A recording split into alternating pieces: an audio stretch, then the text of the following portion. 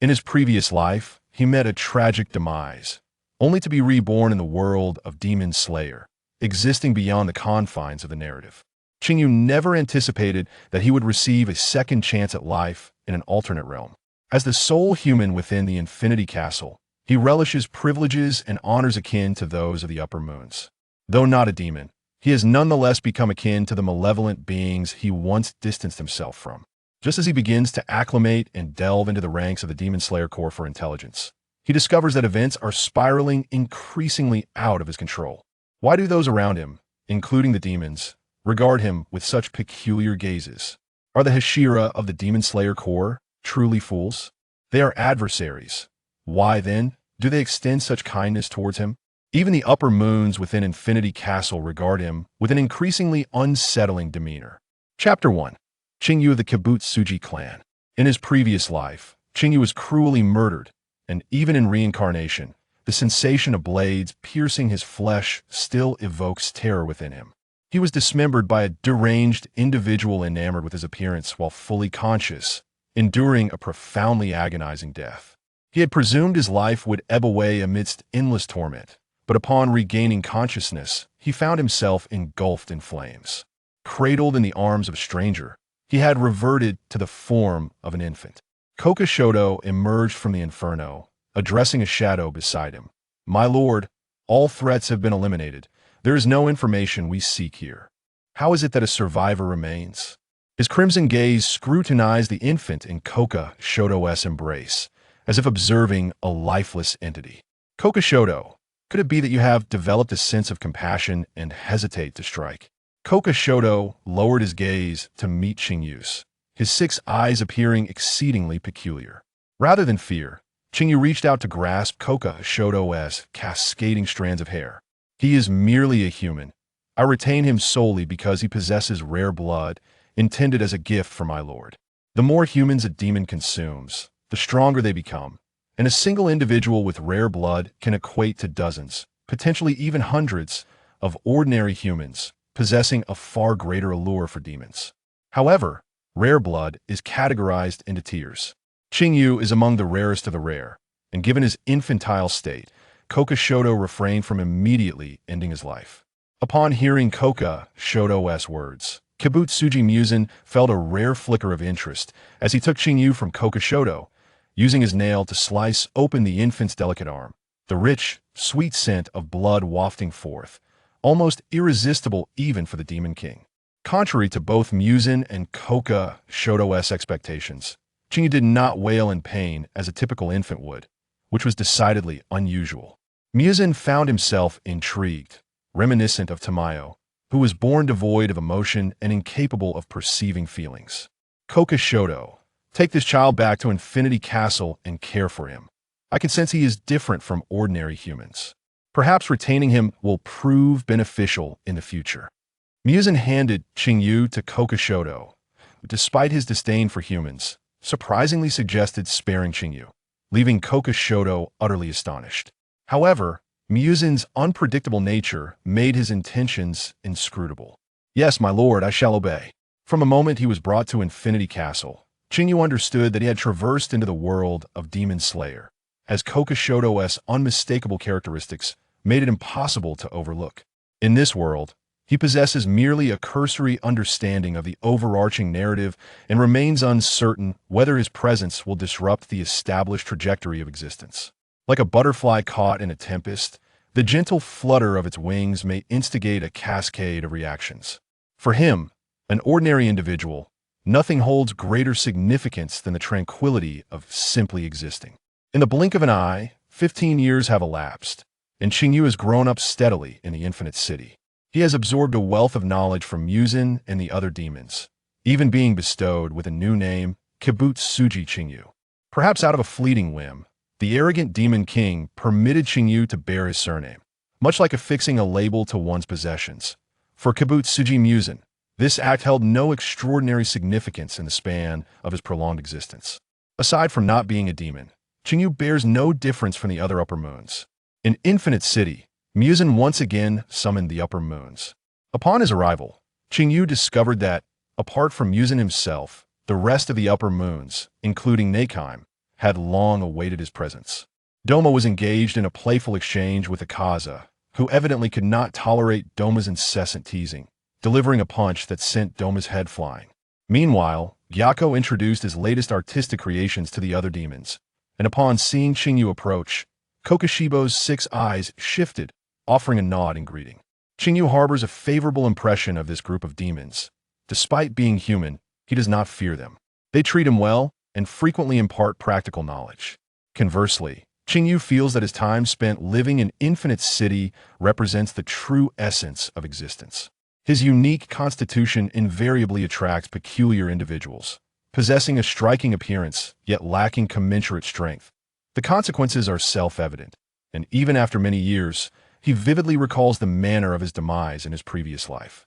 He approached Nakheim, crouched down, and inquired, "Sister Nakheim, when will the master arrive? These fellows are quite bothersome." He could be considered as having been raised by the upper moons. Apart from the demon king Muzan, he shares the closest bond with Nakheim, followed by Kokoshibo, who retrieved him. Usually, he jested with the upper moons with abandon. Even if he crossed boundaries, no one would reproach him. Nakheim lightly plucked her biwa, and the attention of the demons immediately converged upon her. "Silence, the master shall arrive shortly." Nakheim's voice quelled the clamor of the upper moons, indirectly answering Qing Yu's question. Upon hearing Qing Yu express his annoyance, she harbored a personal motive, using Muzan's name to command silence. Qing Yu blinked, his rose-colored eyes brimming with tenderness. He leaned in close to Nakheim's ear and whispered, "Sister Nakheim, you are truly wonderful. You are my favorite. Mind your demeanor. Do not discuss unrelated matters before the master arrives." Nakheim admonished, her lips, obscured by her hair, betraying a slight upward curve, signifying her delight. However, after becoming a demon, her human emotions had dulled significantly, and few things could evoke a reaction from her. Noticing the subtle exchange between Qing Yu and Nakheim, Doma, with his mischievous nature, could not resist commenting, "The little one shares a remarkable bond with Nakheim. What secret whispers are they exchanging behind our backs?" Gyako concealed his latest creation, unwilling to engage with this group devoid of artistic sensibilities, yet he relished discussions with Doma, who always provided him with fresh ideas upon seeing his pots. He then concurred. After all, having grown up in Infinite City, humans tend to favor those who are frequently by their side. However, every time I behold this increasingly alluring face, my appetite intensifies, and I can't help but envision turning him into a pot, that would undoubtedly be my finest artistic piece in this lifetime. Qing Yu flexed his wrist, glanced fleetingly toward Gyako before averting his gaze. That is not permissible. Humans are quite fragile. If I were to be transformed into a pot, I would lose all value. Besides, Gyako, do you truly believe you possess more authority over me than that esteemed master? In that instant, the demons felt an uncanny resemblance to the demon king reflected in Qing Yu, causing Gyako to tremble in fright, cold sweat pouring forth. I did not mean it in that way. Qing Yu flashed a broad smile, fixing his gaze on a certain direction. He remarked to Gyako, "Uncle Gyako, you have knelt before the wrong person. Perhaps you should contemplate what to say to absolve yourself when the time comes." Unbeknownst to them, Muzan had already manifested before the gathered demons, but Qing Yu was the first to notice. In the next moment, Gyako's head was sent flying, and all the demons, except for Qing Yu, knelt in reverence, bowing their heads to Muzan. Muzan fixed a penetrating gaze upon Gyako's head. "Are you discontent with my decisions?" Chapter 2. The special treatment of the demon king Yuhu was utterly terrified and at a loss for words, trembling as he stammered pleas for mercy. Muzan, however, did not spare Yuhu easily. After crushing his head with brutal force, he coldly remarked, "For a century, I have been overly indulgent towards you, allowing you to dare question my decisions. I abhor change, yet I equally despise stagnation. For hundreds of years, the stronghold of the Tsujikuni family remains undiscovered, and there has been no progress regarding the blue spider lily. You are utterly useless." Hantengu quaked in fear, his body shaking uncontrollably beside the headless body of Yuhu. Muzan's wrath was terrifying, and none of the demons present dared to utter a word. When Muzan's gaze shifted to the languidly seated Kaiharu, who was leaning against Nezuko's leg, his demeanor softened. "Are you not afraid, Kaiharu? Not fearful of us, who are different from you? I cannot coddle you indefinitely. The weak will only be devoured, becoming the nourishment for the strong. Transform into a demon and become my most loyal subordinate. I shall grant you privileges that surpass even the upper moons. Kaiharu was taken aback that the topic had shifted to him amidst the commotion, perhaps due to his diminutive stature.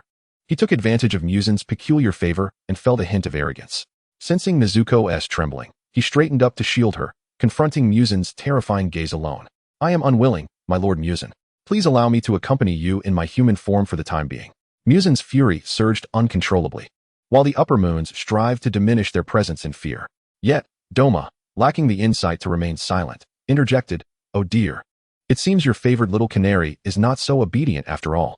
Silence. Musen sent Doma flying hundreds of meters away, the sound of a harsh impact echoing in the distance. With that, 4 of the 6 upper moons remained, and the atmosphere grew eerily silent. As for Jotaro, he resided within Daki's body. Although he did not emerge, he sensed the external happenings. Musen's crimson gaze flickered with a hint of bloodlust.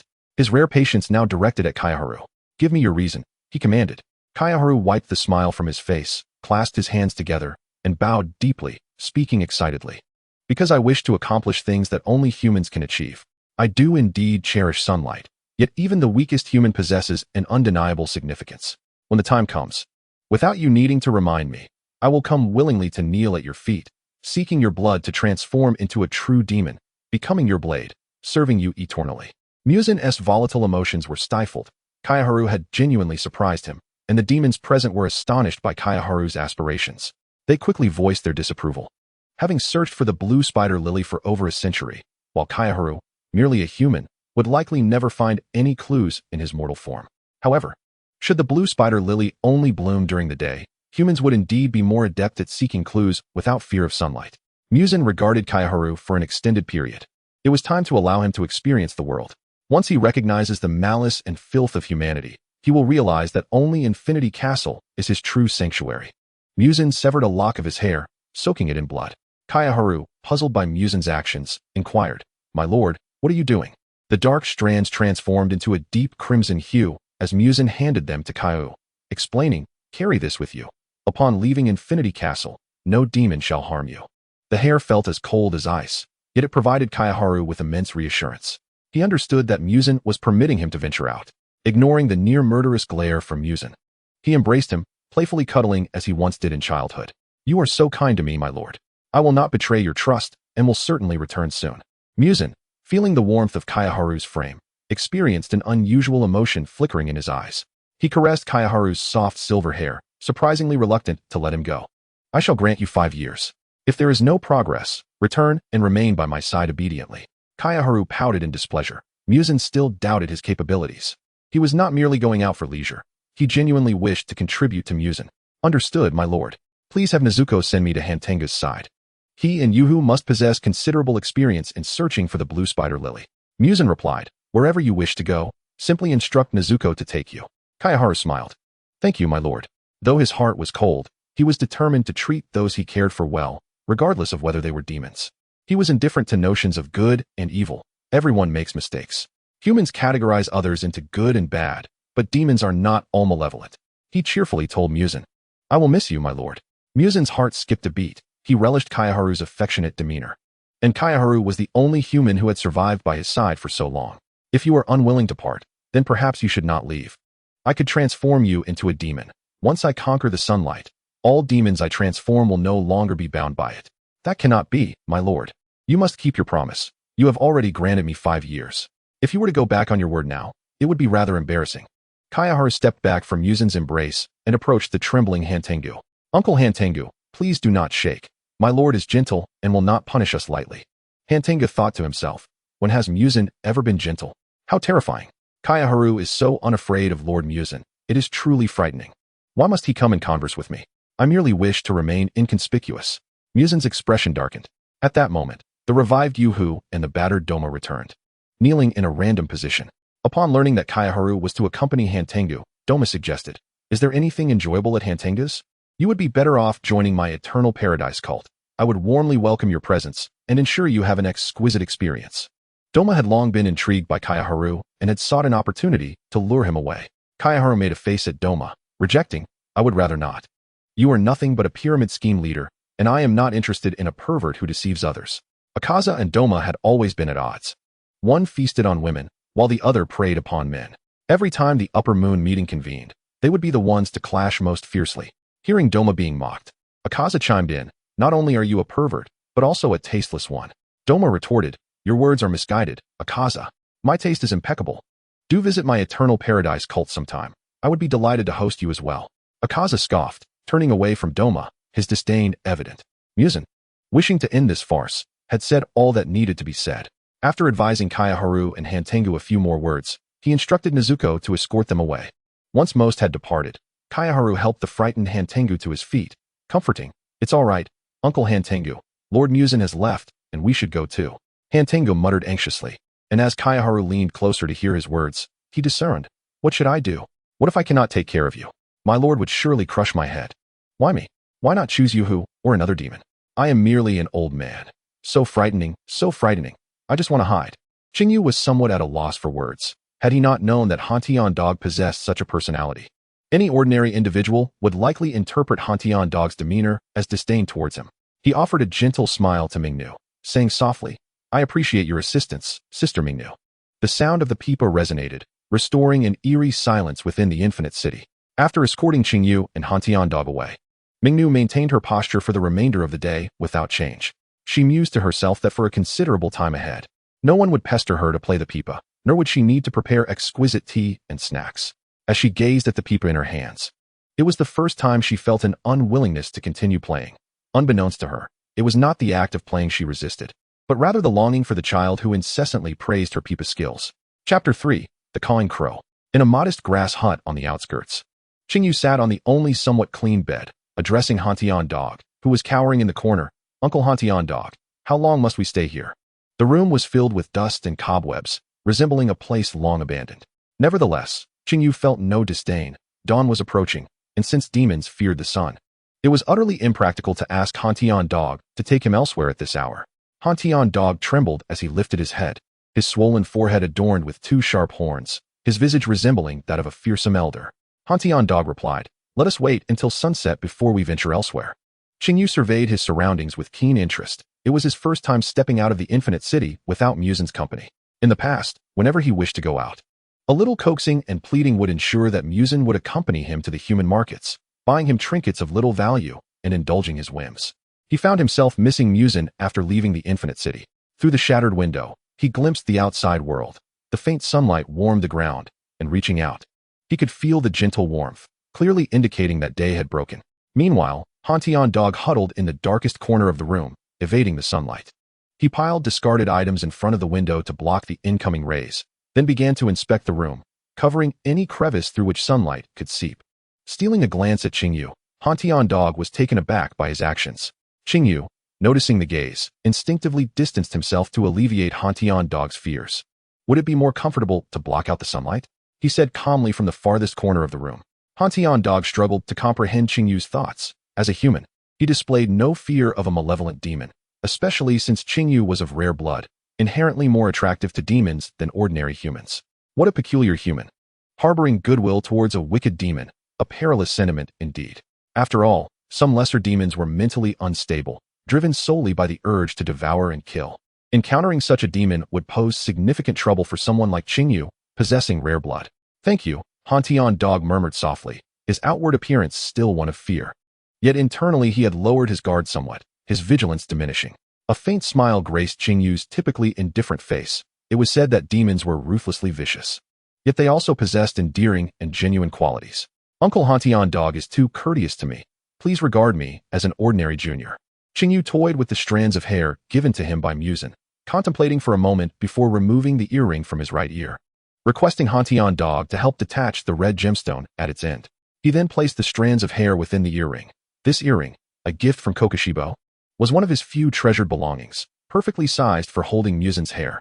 However, Hantian Dog seemed to harbor a deep-seated fear of Muzan's hair, retreating after merely prying open the earring. Just as Qing Yu relaxed and prepared to rest for a while, the sudden sound of a crow cawing, with its coarse and raspy call, pierced the air. At the sound, Hantian Dog immediately scrambled beneath the table, and despite Qing Yu's attempts to pull him out, he could not be dissuaded. "Uncle Hantian Dog, why do you hide again? It's filthy under the table, and the sunlight won't reach us here. It's quite safe." Hantian Dog gazed up at the ceiling in terror, ignoring Qing Yu's reassurances. "It's a cawing crow. The Demon Slayer Corps has arrived. They've come to kill me. It's daytime, and there's nowhere to hide. If I'm exposed to sunlight, I'll perish. If struck by a Nicaran blade, I'll die. I'm just a frail old man. Please, don't harm me. The cawing crow served as a means of communication between the members of the Demon Slayer Corps and their headquarters, capable of human speech, with each member possessing one. The presence of the crow's cries indicated that Demon Slayer Corps members were nearby. Qing Yu, feeling helpless, grasped Hantian Dog's hand and locked eyes with him, calming him down. Uncle Hantian Dog, I will protect you. Do not be afraid. You are an upper moon, a demon amongst demons. It is merely a crow used by the Demon Slayer Corps. Even if they come, there is no need for alarm. They cannot defeat you. Really? Hantian Dog asked. His voice tinged with uncertainty. Of course, Qing Yu assured him. Uncle Hantian Dog is a formidable presence. Hantian Dog struggled to control his fear, yet found solace in Qing Yu's persistent encouragement. It was an unprecedented experience for him, the esteemed upper moon, to derive a sense of safety from a human. The crow's cries persisted, suggesting that something significant was unfolding outside. Otherwise, it would not remain in the same vicinity. This dilapidated hut offered little concealment, and Qing Yu worried about their discovery. Nighttime would have been preferable. After all, Hantian Dog was an upper moon, fearless in the face of any number of Demon Slayer Corps members. However, in daylight, demons faced considerable constraints. After a moment of contemplation, Qing Yu made a difficult decision. Speaking in a conciliatory tone, he addressed Hantian Dog. Uncle Hantian Dog, you stay hidden here. I will go out and assess the situation. If there truly are Demon Slayer Corps members nearby, I will lead them away and ensure they do not approach here. Hantian Dog hesitated. Recalling Muzin's instructions to protect Qing Yu, he could not allow him to venture out alone into danger. No, what if a Hashira arrives? What if you get lost? After all, you've seldom left the Infinite City. If I lose you, the Master will surely tear me apart, Hantian Dog said pitifully, his voice laden with fear of Muzin. Qing Yu urged, I will return before nightfall. Please trust me. Ultimately, Hantian Dog succumbed to Qing Yu's persistent pleas and agreed to let him go. Qing Yu gazed at the cawing crow circling nearby, deciding against startling it and resolved to investigate the situation quietly. He centered his search around the hut, carefully examining his surroundings, and discovered a few dried bloodstains. Following the trail of blood, he advanced and encountered a disheveled youth motionless against a tree. Approaching the youth, Qing Yu observed that he appeared oblivious to his presence, staring blankly at the sky. Just as Qing Yu reached out to touch him, a dark, indistinct object hurtled toward him at great speed, halting his movement. It was the cawing crow, its black feathers gleaming, large eyes sparkling, and long eyelashes framing its face. This crow was quite striking, though its beak was rather venomous. Who are you, and what do you intend to do with my master, you rude intruder? The sight of this one human and one bird left Qing Yu bewildered, as he discerned a hint of disdain in the crow's gaze. Chapter 4, Takedo Michiro. Qing Yu had nearly forgotten the narrative of the Demon Slayer world, retaining only vague memories of significant plot points. Unexpectedly, in such a desolate wilderness, he truly encountered a Hashira. He had always paid little heed to the incessant mutterings of Hantengu, never anticipating that there would come a moment when they would ring true.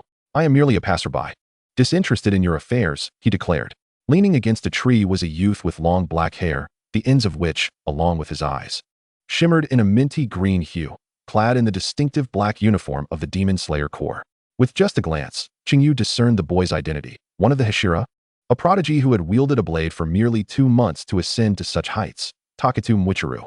Beside him, the large-eyed crow, his loyal Tsujikuni, was undoubtedly the silver-feathered Miss Jin. Noticing Qing Yu's intent to depart, the crow hastily grasped his clothing, preventing his exit. Qing Yu had never encountered a crow so imbued with sentience and paused to ascertain its intentions. Miss Crow, kindly release me, he implored. The crow fluttered before him and spoke. Michiro is injured, assist me. It appeared his suspicions were correct. The crow had been lingering here for a specific purpose, evidently concerning Takedo Michiro. Yet, he had promised Hantengu that he would return promptly. If he did not divert Michiro and his crow, Hantengu would similarly risk discovery. He was reluctant to disrupt the narrative. If Hantengu encountered Michiro prematurely, the consequences were unpredictable. A malicious smile crept across Qing Yu's face, rendering his strikingly cold and beautiful visage all the more beguiling, as if he were a devil tempting one towards perdition. Why should I assist you, Miss Crow? I am not a benevolent soul. Reasoning with someone like me is futile. The crow, taken aback by Qing Yu's retort, found itself momentarily at a loss for words, its usual sharp tongue silenced. However, it soon realized that apart from Qing Yu, there was not a living soul in sight. The remoteness of the area was palpable. Although Michiru's injuries were not severe, he was feverish and had endured the rain. leaving him utterly drained of strength. In a fit of anger, the crow screeched, "Villain! Scoundrel! Heartless wretch!" Ignoring the crow's vitriol, Qing Yu found its hoarse cries overly disruptive. He crouched down to examine the boy's injuries. Aside from the fever, it appeared that his left leg was likely fractured, accompanied by abrasions, with the bloodstains presumably originating from his leg. The wounds were tainted with dirt and dried leaves, making fever and infection all but inevitable. It was unfathomable that such a young child could withstand such grievous injuries in silence.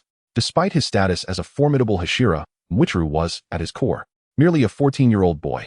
In the era before Qing Yu's rebirth, children of that age were carefree, attending school, while Mwichuru had taken up arms against malevolent demons far too early, evoking a sense of compassion within him. Although his present form was only 15, Qing Yu's psychological age spanned beyond mere years.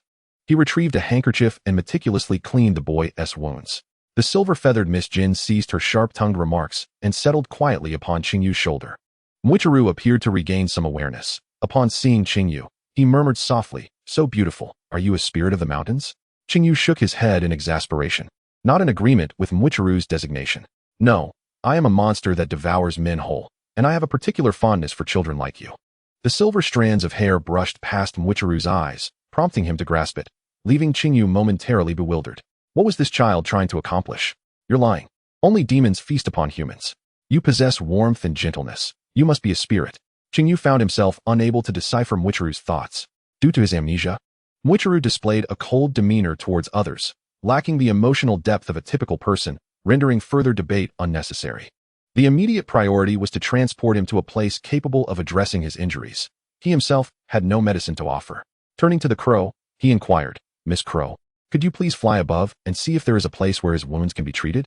If we delay, his leg may not survive." The crow pondered for a moment, and upon sensing no malice from Qing Yu, flapped its wings and took flight. "Follow me, I'll lead you to safety." Qing Yu couldn't help but think he had been conscripted as a laborer. For the sake of the young Takatu Mwichuru, he did not mind lending a hand, planning to deliver him to a safe location before taking his leave. Although Miss Jin had a sharp tongue, her concern for Mwichuru was genuine. Otherwise, she would not have been tirelessly seeking passers-by for assistance. Despite being feverish and disoriented, Mwichuru clutched his Nicaran blade tightly at his waist. Qing Yu, feeling helpless, gently urged, "There's no need to be so guarded. If you're tired, you can close your eyes and rest for a while." His voice was soft and ethereal, compelling Mwichuru to struggle to open his eyes, yet his grip on the blade remained unwavering. Realizing that reasoning with Takatu Mwichuru was futile, Qing Yu decisively broke off two suitably sized clean branches, gritted his teeth, tore a strip from his clothing, and secured the branches to Mwichuru's injured left leg. He then hoisted Mwichuru onto his back, following closely behind Miss Jin. To his surprise, Mwichuru's weight was remarkably light, nothing like that of a typical boy his age. Qing Yu mused that although he stood on the same side as the demons, he would likely assist Mwichuru regardless of his affiliation with the Demon Slayer Corps. The boy's eyes were simply too heart-wrenching. He could not suppress his emotions. Having glimpsed the situation, he could not feign ignorance. "Hurry up. Haven't you eaten? At this pace, the sun will set before we reach our destination. It will be dangerous at night with demons lurking about, and Mwichuru cannot fight in his current state," Miss Jin chided, her sharp wit on full display as she continued to berate Qing Yu throughout their journey. Despite her penchant for sarcasm, the crow dutifully guided Qing Yu, as he was assisting Takatu Mwichuru, thus tempering her remarks somewhat. Qing Yu could not ascertain how long they had been traveling, but gradually, his stamina waned. He began to fear that he would lose his way as they distanced themselves from Hantengu's south hiding place. The scenery around him grew monotonous, and if he were to become separated from Hantengu, the latter's incessant lamentations would surely ensue. Mwichuru's breaths were shallow. It seemed he had succumbed to slumber.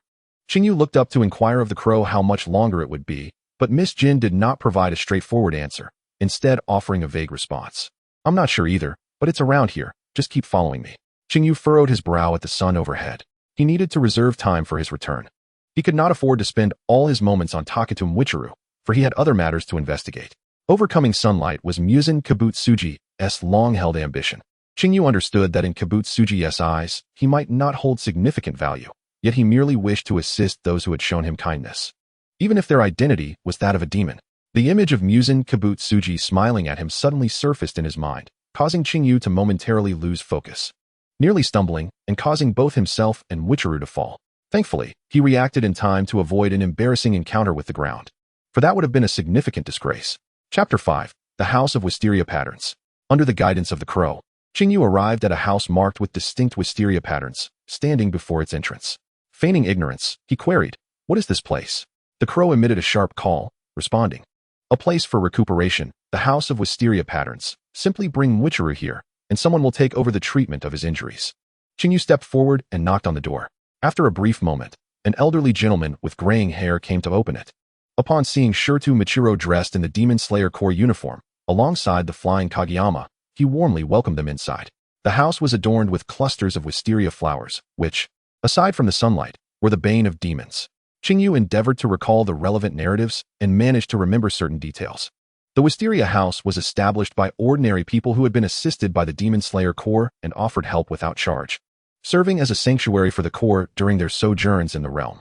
The elderly gentleman escorted them to the guest room. After settling them in, Qing Yu attempted to set Shirtu Michiro down, but he clung tightly to Qing Yu's clothing, unwilling to let go. Despite being unwell, it was perplexing where he found the strength to hold on so fiercely. Qing Yu gently urged, "Michiro, we are safe now. Would you kindly release me? There will be someone to care for you." Shirtu Michiro stubbornly refused, even resorting to childish antics. "No, if you let go, you'll leave." Qing Yu raised an eyebrow, resting his hand above Shirtu Michiro, leaning in closer. "Why do you not want me to leave? We are mere strangers. I pose no threat to you." As Shirtu Michiro felt Qing Yu's careful touch and the warmth of his breath, a comforting sensation enveloped him. It was reminiscent of a time when someone had shown him similar kindness, yet the memories remained elusive. Qing Yu's tone was laced with an inexplicable ambiguity. His gaze, however, was devoid of warmth, coldly scrutinizing Shirtu Michiro. Considering his condition, Qing Yu refrained from forcibly departing and continued to coax him patiently. Such was his nature. His emotions fluctuated swiftly, capable of treating others with profound affection one moment, only to turn indifferent the next. He acted solely according to his whims, doing as he pleased, and any attempts to compel him otherwise were futile. Kageyama had already taken flight, preoccupied with his own affairs, while Qing Yu, undistracted by his surroundings, yearned to return to Hantengu. The elderly gentleman observed the two with a gentle smile, his eyes brimming with unspoken affection. The elderly gentleman remarked, "If you do not mind, you may rest here for a while. There is a hot spring in the backyard that works wonders for alleviating fatigue. Feel free to enjoy it." It took Shirtu Michiro a moment to grasp Qing Yu's intentions. He was unsure why he clung to Qing Yu, but the fragrance of orchids emanating from him was soothing, allowing him to relax. "You won't," Shirtu Michiro murmured as he closed his eyes, sensing no malice from Qing Yu. Otherwise, he would not permit him to carry him. "Oh dear, it seems I have arrived at an inopportune moment," a feminine voice chimed in. As Shirtu Michiro lay on the tatama mat, Qing Yu was nearly pulled into an embrace due to the grip on his clothing, creating an appearance of intimacy from a distance. Butterfly Shinobu, equipped with a medical kit and accompanied by members of the covert squad, arrived just in time.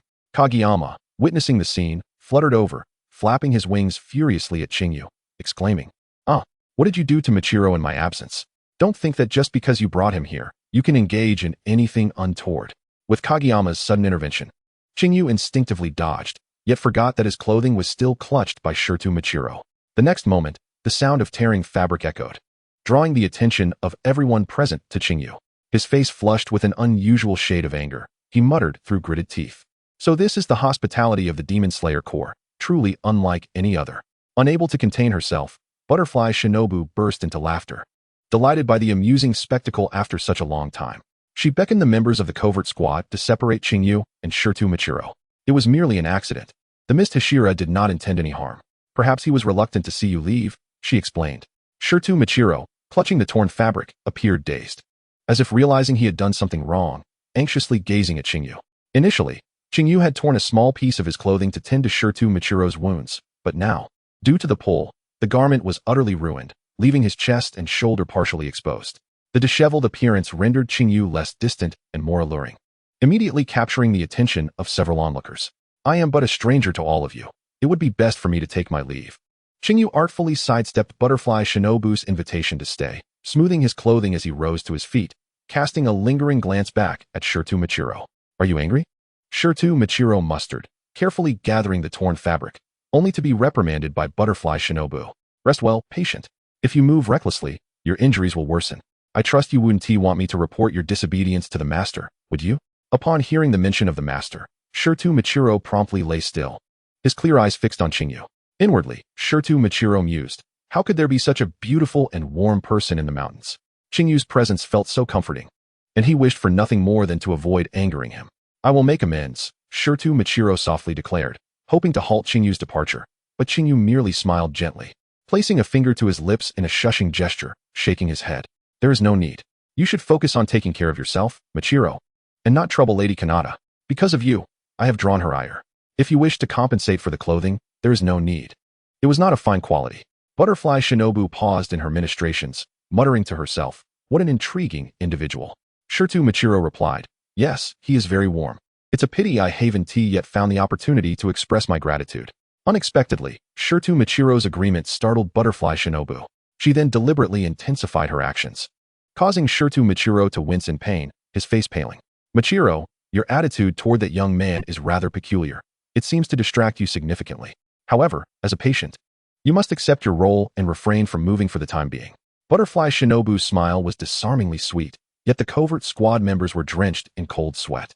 Those familiar with her knew that she despised those who neglected their own health, particularly Shirtu Michiro and the Wind Hashira, who frequently ignited her wrath. The more enraged she became, the more benevolent her smile appeared, as though donning a mask that did not belong to her. Chapter 6. The cowardly Hantengu. By the time Qing Yu returned to the thatched cottage, it was already deep into the night. He bent over, supporting his knees while panting heavily. Beads of sweat cascaded down his cheeks onto the ground. His already tattered clothing had been further marred by branches, and being a light beige color, it now appeared thoroughly sullied. Had it not been for his concern for Hantengu, he would not have hurried back so recklessly. Hantengu, I'm back, Qing Yu called as he pushed open the door to the cottage. Hantengu was nowhere to be seen, but the interior bore no signs of a struggle. Everything remained precisely as it had been when he left. How odd. Where could Hantengu have gone?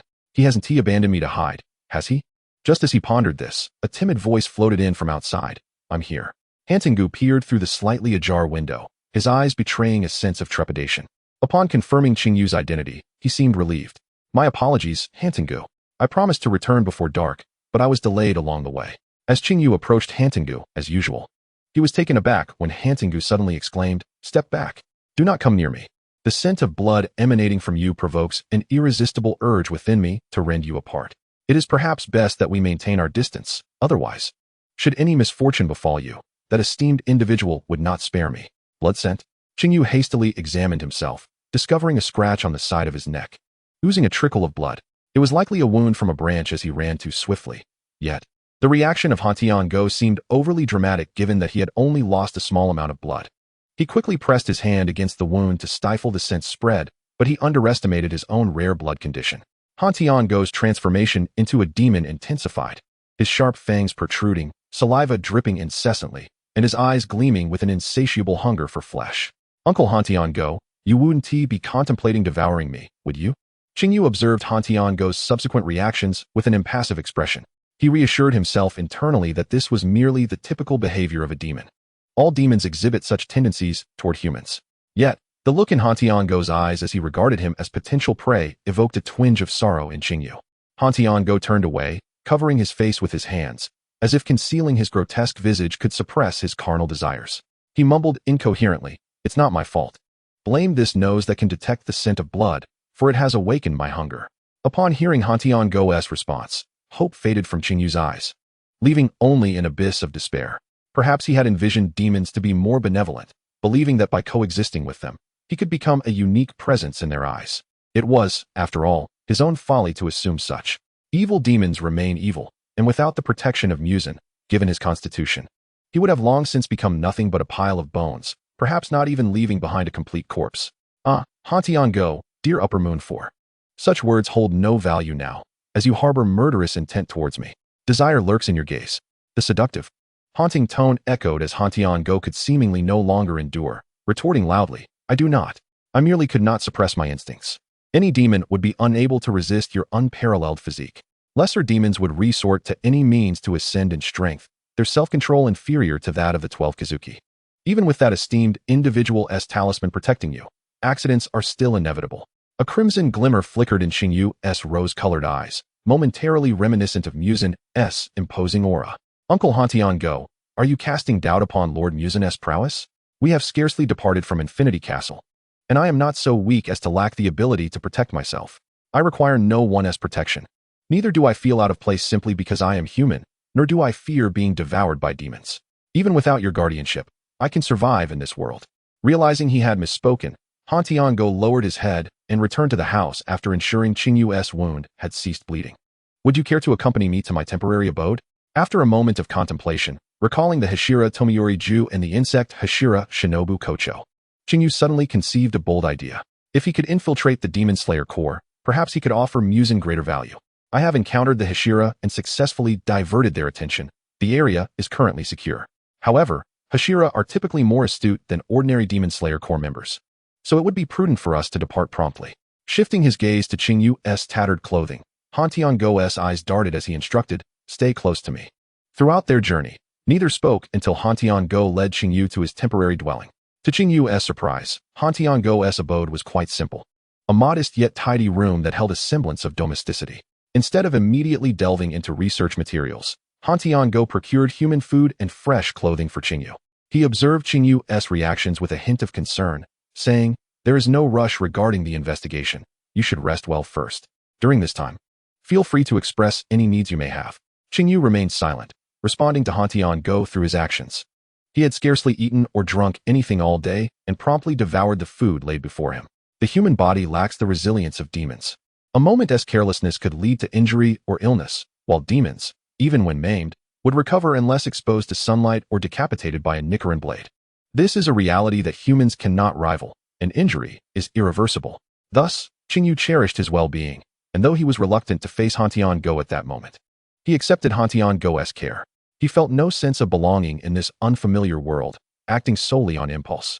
For the past 15 years, he had contemplated becoming a demon, yet he could never overcome his internal barriers. He could not sustain himself by consuming humans. He could only dance around Muzan, genuinely wishing to assist him, for otherwise, he would not have lingered in Infinity Castle for so long. Otherwise, given his disposition, even if Muzan had shown him kindness, he would not willingly attach himself to Muzan's side. After Han Tiango departed, Qing Yu washed up briefly, donning the fresh clothes he had been given. However, he did not rest, but instead began perusing the extensive materials on the blue moon flower that had been compiled over the past century. Had he not known of the flower's existence, he would have likely given up long ago. The more he studied, the more he realized the rarity of this medicinal herb, explaining why Muzan had searched for nearly a millennium without success. He worked tirelessly from dusk till dawn, dedicating an entire fortnight to thoroughly organize the materials Han Tiango had provided. Just as he rose to seek out Han Tiango, he pulled open the sliding door of his room and was met with the piercing gaze of Anger, who held a silver staff. The crimson eyes and impatient demeanor of Anger startled Qing Yu, nearly causing him to lose his footing. Fortunately, he steadied himself against the doorframe, avoiding embarrassment before Anger. He quickly recognized Anger as one of Han Tiango's manifestations, embodying his wrath. "Long time no see, Anger. Has Han Tiango's head been severed by those demon slayers? It has truly been a while since you made an appearance." Anger possessed formidable strength, yet his volatile temperament often led to discord with Han Tiango's other manifestations. Every encounter resulted in quarrels. TCH, those feeble demon slayers could never harm the old man. He allowed them to decapitate him to summon us. Just as I have business with Han Tiango, speaking with you is equally pertinent. I am preparing to leave. There is no new information regarding the blue moon flower, and remaining here serves no purpose. Qing Yu articulated his intentions, attempting to bypass Anger to exit, only to have his wrist seized, rendering him immobile. Confused, he looked up to meet Anger's gaze, asking, "What are you doing?" Anger, known for his explosive temper and direct approach, instinctively blocked Qing Yu's path, unwilling to let him depart. "It's nothing. Wherever you intend to go, I shall escort you." Qing Yu subtly distanced himself from Anger, politely declining, "There's no need. I am heading to a human settlement where your presence would be conspicuous. It would be best for you to protect Uncle Han Tiango. He is timid, and as his manifestation, you should not stray too far from your original self." Without waiting for Anger's reply, Qing Yu slipped into the night. Along the way, he encountered Koki and Ai Ju, both splattered with blood, evidently having just fed. They too were manifestations of Han Tiango's emotions. However, Qing Yu chose not to engage with them, departing with utmost decisiveness. Unbeknownst to him, after his departure, Anger, infuriated, smashed the dwelling they inhabited, while Koki watched Qing Yu's retreat with keen interest, as if ready to spring into action at a moment's notice upon Anger's command to capture him back. The essence of Hantengu remains concealed in the shadows, lost in contemplation. His mind incessantly revisits Qing Yu's gentle voice, recalling how the latter had courageously diverted the attention of the Hashira from the Demon Slayer core when Hantengu was paralyzed by fear. and even shielded this malevolent being with a human's grace. The notion of a mortal protecting a man-eating demon was unprecedented. After a prolonged silence, Yu seemed to awaken from his reverie, softly uttering a farewell. The howling wind swept through the wall, shattered by pent-up rage. Scattering the documents Qing Yu had just perused across the room, as if manifesting the unspoken farewell of Qing Yu in an alternative form. Sensing Yu's despondency, his manifestations abandoned their playful antics and returned to his being. Only Jinyu, reluctant to rejoin Yu, raised his tightly clenched left hand. Gazing with a complex expression at the silver strands nestled in his palm, his eyes reflecting an unfamiliar tenderness. Chapter 7. An encounter with the water Hashira. Beneath the moonlight, Qing Yu slowly shed his garments and stepped into the river to cleanse his body. His silver hair floated upon the water's surface, crafting a scene of exquisite beauty. His clothes lay neatly folded upon the bank, an ivory inner garment and a deep crimson outer robe adorned with delicate pink plum blossoms. Their striking colors rendering Qing Yu even more captivating. Perhaps due to his prolonged association with demons, he preferred traveling by night over the daylight hours. Although demons do not appear when the sun rises, the nighttime, if approached with caution, poses little threat, allowing him to rest with greater peace of mind. Days of fatigue had left Qing Yu languidly leaning against the riverbank, washing his hair. While his long locks were aesthetically pleasing, they demanded considerable effort to maintain. Had it not been for Muzan Kibutsuji's prohibition against cutting it, he would have likely adopted a different hairstyle long ago. As Qing Yu lost himself in thought, a pair of crimson eyes suddenly emerged from the nearby thicket, fixating intently upon him. Despite the absence of any formidable weaponry and his genteel demeanor, the lurking observer seemed hesitant, as though restrained by an unspoken apprehension. However, Qing Yu had already discerned the demon concealed in the underbrush. He raised his hand to caress the ruby earring adorning his right ear, the aura of the demon king effectively deterring the creature from approaching him. Yet it was not enough to quell the allure he held for demons. It was not merely his unique blood composition that drew them. Even if he were completely covered and unscathed, various demons would still be compelled to feast upon him. Frustrated, he splashed the water, sending ripples across the surface. The sensation of being washed was thoroughly unpleasant. Even knowing the voyeur posed no real threat, it still provoked discomfort. Qing Yu, not one to tolerate such intrusions, was unconcerned whether the onlooker was one of Muzan Kibutsuji's subordinates. Anyone who irked him would face the same fate. First form, water surface slash. The calm yet resonant voice rang out, as Qing Yu caught a fleeting glimpse of a haori adorned with contrasting patterns. Like a flowing stream, the breathing technique maneuvered around Qing Yu, swiftly severing the neck of the demon concealed within the thicket. In that brief moment of eye contact, Qing Yu felt as though he was enveloped by a tranquil water surface. Though serene, an overwhelming sense of being surrounded by water washed over him.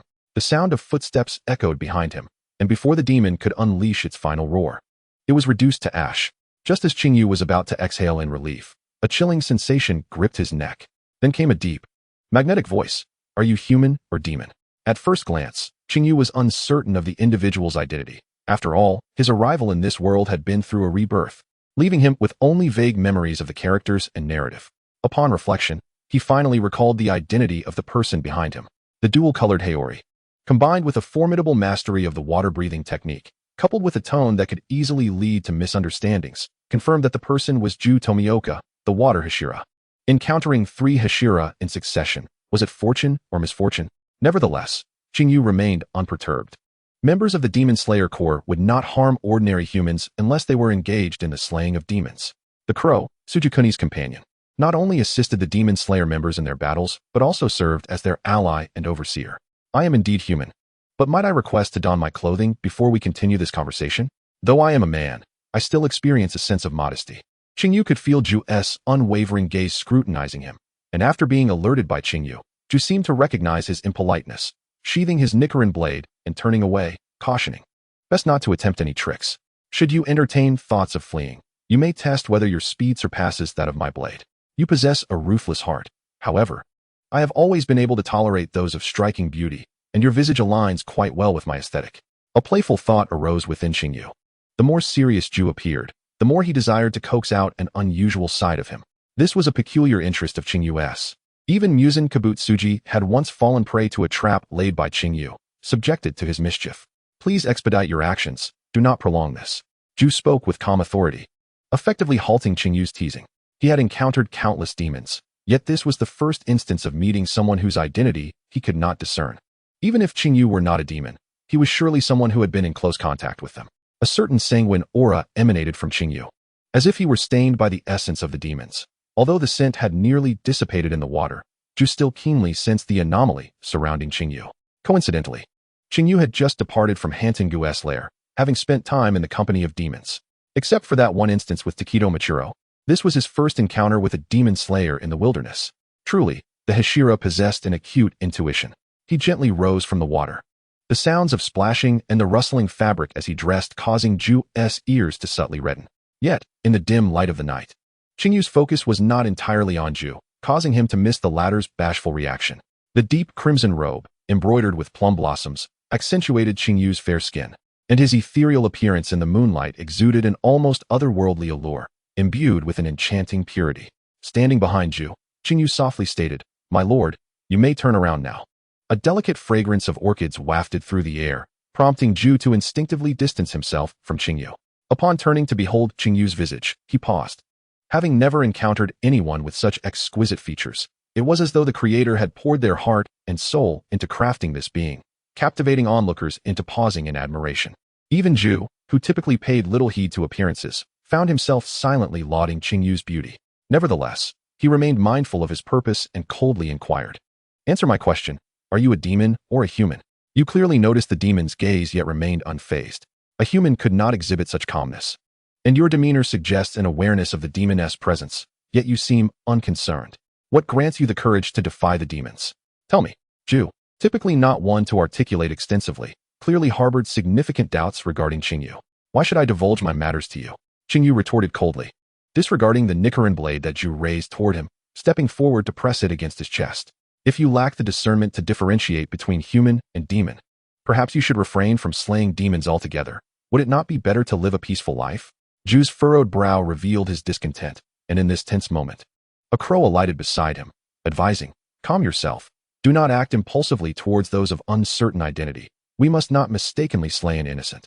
Qing Yu exhibited a profound interest in the talking crow, which belonged to Zhu Tomioka. This particular crow possessed a temperament that starkly contrasted with that of Miss Jin, evoking a sense of nostalgia for her sharp tongue. As these thoughts crossed her mind, Qing Yu allowed a smile to grace her lips, extending her hand to caress the crow's feathers, which it accepted with remarkable docility, unlike Miss Jin, who would have pecked at her. Chapter 8. Companions. Qing Yu's demeanor towards small creatures was always gentle, yet the biting remarks of Miss Jin often led her into verbal sparring. In comparison, Zhu Tomioka's crow exhibited a commendable disposition, demonstrating politeness and refraining from pecking at her. Demons cannot traverse in the sunlight. Should you doubt this, feel free to wait until dawn. It shall become evident whether I am a human or a demon. The cold gleam of the Nichiren blade pointed directly at Qing Yu, a gentle breeze stirring the fallen leaves, while the trees of the night creaked ominously. The ruby earrings of the silver-haired youth shimmered with an unsettling brilliance, and his frigid visage, adorned with exquisite ornaments, rendered Qing Yu increasingly enchanting yet perilous. After a moment of contemplation, Zhu sheathed his sword and summoned his crow back. "Kuwabara, what is our next mission?" Kuwabara was the name of Zhu's crow, which indicated that Zhu had evidently decided to let Qing Yu be. Although he remained skeptical about the faint scent of blood that lingered around her. The nearby demons have been eradicated, and there are currently no tasks at hand. You ought to rest. Despite Kuwabara's advancing age and occasional miscommunication, he had proven invaluable to Zhu in battle, earning the respect of other crows in the Demon Slayer Corps. Upon hearing there were no tasks, Zhu's gaze shifted to Qing Yu, his eyes narrowing as he noticed her bare feet upon the grass, deepening his frown. Although summer was sweltering, the river's temperature at night remained quite cool. Zhu sheathed his Nichiren blade and addressed Qing Yu. "Put on your shoes and follow me." Qing Yu couldn't help but chuckle at Zhu's retreating figure, silently mocking his hard exterior and soft heart. Despite his words expressing concern, they were delivered in such a manner that others misconstrued his intent. The seemingly aloof individual, who was kind-hearted beneath his cold exterior, slowed his pace, entirely oblivious to Qing Yu's assessment of him. With nothing pressing on her mind, Qing Yu considered that engaging with the Demon Slayer Corps could prove beneficial. Perhaps she could assist Muzan Kabutsuji in some way or gather intelligence, or even mislead the Demon Slayers, ensuring they returned empty-handed. Thus, Zhu led the way. While Qing Yu and Kuwabara followed at a respectful distance, the earlier tension now dissipated. "Hey, you are a member of the Demon Slayer Corps, aren't you? What is your name? I can't keep calling you sir. That would be quite odd." Qing Yu inquired. Although she was already aware of his identity, she felt the need to maintain appearances. I am Ju Tomioka. Feel free to address me as you wish. I see you appear older than I am, so I shall call you Mr. Tomioka. My name is Qing Yu. Although our encounter has not been particularly pleasant, I must concede that your ability to sever a demon's neck in an instant marks you as formidable. Ju paused momentarily before replying. There are many skilled swordsmen in the Demon Slayer Corps. I do not consider myself one of them. Your name is rather peculiar. Do you not have a surname? It sounds incomplete. Ju had never regarded himself as worthy of the Hashira title. His greatest flaws lay in his self-doubt and pride. Despite possessing unparalleled strength and a resolute heart, he always felt he fell short of expectations, believing that his companion, Rengoku, was more suited to be the water Hashira. Unfortunately, Rengoku had perished during the final selection at Fujisaki Mountain while attempting to save other swordsmen, leaving Ju burdened with the belief that he had failed Rengoku. Of course, Qing Yu had a surname. He was the most favored individual of Muzan Kibutsuji in recent years, having been granted the singular honor of sharing a surname with the Demon King. Revealing his full name in front of Ju would be akin to self-destruction.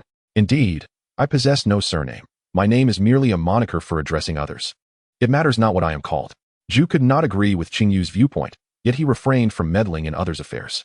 They had traveled through the night. And as dawn approached, Ju gradually lowered his guard towards Qing Yu, leading them to a bustling town. The striking appearances of Qing Yu and Ju attracted considerable attention. Yet none dared to intrude upon them, thanks to Ju's imposing presence. With Ju by his side, Qing Yu found himself spared from numerous inconveniences. In his previous life, he had been brutally murdered by an obsessive admirer due to his striking looks. Thus, even in his rebirth, with the chance to continue living, he instinctively detested the scrutiny and covetous gazes of others. In his youth, while accompanying Muzan Kibutsuji on excursions to the market, Qing Yu had often found himself the center of attention due to his appearance, leading him to become accustomed to such situations. However, familiarity did not equate to acceptance. He understood the adage that an innocent person could suffer for the possession of beauty. Even if he did nothing, troubles would still seek him out. Mr. Tomioka, may we part ways? The sun has risen, and I am not a demon, nor your target to slay. While I appreciate your diligent and responsible demeanor, I have my own matters to attend to, and I fear I cannot accompany you any further. Qing Yu had not anticipated Ju's stubbornness in insisting upon his company merely to ascertain whether he was human or demon. What about him suggested demonhood? It was merely his calm demeanor in the face of demons that had sparked Ju's doubts. Qing Yu found it improbable that there were other aspects of himself that had drawn Ju's attention, which he had yet to discern. In truth, the reality was not as convoluted as Qing Yu believed. Ju's skepticism stemmed solely from the instincts of a demon slayer. You may leave. I will not harm humans. However, the radish salmon being sold ahead is quite delectable, and it would be a shame to miss it. When the subject of radish salmon arose, Qing Yu distinctly perceived a shift in Ju's expression. He observed Ju's reaction with resignation, realizing that Ju was evidently recommending a dish he enjoyed. Qing Yu, unwilling to dampen the moment, responded, since your recommendation holds such high regard, might I have the honor of sharing a meal with you, Mr. Tomioka? Very well. Ju nodded slightly, his demeanor remaining cool but acquiescing to Qing Yu's invitation. Within the modest eatery, the enthusiastic proprietor served them freshly prepared radish salmon and tea. Qing Yu was not finicky with food, generally willing to eat anything, making him easy to please. He could also prepare simple dishes and occasionally indulged in baking treats for himself. Unfortunately, demons could not partake in human food, and within the infinite fortress, Qing Yu lacked anyone with whom to share culinary delights.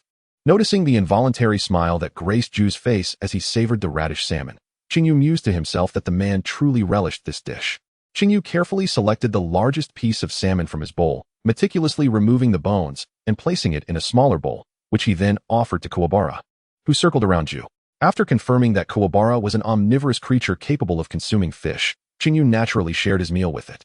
Kuwabara graciously expressed its thanks before joining them in their meal, creating a harmonious tableau of two individuals and one bird. Even the typically aloof Ju set aside his wariness towards Qing Yu, murmuring, I apologize for misunderstanding you. Qing Yu was somewhat taken aback. He had not anticipated that Ju Tomioka would actually extend an apology to him. This sensation felt rather peculiar. After being reborn in this world, he had scarcely interacted with humans. The members of the Demon Slayer Corps were, in essence, not malevolent, were it not for the fact that he stood opposed to them. Qing Yu would genuinely wish to befriend them. It's all right, I too have my faults. Mr. Tomioka, you are a competent demon slayer, and your blade was drawn in defense of others. I recognize your inherent goodness. A flicker of warmth passed through Ju's aquamarine eyes as his eating slowed, the reflection of the young man beside him occupying his peripheral vision.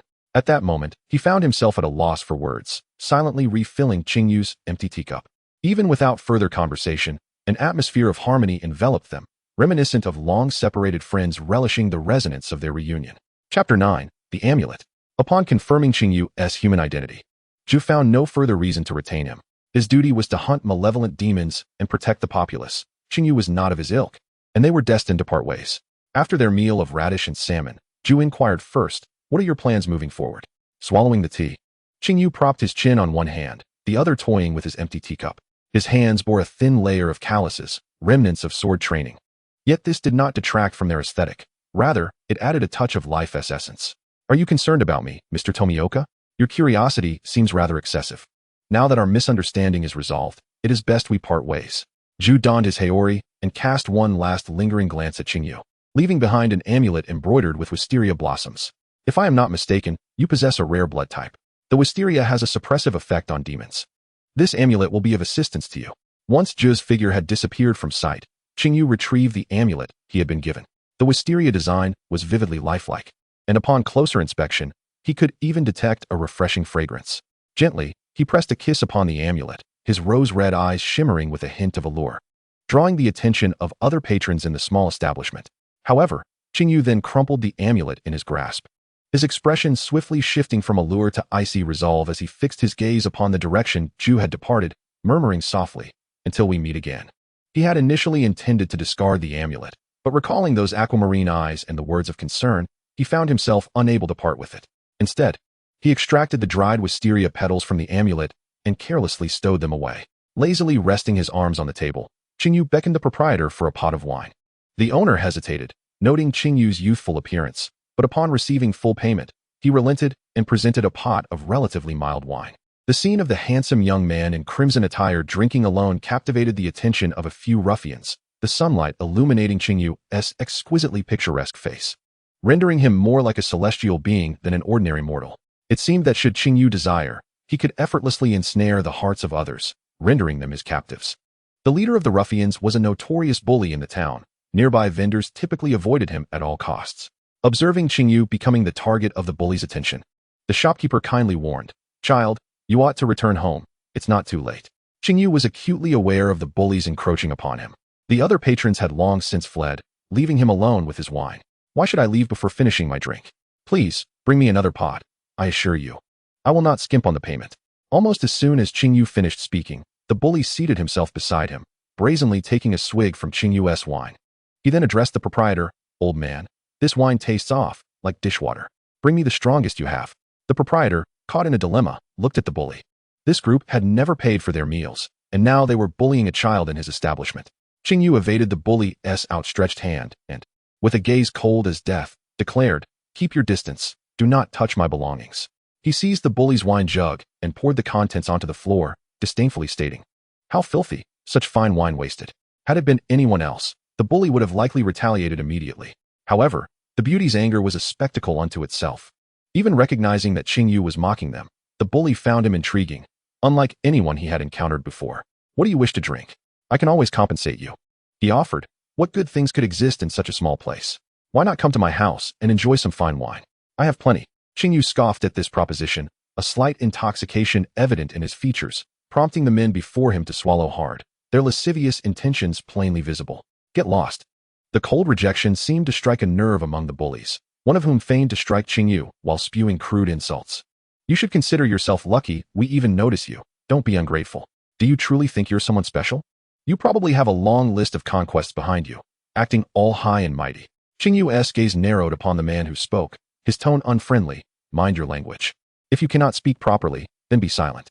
Embarrassed, the man muttered an insult under his breath and, disregarding whether Qing Yu was indeed the object of their bullying, lunged at him. Yet, the anticipated confrontation did not unfold. Qing Yu swiftly inverted his wine cup to strike the man, followed by a forceful kick that sent him sprawling. Qing Yu's movements were rapid, dispatching an adult male in the blink of an eye. The others barely comprehended his technique. In the ensuing chaos, someone shouted, and the bullies, forsaking their initial intention, drew their blades against Qing Yu, only to be systematically defeated by him. 7 burly men lay defeated on the ground.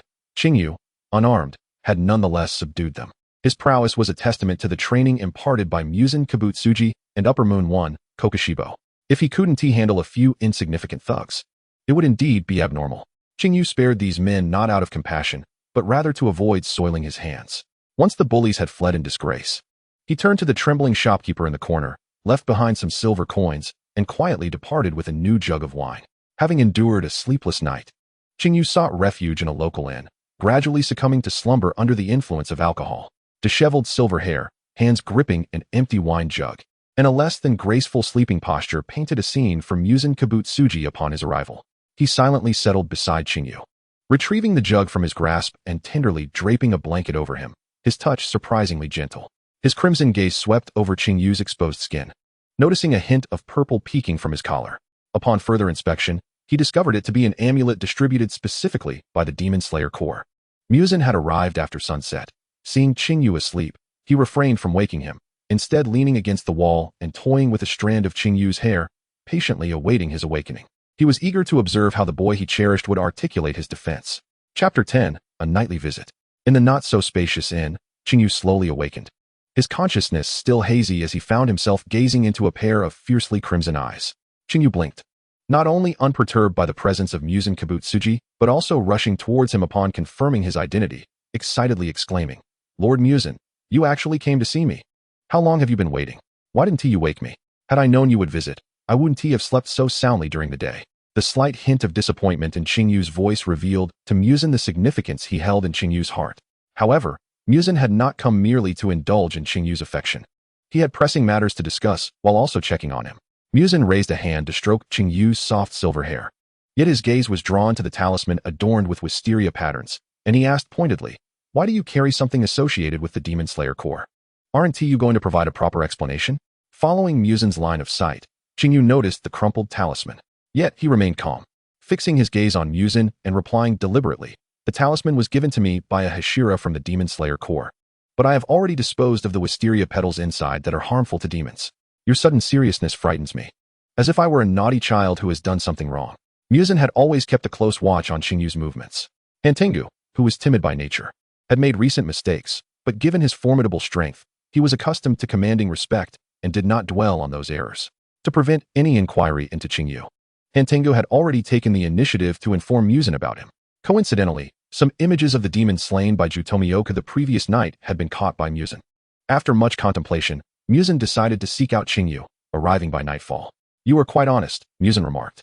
Qing Yu put on a facade of innocence, playfully replying to Muzin, "Of course, Lord Muzin is very important to me. Even if I were to weave lies, I could never deceive you." With such sweet words, Muzin's eyes glinted with a hint of crimson, and soon after, the talisman nearby disintegrated into dust. A gust of wind swept by, leaving no trace behind. Qing Yu did not cast a glance at the talisman.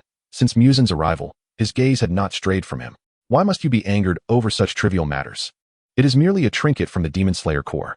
Though it is bothersome, if used wisely, it could lead the Demon Slayer Corps to their own demise," Qing Yu said leisurely. Typically, Muzin relished Qing Yu's submissive demeanor, and Qing Yu was more than happy to oblige. After expressing his thoughts, Qing Yu fell silent, maintaining a quiet gaze locked on Muzin. The Demon King, feared by countless humans and demons alike, instilled terror simply by his presence. Yet, Qing Yu was an exception. He seemed oblivious to the oppressive aura emanating from Muzin, comfortably engaging with him. Perhaps it was due to Qing Yu's uniqueness that Muzin continued to indulge him. Even when Qing Yu acted in ways that displeased him, he would still choose to forgive him. "You possess a commendable mindset. At times, I truly believe you are unlike other humans. If I were to crush your skull, even with your charm, you would merely be a heap of flesh. Time alters everything. Humanity is the most fickle of creatures. Although you are loyal to me now, what shall we do if you betray me in the future?" Qing Yu leaned in closer to Muzin, earnestly stating, "That is of no consequence. You only need to understand that I belong to you. I swear on my soul that I will never betray you." In the stillness of the night, Muzin suddenly laughed, his alluring voice reminiscent of ancient, haunting incantations. He pressed Qing Yu down onto the tatami mat and said, "Qing Yu, remember the words you spoke today. Over the centuries, I have consumed many humans, including those with rare blood types. Yet, I have chosen to spare you." Muzin's dark hair brushed against Qing Yu's face, causing him to feel an itch. And as he turned his head to change his position, Muzin mistook it for an attempt to escape and restrained his hands to prevent any movement. "It is an honor to be your exception, but could you release me? As a human, I cannot withstand your pressure," Qing Yu implored. Rather than loosening his grip, Muzin only tightened it further, as if to meld Qing Yu into his very being, asserting his possessiveness while ensuring Qing Yu would not be harmed by the restraint. In many ways, Qing Yu and Muzin shared striking similarities, particularly in their inherent indifference and coldness, almost indistinguishable. After all, Qing Yu was a child nurtured by Muzin himself, naturally bearing resemblances to him. Despite often being in a passive position, Qing Yu, buoyed by Muzin's affection, felt no trepidation regarding the consequences of his actions in Muzin's eyes. Instead, he relished the expressions Muzin displayed when his emotions were stirred by Qing Yu.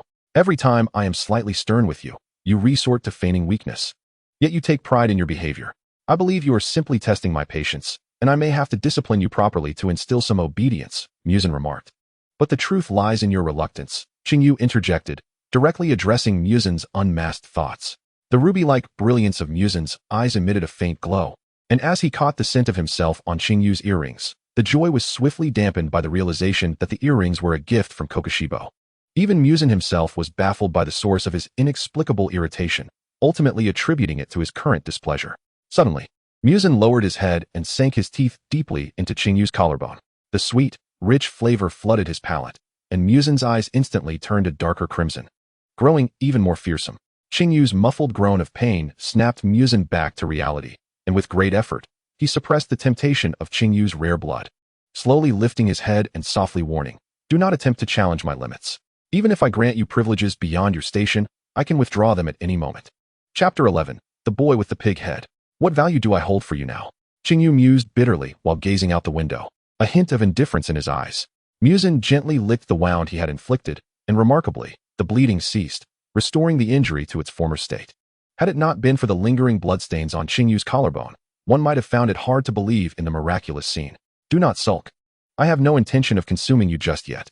Muzin concealed his demonic traits, elegantly tidying Qing Yu's attire before gracefully rising and helping him to his feet. "When do you plan to make your move? It would be considerate to inform me so that I might prepare myself." Qing Yu leaned against Muzin, aware that this was not the moment to confront him, yet feeling a wave of inexplicable grievance.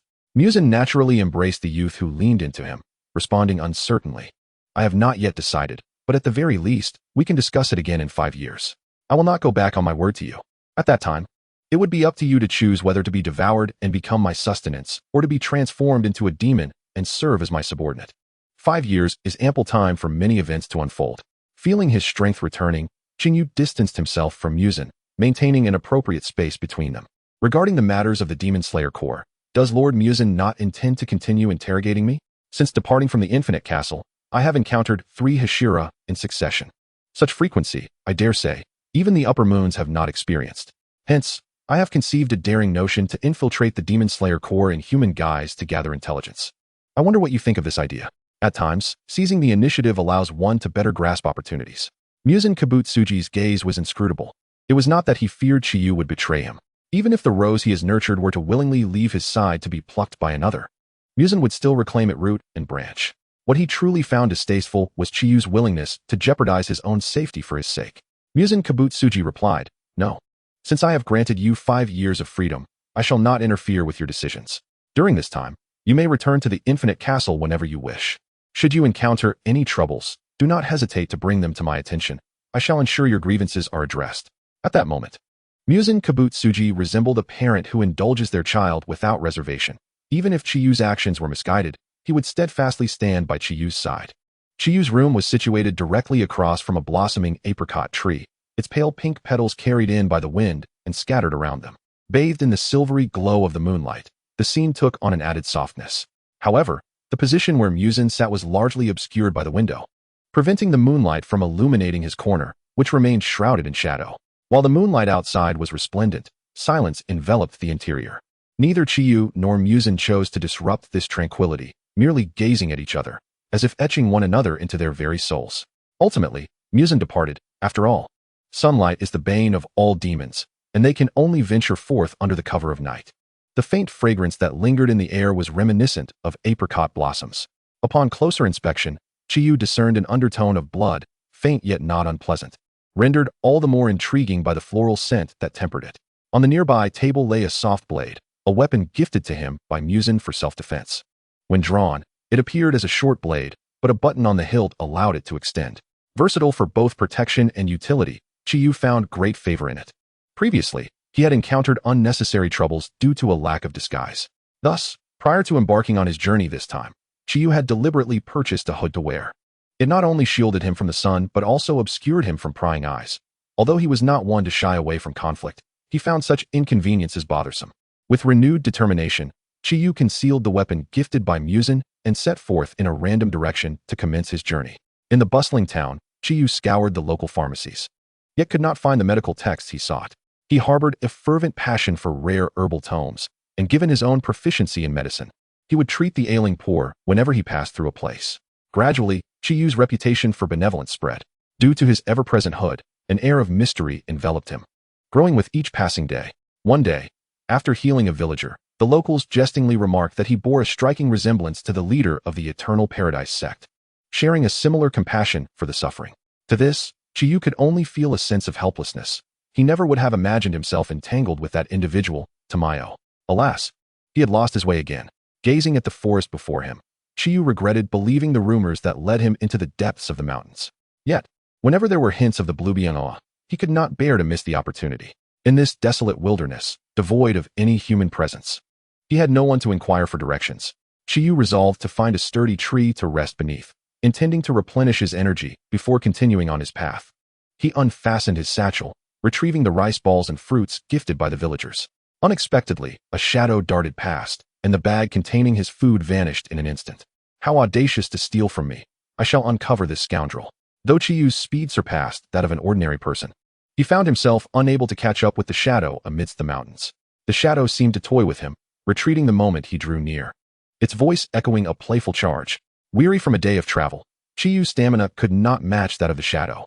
After a brief pursuit, he deliberately halted, calling out toward the shadow, "Fortunately, I still possess tastier provisions. There's no need to chase so desperately. In a few more days, I should encounter a village where I can rest properly." To his surprise, as soon as he finished speaking, a large wild boar mask appeared before him. Even with ample preparation, Qing Yu was momentarily startled, his pupils constricting beneath the hood as memories began to surface. Observing the shadow's attire made its identity clear, a boy adorned with a gray pig mask, clad in deer fur with his upper body bare, yet remarkably robust, none other than Inosuke Hashibara, one of the protagonists of this world. According to the current timeline, the narrative had yet to unfold. Inosuke had grown up in the mountains, his physique extraordinarily agile, possessing instincts and perceptions akin to those of a beast. No wonder Qing Yu had been unable to catch up. It was not that he was lacking, but rather that he had encountered an extraordinary individual. "Where are those delectable provisions you mentioned? Hand them over, and I shall spare you," Inosuke demanded, his eyes gleaming with anticipation, nearly reaching out to search for them himself. Though straightforward in demeanor, Qing Yu found him endearing, devoid of any semblance of disdain. In his eyes, Inosuke was merely an unrefined child. Chapter 12. Establishing an accord. Inosuke was even more naive than Qing Yu had imagined, having successfully lured him in a matter of moments. Qing Yu withdrew several beautifully shaped fruit candies from his pocket and offered them to Inosuke, saying, "These candies are far more delicious than the ones you just pilfered. Would you care to try?" A cool yet gentle voice emerged, and the vibrant colors of the candies in his porcelain-like hand were particularly striking. In no time, Inosuke seized the candies from Qing Yu's grasp, revealing the lower half of his face beneath the mask, and promptly tossed the candies into his mouth. Seizing the opportunity while Inosuke was distracted, Qing Yu's gentle gaze transformed into one of sharp intensity as he swiftly pinned Inosuke down, whispering, "Got you." Despite Inosuke's fervent resistance, he was taken aback by Qing Yu's strength. Our boar-headed companion was utterly baffled, questioning how this seemingly frail individual could match him in prowess. Having grown up in the infinite castle surrounded by numerous demons, Qing Yu lacked for no mentors. His swordsmanship was taught by Kokushibo, his martial arts by Akaza, and his pharmacology and knowledge were personally imparted by the Demon King himself. In such an extraordinary educational environment, even a fool could achieve greatness. "You scoundrel! How dare you launch a sneak attack, you cowardly hooded figure!" Inosuke erupted, directing his ire at Qing Yu, completely forgetting his own thievery and the fact that he himself wore a mask to conceal his identity. As Qing Yu engaged in close combat with Inosuke, he suddenly heard the boy's amusing remarks, leaving him momentarily perplexed. This foolish child, in speaking of him, had inadvertently included himself in the accusation. "You stole my belongings, yet expect me not to retaliate? I call this strategy. Where's the treachery in that?" After successfully retrieving the stolen items from Inosuke Hashibara, Hyuka did not continue to torment him. Instead, she bound the defiant Inosuke with the vines strewn across the ground. Coincidentally, the The tree used for binding him was situated not far from the riverbank. Kyuka, intending to leave a lasting impression on Inosuke, would not let the opportunity slip by. After ensuring the vines were secure, she strolled toward the riverbank. With a knife, she sharpened several branches and began to fish. Ignoring Inosuke's frantic cries, she leisurely kindled a fire, preparing to roast the fish. The savory aroma wafted through the air as Kyuka hummed a tune. Approaching Inosuke and enticing him with the roasted fish. Your shouts are rather loud, but considering you are just a child, I won't make it too difficult for you. If you acknowledge me as your leader, you shall enjoy not only sweets, but also roasted fish. What do you say, little piglet? Kyuka mimicked the tone of Tamayo, unabashedly attempting to recruit him. Humph, there's only one leader in the mountains, and that's me. I won't heed your words. And my name is Inosuke Hashibara, not little piglet. Inosuke shouted in exasperation, but Kyuka merely observed him calmly as he threw a tantrum. After a considerable time had passed, Inosuke's voice gradually diminished. With her hood removed, Kyuka's striking appearance imbued her every movement with an indescribable grace. The gurgling of Inosuke's stomach interrupted Kyuka's thoughts. It was evident he had been lured by the delicious scent of food, and given his exertion, it was only natural that he felt hunger. Kyuka chuckled softly, relishing Inosuke's bewildered expression, and decided not to press him further. Inosuke, it is wrong to take what does not belong to you. Even if you can dominate the mountains through your strength, you will ultimately suffer if you encounter someone stronger. Before undertaking any action, consider what is permissible and what is not. Even beasts possess the instinct to seek benefit and avoid harm. Humans should be no different. Kyuka untied the vines binding Inosuke and, facing his sudden silence, felt an unfamiliar discomfort. Could it be that her words had been too harsh, damaging the boy's pride? She mused to herself, recognizing that despite Inosuke's rugged exterior, he possessed a surprising delicacy beneath. Having never been lectured before, Inosuke did not fully comprehend Kyuka's intentions, but instinctively felt she was looking out for him. All right, let us share a meal, Kyuka offered, presenting the roasted fish to Inosuke. After the punishment came the reward. After a moment of reluctance, Inosuke sat beside Kyuka, the atmosphere becoming unexpectedly harmonious. He removed the boar's headpiece, revealing a face more beautiful than that of many girls. What a pity for such a face, Kyuka thought to herself. As she got to know Inosuke better, Kyuka found his character rather pleasant, yet regrettably, she could not forge a deeper bond with him. After all, Inosuke would be her adversary in the future. Muzan Kabutsuji had shown him favor, and she could not betray that trust. Noticing Kyuka's sudden frown and silence, Inosuke grasped her hand and said, "Why are you just sitting there? Let me show you around my territory. You're so small. I really can't fathom where you get your strength." Kyuka gently tapped Inosuke's head. Due to having lived 2 lifetimes, she unconsciously treated those her age from a more elder perspective. Whether it was Michiro Takedo or the recently encountered Inosuke, they were merely teenagers. Their environment compelled them to mature, and with their extraordinary talents, they were destined to tread a path unlike that of ordinary individuals. Yet, they were equally remarkable beings. Perhaps in a time of peace, they would shed the maturity that belied their age and enjoy a carefree existence. Kyuka rose to retrieve her hood, leaving behind all her sweets for Inosuke as she said, "Daylight has arrived. I must continue my journey. Thank you, Inosuke, for keeping me company throughout the night. May our paths cross again." Her gaze lingered on the 2 Nichiren blades at Inosuke's waist. As long as the conflict between the Demon Slayer Corps and demons persisted, their fates would inevitably intertwine once more.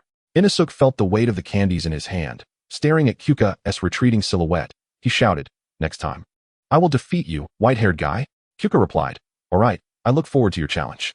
However, I cannot compete with your strength. My wrists cannot withstand your astonishing force. But if it's South swordsmanship or close combat, I might consider." Inosuke laughed. "Haha, you finally admit there are areas where I surpass you. Don't worry. I won't lose a second time. I will definitely defeat you." Adjusting her hood, Kyuka smiled as she bid farewell to Inosuke, only turning back when his figure vanished from sight. Chapter 13, A Family. What has caused such a long queue ahead? Is something happening? A plainly dressed man inquired of an elderly gentleman in the line, his puzzled eyes filled with confusion. The line seemed endless, with an increasing number of people arriving. The old man, with a white beard, gazed ahead with a warm expression, his tone tinged with admiration. "A young physician has come to the village. He charges no consultation fees and even provides nourishing medicine for everyone. Hence, everyone has come seeking treatment, setting aside their work." The man inquired in astonishment. Is there truly such a benevolent act? Indeed, there are many good people in this world. After bidding farewell to the old man, the man glanced forward in the line, catching a glimpse of a dark red garment. The youth attending to patients was unmistakably Kyuka. The man arrived at the home of a family that sold charcoal on the mountain. Knocking on the door, he called out, "Is anyone home?" Kagura Tsutomu, having set down the clothing she was sewing, approached to open the door. "Hello, I am Kagura Tsutomu. How may I assist you?" The man produced a cloth bag containing money and handed it to Kagura. "Madam Tsutomu, I have come to deliver payment for the firewood. Your eldest son, Tanjiro, sold a basket of charcoal to my employer yesterday and even helped out in our shop. My employer, in a moment of oversight, forgot to pay for the charcoal, and I was specifically sent to deliver this to you." The man scratched his head awkwardly, explaining that his employer was rather brusque and had only realized the omission while checking the accounts last night. Tanjiro had not mentioned it and had even offered assistance, which moved them deeply, prompting the man to deliver the payment. Upon learning the details, Kagura smiled gently and said, "Thank you for your efforts in coming here. My child is indeed like that. I will remind him to be more vigilant next time. Would you like to come in for a cup of tea and rest for a while?" The man glanced at the sky, politely declined. "Thank you for your kind offer, Madam Tsutomu, but I must return to work and cannot impose." After a pause, he added, "There is a kind-hearted physician in the village offering free consultations. If you have the time, you might want to visit. Many people are waiting in line. It is quite lively, even if one isn't ill." The physician distributes nourishing medicine. After kindly advising Kagura Tsutomu, the man exchanged a few pleasantries before departing. Kagura, however, held the money in her hand, gazing thoughtfully in the direction where her son, Tanjiro, had gone to chop wood. Since her husband's passing, she had taken on the responsibility of raising 6 children alone. Fortunately, her children were exceptionally well-behaved and obedient, particularly Tanjiro and Nezuko, the eldest son and daughter of the household. They alleviated much of the domestic burden for her, while her other children were equally dutiful, never causing her any trouble. Reflecting on how long it had been since she took the children out, aside from Tanjiro, who was busy selling charcoal, Kaneo called the rest of her children and inquired, "My dear children, a gentleman just informed me that a physician has come to offer medical consultations. Would you like to accompany me for a stroll?" The lively Takeo exclaimed eagerly, "Yes, mother. It has been ages since you took us out to play." In response, Hanako playfully chastised him, retorting, "All you think about is having fun. Mother works so hard. And besides, our elder brother is not here." Nezuko, cradling her younger brother, interjected thoughtfully, "It would be fine to venture out this once. We can take this opportunity to check our health." Kaneo gently caressed Nezuko's head, her gaze towards her children radiating warmth and affection that was impossible to conceal. "Hanako, Takeo is your brother. There's no need to be upset with him. I have been so busy that I haven't had the chance to take you out. Let us invite Tanjiro, and we can all go together." Hanako lowered her head, running to Nezuko and hugging her sister's leg, murmuring softly, "It's just that Takeo always bullies me." With one child in her arms and another at her side, Nezuko found herself momentarily at a loss as to whom to comfort first. Eventually, Tanjiro was called back by Takeo and Rokuta, just as he finished chopping wood, and they decided to sell it together. The family stepped out amidst laughter and cheer, exchanging warm greetings with acquaintances along the way.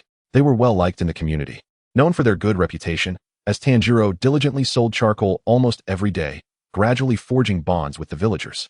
Though frequently practicing medicine, Qing Yu was acutely aware of his distinctness from ordinary people.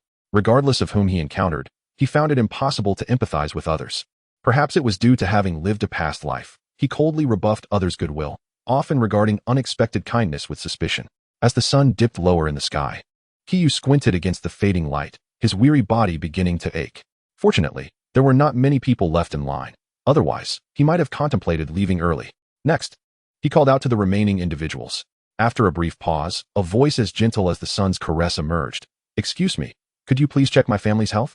Qing Yu lifted his gaze to inspect the boy before him, noting the scar on his left temple, his deep crimson hair, and the sun emblem earrings adorning his ears. Confirming the boy's identity, it was none other than Tanjiro Kamado, the protagonist of this world. Qing Yu couldn't help but wonder if he possessed some inexplicable luck, allowing him to encounter such key figures so effortlessly. "Extend your hand. Allow me to take your pulse," Qing Yu instructed, adjusting his slightly askew hood as he addressed Tanjiro. Tanjiro, however, insisted that his family members be seen first, allowing Qing Yu to check his pulse last. Except for Kaneo, the health of the Kamado family was generally good. Due to years of hard labor, Kaneo had developed chronic ailments and even suffered from mild anemia. Qing Yu provided Tanjiro with several medicinal prescriptions for health maintenance, and, after offering his advice, began to quietly gather his belongings. Tanjiro proactively assisted Qing Yu with the packing, expressing his gratitude. "Thank you for your medicines. Let me help you." Qing Yu replied, "I am merely an ordinary person. There is no need for formalities. It is getting late. You should return home promptly, as man-eating demons appear at night. Be cautious." Hanako, puzzled, asked, "Do demons really exist?" Qing Yu offered a cryptic smile, squatting to ruffle the girl's hair, and advised, "Better to believe in their existence than to dismiss it. Demons are indeed terrifying. They especially enjoy feasting on children." Hanako shivered in fear, yet attempted to maintain a brave facade, her clear eyes reflecting Qing Yu's figure as she replied, "Thank you for the warning, big brother. Please return home safely as well." A darkness flickered in Qing Yu's gaze. The word home was one he had not heard in a long time. Though he had grown up in the Infinite Castle, he was uncertain whether he ever truly had a home. He wondered if Kibutsuji Musen and the other Upper Moons had ever considered him family. Chapter 14. The story begins. Amidst the swirling snow, the boy with a scar on his forehead trudged laboriously through the snow, carrying an injured girl on his back. The chaotic flakes, biting with coldness, showed no signs of relenting in response to the boy's urgency. Instead, they fell increasingly heavy, gradually obscuring the boy's footprints. So consumed was he with concern that he failed to notice the girl's strange behavior on his back. The overcast sky completely shrouded the sunlight, although it was daytime. Warmth was utterly absent. The boy slipped in the snow, tumbling down along with the girl he carried, dressed in thin garments stained with fresh blood. The girl lost all semblance of reason, lunging at the boy with a feral intensity. The boy, using the axe he always carried, defended himself against the girl's assault, her abnormal actions reminding him of one word: demon. A creature that could only emerge at night, feasting on human flesh. Having lost his family overnight, the boy could no longer bear the sight of his only surviving sister transformed into such a state. He cried out in despair, "Nezuko, you mustn't become a demon. Hold on, brother is all you have left." A wave of intense guilt washed over Tanjiro as he pondered the suffering and despair his family endured while he had slept soundly the night before. He could distinctly smell a foreign scent permeating his home, a scent that sent shivers down his spine, utterly unlike the presence of mountain beasts. It was undoubtedly the lingering scent of demons, the very demons that had slaughtered his family. "Nezuko, you are human, not a demon. Please awaken." Driven by the malevolent instincts of a demon, Nezuko seemed to hear her brother's familiar voice, or perhaps her fierce will to resist granted her a brief moment of clarity. Tears, large as beans, streamed down her cheeks, landing on Tanjiro's face, revealing the familiar expression he cherished. Before Tanjiro could fully comprehend the situation, a glinting blade sliced toward Nezuko's neck. He instinctively shielded her, the blade severing a significant portion of his hair. Fortunately, Nezuko remained unharmed. Had she not, Tanjiro would have found it impossible to forgive himself. He vowed to protect Nezuko, even if she had become a demon. Ju Tomioka, though perplexed, maintained his customary stoic demeanor. He regarded Tanjiro and inquired, "Why do you protect her? You are holding a demon." The near-fatal action of Ju, which almost severed Nezuko's neck, sent tremors throughout Tanjiro's body. It had been a close call. He could have lost his sister. While he was wary of Ju, uncertain whether he was friend or foe, he tightened his embrace around Nezuko and urgently replied, "She is my sister. Her name is Nezuko." Ju's expression shifted to one of understanding as he swiftly seized Nezuko, his formidable strength showing no fear of the newly transformed demon. "What are you standing there for? What good is pleading? The strong do not show mercy to the weak. Draw your weapon. If you wish to reclaim your sister, do not expect the kindness of others. Seize it back with your own strength." The words of Ju Tomioka pierced Tanjiro Kamado's heart like a blade. Although Ju spoke sternly, his heart ached at the thought that if only he had arrived a moment sooner, this unfortunate pair of siblings might have been spared the anguish of losing their family, and their loved ones could have remained safe. Ju could empathize with Tanjiro's plight. After all, his own family had been obliterated by demons. In a sudden burst of energy, Tanjiro lunged at Ju, his small frame concealing an undeniable potential that nearly inflicted harm upon him. Ju, a Hashira of the Demon Slayer Corps, possessed strength that rivaled even the Upper Moons. Nezuko freed herself from Ju's grasp, positioning herself protectively before her unconscious brother, enduring overwhelming hunger as if she would attack the moment Ju approached. Her unusual behavior prompted Ju to grant them a chance. He rendered Nezuko unconscious with the hilt of his sword and placed her beside Tanjiro. When Tanjiro awoke, he would be guided to the Misty Mountains to seek the water-breathing techniques from their mentor, Sakanji Urokodaki. Ju watched as Tanjiro led Nezuko away, pondering the righteousness of his actions. He wished to offer Tanjiro an opportunity. Perhaps he could indeed discover a way to restore his sister, who had already transformed into a demon, back to humanity. Just as he turned to leave, he heard a faint, mocking laugh, drawing his Nichiren blade with vigilance. He called out, "Who goes there?" Perched atop a tree, the figure of Kaijiro Rengoku appeared, clad in a striking crimson garment against the snow-covered mountains. A smirk graced his lips, enhancing his already captivating visage. Though human, he bore a resemblance more akin to a demon, luring others into the abyss. With a playful demeanor, Kaijiro tossed a ripe, red apple towards Ju. The latter swiftly sliced it in half with his sword, his expression shifting as he recognized Kaijiro's presence. Clearly surprised to see him here, Kaijiro dropped the medicinal box he had been carrying, the sound echoing in the silence. He descended from the tree effortlessly, his flowing sleeves resembling dancing butterflies in Ju's eyes. Long time no see, Mr. Tomioka. Thank you for the splendid show. I expected you to sever that girl's neck without hesitation. It seems not all members of the Demon Slayer Corps are devoid of compassion, Kaijiro teased. Ju was taken aback, realizing he had not sensed the presence of a fourth individual. Kaijiro's aura was so well concealed that, had Ju not known him to be human, he might have mistaken him for a demon attacking the Kamadu family. After all, Kaijiro's appearance was both oddly timed and too convenient. His gaze swept over Kaijiro's medicinal box and the weapon at his side. You possess medical skills and carry a blade, he remarked, with an arch of his brow. Kaijiro moved closer to Ju, his tone teasing. Mr. Tomioka, you lack appreciation for the finer things. An exquisite apple lies on the ground, yet you do not spare it a glance. Instead, you question me, despite my intention of leaving the largest and sweetest fruit for you. Ju held his blade steadfastly, resisting Kaijiro's approach. Are you truly human? Why do you evoke a sense of enigma, even more profound than Nezuko? I sense no compassion typical of a healer in you. You can mask your presence, suggesting you are skilled in martial arts. If you have been here all along, why hide? Kaijiro paused, an icy smile gracing his lips. Though he appeared amused, the smile was merely superficial. He could not help but think that he, raised by demons, found it difficult to connect with members of the Demon Slayer Corps, even knowing Ju was a good person. In a gentle yet chilling tone, Kaijiro pierced Ju's heart with his words. What gives you the right to question or reprimand me, Mr. Tomioka? Just because you are a member of the Demon Slayer Corps. Does that make you the arbiter of my worth? What if I were to commit heinous acts? Would you then sever my neck as you do to demons? Do not be absurd. Whether I am human or demon, it is of no concern to you. With a swift motion, Kaijiro grasped Ju's Nichiren blade, pressing it against his own heart. I detest being doubted. If you are so uneasy, why not extract my heart and inquire what it truly desires? Kaijiro's frenzied demeanor left Ju momentarily at a loss, yet he dared not withdraw his blade, fearing it would cause Kaijiro harm. The standoff between them did not escape the keen eyes of Kaname Tsujikuni, who observed from the shadows. As a scout endowed with exceptional abilities, Kaname silently noted Kaijiro's distinctive features and peculiar behavior. It was not that Kaname doubted his master. He understood that while Ju could handle demons with ease, dealing with someone like Kaijiro was an entirely different matter. Chapter 15, A Brief Confrontation. Stand down. Ju maintained his grip on the blade, unwilling to falter. He was acutely aware of the razor sharpness of his Nichiren blade. It would take little effort to cleave through Kaijiro's delicate frame. However, Kaijiro was not a demon. Ju could not treat him as such. A gentle breeze, laced with snowflakes, swept between them. Yet the tension in the air felt far more oppressive than the wintry storm surrounding them. Kaijiro held the blade with remarkable control, ensuring neither he nor Ju would be harmed by their confrontation. Mr. Tomioka, are you angry? Kaijiro's rose-hued eyes reflected Ju's image, and his disregard for his own safety further fueled Ju's simmering anger. Do not treat life as a jest. Death is the simplest thing in the world. The challenge lies in surviving in a realm overrun by demons.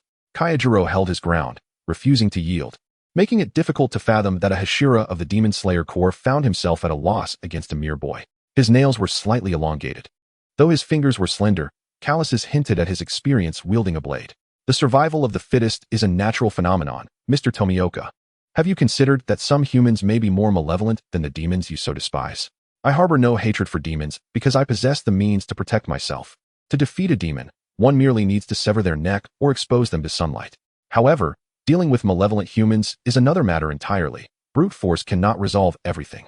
Even in the face of the most grotesque visages, one must endure. In that regard, it seems demons are easier to confront than humans. Ju's expression hardened, veins protruding as Kaijiro's words stoked the flames of his fury. His regard for Kaijiro plummeted to zero at that moment, and he retorted with irritation, "You speak foolishly. When you find yourself devoured by a demon, you will no longer hold such views. Each night, countless individuals may fall victim to demons, either devoured or transformed into monsters, losing their humanity. Do not feign understanding. Have you ever witnessed the aftermath of a demon's rampage? The blood of the slain can turn rivers crimson, families shattered, and corpses littering the ground. Such horrors you have yet to behold. What right do you have to claim that demons are more manageable than humans?" Qing Yu revealed a smile akin to that of a victor, tightening his grip on the Nichiren blade in his hand. "Who says I have not seen it? Esteemed demon slayer, You underestimate me far too much. I have endured the most excruciating physical pain and have felt the very essence of humanity's inherent flaws. Having never been treated gently by the world, I truly fail to comprehend what fuels your anger. Tomioka Ju moved his lips slightly.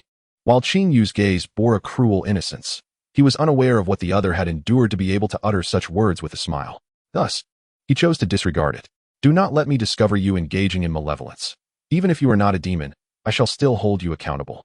Qing Yu widened his eyes as if he had heard something amusing, thinking to himself that Tomioka Ju was indeed a kind-hearted individual. In comparison, he felt like a malevolent spirit draped in human guise. He was merely emotionally numb, incapable of grasping Tomioka Ju's actions. This group of impassioned individuals possessed many qualities he lacked, such as Tomioka Ju's steadfastness, Tsujikuni Yorichi's benevolence, and Kochu Shinobu's tender amiability. He did not deny that most of the Demon Slayer Corps were good people of commendable character. It was merely that he could not integrate into their ranks. In his past life, he had been a person emotionally detached, possessing little beyond a refined appearance and efficient capabilities.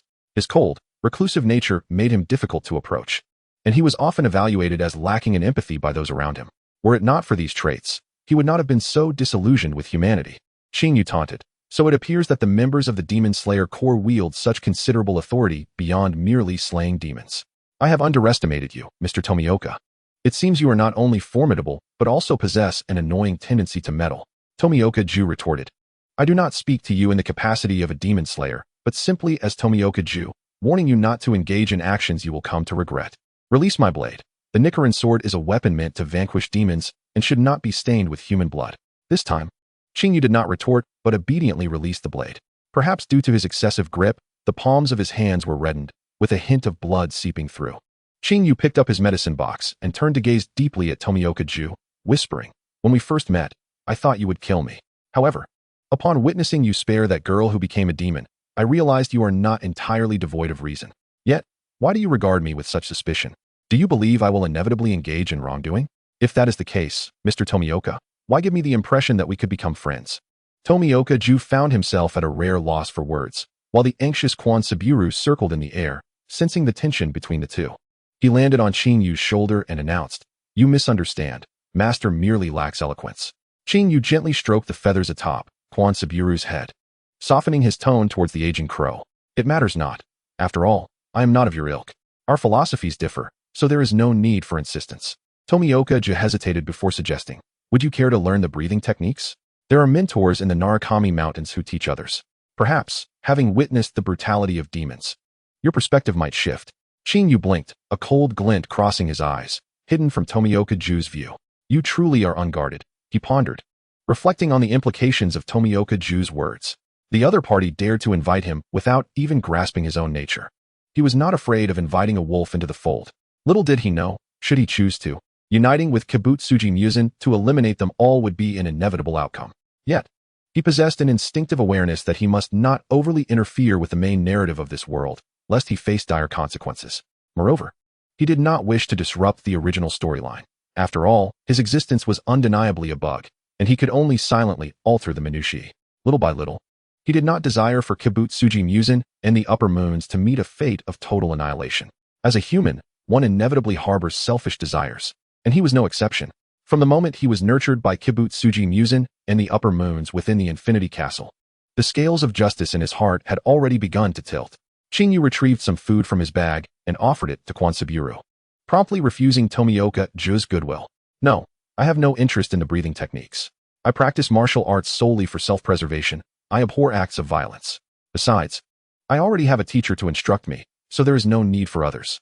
Far away in the Infinity Castle, Kakushibu sneezed heavily, while Akaza seized the opportunity to attack, miraculously pushing Kakushibu back several steps. It was evident that the teacher Qing Yu referred to was none other than the Upper Moon One, Kakushibu himself, who had once been the inaugural master of the breathing techniques and had mastered the moon breathing. Chapter 16. How is it that I encounter demon slayers everywhere? Qing Yu walked alone along a rugged path, feeling the weight of fatigue from recent exertions. He kept an eye on the movements of nearby demon slayer members, routinely attending to the villagers' ailments, secretly gathering rare medicinal herbs, and investigating leads on the elusive blue spider lily. He was well aware of Kibutsuji Muzan's recent presence in the vicinity, yet he deliberately avoided him, not wishing for the other to see his current state.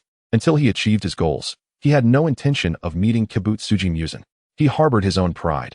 If he were to falter in the face of adversity, needing Kibutsuji Musen's assistance, then he would not need to establish a 5-year pact with him.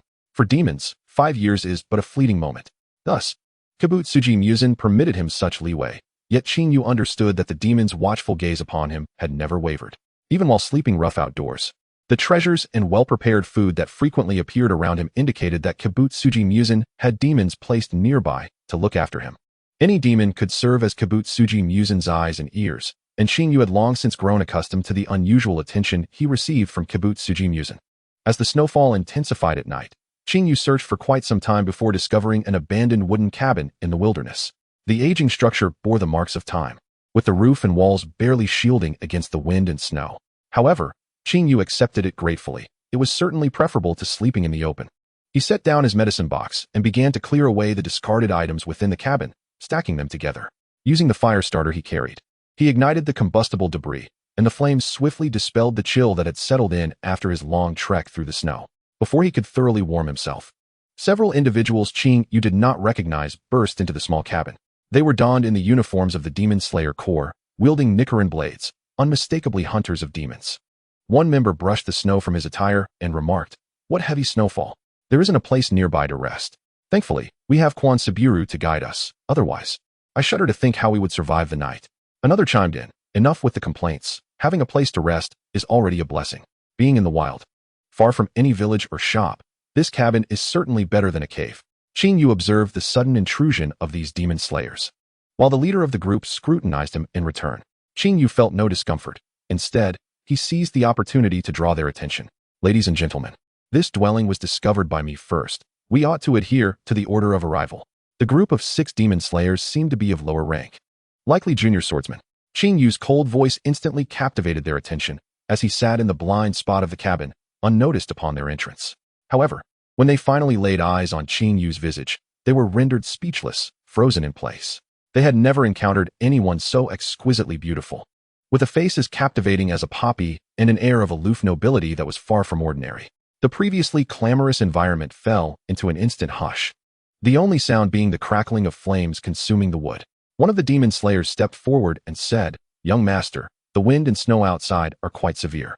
Although you arrived here first, the night is deep, and finding a place to rest is not easy. Might we squeeze in together for companionship?" The member of the Demon Slayer Corps, having observed Qing Yu's splendid attire, likened him to a young master from a wealthy family, and after some contemplation, found an appropriate title to address him. Leaning against the medicine box, Qing Yu squinted his eyes, surveying their appearances like a distinguished breed of cat, exuding an undeniable charm with every movement. The group before him appeared disheveled, with numerous injuries evident on their bodies, clearly the result of a recent battle with demons. Qing Yu, not one to be unreasonable, raised his chin and indicated, "I haven't asked you to leave, so why the haste? It's not my house. Feel free to do as you please, but do refrain from disturbing my rest. Once dawn breaks, we shall part ways." Qing Yu couldn't help but feel vexed. It seemed he was perpetually encountering members of the Demon Slayer Corps along his journey. What a stroke of misfortune it was. The more he wished to distance himself from them, the more frequently their paths intersected. He had deliberately chosen the most secluded routes, yet still found himself surrounded by their presence. As he nibbled on the provisions he had brought, he suddenly felt a gaze fixed upon him. Lifting his eyes, he discovered it was the demon slayer who had first noticed him. The man seemed somewhat out of place within the group, while the others laughed and chatted together. He stood apart, his expression fierce and unyielding, suggesting he was not a gentle soul. Out of boredom, Qing Yu initiated a conversation. "Aren't you going to join your companions?" To which the man responded with a derisive laugh, "They are hardly my companions. They are all weaklings. Every time we go on a mission, I have to cover for them." One of the demon slayers overheard this mockery and, disregarding the group's rules, retorted, "Hugh, who are you making that sour face for? You haven't even mastered the most fundamental first form, so what use are your other techniques?" Qing Yu's eyelashes fluttered slightly as he pondered the name Q. A fierce appearance and a bad temper, yet lacking the ability to perform the first form of the breathing techniques. Piecing together the earlier comments, Qing Yu deduced the man's identity, Koyo, a former disciple of the former flame Hashira, Kaneo Tsuyuri, who wielded the thunder-breathing techniques and was a senior disciple of Zenitsu Agitsuma.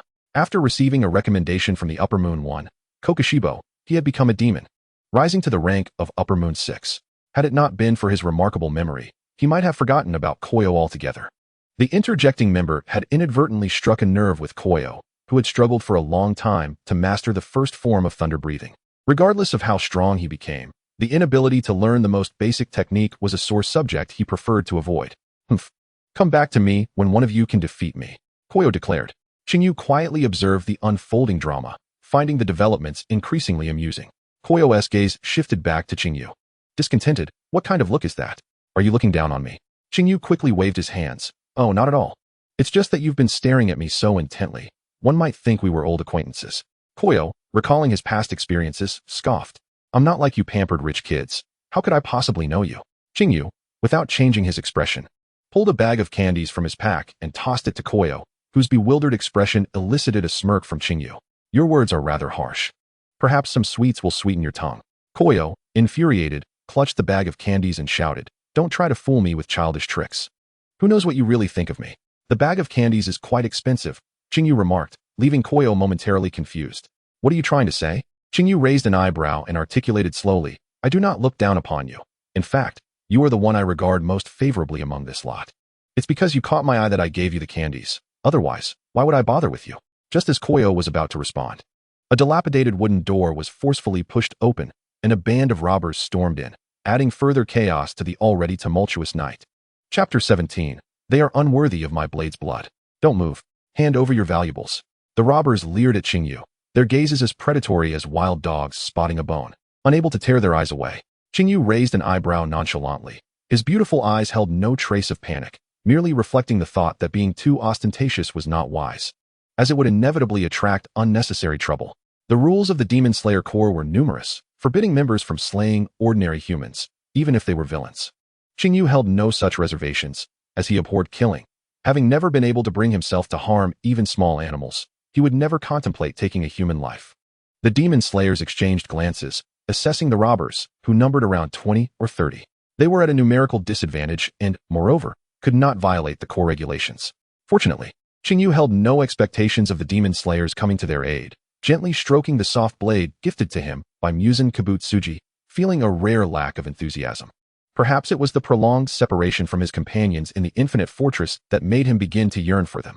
Even the one he despised the most, Doma, no longer stirred feelings of animosity. Instead, he found himself wanting to witness the amusing exchanges and brawls between him and Akaza. He wondered how his absence would affect the others when Muzan's fury erupted. How would they endure without him to mediate? After all, the wrath of the Demon King was not something ordinary demons could withstand. Even the upper moons were reduced to mere ants at his feet, let alone the lower ranks. One of the robbers set his sights on Qing Yu's ruby earrings, making a move to snatch them. However, Qing Yu swiftly dodged, delivering a kick that sent the robber sprawling. His gaze turned icy, sharp enough to send shivers down one's spine. How dare you covet my possessions? The ruby earring in his right ear held special significance for him, not due to its value, but because it was a gift from a demon who had shown him care and affection, as well as the strands of hair Muzan had entrusted to him for protection against the onslaught of countless demons. Perhaps due to Qing Yu's deceptive appearance, many assumed he was a frail scion of a wealthy family, underestimating him. Who would have thought he could send a towering robber flying with a single kick? Koyo licked his dry lips, his gaze never leaving Qing Yu. He had intended to offer assistance, but Qing Yu's actions had been quicker than his own. He had initially thought Qing Yu was a lamb waiting for slaughter, only to discover he was a cat with sharp claws.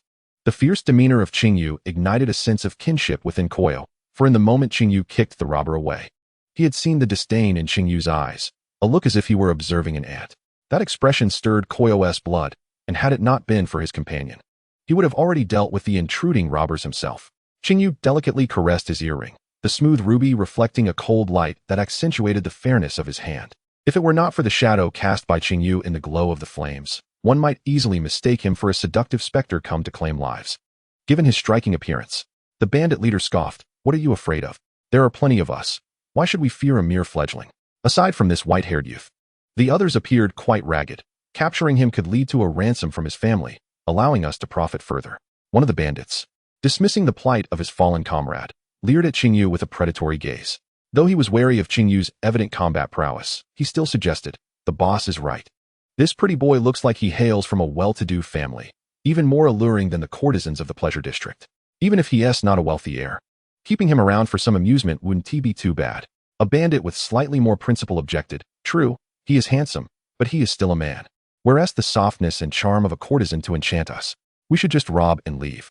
The members of the Demon Slayer Corps had never witnessed such a scene, aside from Inosuk, who appeared utterly unconcerned. The other demon hunters tightened their grips on their Nichiren blades, yet none drew their swords. Qing Yu endured the lewd gazes, though he had faced similar situations before. He still found it difficult to acclimate. He deliberately stepped closer to the bandits and coolly remarked, "You have quite the audacity. Thinking you can bind me and extort my family for ransom. You'd best hope to live until that day." The bandits had never encountered someone as composed as Qing Yu. Hesitating for a moment, none dared to approach him. He then walked directly in front of the bandit who coveted his beauty and asked, "Do you find me attractive?" The bandit eagerly nodded, convinced that Qing Yu and his companions were no match for them. His lust only grew bolder, and he even considered reaching out to tear at Qing Yu's clothing. Quick-eyed Inosuk yanked Qing Yu back, puzzled by his decision to approach the den of wolves rather than flee. But his desire to teach these bandits a lesson remained unwavering. After all, it had always been he who bullied others. He had never suffered defeat at anyone's hands. Inosuk scolded Qing Yu, "Are you a fool? Why are you seeking trouble?" Qing Yu ignored him, casting a calm glance around the room before landing on Inosuk, mockingly stating, "Among 6 of you, only you drew your sword. You do possess some spirit. I must say, I admire you." Qing Yu patted Inosuk's shoulder and whispered, "I'll borrow your sword for a moment." In a mere instant, while Inosuk was still processing the situation, Qing Yu had seized his Nichiren blade. Without a moment's hesitation, he charged at the bandits, his mind racing with the sword techniques imparted by Muzan Kabutsuji and Kokushibo, yet his heart remained tranquil. How could he have forgotten his tendency to attract the attention of those with twisted desires? The tragic lessons of his past life drove him to become stronger. Though his appearance in this life bore little difference from his previous one, it was undeniably more eye-catching, rendering any efforts to remain low-key futile. A quarter of an hour later, all the bandits lay defeated, while the remaining 6 stared in astonishment at Qing Yu. He hadn't killed these unsavory bandits, but instead left them with non-lethal wounds. He flicked the blood from Inosuk's blade and returned it, saying, "Here you go." Inosuk's eyes sparkled with intrigue. He was drawn to strength and wondered why Qing Yu had spared them. Qing Yu frowned, "I don't wish to soil my hands." Noticing the weapon at Qing Yu's waist, Inosuk asked curiously, "You have your own weapon. Why steal my sword?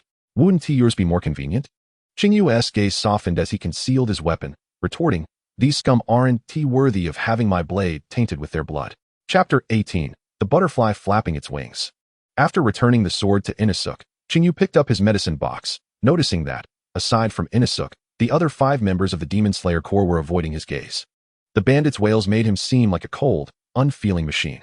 He cast a deep glance at Inosuk, as if through him, he recalled the fate that awaited Kokushibo. Inosuk had become a demon at Kokushibo's behest. Reflecting on this, Qing Yu remarked, "You're not suited to be a demon slayer. Perhaps a different path would allow you to thrive." This statement was clearly directed at Inosuk, whose expression darkened immediately. He retorted, "You little brat. Do you look down on me too? Do you think I'm unworthy of joining the Demon Slayer Corps?" Qing Yu responded, "I have a name. Call me Qing Yu." "Inosuk, you are indeed strong, and your future holds greater potential. Don't force yourself into something that doesn't suit you. Pay attention to those around you, and you will find bonds unique to you. Not every strong individual is fit to join the Demon Slayer Corps or to be a demon slayer."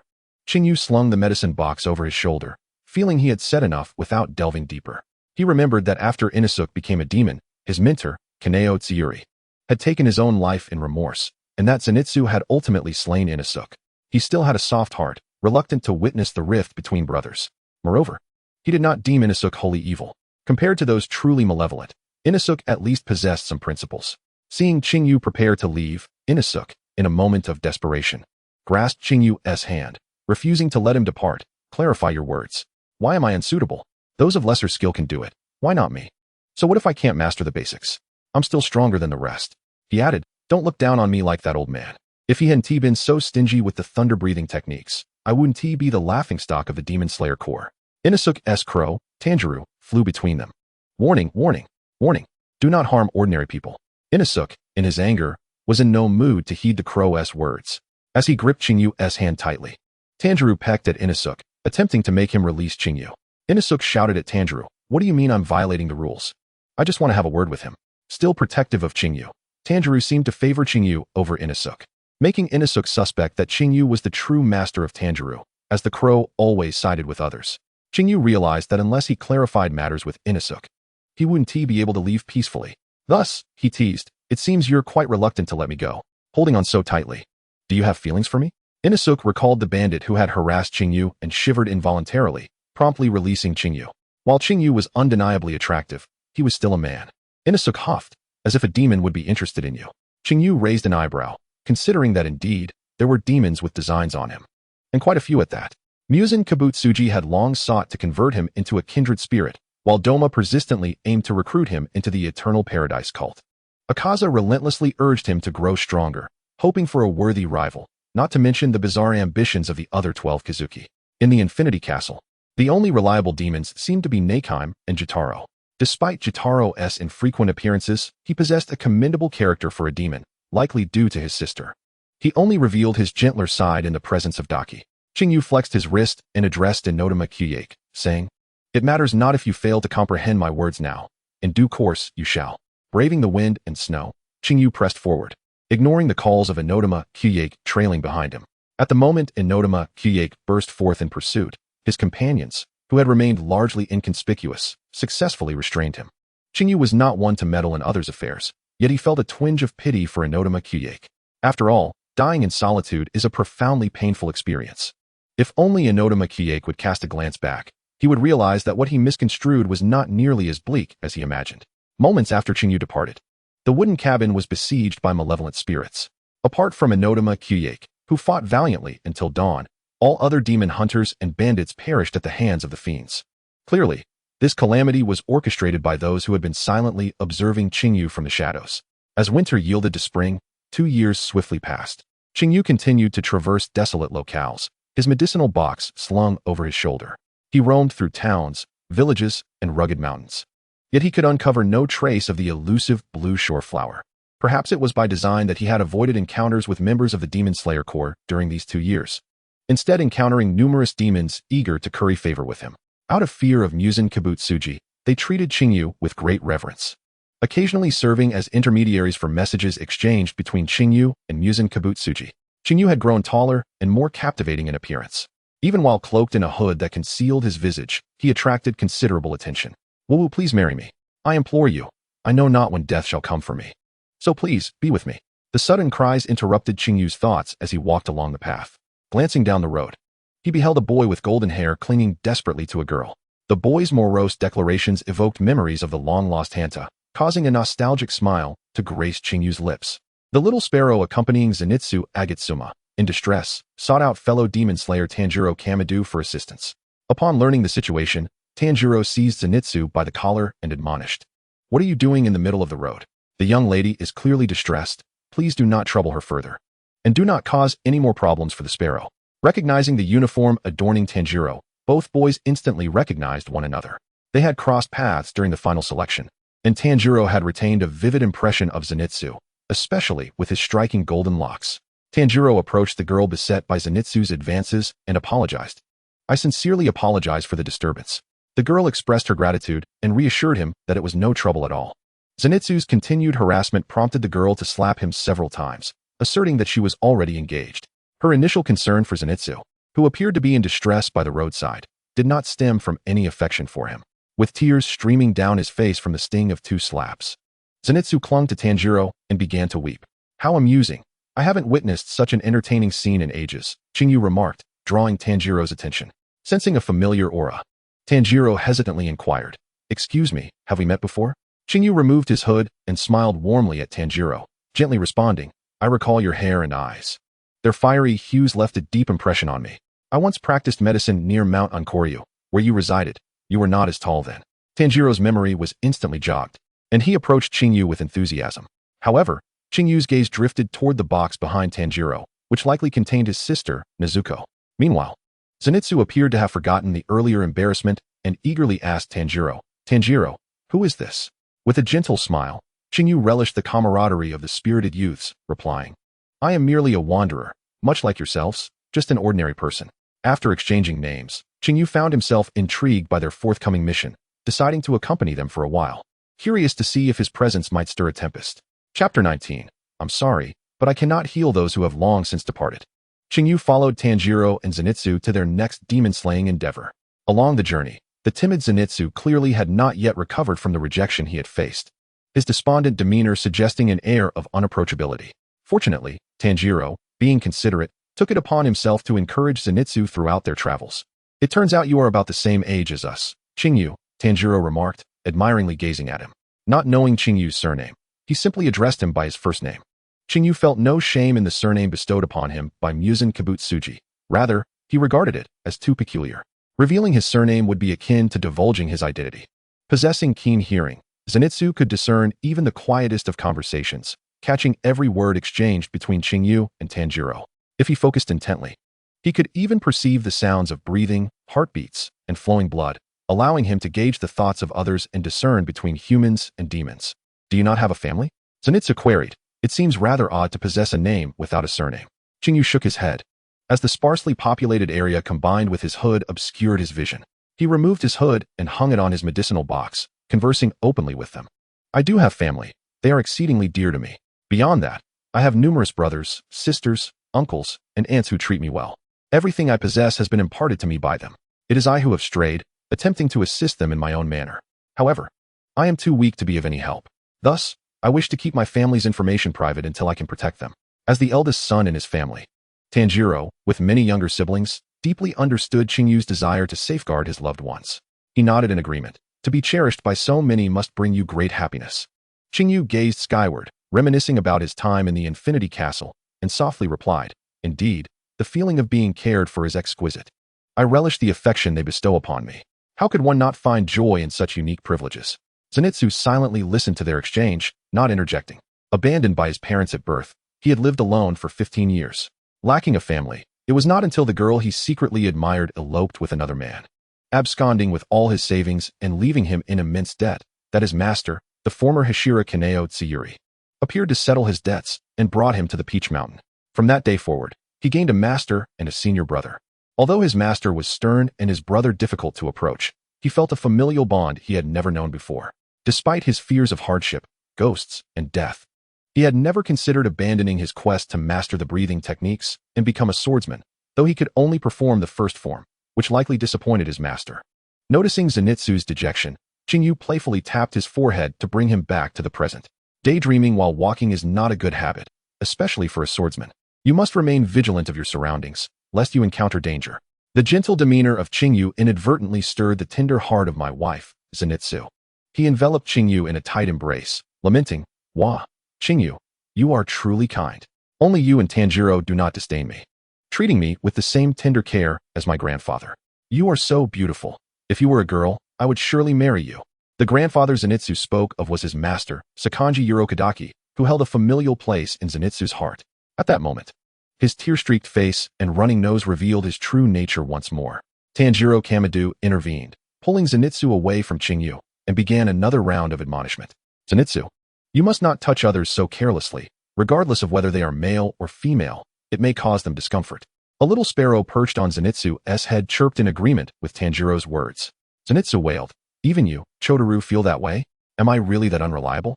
Qing Yu interjected. Do not trouble Chotaru, it cannot speak. Even if I were a girl, I would not accept your proposal. Tanjiro replied, Zenitsu, let us hasten our journey. The crow has already scouted the path and is awaiting our arrival. Zenitsu protested, No, the demons are terrifying. What if I am devoured by one? Tanjiro, you must protect me. Qing Yu could not help but reflect on Zenitsu's earlier disposition. His cowardice and lack of self-confidence blinded him to his own strengths. The potential within a person is boundless, and it is often in high-pressure situations that one is forced to grow. What Zenitsu lacked was merely an opportunity. They arrived at a residence, where Tanjiro's keen sense of smell detected the scent of blood, and Zenitsu heard an unusual sound. In a corner, Qing Yu spotted two small children huddled together, their frightened gazes directed toward the foreboding house behind them. The children, a boy and a girl, appeared to be siblings. Qing Yu approached them gently, asking, What are you doing in a place like this? It is perilous for children to be out without an adult. Unexpectedly, rather than being comforted, the children took a step back, their fear unabated. Tanjiro crouched down with a smile. Big brother will show you something interesting, so do not be afraid. He spread his palm open, revealing Chotaru, who stood obediently atop his hand, capturing the children's attention with its adorable appearance. Chotaru made charming gestures, alleviating their trepidation. Once their emotions stabilized, Qing Yu and Tanjiro inquired about the situation. The siblings explained that their older brother had been taken by a demon while walking home at night, and the ominous house before them was the demon's lair. They had stealthily followed the demon that abducted their brother, leading them to this place. Tanjiro reassured them. Do not worry. We will rescue your brother and ensure you return home safely. Qing Yu embraced the siblings, whispering softly, do not cry, all right? Stay here patiently. Your brother will be fine. His certainty stemmed from his awareness of the unfolding events. Inside the house resided a demon, the Lower Moon 6, the drummer demon, Hyogai. Zenitsu trembled in fear, his acute hearing picking up subtle sounds. What a disgusting noise. Is it the sound of drums? It is most unsettling. The drumming intensified, reaching a crescendo that even those with less keen hearing could perceive. Suddenly, a bloodied boy fell heavily from a window just as the drumbeats peaked. The gruesome sight prompted Qing Yu to shield the children's eyes, but alas, the boy did not survive. Despite his fierce will to live, he succumbed to his grievous injuries in Tanjiro's arms. As if struck by a revelation, Tanjiro cradled the boy and approached Qing Yu, urgently saying, Qing Yu, please save him. He is gravely wounded. Qing Yu furrowed his brow as he examined the boy's injuries and concluded, it is too late. He has ceased to breathe. His organs are severely displaced, and he has lost too much blood. I cannot save him. Though I possess medical knowledge, I cannot revive every patient. Please do not hold me in too high regard. I am but an ordinary person. A wave of sorrow swept over the group as Tanjiro clutched the still warm boy, roaring in anguish. This is abhorrent. It is utterly unforgivable. Qing Yu gently closed the boy's eyes, sighing, may your soul find peace. Between humans and demons, a fundamental opposition is inescapable. Although Qing Yu's internal balance had already tipped, it did not negate his adherence to the most basic principles of compassion and morality. He merely wished to intervene, striving for a more favorable outcome for all. Chapter 20. The Power of Narrative. Tanjiro left Nezuko outside, urging the still shaking Zenitsu toward the residence. As he passed by Qing Yu, he paused momentarily and said, Qing Yu, please take care of these two children outside. If danger arises, the box contains my sister. She will protect you. Tanjiro's resolute gaze compelled Qing Yu to focus intently, casting a casual glance at the box hidden in the shadows. If I am not mistaken, your sister is a demon, is she not? I recall her well. She is a gentle girl, always smiling, following closely behind you while cradling your younger brother. Though young, she is as dependable as you, Tanjiro. Qing Yu's words prompted Tanjiro to reminisce about Nezuko before she transformed into a demon, causing his eyes to well with tears, yet deepening his resolve to restore her humanity. Regardless of the cost, he was determined to cure Nezuko. In slaying demons, he would also collect the blood of high-ranking demons to present to Tamayo and Yashiro for research. Striving to restore Nezuko to her former self, Tanjiro cast a lingering glance at the box, stating, I am counting on you, Qing Yu. Zenitsu and I will return shortly. Qing Yu replied, Are you so unreservedly trusting? Are you not concerned that I might harbor ill intentions toward your sister? Have you considered that she might worry for you? It is daylight, and the sun is bright. If something were to occur, it would be too late for regrets. Qing Yu sternly reminded Tanjiro not to place blind faith in others. There exist many who are duplicitous. He himself is not above such deception. Wearing a false mask, he has engaged in disingenuous discourse, and he has long lost count of the lies he has told. Tanjiro paused for a moment, then broke into a broad smile. Despite Qing Yu's stern tone, he sensed an undercurrent of concern and anxiety. It is precisely because you are here that I can trust Nezuko to stay outside. Qing Yu, exasperated, rubbed his temples, wishing to deliver a punch to Tanjiro, hoping to instill in him an understanding of the malice that can lurk within the human heart. At that moment, Tanjiro's crow, Tanjiro Matsuak, called out hoarsely, urging him to proceed with the mission to save lives. Tanjiro smiled apologetically at Qing Yu. I must go in to rescue them. The house harbors man-eating demons. Keep the children safe and find a secure corner to wait. The demons fear the sunlight. As long as the sun remains high, you will be safe. Qing Yu grasped Tanjiro Kamado's hand firmly, halting him with an air of indifference. From the moment we met, I began to harbor doubts. Your gait is decidedly unnatural, and your breathing patterns while speaking are utterly erratic. As a swordsman of the Demon Slayer Corps, trained in the art of breathing techniques, one should be capable of controlling their own respiration. Your ribs and legs are injured, aren't they? What has happened to your crow? Do you not question the Demon Slayer Corps' relentless exploitation of you on these missions? Foolish child, do not mistake bearing injuries in battle for honor. Winning does not denote skill, while losing simply marks you as a fool. The peril of fighting demons is immense. It is no mere child's play. If you are unprepared for combat, you are courting death. Qing Yu was not one to speak excessively, yet the sight of Tanjiro charging into battle while wounded troubled him deeply. He recalled his encounter with Michiro Takedo upon emerging from the Infinity Castle, where he had found the latter not only injured but also feverish. Even in a state of severe physical distress, the grip on his Nichiren blade remained unwavering. Zenitsu Agatsuma, upon hearing of Tanjiro's injuries, fell into despair, exclaiming, "Tanjiro, how could you have broken a bone? How are you supposed to protect me in that condition?" His anguished cries were unbearable, even for the two children present, let alone for Tanjiro himself. "All right, Zenitsu, let us hurry," Tanjiro urged, nearly dragging Zenitsu into the house with him. Their crow followed closely behind, leaving only Qing Yu and the two small children, along with Nezuko, who remained in her box outside. Once the figures of Tanjiro and Zenitsu vanished from sight, Qing Yu buried his face in his palms, murmuring, "Such troublesome children." Tanjiro, Hinasuk is not an adversary to be trifled with. Despite recognizing Tanjiro's protagonist aura, Qing Yu could not help but admire his bravery. A creaking sound emanated from the box left outside, prompting the two children to approach Qing Yu. "Pretty brother." There's been a strange noise coming from the box, they said, fear evident in their voices. It sounded as if nails were scraping against the wooden surface, accompanied by faint thuds. Given their young age, their fear was understandable. After speaking, they dared not glance at the box again, retreating instead to a safe distance. The box shook violently, seemingly reluctant to reveal its contents. In his moment of distraction, Qing Yu failed to prevent the two children from dashing into the house. Alas, these children are truly a handful, he thought, marveling at the sheer force of the narrative. It was indeed not so easily altered. However, this challenge was precisely what made it intriguing. If anyone could simply rewrite the course of fate, then destiny would hold no weight. The strength of the plot carried its own rationale. Qing Yu knelt beside the box containing Nezuko, speaking softly, "Nezuko, do not fear. I understand your worry for your brother. But he left you outside to protect you. Your safety is Tanjiro's utmost concern. Rest assured, he shall return safely." His words seemed to soothe Nezuko, who gradually quieted, though faint noises continued to emanate from within the box. Inside the house, Tanjiro and Zenitsu were moving about when they suddenly witnessed the two siblings tumble in. He halted them, admonishing, "Did I not instruct you to stay out? This place is perilous. You should not be here." The boy among the siblings replied, "The box you left behind has been moving, and we were scared, so we came in." Tanjiro, filled with concern, said, "Did you not consider the consequences of rushing in like this? That box contains my most precious possession. Thankfully, Qing Yu is still outside. I must rely on him." No sooner had he spoken than the house trembled violently. When Tanjiro regained his bearings, he found only the little girl among the siblings remained by his side. Zenitsu and the boy had vanished, or rather, they had been separated. Chapter 21, Encounter. Qing Yu calculated the time in his mind. It had been quite a while since Tanjiro and the others entered the house. Nezuko, who had initially been restless, now lay as still as if in slumber. Without a sound, he understood that she was concerned for Tanjiro's safety, had it not been for the sun's rays. She would have likely left her box to seek her brother. As Qing Yu closed his eyes in contemplation, a smile spread across his face. What a predicament! His facade of benevolence seemed increasingly difficult to maintain. In this world, he had lived as Kibutsuji Qing Yu for 17 years.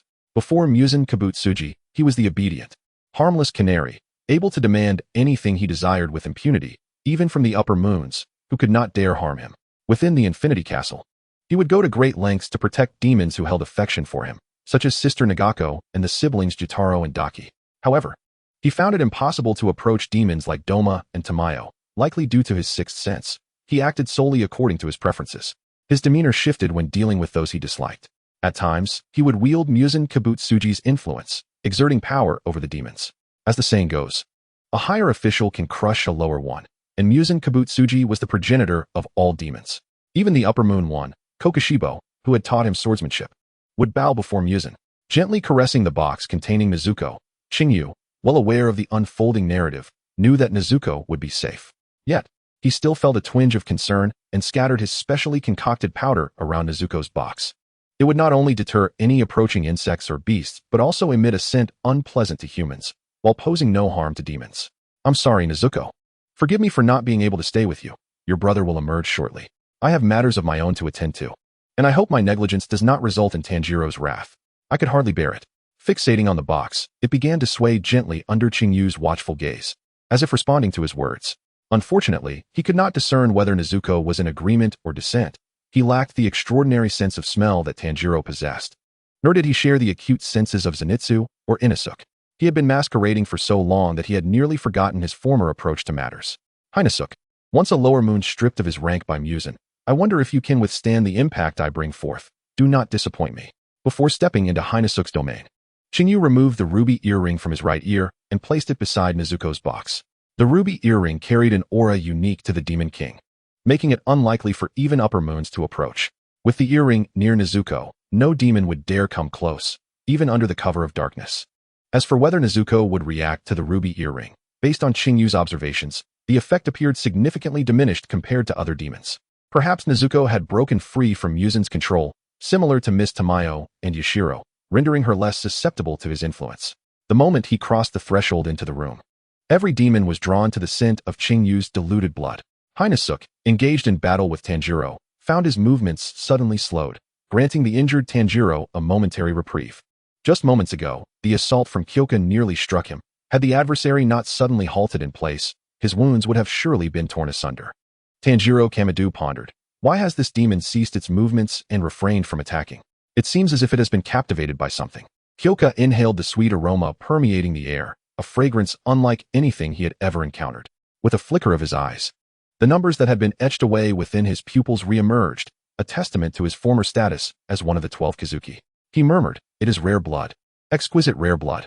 Consuming such blood could rival the essence of 50, if not 100, individuals.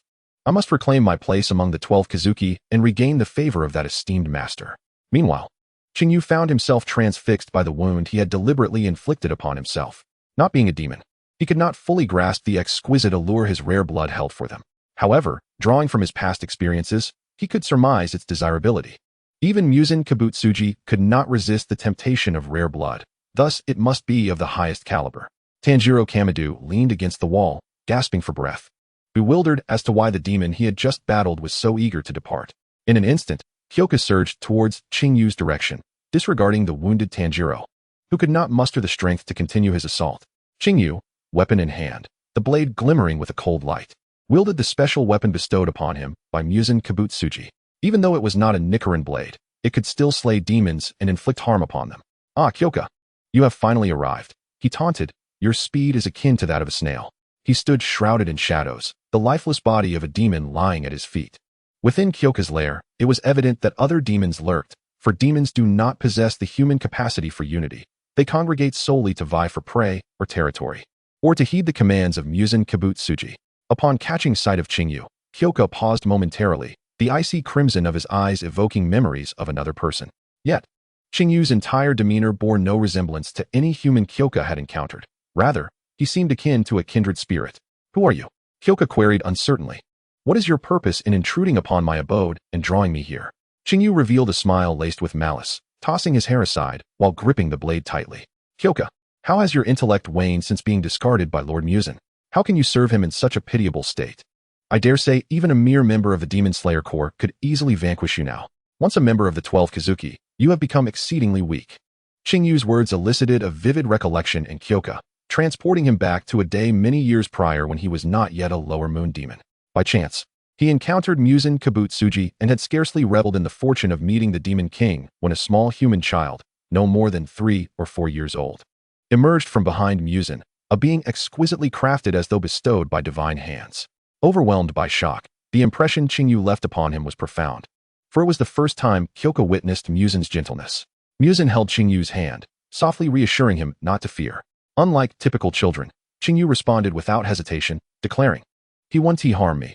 I am not afraid." Muzen, with a look of affection, embraced Qing Yu, who clung to his neck like a little bundle, boldly gazing at Kyoka, devoid of any emotion save for curiosity. "How can you be so certain you won't be harmed? Humans are the food of demons. What if you encounter one alone?" "Without me?"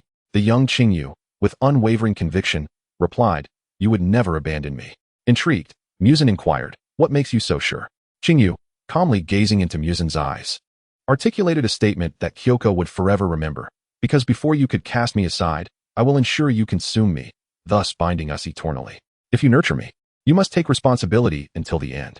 Kyoka could not recall Muzen's expression at that time, but he sensed the pleasure emanating from him. After that encounter, in his good spirits, Muzen gifted him blood, significantly enhancing his powers. He cupped his head in realization, understanding at last why Qing Yu felt so familiar. Before him stood the sole human recognized by that esteemed master within the Infinity Castle. Chapter 22. The budding of longing. Qing Yu frowned, displeased by Kyoka's current despondency. The Demon Slayer Corps harbored many formidable warriors. Though the upper moons were powerful, the lower moons dragged them down. Over the past century, only the lower moons had been in constant flux. If they could not cultivate powerful demons on their side, remaining stagnant, they would inevitably succumb to annihilation at the hands of the Demon Slayer Corps. Qing Yu pointed his blade at Kyoka's heart, admonishing, "Lift your head. Is it such a disgrace to have been cast out of the lower moons? Struggle begets motivation. Otherwise, what use is it for Lord Muzan to sustain you lot? A demon that falters at the slightest setback is no different from a worthless failure. Even I, as a mere human, surpass you. Do you not feel shame?" The tone reminiscent of Muzan's made Kyoka tremble, hastily defending himself. "No, I can still grow stronger. I can devour more souls. I will return to the 12 Kazuki and once again serve that master." "Enough. You are unworthy to even utter his name," Qing Yu interrupted impatiently. "A weakling with an uncertain heart.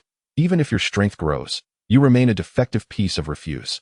Kyoka, Lord Muzan has granted you opportunities that you have squandered.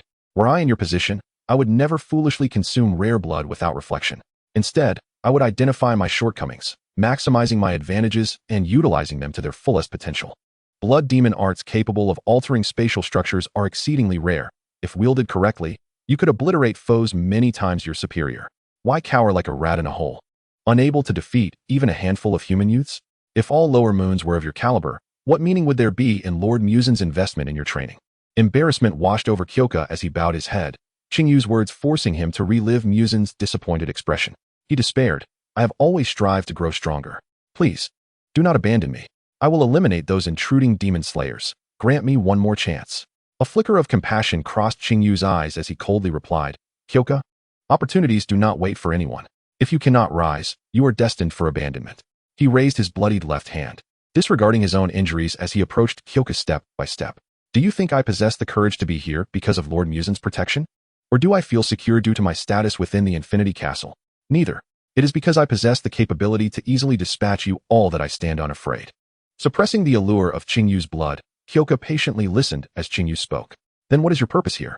If it is merely to lecture me, your presence is entirely unnecessary. I do not require your questioning to conduct my affairs." The aroma of rare blood intensified in the air, prompting Kyoka to discreetly create distance between himself and Qing Yu, fearful of inadvertently harming him. The Adam's apple quivered, continuously secreting saliva between the sharp fangs. At that moment, Xiang Kai wished fervently to shut off his sense of smell. He could only lower his head to divert his attention, striving to avoid casting glances in Qing Yu's direction. "Your arm is bleeding. Allow me to fetch some medicine to bandage it." He hastily concocted an excuse for himself. Without waiting for Qing Yu's response, he prepared to beat the drum and shift the space to leave. However, Qing Yu was swifter than Xiang Kai. He struck first, severing Xiang Kai's arm with a grim tone. "I told you not to move. Is your ear merely for decoration?" The blade turned, and Xiang Kai's right ear, along with half of his face, was struck by Qing Yu. Xiang Kai's cry of pain reverberated throughout the residence. "Huh? It hurts so much. The wound. It won't heal. The weapon in your hand is evidently not the Sunblade. How could it possess similar effects?" Perhaps due to the volume of Xiang Kai's cries. Qing Yu heard the approaching footsteps. In a mere turn of his head, Xiang Kai seized the opportunity to escape. Qing Yu, exasperated, muttered, "Damn it," he fled rather swiftly. He then fell into contemplation, pondering whether his mere presence could alter the established truth.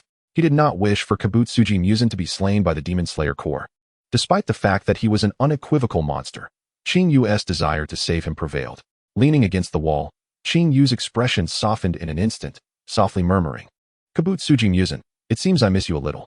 Within every man-eating demon lies a curse.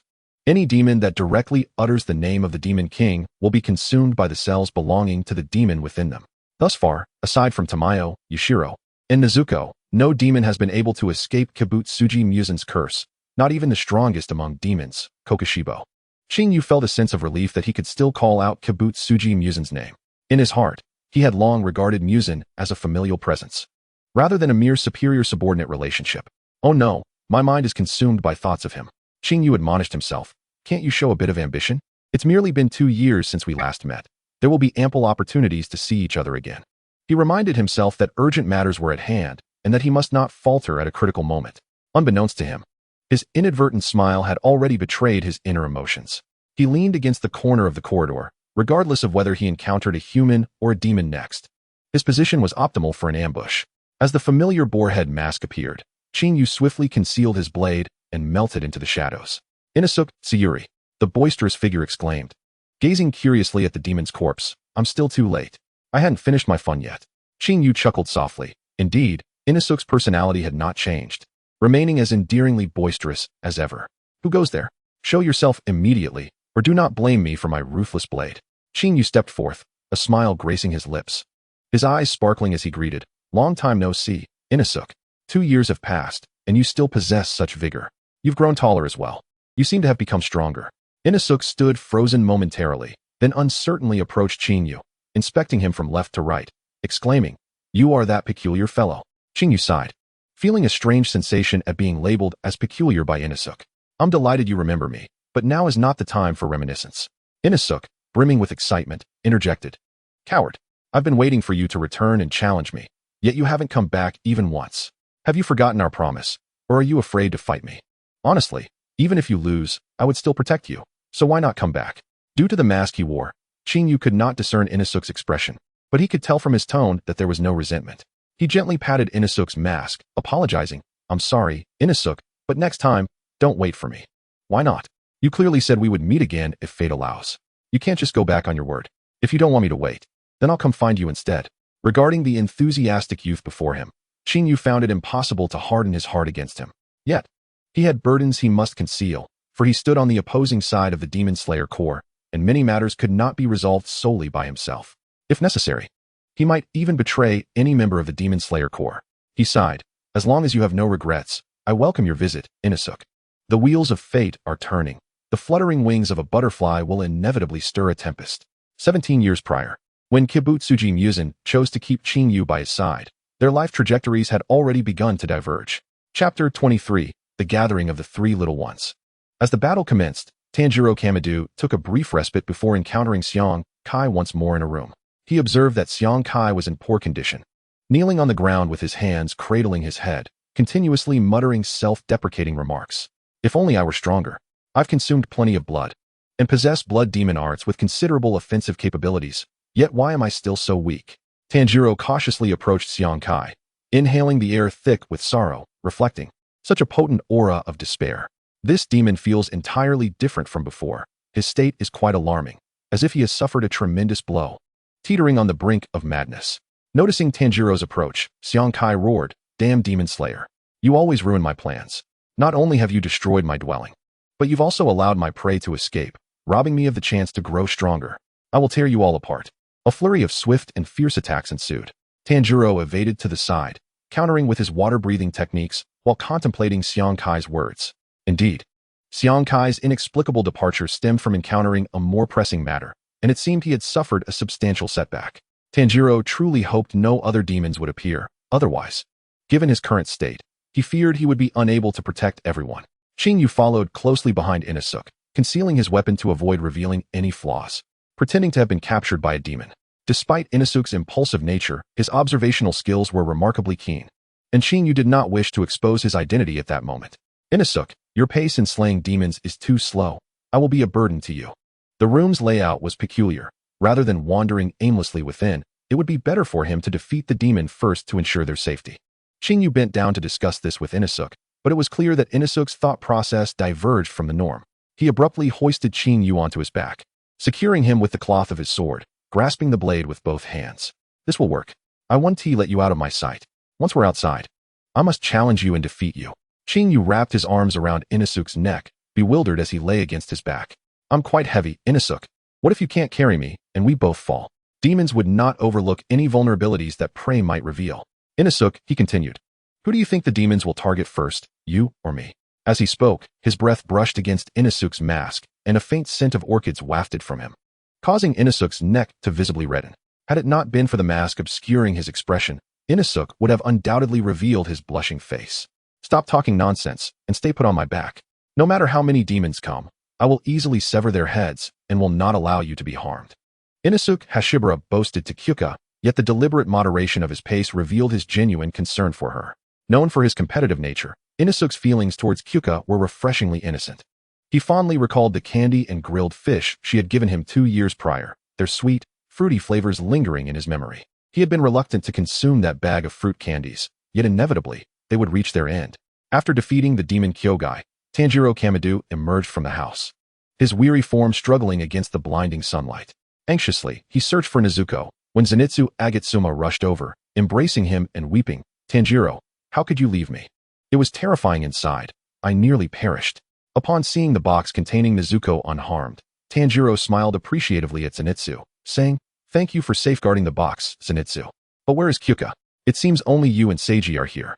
As he exited the house, Tanjiro had immediately noticed Zenitsu tightly clutching the box, adorned with a pair of ruby earrings resting atop it. Seiji, the boy among the siblings, had been with Zenitsu when they were separated, while Tanjiro had found himself alongside the sister, Hikari.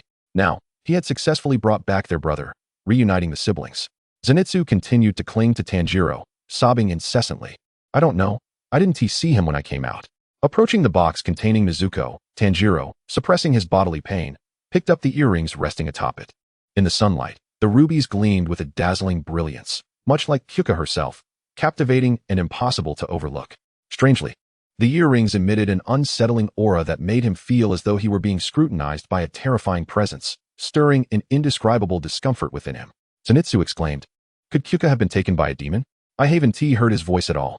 Just as he spoke, Zenitsu's ears perked up, and rhythmic footsteps approached from afar, as Inosuke burst forth from the house, carrying Kyuka on his back. "Charge ahead! Charge ahead!" Inosuke's gaze fixed upon the box, startling Zenitsu with the sight of his boar mask. There's a demon's presence. There are demons outside. Zenitsu suddenly realized, shouting to Tanjiro, "Tanjiro, I remember. The one with the mask is the 5th qualified candidate from the final selection.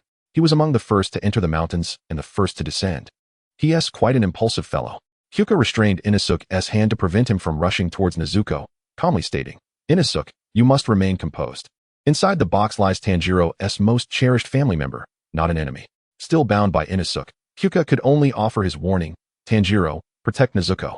She must not be exposed to the sunlight." He managed to delay Inosuke, guiding him around Kyogai's residence, fearful that Inosuke's impulsive nature might lead to harm against their companion. Inosuke protested, "Hey, are you all out of your minds?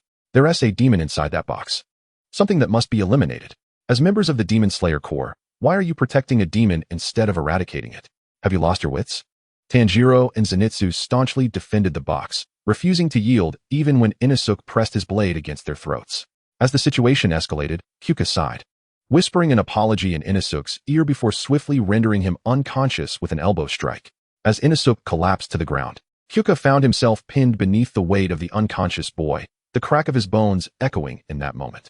The others hurriedly extricated Kyuka, yet Inosuke clutched Kyuka's hair tightly, unwilling to release his grip. Chapter 24, Urgent Summons. Tanjiro and Zenitsu tried every method imaginable to separate Inosuke from Kyuka, but to no avail. Finally, Kyuka spoke up, "Tanjiro, Zenitsu, I'm fine. Once Inosuke awakens, we will naturally part ways. Especially you, Tanjiro. You are the most severely injured among us, so it's best you rest and refrain from moving about." Zenitsu chimed in, "Yes, Tanjiro, you need to recover quickly, otherwise, how can you protect me?" Boo-hoo. The 3 siblings they had rescued approached with concern, hesitating momentarily before addressing Tanjiro. "Big brother, we're sorry. We didn't listen to your advice to stay outside, abandoning the most precious thing to you. Yet you still protected us and even saved our brother. We are truly grateful." Tanjiro smiled warmly, ruffling Hikari's hair. "I'm just relieved you are all safe. I bear no resentment, so there is no need for guilt. Your brother possesses a rare blood type, making him vulnerable to demons. Even while trembling in fear, your determination to search for him is commendable. You must protect your family well from now on." The siblings embraced Tanjiro in gratitude, and suddenly, his crow appeared, dropping a talisman into their hands. Those with rare blood types must carry a talisman to ward off demons. Kyuka squinted, recognizing the scent of wisteria in the air, suddenly recalling a similar charm gifted to him by Ju Tomioka. He had discarded the wisteria long ago, and the charm had been destroyed by Muzan himself.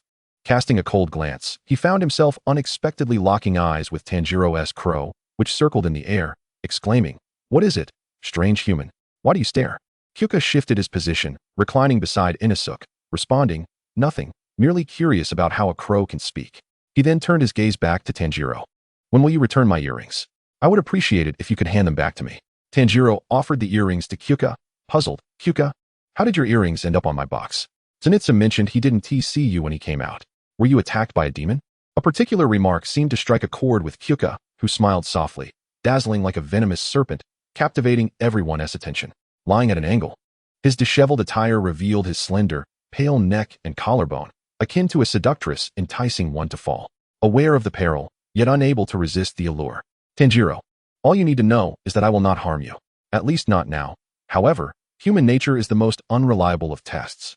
He drew his blade, severing the strand of hair that Inosuk had grasped tightly. It was not that he could not wait for Inosuk to awaken, but the sun was about to set, and he could hear the sound of a biwa echoing in his mind. It was Muzan Kabutsuji summoning him, and after 2 years of silence. Perhaps his actions had disappointed the demon, prompting an urgent call back to the Infinity Castle before nightfall. Kyuka's actions startled everyone, and Zenitsu suddenly heard a cacophony of heartbeats, gazing intently at Kyuka, asking, "Are you sad? Why does your heartbeat sound so distressing?" Kyuka replied, "Indeed, I am quite sorrowful. Yet the predicament I find myself in is one that no one can assist me with. I must rely solely on my own strength to persevere." He removed Inosuke Hashibura's mask, revealing the youth's handsome visage. The striking contrast between Inosuke's rugged physique and his delicate features rendered Tanjiro Kamado and his companions momentarily breathless. Particularly Zenitsu Agatsuma, whose reaction was the most pronounced. It is no wonder they were taken aback. "Please wait a moment longer, Inosuke." Kiyu spoke softly to the slumbering figure of Inosuke. "We shall have our chance to spar." He was unable to indulge in sadness, nor could he formally bid them farewell. "Kiyu, are you leaving again?" Tanjiro implored, his instincts sensing a profound sorrow that seemed to envelop Kiyu. "No, I am merely returning to where I belong. Someone has come to collect me." Tanjiro replied, "Inosuke appears to hold you in high regard. Should he awaken to find you gone, it is likely to sadden him greatly." The setting sun, slanting towards the horizon, seemed to urge Kiyu to depart, leaving him in a state of agitation.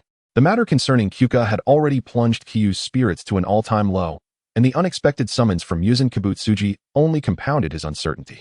Had it not been for Muzan's directive, Nezuko would not have incessantly reminded him with her biwa's haunting notes. It was evident that Muzan was already incensed. Kiyu pondered whether it was his lack of progress over the past 2 years or his close association with the Demon Slayer Corps that had triggered this ire, or perhaps it was a combination of both. Deep within the forest, once he ascertained that no one was around, Kiyu concealed himself at the moment the sun dipped below the horizon.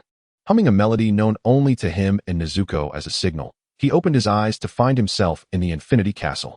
Muzan Kabutsuji stood directly before him, gazing at him with an expression so multifaceted it was nearly inscrutable. "Long time no see, Lord Muzan. I hope you have been well." Kiyu broke the silence, offering a genuine smile, his eyes glimmering with a gentle clarity. Muzan scrutinized Kiyu from head to toe, ultimately resting his gaze upon Kiyu's expressive eyes filled with mirth. 2 years may not seem long for a demon, but you, on the other hand, have changed significantly. Muzan's tone betrayed no hint of emotion. Yet Kiyu could feel the underlying discontent simmering beneath, as if Muzan were suppressing his feelings while engaging in forced civility. Kiyu's heart sank. Muzan despised change and anything beyond his control. The mere notion of describing him as changeable was a sure sign of his rising fury. He set down his medicine box, approached Muzan until he was but a half step away, knelt on one knee, and bowed his head. "Lord Muzan, it is not yet time for my return. I humbly request permission to exercise the authority to command lower-ranking demons. From my observations, the strength of the Demon Slayer Corps has grown considerably in recent years, while the newly born demons are progressing at an alarmingly slow pace. Over time, the balance you maintain will inevitably tilt in favor of the Demon Slayer Corps. Kyuka is a prime example. Even after you stripped him of his rank, he once occupied a position among the lower moons, his blood demon art not being insignificant. Even a newly minted demon slayer who has just passed the final trial could slay him. It seems we ought to reconsider our strategy." Muzan's suppressed emotions finally erupted as he grasped Kiyu forcefully, looking down at him. "Kiyu, have I been too lenient with you, causing you to lose sight of your true identity? I may indulge you, favor you, and cherish you, but when it comes to combating the Demon Slayer Corps, you would do well not to entertain thoughts of disobedience." Chapter 25. We are each other's exceptions. A dull ache emanated from his heart, and the tremor of his breath felt magnified 1,000-fold. Like a drowning man, Kiyu, in a humble posture of submission, half embraced Muzan, yielding to his force. After a long pause, Kiyu heard a voice within himself that differed from the past. "Muzan, I implore you, can you not grant me this one request? Please." Kiyu had always been proud. Even in the face of death, he maintained his composure and could mock the perverse individual intent on taking his life. He reveled in the exquisite agony of another, drawing out their deepest insecurities, savoring their misery with a blend of tenderness and cruelty. Yet, with Muzan, it was different. Kiyu had never wholeheartedly considered anyone else's needs before. He felt like a stranded fish nestled in Muzan's embrace, choosing to remain ashore even when the water was within reach. He sought no stability, nor did he care for his own life. Having lived 2 lifetimes, he had always adopted a laissez-faire attitude towards existence, with only Muzin being the exception in his life. For the first time, Muzin did not respond to him, instead regarding him with the detached gaze reserved for inanimate objects. Qiyu, should you fail to persuade me, then remain in the Infinity Castle forever. Even if it means breaking our pact, I would rather not witness your betrayal. Have you spent so much time among humans that you have forgotten who you are? You bear the name Kabutsuji, my child who has been by my side for 15 years. No other demon possesses the privileges you do. Are you not satisfied? They are but my subordinates, mere pawns. Easily discarded as refuse. You alone are different. Qiyu's hands tightened slowly. What must he do to alter Muzin's perspective? The matters concerning the future were beyond his control, and the notion of being a reincarnated soul sounded utterly absurd. To directly tell Muzin that he was a being from another world, privy to the future's outcome, that all demons would perish at the hands of the Demon Slayer Corps, would surely brand him as mad. I have my reasons. If we allow the Demon Slayer Corps to continue growing unchecked, our situation will only become more precarious. My concern for you runs deeper than you might imagine. Muzin's voice turned cold. Qiyu, have you forgotten? Though I raised you, I am also your enemy. Your true family was slaughtered at my behest. I kept you alive merely on a whim. Even though you grew up in the Infinity Castle, our relationship remains fundamentally unchanged. Muzin had never concealed Qiyu's origins, nor did he need to. As the progenitor of demons, with a presence spanning millennia, he had witnessed countless events. Aside from his inability to bask in sunlight, he could be deemed nearly omnipotent. Once he overcame the sunlight, the only true threat to him would be the Demon Slayer Cornicoran blades.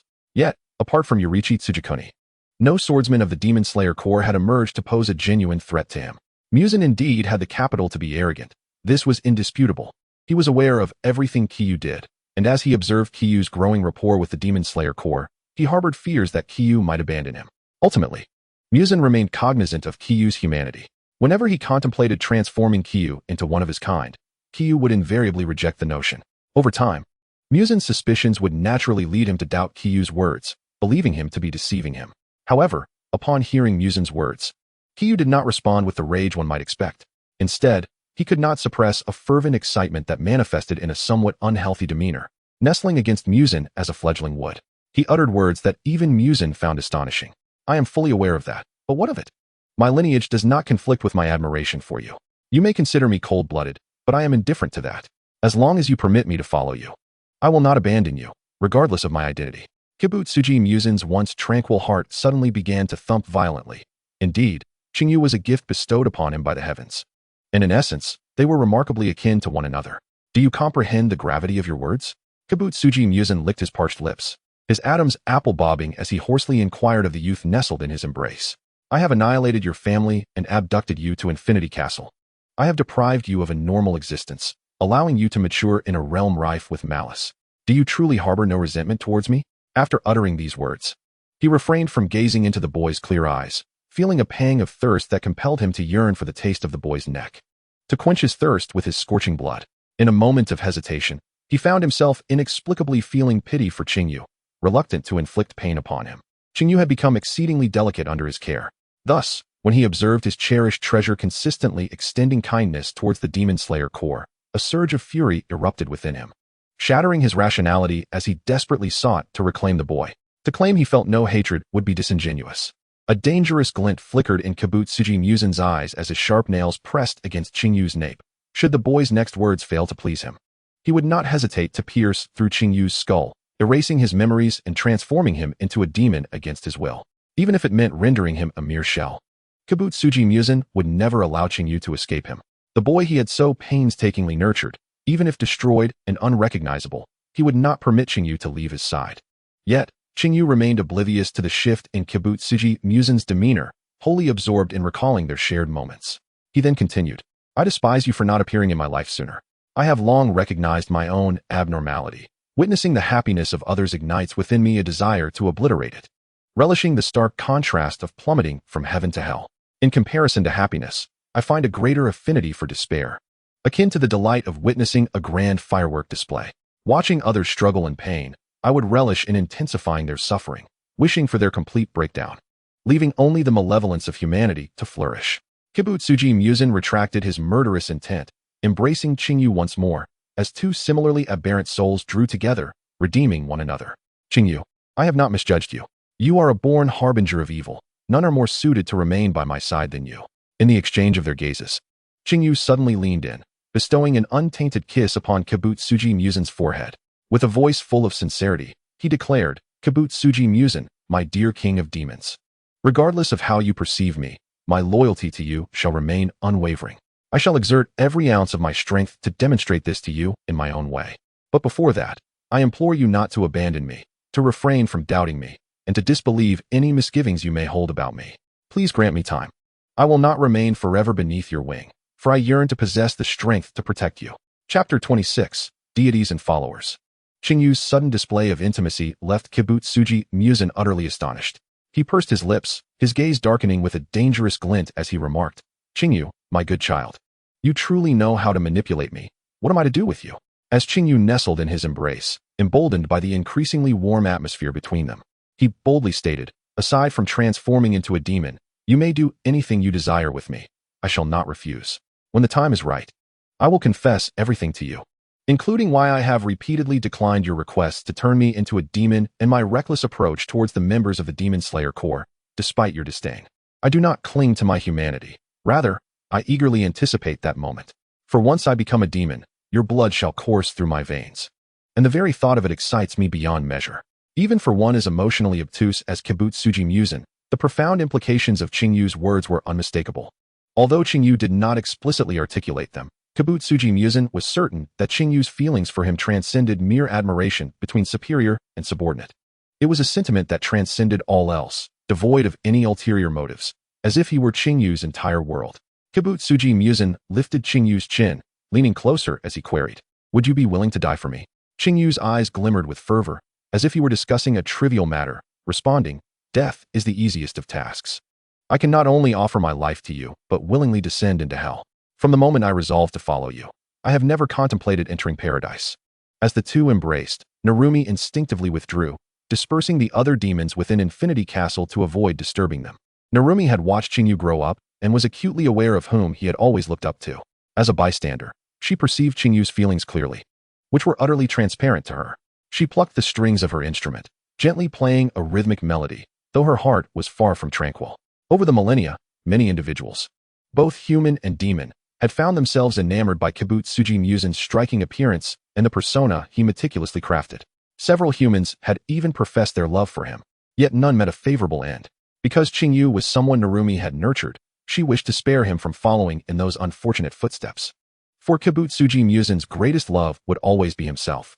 Suddenly, Qing Yu pushed Kabutsuji Musen away, exclaiming, your grip is far too tight. Do you wish to strangle me? Unafraid of death, he would not fear pain. For the first time, Kabutsuji Musen lost control of his outward emotions. His thoughts had yet to catch up when his body instinctively sought to draw closer to Qing Yu. His feelings for the boy were exceedingly complex, dominated by a fierce possessiveness. It was akin to a long-awaited harvest he was unwilling to share with anyone, even hesitant to pluck the fruit for himself. Even if the fruit were to rot upon the tree and decay into the mud, he would not allow anyone else to touch it, for Qing Yu belonged to him alone. No one else could lay claim to him.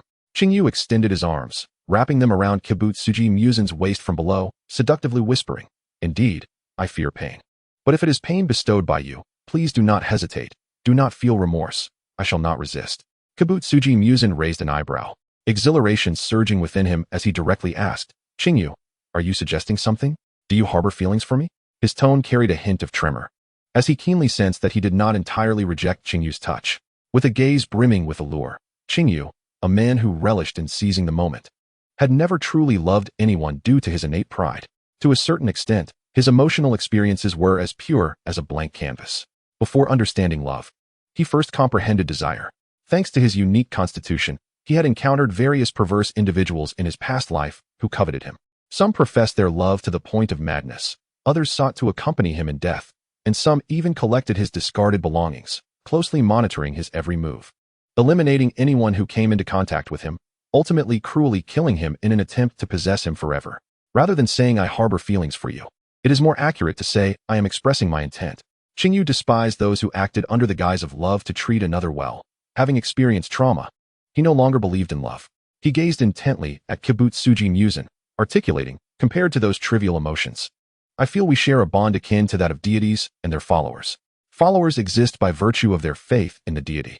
Yet the benevolent deity does not invest all their energy in any single follower. However, you are worthy of my complete devotion. An intriguing and novel metaphor, Kabutsuji mused, no longer pressing Qing Yu for answers or probing him with further questions. They all understood that after this meeting, the relationship between the two had subtly transformed. Subsequently, Kabutsuji Musen refrained from making any intimate gestures towards Qing Yu. The two acted as though nothing had transpired, discussing matters concerning the Demon Slayer core, when their opinions diverged. Their heated arguments sent shivers down the spines of the demons within Infinity Castle. Following that night, the demons unanimously regarded Qing Yu as truly audacious for daring to challenge the Demon King, even among the upper moons. Such a provocation of Musen's authority would have likely resulted in their demise countless times over.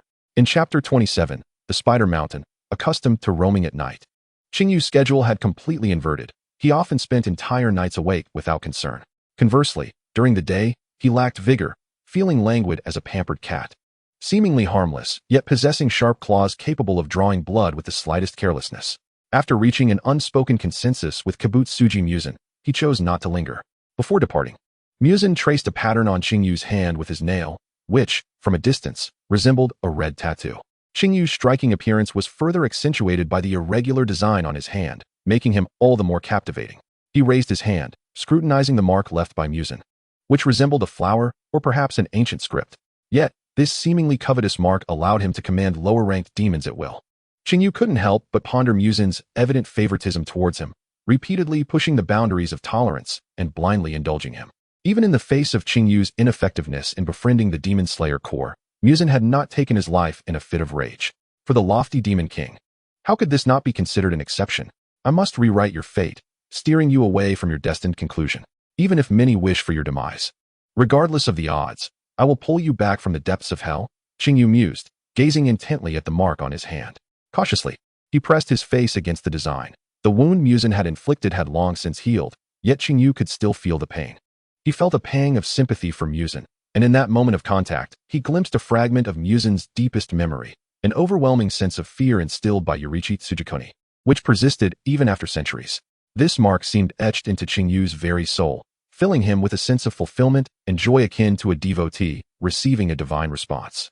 Yet, following the joy came an endless tide of sorrow and melancholy. Only when alone could Qing Yu allow himself to express his emotions. His demeanor bore a weight of experience beyond his years, and his silver hair shimmered like dewdrops freshly formed in the morning light. How could you think to visit me here? Infinity Castle offers exquisite delicacies and accommodations, comfortable finery, and endless treasures, even the ability to command lesser demons to serve you, providing the highest level of service.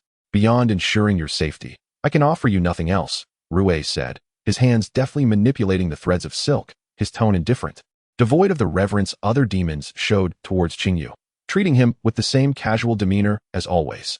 Qing Yu leaned down, reaching out to pat Rue's head amidst the fearful gazes of the other spider demons, and smiled. You should not always pretend to be so mature. Occasionally, try to bring some joy to yourself. Catching a glimpse of the demon standing behind Rue, his demeanor shifted momentarily. Rue was so fixated on his connections that he could not even discern what he truly desired. It seems your family has grown in number since we last met. I wonder how long these impostors can endure under your care. The spider father roared in protest, mindful of the earrings adorning Qing Yu, refraining from approaching, and shouted in a hoarse, unpleasant voice, "Do not speak of my family." Rue turned and admonished, "Silence. I have not yet spoken. Who dares to be presumptuous? Should there be a next time, I would not hesitate to remind you of the rules." The rules Rue referred to involved hanging them from threads and letting them bleed, or dismembering their bodies. When the sun rose the following day, they would be burned by its rays, only to be dragged back into the shadows, subjected to repeated torment until their mental defenses crumbled under the fear of death. If Rue were in a foul mood, he might discard them as though they were mere refuse. To Rue, he could create as many family members as he desired. The bonds he once severed were now maintained through deceit, and a home built upon fear would inevitably crumble. Rue had been transformed into a demon while still a child, and aside from his eerie eyes, he bore no physical distinction from an ordinary child. "Rue, may I speak with you privately? I do not wish for your family behind you to overhear." Rue smirked mockingly, coldly stating, "They are merely tools for me to seek connections. Do not concern yourself with them, just have them leave." Upon his command, the spider demons dispersed, except for the eldest sister, who turned back to cast a deep, lingering gaze at Qing Yu, her fists clenched and an air of unease surrounding her. She had always excelled at maintaining her role as the sister, being the least punished member of the spider family. Yet, Qing Yu's presence had drawn all of Rue's attention away. She feared that Rue might abandon them all due to a few words from Qing Yu. They had been particularly weak before encountering Rue, fleeing in panic from demon slayers. It was Rue who had granted them strength and protection. Thus, even though Qing Yu was a special guest, she could not afford to relax her vigilance. Now that the troublesome ones have departed, feel free to speak. I am curious about the true reason for your visit. If that esteemed individual conveyed a message, it would only summon me to Infinity Castle. Thus, your arrival cannot possibly be by their directive. Qing Yu replied with a smile. Tamayo would be delighted for me to attend her eternal paradise. Yet you, on the contrary, greet my arrival with suspicion. Rue's lips twitched, as if to say something. Yet he restrained himself. The gentle smile from Qing Yu left him at a loss for how to respond. The longer one remained a demon, the more one as humanity faded. He had nearly forgotten what he had been like as a human and about his parents. His father, unable to accept that he survived by consuming humans, had attempted to kill him, while his mother wept in the background, endlessly apologizing. Do not speak to me as if I were a child. I have been a demon for nearly a century, and my actual age surpasses yours by far. Qing Yu tilted his head, surveying Rue from top to bottom. And reflecting on Kabutsuji Musen's regard for Rue, he spoke softly. I do not underestimate you because of your appearance. In fact, I find you quite endearing. Among the lower moons, you are the most favored by Musen. Hence, I have come to share some intelligence with you. The Hashira of the Demon Slayer Corps will soon arrive at the Spider Mountain, whether you choose to stay or leave. I hope you can make a decision in the coming days. I do like you, but I hold no obligation to assist your family. The revelation that fell from Qing Yu's rosy lips was enough to stun Rue. He did not doubt its veracity, but instead looked at Qing Yu with confusion, hesitantly asking, Are you worried about me? His nails trembled slightly, anxiously awaiting Qing Yu's response. Since their meeting, Qing Yu's subtle concern for Rue had not gone unnoticed. Despite their limited interactions, Rue could not comprehend why Qing Yu cared for him so deeply. Qing Yu gently embraced the increasingly trembling body of Rue, his voice laced with concern. There is no need for doubt. My worries for your safety are genuine. Whether it is for Lord Musen or other reasons, I have come solely for you. In Chapter 28, Love and Bonds, Rue's peculiar gaze flickered with complex emotions. Qing Yu towered over him, able to envelop him entirely in his arms. It felt as though an eternity had passed since he last experienced such warmth. For me? Rue hesitantly inquired. I do not understand. We are not intimately acquainted. You are a favored individual in the presence of that esteemed lord, while I am merely his subordinate. Even if that lord has not issued any commands regarding us, we would still safeguard your safety. Thus, there is no need for you to feign closeness with us. It would only serve to complicate matters without yielding any benefit to you. Rue raised his hands, hesitant to respond to Qing Yu's tenderness. His fingertips entwined with threads that could inadvertently harm Qing Yu. Qing Yu furrowed his brow, realizing that the longer a demon lived, the colder their nature became. A phrase from the original narrative suddenly resurfaced in his mind. Demons are tragic beings. They cannot attain redemption and must rely on devouring humans to survive, standing in stark opposition to the light, abandoned by the divine. Yet, if one had not encountered such injustice in life, how could they willingly become a demon? He held Rue tightly, an unusual anger flaring within him as he reproached, I despise the way you ponder these matters. Emotions cannot be acquired through mere exchange. Of course, I have no right to blame you, but I hope you do not conflate me with ordinary humans. No one, including that esteemed lord, can compel me to do what I do not wish to. Now, Qing Yu found himself in a paradox. When conversing with other demons, he would naturally broach the topic of Musen Kabutsuji. Yet, in the presence of Musen, he would deliberately avoid such discussions. To his astonishment, Rue abruptly pushed him away, causing a strand of his hair to be severed by the thread at Rue's fingertips. Rue stared at the silvery hair on the ground, noting the resemblance to Qing Yu's own hair, though subtly different. Rue's hair was a lifeless shade of white, akin to spider silk, while Qing Yu's silvery locks shimmered, radiating brilliance even in the dimmest of lights. Do not touch me indiscriminately. Keep your distance. You are human, and I am a man-eating demon. My self-control pales in comparison to that of the upper moons. If I were to lose control and harm you, that lord would surely become enraged and impose punishment, altering our fates. Rue lifted his head, revealing his other eye obscured by hair, marked with the number of lower moon 5, a testament of strength bestowed by Musen Kabutsuji. The higher the number, the greater the power and favor from Musen. Although Rue was lower moon 5, his strength surpassed that of other lower moons. He simply had not unleashed his blood demon art. Among the multitude of demons, Rue was the only one capable of sharing his power with others of the 12 Kazuki. Muzin forbade demons from gathering in large numbers without his command, making Rue an exception. Perhaps due to a shared experience, Muzin held a particular fondness for Rue.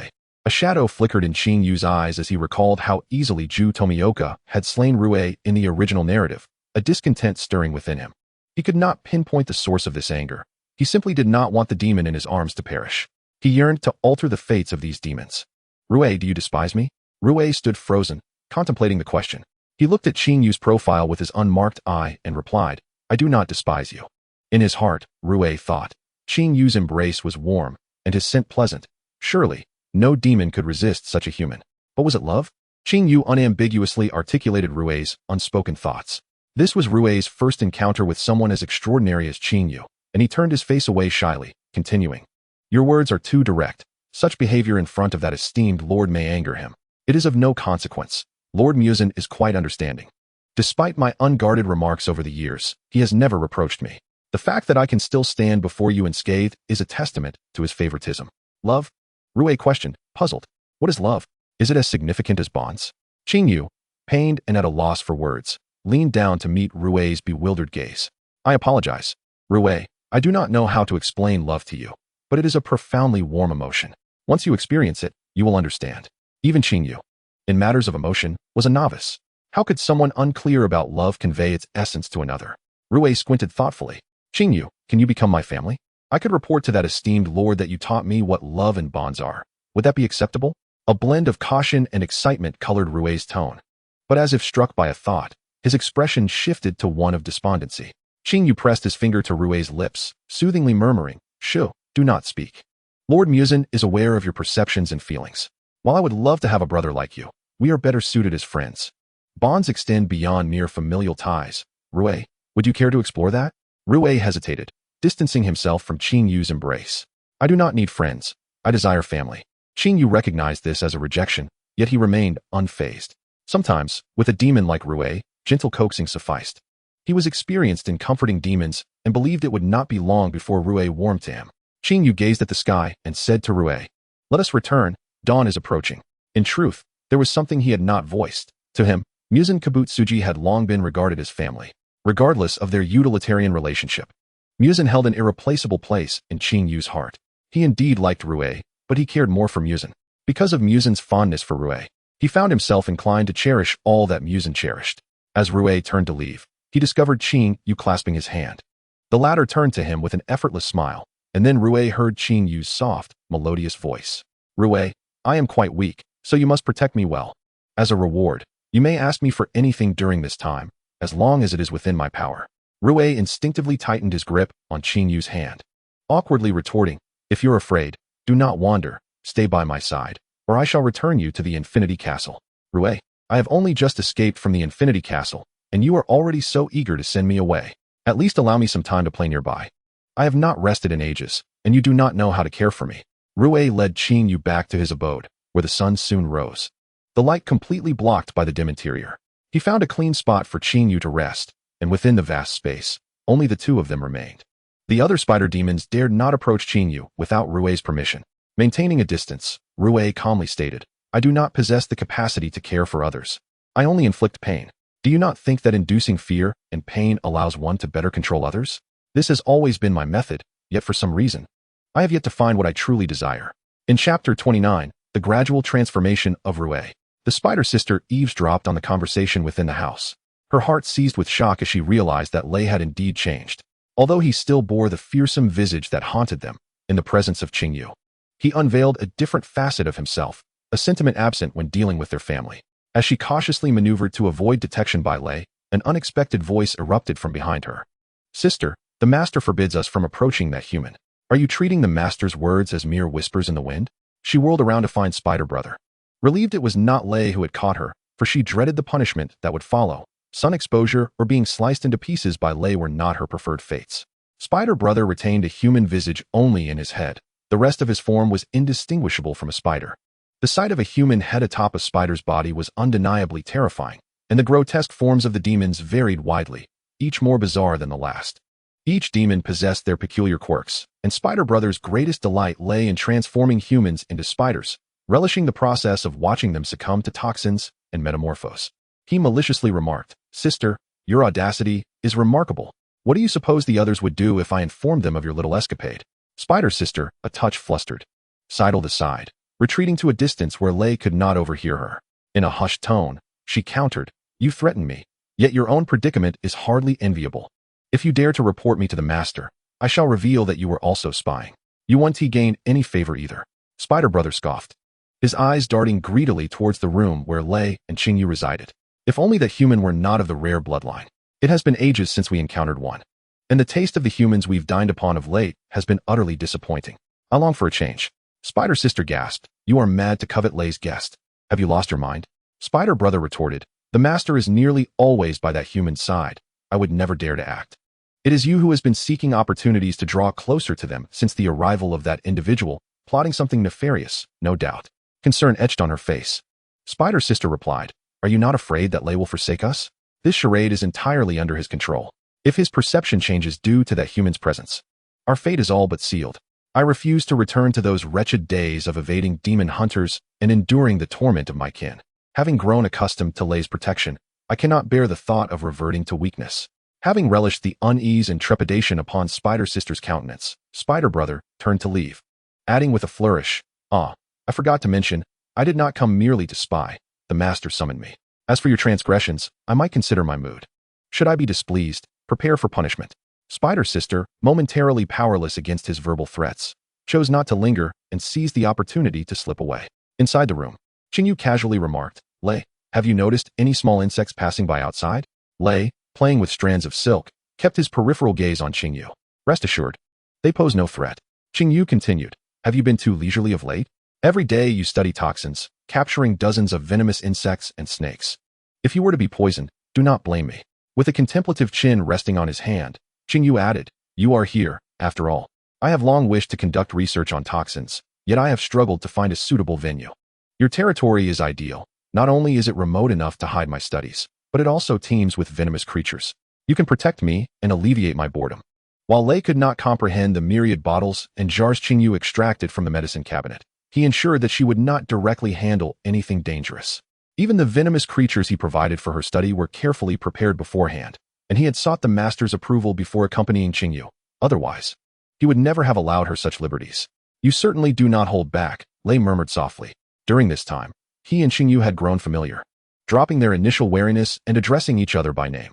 Initially, Lei had refrained from calling Qing Yu by name out of respect for their hierarchical relationship. But after Qing Yu insisted that friends should address each other directly, he reluctantly acquiesced, and their interactions gradually evolved. Qing Yu paused, then remarked, Those favored by others often act without fear. Lei, some lessons cannot be taught. You must truly experience them. Lei rose and approached Qing Yu, puzzled. Do demons not fear toxins? Are you intending to use this research against humans?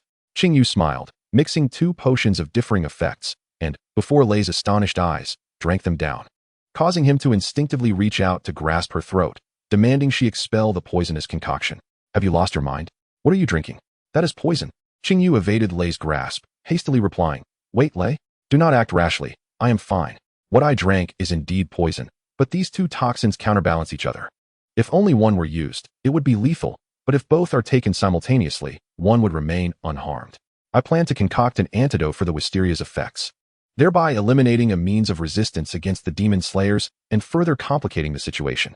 Lei interjected, If you wish to test its efficacy, I can procure a few humans for you. There is no need for you to experiment on yourself. Should you ever undertake such foolish actions again, I will not intervene. Frustrated, Lei turned his head away, genuinely shaken by Qing Yu's recklessness. If anything were to happen to her, he could not save her. A brisk knock echoed through the door as Spider Brother poked his head in, respectfully inquiring, Master, may I ask what you require of me? Being a clever demon, he sensed the tension between Qing Yu and Lei and endeavored to diminish his presence, hoping to avoid entanglement. From a vantage point where Spider Brother could not see, Qing Yu gently tugged on Lei's sleeve. Rest assured, I will not engage in any reckless endeavors. Lei's reaction pleased her. She was delighted by his concern for her well-being. However, Lei's gaze landed on Spider Brother as he vented his frustration. What did you just call me? Have you forgotten your place? Or have I been too lenient, allowing you to grow increasingly insolent? Unable to vent his ire upon Qing Yu, he directed his frustration towards Spider Brother. Within the familial structure Lei had established, Spider Brother ought to refer to him as brother. However, all the spider demons feared Lei, occasionally addressing him as master. Under normal circumstances, Spider Brother would not have minded calling Lei master, but his timing was unfortunate, landing him squarely in Lei's displeasure. Spider Brother, sensing the peril, quickly corrected himself. No, Lei, brother. I was wrong. Please forgive me. Just as Lei's hand was raised, Qing Yu seized it, softly suggesting, allow me to handle him, so your hands remain unsoiled. Lei shifted his gaze to Qing Yu. Observing her demeanor did not appear to be one pleading for Spider Brother's mercy. His curiosity piqued, he inquired, what do you intend to do with him? Qing Yu replied, of course, I wish to see if I can poison him. I merely said we do not need humans for experimentation, not that we do not need demons. Chapter 30, An Unutterable Longing. As more members of the Demon Slayer Corps entered the Spider Mountain, Qing Yu's mood grew increasingly agitated. Under the influence of the world's consciousness, he could not disclose too much about future events. Tell Rue that the Hashira from the Demon Slayer Corps will soon arrive at Mount Natagomo. This is the utmost limit of what he can reveal. Despite his numerous attempts to convey this message to Rue in various forms, Rue remains oblivious. The territorial instincts of demons are profoundly strong, particularly among the 12 Kazuki. He had subtly suggested that Rue should vacate Mount Natagomo, yet Rue, far from wanting to leave, questioned whether he had become cowardly after mingling with humans for too long. Unbeknownst to him, it is not cowardice that drives his concern, but rather a deep-seated anxiety for Rue's safety. Qing Yu tossed a vial to the corner where Brother Spider resided, commanding him to mix its contents with his own venom and then confront the demon slayers. Brother Spider trembled in fear. No one knew the extent of the trials he endured under Qing Yu's experiments. Although demons are not easily vanquished, they are capable of experiencing pain. During his time as a test subject, Brother Spider had evidently suffered greatly. Seizing the vial, he departed at an unprecedented speed, fearing that any delay might prompt Qing Yu to devise new experiments for him. Among the spider demons, only Brother Spider had mastered the art of poison, which is precisely why Qing Yu had insisted on him for this task. Gazing out the window, Qing Yu mused to himself, it is time for a stroll. Meanwhile, Tanjiro Kamado and his companions, guided by the crow, arrived at the periphery of Mount Natagomo. No, I won't go in. This mountain is filled with ominous sounds.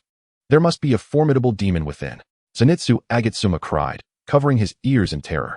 Tanjiro, Inosuke, please don't leave me behind. I would be far more frightened alone outside. Jotaro, frustrated with Zenitsu's cowardice, perched atop his head, pecking at him and chirping insistently, urging his master to venture forth and complete their mission. In contrast, Inosuke Hashibara, exhilarated and brandishing his Nichiren blade, could hardly contain his eagerness to engage in battle with the demons. What is a demon? I'll slay as many as I can. Inosuke charged ahead into the mountain, while the crow urged Tanjiro and Zenitsu, who lingered behind, to hasten their actions. Caught in the middle, Tanjiro observed Zenitsu's fearful demeanor and reassured him, Zenitsu, I must go in. If you're scared, you can wait here for us.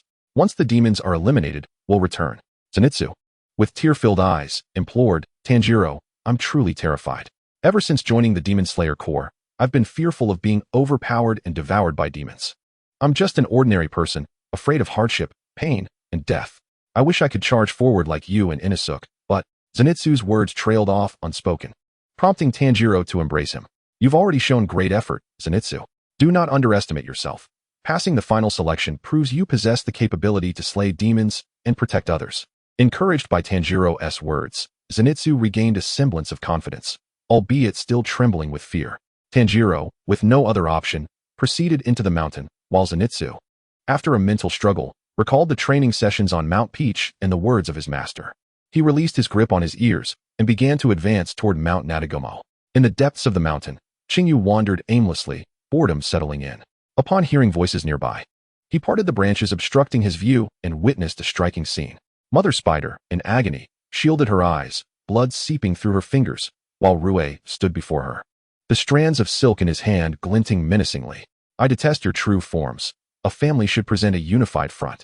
Should I glimpse any further dissonance, I shall inform father, Rue declared coldly. Mother Spider, trembling with fear, pleaded, Rue, please, do not tell father. I will do better. I will protect you. Rue retorted mercilessly.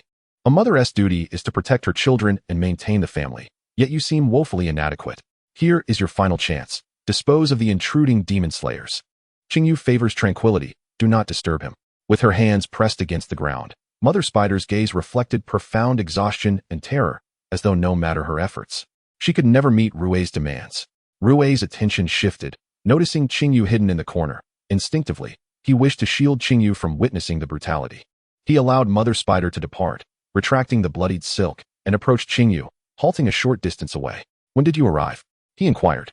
Qing Yu casually replied, "Not long ago. Care to join me for a stroll? The moonlight tonight is splendid. To forego a leisurely wander would be to squander its brilliance." Rui glanced skyward. The moonlight was indeed bright, yet it bore no distinction. To him, it was merely the moon, a nightly sight that had lost its novelty. "What is so captivating about the moon?" "I fail to comprehend your taste," Rui remarked. With warmth in his gaze, Qing Yu explained, "The moon symbolizes longing. Who says I merely gaze at it? Through the moon, I reflect on those worthy of my remembrance." Rui, piercing through Qing Yu's facade, retorted, "Aside from that esteemed individual, I cannot fathom who else could possibly warrant such yearning from you. If you wish, you may return to Infinity Castle at any time. Why complicate matters?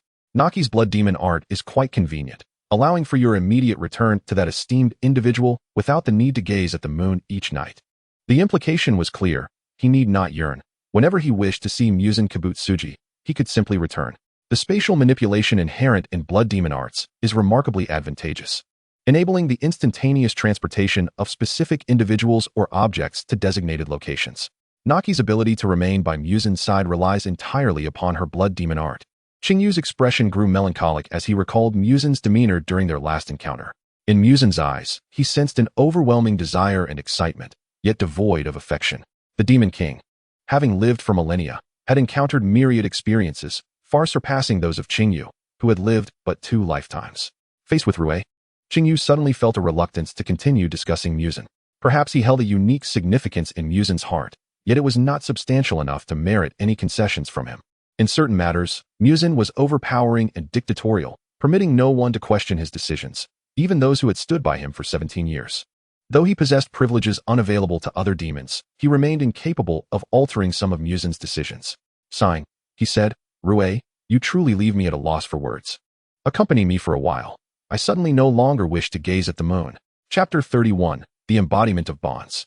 Rui, what truly distinguishes demons from humans? Qing Yu turned his back, not wanting Rui to witness the dejection on his face, and spoke in a tone that seemed to question yet also answer himself. Despite already knowing the answer, when humanity was mentioned, Rui recalled his parents. The divide between demons and humans felt insurmountable. His father and mother could not accept him as a demon. Ever since encountering Muzan Kibutsuji and transforming into a demon, he had not witnessed the smiles that once graced their faces. In Rui's perception, parents would go to any lengths to protect their children. The bonds he understood were akin to beautiful fairy tales, wonderful yet unattainable. The most agonizing ordeal is not yearning for what one cannot attain, but rather having once possessed it only to destroy it oneself. "If you wish to know the answer, you may experiment for yourself," Rui suggested. "The esteemed one has been patiently awaiting your transformation into our true companion, for after all, the favorite of the Demon King cannot perpetually be of human lineage." Qing Yu narrowed his eyes slightly, raising his head just enough for the moonlight to illuminate his features, accentuating the clarity of his countenance.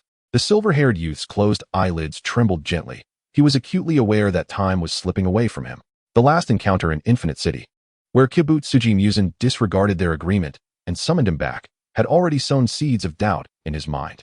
With merely 3 years remaining, should he fail to make significant progress, he would likely lose his advantage of approaching the demon slayers under the guise of humanity to glean information. The legendary blue spider lily had been sought by Kibutsuji Muzan for over a millennium, yet it remained elusive. He had perused the records compiled by Hachiman and Tamakuro, venturing to the most favorable locales for the growth of the blue spider lily, and had experimented with various medicinal herbs in an attempt to substitute it. All to no avail. He traversed desolate mountains, treacherous cliffs, and abandoned villages, conducting thorough investigations in apothecaries across the lands. Whenever news of rare herbs emerged, he would personally embark on the journey. Qing Yu could not help but speculate whether Kibutsuji Muzan's role as the ultimate antagonist was the reason for his lack of success in obtaining any leads, devoid of the protagonist's halo. After all, over the span of a millennium, with the passage of time and changing eras, it seemed implausible that not a single hint could be uncovered. If the blue spider lily continued to elude him, he would have no choice but to resort to alternative methods. Recalling Nezuko's eventual overcoming of sunlight, a shadow flickered in Qing Yu's eyes. He had no desire to harm others unless absolutely necessary. Rui approached him, staining a silken thread with his own blood, wrapping it around Qing Yu's wrist, complementing the mark left by Kibutsuji Muzan. "This gift, the thread upon your wrist, allows you to invoke my blood demon art once." The sense of the mountains grew increasingly chaotic. Should they encounter the demon slayers, he might be unable to safeguard Qing Yu. Pausing for a moment, Rui remembered Qing Yu's mention of an impending arrival of Hashira, adding, "If an enemy arrives that even I cannot contend with, do not linger, depart swiftly. Should you be harmed, that esteemed one will be furious." Qing Yu's heart felt as though it were submerged in water, rising and sinking in turmoil. He gazed into Rui's heterochromatic eyes, tentatively touching the cold thread upon his wrist. "Rui, why bestow your power upon me? Storing power within the thread will deplete your energy. I recall I never promised to become your family." In Rui's domain, only the demons who adhered to him could receive the power he shared. Qing Yu understood the implications behind Rui's actions. He was being treated as one of his own, thus receiving power for self-defense. Rui pressed his lips together, turning his gaze away first. "Take it. I'll handle the demon slayers. You need not concern yourself." Rui's thread was sharp enough to slice through stone effortlessly. Yet the thread adorning Qing Yu's wrist was remarkably soft. Had Rui remained silent, Qing Yu might have believed this thread was no different from an ordinary accessory. "Very well. I shall treasure it," he replied, acknowledging it was Rui's first gift to him, hoping it would not be the last. Rui, during their time together, often found his emotions stirred. There was an enigmatic charm about Qing Yu that inexplicably drew others in, often without their awareness. He murmured softly, "There is no need to cherish it overly much." Qing Yu forced a smile, laced with bittersweet pain. He finally comprehended the special regard Kibutsuji Musen held for Rui. The more time he spent with him, the more he understood the demons. They were pitiable yet tragic beings. Their strength merely a facade to conceal their vulnerabilities. Regardless of the power they wielded that instilled fear in others, their souls were already marred with scars. While the outside world might perceive the demons as ruthless and savage, Qing Yu was the singular exception, focusing on their essence. Before becoming a demon, Rui had merely been a child deserving of sympathy. "That will not do. I shall not use the gift you've given lightly." No sooner had he spoken, than Qing Yu distinctly observed a flicker of brightness in Rui's eyes. He continued, "Rui, the more you discourage me from doing something, the more intrigued I become. I will not comply. Compared to me, you seem far more dangerous, do you not? The Demon Slayer Corps has a strict rule against harming humans. The identity you resent is, for me, merely a weapon. I harbor no fear of you reporting to Musen. Even if he were to confront me in person, I would make the same choice." Rui's right hand pressed against his own chest, his heart racing uncontrollably, the fluttering caused by Qing Yu signifying its very existence. It was peculiar. Despite being his own body, Rui felt an unfamiliarity and lack of control. "In that case, leave me something." Rui severed a strand of Qing Yu's hair with his nail, tightly grasping it in his hand. "Now that we have exchanged items, it no longer counts as a gift. You may use it freely. Threads such as these are plentiful. You are the first to express that you will cherish what I have given. Who does not admire fragile, yet beautiful things?" Qing Yu was just that. Though stunningly radiant and capable of self-preservation, he inadvertently led those who recognized him, be they human or demon, to categorize him among the weak, thus shielding him. Yet Qing Yu would demonstrate through his actions that he was far from a delicate rose sheltered within a greenhouse. Rather, he was a man-eating flower, capable of devouring others. Qing Yu fixed his gaze upon Rui, listening to the distant cries of demon slayers, his heart unwavering. He inquired, "Do you fancy pearls?" Rui tilted his head in confusion, and Qing Yu extended his hand to request his own hair. Rui's instinctive reluctance brought Qing Yu immense joy. He relished the feeling of being valued by these demons. Moments later, Rui gazed at the pearl necklace adorning his neck, joyfully hiding it within his clothing. It was a necklace woven from Qing Yu's hair intertwined with Rui's thread, with the pearls adorning it being the least valuable aspect of the creation. Qing Yu stated earnestly, "Rui, this is a token of my gratitude. Apart from Musen, you are the only one to whom I have given a gift. Do not inform Kyogai and the others. Otherwise, knowing his nature, he would surely demand something from me." Rui forcibly suppressed the smile that threatened to break forth. Even with a stoic expression, his concealed excitement was palpable. He fixed his gaze upon Qing Yu, affirming, "Very well." Chapter 32. Qing Yu's Heritage. Within Infinite City, Kokushibo sat poised, and across from him, Kibutsuji Musen inquired, "How progresses the matter?" Kokushibo held the hierarchical relationships in high regard and seldom engaged in face-to-face discourse with Kibutsuji Musen. Contemplating the intelligence he had gathered, he replied, "All humans aware of Qing Yu's origins have been identified, yet presently, there lies no opportunity to eliminate them." Kokushibo reported truthfully. He had personally brought Qing Yu to Infinite City, and while it was under Kibutsuji Musen's consent that Qing Yu's life was spared, it was evident that Kibutsuji Musen valued Qing Yu even more than he did. Kibutsuji Musen frowned, remarking, "Why complicate matters for the sake of merely killing a few individuals?" Kokushibo, Do not make me question your capabilities. You are the most formidable of the 12 Kazuki, and I hold you in high regard. It is precisely for this reason that I entrusted you with Qing Yu's affairs. Now, I demand to know the outcome. Kokushibo heeded the warning in Kibutsuji Musen's words. Recalling the information he had uncovered, he proceeded to disclose, Qing Yu's true heritage is connected to the Kanroji family. Upon hearing the surname Shanjuro, Kibutsuji Musen's fury erupted instantaneously. His scarlet eyes brimmed with murderous intent. He fixed his gaze upon Kokushibo, as if any displeasing news would unleash his suppressed emotions, laying waste to all within his sight. Over the years, due to Kaiharu's presence, he had exercised a modicum of restraint, striving to shield Kaiharu from the harsher realities of existence. Yet, this restraint was merely a facade, an act he maintained solely in Kaiharu's presence. Kokushibo, maintaining his usual demeanor, reported that investigations revealed Kaiharu to be of the priestly lineage. Albeit a distant branch, he nonetheless belonged to that esteemed clan. The priestly family had historically intermarried with the Shanjuro clan, with each generation's head marrying a member of the priestly lineage. Kaiharu was, without a doubt, a mortal favored by the divine. Musen's wrath began to subside. As long as there was no direct connection to the Shanjuro clan, he could tolerate Kaiharu's interactions with the Demon Slayer Corps. This was his greatest concession. Kokushibo, he seethed. Do you think I give a damn about any so-called deity? Regardless of divine favor, he belongs to me and me alone. Even his name is one I bestowed upon him. He bears the Kibutsuji surname and is in no way related to others. Kokushibo replied, I merely report the facts.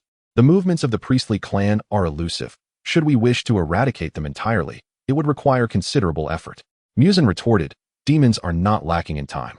Human lives are fleeting and frail, like ephemeral blossoms. Kaiharu will inevitably become a true demon, and when that time comes, even if he is of a divinely favored bloodline, he will remain in hell to accompany me. Oh dear, what are you discussing with Lord Kokushibo? Why not include me? I wish to share in your burdens as well. A somewhat insufferable voice interjected. Doma, unabashed, picked up the documents on the table, which evidently contained information regarding Kaiharu. Upon seeing Kaiharu's name, Doma's eyes narrowed slightly. Indeed, it was matters concerning Kaiharu that stirred Musen's emotions. How utterly fascinating. Had it not been for Musen's prior warnings, he would have eagerly invited the other to join the Eternal Bliss sect as a holy son. He believed that with Kaiharu's charm, he could undoubtedly attract more followers to serve them. Moreover, Doma himself harbored a keen interest in Kaiharu, yet it seemed the latter was not particularly inclined to engage in conversation with him. Had he inadvertently offended Kaiharu? He reflected, only to find no such incident. The gifts he had bestowed upon Kaiharu were not fewer than those given by other demons, and he had always been attentive in their meetings. His demeanor, attire, and approach had all been flawless. Where had he gone awry? Even Akaza, that brute who only knew how to fight, seemed to garner more favor from Kaiharu, which was truly vexing. There lingered a sense of inferiority in being overshadowed by others. Kibutsuji Musen commanded, Doma, cease your musings. Doma responded with a smile, as you wish, Lord Musen. Yet, are you not being a tad biased? Among the upper moons, I alone am forbidden from approaching Kaiharu. We would not dare to perpetrate anything strange against him. How could I not envy Kokushibo for having such an interesting human? If only I had been the one at your side from the beginning. I would have taken excellent care of him. Kokushibo ignored Doma's incessant chatter, his 6 eyes eerily swirling. He pondered whether leaving Kaiharu behind had been a wise decision, as Kaiharu's arrival had remarkably altered the circumstances of every demon. The oppressive atmosphere of Infinity Castle was now infused with laughter and joy, thanks to Kaiharu's presence. Musen addressed Doma, remain composed during this period. Do not provoke Akaza repeatedly, as I have tasks for him. If you find yourself idle, I have ample work to keep you occupied. Doma waved his hands in surrender. No, please spare me, my lord. I shan't mention the young master. As Musen rose to depart, he instructed, stay vigilant regarding the movements of the Demon Slayer Corps and inform Nakeim promptly of any developments, particularly concerning Kaiharu. Kokushibo and Doma acquiesced, bowing before they exited Infinity Castle, returning to their respective domains. In the darkness, Doma sat in a chamber of the Eternal Bliss sect, surrounded by remnants of devoured corpses, the air thick with the pungent scent of blood that had even attracted a number of carrion-eating vultures. With a flick of his hand, he sent the birds plummeting to the ground. Stretching his limbs languidly, he muttered to himself, my lord did not crush my skull this time. Truly, whenever matters concerning Kaiharu arise, all of his attention is drawn away. I eagerly await the moment he transforms into a demon. Then I shall have every right to seek him out. My lord is rather overprotective, keeping such a watchful eye on him that I am left with no opportunity to stir mischief. At that moment, in Mount Spider, Kaiharu suddenly sneezed. Concerned, Rue asked, "Are you all right? Do you feel cold?" The temperature in the mountains plummeted at night. Although Kaiharu was not dressed inadequately, Rue remained attentive to his feelings. Kaiharu waved his hand, signaling that he was fine, likely just someone speaking of him. "It's nothing to worry about. It will pass shortly. I am not so fragile. And besides, I possess medical skills. I can tend to minor ailments myself. After all, my medical knowledge was imparted by Lord Musin himself. If I cannot even assess my own health, then my years of study would have been in vain." Chapter 33. Friendship knows no bounds. What should I do? This is already my strongest puppet, and all the threads have snapped. If I cannot halt the demon slayers, Rue will surely punish me. Spider Mother sat upon a stone, her fingers weaving threads connecting to her puppet, now rendered ineffective with its destruction. Her abilities required concealment, manipulating enemies to turn against one another, or employing her crafted puppets to attack. Once she lost control over her subjects, her combat prowess diminished significantly. Should she confront the demon slayers directly, her only option would be to flee. Despair washed over her as she buried her face in her hands, tears mingling with her sorrow. As Tanjiro Kamado prepared to launch an attack with Inosuke Hashibura's assistance, Spider Mother's actions compelled him to alter his breathing technique instantaneously. Without a hint of resistance, Spider Mother extended her hands toward Tanjiro, as though embracing an invisible entity, welcoming her own demise. Water breathing, fifth form, blessed rain of heaven. Tanjiro employed the gentlest technique within the water-breathing style to sever Spider Mother's neck. For demons like her, who willingly relinquished resistance and sought death, the fifth form spared them the agony of decapitation. Spider Mother felt as if she were enveloped in warm water, and her final thought before passing was one of liberation. Before Spider Mother's form vanished, Tanjiro heard her last words. "Beware, there are 12 Kazuki in the mountains." Though her words were fragmented, Tanjiro grasped the essence of her warning. "There are 12 Kazuki here." Clenching his Nichiren blade, he cautioned Inosuke, who was following closely, that they would soon face an even more formidable foe. Inosuke replied, "Got it. No matter what demon it is, all I have to do is chop off their head. Right? I will definitely be the first to take care of all the demons here." The ominous clouds obscured the moonlight, an unsettling premonition rising within Qing Yu as he watched Rue beside him, his right hand instinctively rubbing the mark on his left. It was not yet the time to summon lesser demons to obstruct the demon slayers. The privileges bestowed upon him by Kabutsuji Musin would be reserved for the most opportune moments, not for now. "Rue, I'm feeling a bit parched. Let us find a place with a water source to rest for a while." The growing sense of unease within Qing Yu compelled him to call out to Rue, masking the darkness in his gaze with his own discomfort to delay Rue's movements. Rue clicked his tongue, remarking, "Humans are indeed troublesome." He gazed at Qing Yu and added, "Not only troublesome, but also quite delicate." Qing Yu settled himself on a stone by the roadside, squinting slightly as he retorted, "Ray, you seem rather unrestrained in speaking ill of me in my presence. However, I am not angry. I prefer your candor to hollow flattery and insincere affection." "Do you like me?" Rue inquired, his curiosity piqued. "I wonder what it is that endears me to you. It has been ages since I felt such complex emotions." Qing Yu gently ruffled Rue's hair, his demeanor softening. "It is simply because you are you, Rue, and there is no need for reason. Liking someone is a feeling, akin to my fondness for the sky. Every time I see you, I cannot help but feel joy. If this does not qualify as liking, then what does?" Rue embraced Qing Yu tightly, reluctant to let go, his voice trembling slightly as he said, "Qing Yu, I am so happy, truly happy. This is not the first time you have expressed your affection, and I am grateful to receive it." "Rue, are you trying to act cute with me?" Qing Yu responded, wrapping his arms protectively around Rue, his eyes filled with sincerity and warmth. "Well then, after all these years as a demon, you ought to exhibit a bit more composure. If your family were to see you in this state, the authority you have established before them would surely crumble." Rue, unusually withdrawn in Qing Yu's embrace, clung to him as if he were a precious treasure regained, disregarding all else. Yet, had Qing Yu been able to discern Rue's expression, he would have noted the morbid excitement and exhilaration reflected upon his face. Rue pondered. Perhaps he understood why that esteemed individual chose to keep Qing Yu by his side. After transforming into a demon, Rue felt an unmistakable hollowness within, as if a part of him were missing, yet Qing Yu possessed a power that could fill that void. With his back to Rue, the cold gleam of blades reflected in Qing Yu's eyes. Rue did not even glance back. He simply sent the demon slayer attacking them flying. Annoyed at the interruption, Rue turned with a snarl. "Who goes there?" Tanjiro Kamado was taken aback by the intense aura emanating from Rue, his body trembling involuntarily. The dread Rue instilled was far more terrifying than any demon he had previously encountered. Yet he could not retreat. The countless corpses of the demon slayers he had witnessed along the way left him unable to fathom how many souls had perished on this mountain. Qing Yu, the creature before you is a demon. Step away from him, Tanjiro shouted. Upon seeing Rue embrace Qing Yu, he had no time to ponder the reason for Qing Yu's presence, instinctively warning him of Rue's identity. To his astonishment, Qing Yu not only refrained from fleeing, but wore an expression of wicked delight, his gaze colder than anything Tanjiro had ever encountered. Tanjiro, the one who ought to escape is you, Qing Yu declared. Rue raised an eyebrow in displeasure. He detested Tanjiro for diverting Qing Yu's attention. Grasping Qing Yu's left hand, marked with a special insignia, he complained, he is merely a brat from the Demon Slayer Corps. What is there to gawk at? Qing Yu lowered his gaze, refusing to release Rue's hand, instead tightening his grip. I know him. He is quite an interesting young lad. And between him and me, whom do you prefer? Rue's question left Qing Yu exasperated, as he held his forehead in resignation.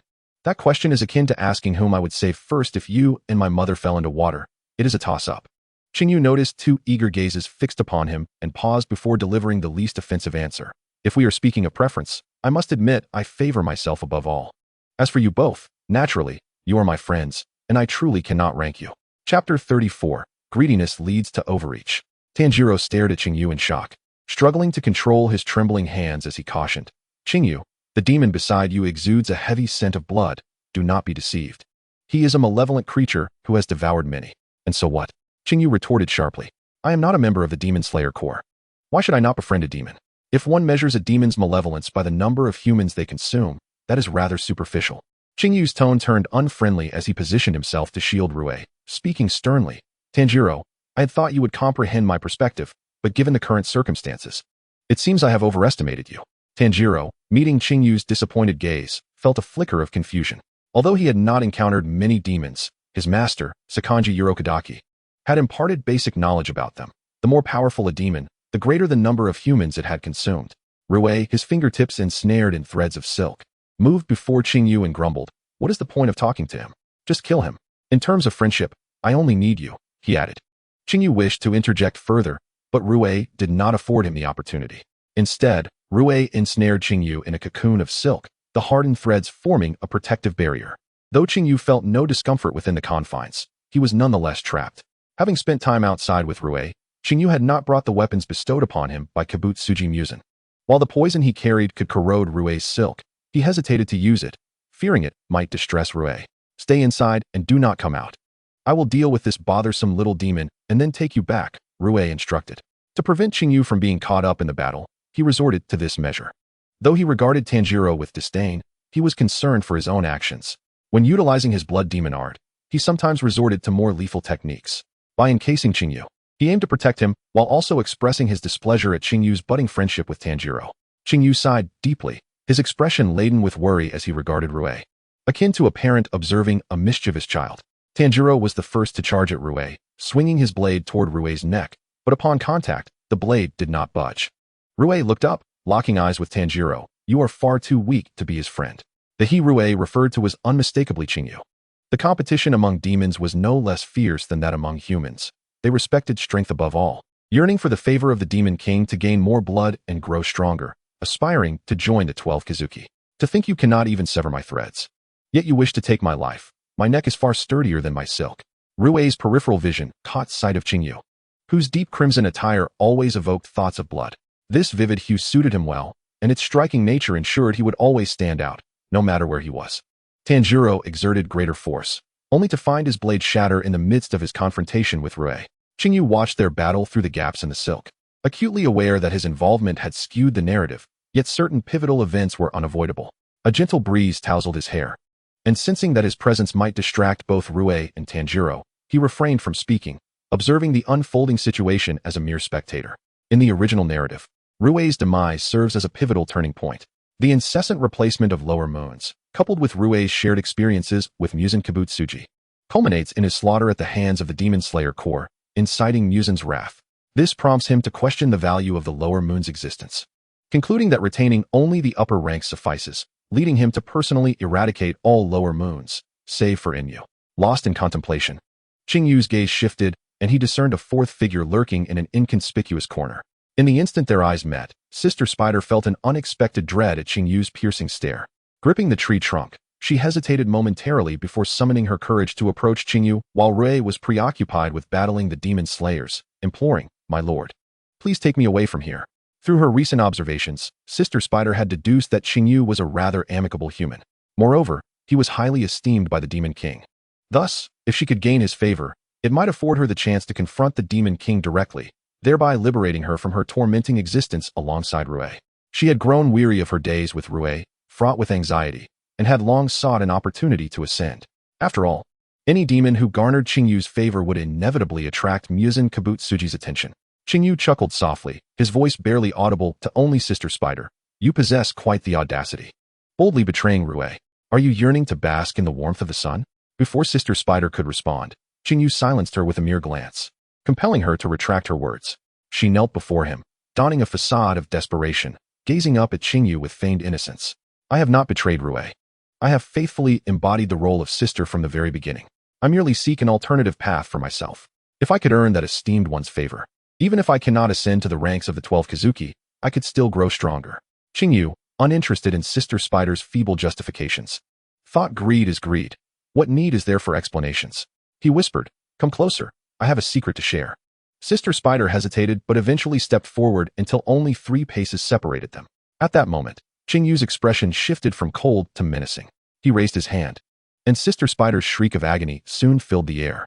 The commotion attracted Rui and Tanjiro Kamado's attention, affording Tanjiro a fleeting opportunity to evade Rui's lethal strike, clutching his broken Nichiren blade as he awaited the right moment to counterattack.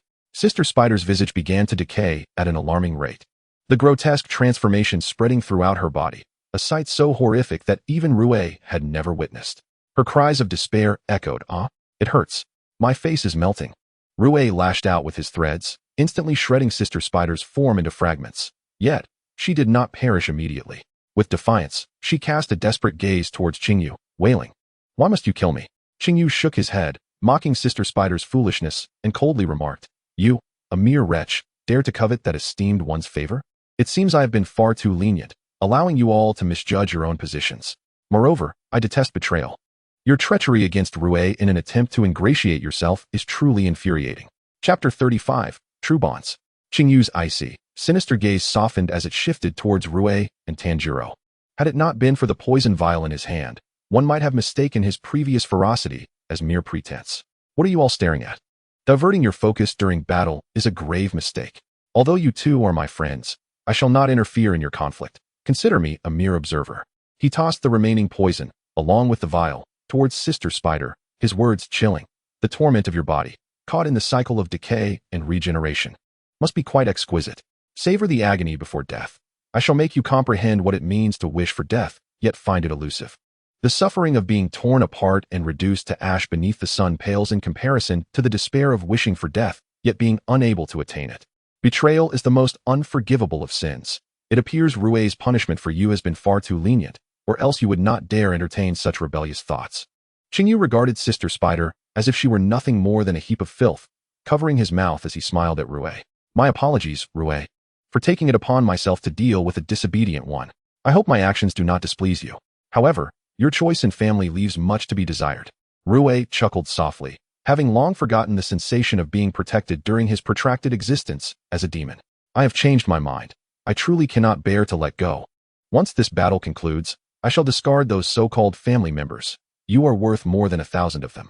Family bound by fear can be created in abundance. But you are different." Rui's gaze shifted to Tanjiro, his tone laced with impatience. "You, who overestimate your abilities, what grants you the audacity to believe you can defeat me? Is it your already broken Nichiren blade, or the person behind me?" Breathing heavily, Tanjiro felt his strength waning, struggling to comprehend Qing Yu's relationship with the demons. "This has nothing to do with Qing Yu. Even in his absence, I would unhesitatingly battle you. To defeat you, to vanquish evil, to avenge the innocent lives you have taken." Rui retorted, "Such bravado.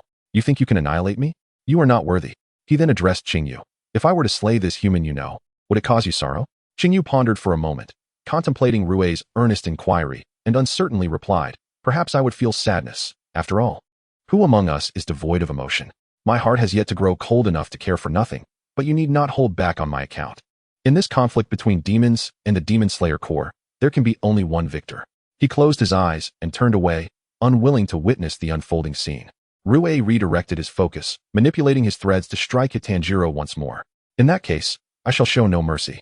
Dense strands ensnared Tanjiro from all directions, leaving him no avenue for retreat.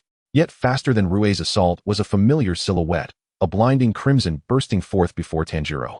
Rue, taken aback, retracted his threads to behold the bloodied girl cradled in Tanjiro's arms. Nezuko shielded Tanjiro from Rue's fatal strike. As long as demons evade sunlight, even severe wounds can heal. But humans cannot endure such a fate. Had Nezuko not intercepted the blow, Tanjiro would surely have perished on the spot. Tanjiro, frantic and guilt-ridden, sheltered Nezuko behind a nearby tree, pressing down on her wounds. Rue sensed the demonic aura emanating from Nezuko, heightening his agitation. A brother, a member of the Demon Slayer Corps, a sister, transformed into a demon. The brother did not abandon his sister, but chose to stand by her side. Conversely, the sister did not attack her brother. Rather, she stepped forward to protect her human sibling in a critical moment. For demons, the flesh and blood of family is far more enticing than that of ordinary humans. Yet Rue failed to perceive any intent from Nezuko to assail Tanjiro. Exhaustion coursed through his body, causing it to tremble with fervor as he exclaimed in a moment of unrestrained emotion, "My sister has already transformed into a specter. Yet we remain together. This is the true bond one yearned for, an unwavering familial connection that I desire so deeply." Like a child who has finally discovered a cherished treasure, he shared his elation with Qing Yu, declaring, "At last, I have found the genuine bond one have sought for decades." He concealed his face, revealing only his peculiar eyes, which fixated intensely on the siblings, Tanjiro and Nezuko Kamado. Noticing that Qing Yu did not respond, he felt no disappointment. Instead, he softened his tone and said, "Little brother, come forth, let us converse." Tanjiro Kamado gazed at him in confusion, only to be taken aback by the subsequent declaration, "Leave your sister behind, and I shall spare your life. I desire your sister to become my sister. Your bond shall transform into my bond." Clutching Nezuko tightly, Tanjiro firmly rejected. "How could I ever agree to such a thing? Nezuko is not an object. She possesses her own independent will and personality. No matter what you do, she will never become your sister." Accumulating ire, he retorted, "Then it is no concern of yours. I have countless methods to make her compliant." Qing Yu, unable to bear the scene, interjected, "Lie, he is right. Nezuko is an independent being. You should not impose your will upon others. Even you realize that a family born from fear cannot endure, so why persist?" Lai expressed his thoughts, stating, "I am unafraid of their fear. Time will alter everything. In a decade or two, when her human kin have perished, I shall be her only family, and then I too shall possess such a bond." Tanjiro shouted, "Stop dreaming. What do you consider family? Nezuko will never become yours. A demon like you, who does not comprehend the essence of bonds, will never attain a true connection." Tanjiro's words ignited Lai's fury completely. In a cold voice, he demanded, "Repeat that." Tanjiro replied, "No matter how many times I say it. A false bond is not a bond. A fabricated family can never be your true family. It is pathetic and vile for you to resort to stealing others' families to maintain your connections." Silence. Lai forcefully seized Nezuko from Tanjiro's grasp. Unleashing the full might of the 12 Kazuki, he challenged Tanjiro, "If you believe you can triumph over me, a member of the 12 Kazuki, then bring it on. Everyone has their obligations in this world. A father has his duties, a mother has hers. Parents protect their children, and siblings safeguard their younger kin. I abhor those who fail to recognize their responsibilities. Your duty is to surrender your sister to me and then vanish, for you cannot defeat me. My strength is far more terrifying than you can imagine." Chapter 36. The Humans Who Protect Demons. Ultimately, events unfolded along their predetermined course. In the battle against Lai, Tanjiro grew increasingly resolute, though he remained unable to surpass Lai's strength. However, Qing Yu was more concerned about the reinforcements that would soon arrive. Nezuko hung suspended in the air, her blood dripping onto Tanjiro's broken Nichiren blade, gradually awakening her own blood demon art, exploding blood. This unique ability only ignites what she wishes to burn, causing no harm to humans while inflicting severe damage to demons. A special demon, with a special blood demon art. Qing Yu furrowed his brow, his gaze unwavering on the ongoing battle, unable to suppress his thoughts. Truly, as the protagonist of this world, even Nezuko, a demon, awakens an ability that targets demons. Not to mention Tanjiro, who always manages to turn peril into safety. Lai declared, "Enough? You have thoroughly enraged me. I initially intended to leave you a way out, but now all I desire is to kill you. Why not live peacefully? Must you rush toward death? Blood demon art, murderous cage." Tanjiro closed the distance between himself and Lai, altering his breathing rhythm, and with Nezuko's blood demon art augmenting his strength, he successfully severed Lai's threads. Yet it was not enough. He aimed for Lai's neck. With a sound of clinking, a broken necklace mixed with pearls scattered across the ground. Thanks to the necklace's cushioning, Lai had preemptively used his threads to sever his own neck. Tanjiro's recent strike had exhausted all his energy, leaving him collapsed on the ground, while Nezuko fell nearby. Too drained to crawl towards him. To Tanjiro's astonishment, Lai's body did not dissipate. Even without a head, it continued to manipulate the threads. Yet, instead of immediately reattaching his head, Lai knelt to retrieve the broken pearls.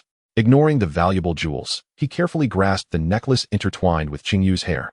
His voice trembling with anger and emotion, as rare irrationality overtook him.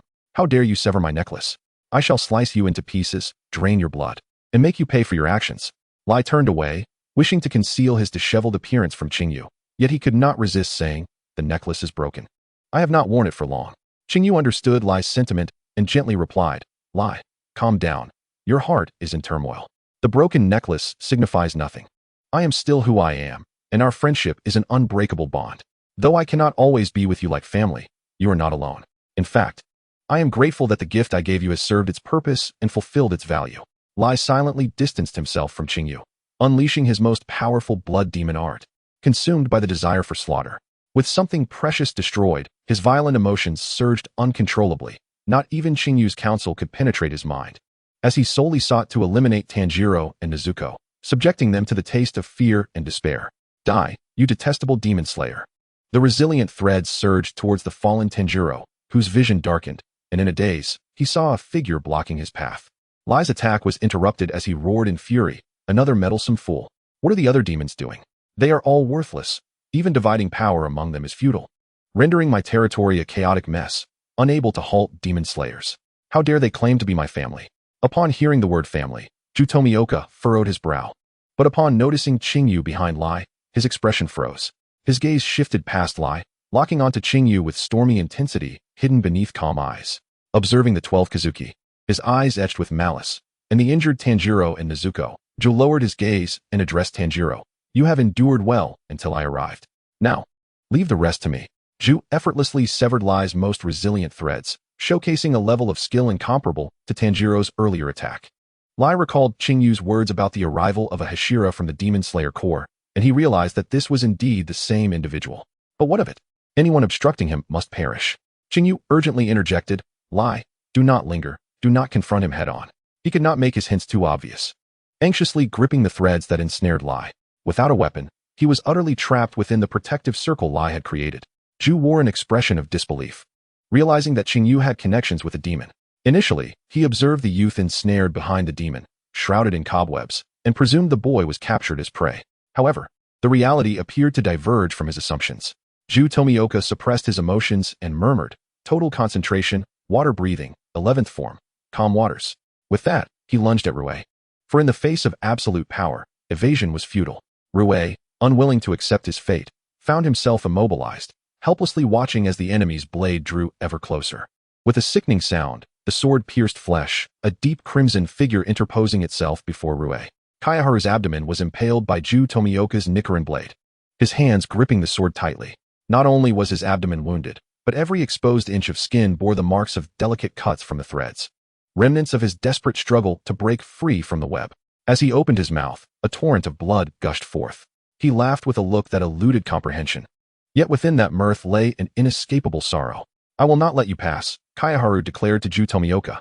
Mr. Tomioka, your blade has ultimately been stained with human blood. Just a hair's breadth and Rue would have met his demise, Kayaharu thought with relief, grateful that he had remained by Rue's side these past few days. Otherwise, he would have had no chance to protect him. Ju Tomioka retorted, have you lost your mind? Let go at once. Impeding the Demon Slayer Corps from exterminating a demon is enough reason for me to take action against you without violating our code. Kayaharu's eyes sparkled like a galaxy, turning back with the last of his strength to exclaim, Rue, why won't you listen? Hurry, if you don't leave now, it will truly be too late. At that moment, Rue's mind was in turmoil. Kayaharu's reckless protection left him so astonished that he forgot to move. The intoxicating scent of blood wafted through the air. The vibrant red of his clothing now stained with gore, a sight so jarring he could hardly bear to look. Why? Rue longed to inquire why Kayaharu was risking everything to save him, considering that, with the broken pearl necklace, Kayaharu had already assisted him twice.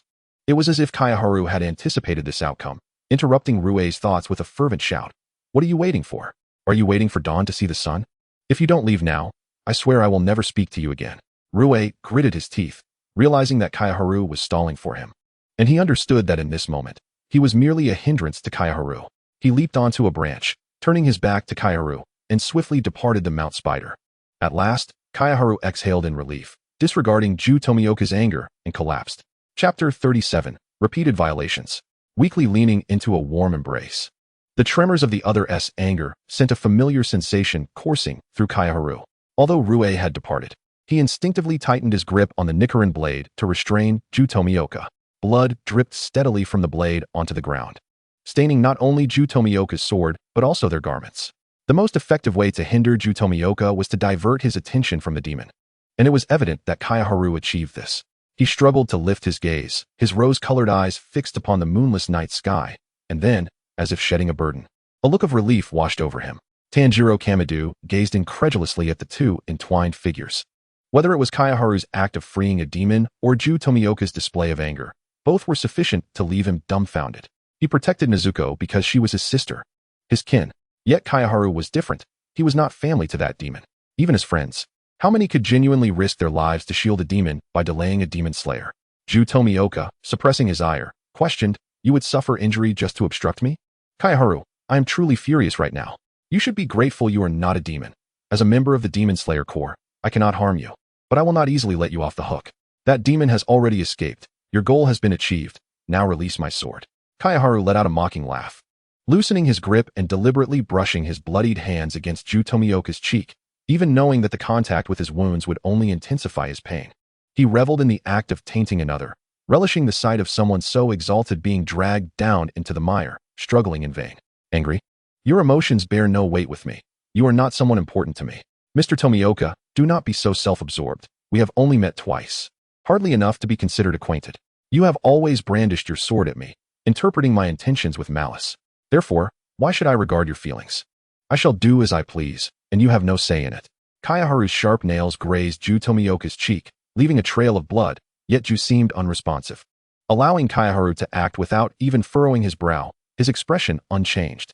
Kaiharu's seemingly deranged behavior left Ju Tomioka at a loss, as he was far more adept at slaying demons than navigating human interactions. This does not justify your collusion with demons. Kaiharu remained silent, pressing his hand against the wound he had inflicted on Ju's face, frantically questioning, "Do you feel pain?" "I am in far greater agony. Yet, in my heart, I feel exhilarated, Mr. Tomioka. Perhaps we shall never become friends." Ju Tomioka's gaze flickered, wishing to explain but at a loss for words. Ultimately, it was Ju's crow, Tsujikuni, who arrived just in time to defend his master. "Slaying demons is our duty. Ju has done nothing wrong.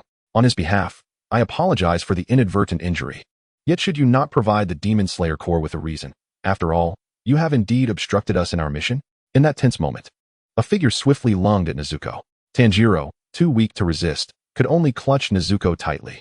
Ju Tomioka's expression shifted, murmuring an apology before drawing the Nichiren blade from Kaiharu's body with a speed invisible to the naked eye, intercepting Shinobu Kocho's attack and shielding Tanjiro and Nezuko.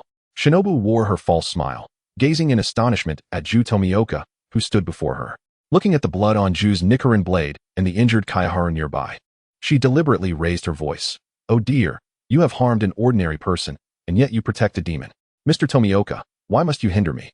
Then she turned her attention to Tanjiro, her gaze fixated on the unconscious Nezuko. "Little brother, you are holding a demon. For safety's sake, it would be wise to keep your distance." Moreover, Shinobu's eyes shifted back to Kaiharu. Observing his wounds with keen interest, she cautioned, "If you don't stop the bleeding, it will become dangerous. Do you require my assistance?" Despite the smile on her face, Kaiharu recognized that expression all too well. He had once worn it himself, concealing his true self until he could no longer recall his own nature. After pretending for so long, he had gradually deceived even himself. Kaiharu replied, "No need. As long as I don't die, I am fine." Ju Tomioka's expression cracked. This indifference towards his own life, coupled with such a nonchalant tone, prompted him to counter. "Is this how you treat your own body? Even if the injured hand may never wield a blade or lift heavy objects again, does it truly matter?" Qing Yu roughly bound his clothing around the wound, dismissing the concern with a nonchalant remark. "I am different from you. It is merely a pair of hands. If I can use these hands to protect what I hold dear, then they have served their purpose." For Qing Yu, the mere act of surviving held greater significance than anything else. The blade of Shinobu Kocho was directed at Nezuko. Although she was intrigued by the events transpiring between Qing Yu and Ju Tomioka, she had not forgotten her mission to slay demons. Tanjiro Kamado forced himself to speak. No, Nezuko is my sister. Though she is a demon, his words faltered as he hurriedly attempted to explain, yet Shinobu's gaze remained cold, and she replied to Tanjiro. I see, how tragic indeed. Then let me end her life with a gentle poison that feels no pain. Observing that their attention was focused on Nezuko, Qing Yu slowly pushed himself up, feeling a wave of dizziness wash over him, nearly losing his balance once more. His gaze darkened as he half knelt on the ground and addressed Tanjiro. Tanjiro, it is your turn now. Show me how you will protect Nezuko. As her brother, you cannot always rely on her for protection. Qing Yu urged Tanjiro, while Ju Tomioka subtly indicated for Tanjiro to escape with Nezuko. Ju cast a long, apologetic glance at Qing Yu. Confusion and uncertainty evident in his expression, he clearly did not anticipate that Qing Yu was acquainted with Tanjiro. Shinobu interjected, Mr. Tomioka, your actions here are against the rules of our corps. Oh, no. It seems you have already violated them, haven't you? Right, young brother who was injured by Mr. Tomioka? A gentle breeze swept through, dissipating the metallic scent of blood that lingered in the air. Qing Yu shuddered as the cool wind brushed against him. The significant loss of blood leaving him feeling somewhat cold. At that moment, he suddenly recalled the icy temperature of another demon within the Infinity Castle, wondering if that demon would be angered upon learning of his injury. Chapter 38, The Demon Slayer Corps Headquarters. The more Shinobu observed Qing Yu, the more familiar he appeared to her. Setting aside other details, his striking hair color and appearance would undoubtedly leave a lasting impression on anyone who had encountered him. A delayed pain radiated from the wound, and her discerning gaze revealed that she recognized him. Over 2 years ago, in a certain house adorned with wisteria patterns, she had met Qing Yu. He vividly remembered how Michiro Takedo had torn apart his outer garment, and how awkward their meeting with Shinobu had been. Unexpectedly, their reunion was marred by his current disheveled state, yet Qing Yu felt a peculiar sense of calm. This was not Ju's doing. He had charged forward on his own accord. Judged by the standards of your Demon Slayer Corps, it would merely be classified as a misfire. Ju noticed the shift in Qing Yu's address towards him. His lips pressed tightly together as he shielded Shinobu while monitoring Qing Yu's injuries. He was not a careless individual. He would not deny the harm that had been inflicted. Yet Qing Yu's desire to distance himself from him was undeniably irksome. Shinobu declared, this is not something that can be dismissed as a mere misfire. The outcome must be determined by our esteemed leader. Turning her attention to Ju, she added, Mr. Tomioka, if you do not step aside, I shall take action. Though I may lack your strength, I am still a Hashira. If it were to come to blows, the victor is uncertain. Seizing the opportunity, Shinobu darted towards Tanjiro. With Ju in hot pursuit, the two becoming entangled in a fierce struggle, each momentarily unable to move. As Qing Yu's vision blurred, he heard the command relayed by the crow from above, unexpectedly relevant to him. The crow announced, from headquarters, capture Tanjiro, Nezuko, and Qing Yu immediately, and return to headquarters. Cease all attacks on Nezuko. Tanjiro, clad in a black and green checkered haori, bore a conspicuous scar on his forehead. Nezuko, a demon, held a bamboo tube in her mouth, her long black hair with orange-tipped and trailing behind her.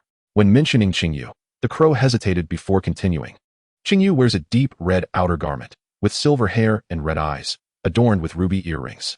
Our esteemed leader has specifically instructed that Qing Yu must be returned safely, without the use of force or disrespect, treating him as a distinguished guest. Ju and Shinobu sheathed their blades and approached Qing Yu. Without uttering a word, Ju lifted Qing Yu into his arms and began moving towards the direction indicated by the crow. Qing Yu wished to struggle, but the excruciating pain from his wound reminded him of his limitations. Throughout his life, he had been coddled by Muzan Kabutsuji, never having faced hardship or injury otherwise. Such minor wounds would not leave him incapacitated. At the Demon Slayer Corps headquarters, before the arrival of their leader, the 9 Hashira had gathered, only to find Qing Yu unconscious on a stretcher, attended by a member of the Mist Corps. Mitsuri Kanroji, covering her mouth, whispered in awe, he is remarkably handsome. He appears quite young. I wonder if he is of age. Meanwhile, Kaneo Tsuyuri, who had been observing Mitsuri, frowned, a surge of killing intent rising within her. She despised the attention Mitsuri lavished upon others. Though Ju stood apart, deeply concerned for both Qing Yu and Tanjiro's injuries, the fact that he had violated the core regulations was clear. Mitsuri continued to express her admiration for Qing Yu's appearance, prompting Ju to recall his own bandaged form, pondering how he could possibly deserve someone as wonderful as her. Shinobu approached Ju, stating directly, why don't you join us? Our esteemed leader will arrive shortly, and after the meeting, we will resume our missions and depart headquarters. Opportunities for all 9 of us to gather are rare. This is a perfect chance for you to interact with everyone and perhaps improve your rather disagreeable demeanor. Ju replied, I am not disliked. Shinobu stared at him, incredulous that he was unaware of the disfavor he garnered. She had made her point quite clear. Was he genuinely oblivious or merely pretending? Ju intercepted Michiro, who was about to approach Qing Yu, his gaze fixated on Qing Yu's bandaged waist and abdomen. Ju Tomioka, he has sustained injuries. It is best not to disturb him for the time being. Michiro Takedo's gaze was imbued with a sense of confusion and emptiness, only flickering to life when he encountered something or someone of interest. If left undisturbed, he could gaze at the sky and count the drifting clouds for an entire day without changing his posture. Michiro Takedo retorted, Do you know him as well? Ju Tomioka replied, I have met him a few times. I suppose that counts as knowing him. Michiro Takedo narrowed his eyes, lost in thought, merely entranced by Kayaharu's delicate visage. After a considerable pause, he spoke softly to the unconscious Kou. You seem to be more popular than I had imagined. Chapter 39, A Unique Kindness. Kayaharu. The deep, magnetic timbre of a voice resonated in his ears, awakening Kayaharu's consciousness, though his eyelids felt as heavy as lead. Refusing to part. Muzan Kabutsuji, after much effort, I have finally entered your dream, and you offer me not even the slightest response. Since parting from me, you have always been in pain. I yearn for the days of your childhood, when you would curl up in my embrace, silent and untroubled, relying on me at every moment. Not only could I protect you, but you would not constantly seek to escape, mingling with the sordid and despicable members of the Demon Slayer Corps. The familiar voice and gentle caress coaxed Kayaharu to slowly open his eyes. His sluggish mind had yet to comprehend the situation when his body instinctively embraced Muzan Kabutsuji. Muzan Kabutsuji, I miss you so much. Kayaharu's voice emerged, raspy from prolonged silence. Lacking the clarity of his usual tone, Muzan Kabutsuji's eyes glinted with crimson, his heart brimming with pleasure, yet he masked his true emotions with frigid words. How audacious! You no longer even address me with respect and dare to call my name so freely. Kayaharu's expression turned somewhat melancholic, his heart's overwhelming longing compelling him to disregard everything and return to the presence of the demon before him. Yet he knew better. A fleeting pain is preferable to a prolonged one. A brief separation and enduring companionship. Even a fool would choose the latter. He could not abandon his original plan for a momentary craving. After all, it's merely a dream. What does it matter if I indulge myself? You would not truly punish me, Kayaharu murmured softly, his eyes filled with the image of Muzan Kabutsuji. Muzan Kabutsuji's cold gaze fixated on Kayaharu's abdomen. Alas. In the realm of dreams, he could not heal him. Otherwise, such a minor injury would mean nothing to a demon. Observing Kayaharu's mental landscape, Muzan Kabutsuji recalled the words of dream. The mental world reflects one's essence. In Kayaharu's inner realm, there existed only a withering tree and a stagnant pool of water. The pervasive sense of oppression and suffocation prompted Muzan Kabutsuji to furrow his brow, unable to suppress the thought that, in his absence, Kayaharu may have faced some unfortunate experiences. After all, his cherished jewel, nurtured in his palm, should not possess a mental world more barren than that of a withered elder. Muzan Kabutsuji, you understand me well. When you shield the weary, what do you ponder? Can you share it with me? He endeavored to quell his anger, not wishing to frighten Kayaharu, particularly after just having assembled the lower moons and dispatched a few inept and hapless ones.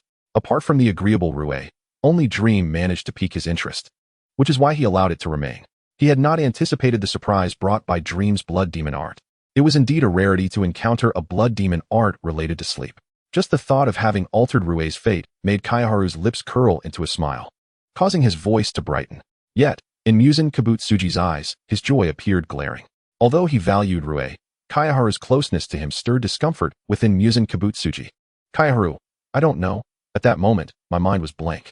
But as I watched Rue walk away, one thought consumed me. If Rue survives, you will surely be pleased. After all, he shares experiences similar to yours, Muzan-sama. You regard him differently from the others. Kayaharu was well aware of Muzan Kabutsuji's past before he became a demon, having heard it directly from him.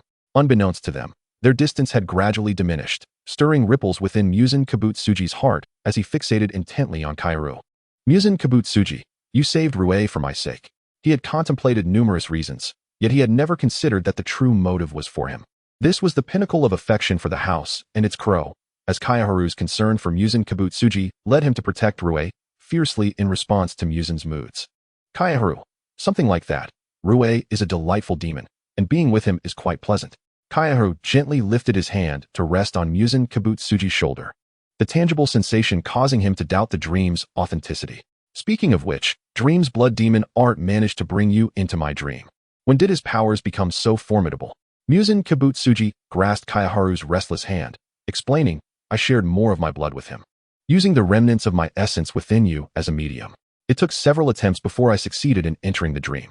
After all, I have lived for over 1,000 years, and my spiritual power is unparalleled. Were it not for my deliberate cooperation, Dream's abilities would not suffice to draw me into this realm. Kayaharu chuckled softly, his amusement contrasting with the increasingly dark expression on Muzan Kibutsuji's face. I mean no offense. Please continue. I merely find your demeanor quite unlike your usual self. Muzan Kibutsuji's curiosity piqued. He pressed further. Then how am I usually? Kayaharu hesitated, struggling to articulate his thoughts. He feared that honesty would darken Muzan Kibutsuji's countenance further, yet fabricating a response felt dishonest. Bowing his head, Kayaharu endeavored to recall, prompting Muzan Kibutsuji to gently smooth his brow. Little one, do not frown so often. You deserve the finest things in this world. I wish for your happiness every day. Yet you vex me so. What am I to do with you? In this dream, teetering between reality and illusion, Kayaharu daringly inquired, in your heart, what do you truly consider me to be? A child? I shall soon come of age. I am no longer a child. Many of my peers have already married and begun families. Though life is arduous, it is warm and filled with happiness. Kayaharu, if you only see me as a pastime, would you indulge me in such audacity? Even if you whimsically brought back someone from Infinity Castle who was not me, but rather a stranger, would you treat him with the same kindness? Kayaharu voiced the long-buried thoughts weighing on his heart, exuding a resolute determination. Muzan Kibutsuji, my beloved Demon King. May I continue to be so audacious? I yearn to call your name directly, without any pretense, wishing to engrave it into my very soul, so that even death cannot erase my memory of you. Chapter 40. The Shattering of Dreams. Muzan Kibutsuji had not once, but several times heard Kayaharu confess his feelings. The boy's gaze was fervent and unwavering, his candid words impossible to ignore. A smile graced Muzan's lips, yet he was overwhelmed by an immense wave of joy. He realized he had likely fallen. Yet for a demon king who had lived for over a millennium, the opinions of others held no weight. Muzan Kibutsuji tenderly caressed Kayaharu's hair, his eyes brimming with uncontainable excitement. Very well, I shall indulge you. Even if you were to become a demon in the future, you could still liberate yourself from the curse within your blood and call my name freely. Qing Yu, you are the most extraordinary presence by my side. Apart from you, I shall not indulge anyone else. The worries that plague you shall never materialize. My privileges belong solely to you, and Infinity Castle will forever be your sanctuary. Kibutsuji Muzan's words dispelled all of Qing Yu's fears as he shed all pretense and wept inconsolably in Kibutsuji Muzan's embrace. Kibutsuji Muzan remained silent, for he understood that Qing Yu had suppressed his emotions for far too long and required an outlet for his feelings. Although neither of them explicitly acknowledged it, they both recognized the significance they held in each other's lives. Kibutsuji Muzan gently patted Qing Yu's back, offering him silent comfort. Even as an infant, Qing Yu was not easily soothed. He would awaken in fright and cry at the slightest disturbance. Though he could sense that Qing Yu was not afraid of him, he was unaware of what truly frightened the boy. Infants cannot articulate their fears, expressing themselves solely through cries, and at that time, Qing Yu was particularly unique. He would only allow Kibutsuji Muzan and Kokushibo to hold him. Especially with Doma, Kibutsuji Muzan had forbidden him from entering Infinity Castle until Qing Yu could speak. After a while, Qing Yu, feeling exhausted from crying, wiped his tears on Kibutsuji Muzan's clothing and softly asked, Am I looking very unattractive like this? The corners of Qing Yu's eyes were red, with unshed tears clinging to his lashes, his crying visage resembling that of a pitiful fawn, so fragile that it made Kibutsuji Muzan want to cradle him in his arms. He tenderly wiped away Qing Yu's tears, scrutinizing the young boy before him with careful attention. He relished the way Qing Yu's emotions were stirred by his presence, yet he wished for Qing Yu never to feel sorrow because of him. While crying made Qing Yu easy to console, he did not desire to see him in tears.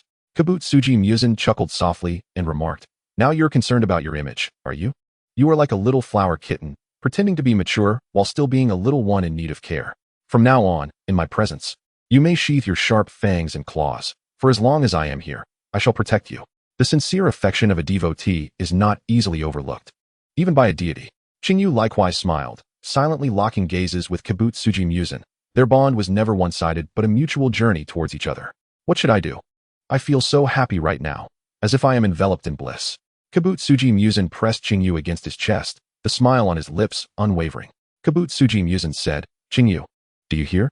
My heart beats wildly because of you. This is a feeling I have not experienced in millennia. Qing Yu's breath hitched, though aware that he was dreaming. He fervently wished not to awaken. Alas, the heavens were deaf to Qing Yu's desires. Regardless of his resistance, dreams must eventually yield to awakening. Kibutsuji Musen's figure began to blur, and his mental realm grew restless. The parched trees shed more leaves, and the once calm waters churned violently, the turmoil in his spiritual world revealing the transformation within him. Reluctantly, he addressed Kibutsuji Musen. Is the dream coming to an end? Kibutsuji Musen's gaze darkened as he concluded that the nightmare could no longer sustain its blood demon art. But do not fret, Qing Yu, we shall meet again soon. Until Kibutsuji Musen's figure completely vanished, Qing Yu remained in the same position, unmoving. He refrained from uttering words of entreaty. His journey into the world was his own choice, and he had no regrets about his decision. Yet, the longing surged within him like wild grass, relentless and unyielding. As he could not alter the fact that he cared deeply for Kibutsuji Musen, the dream shattered, and the slumbering one would inevitably awaken.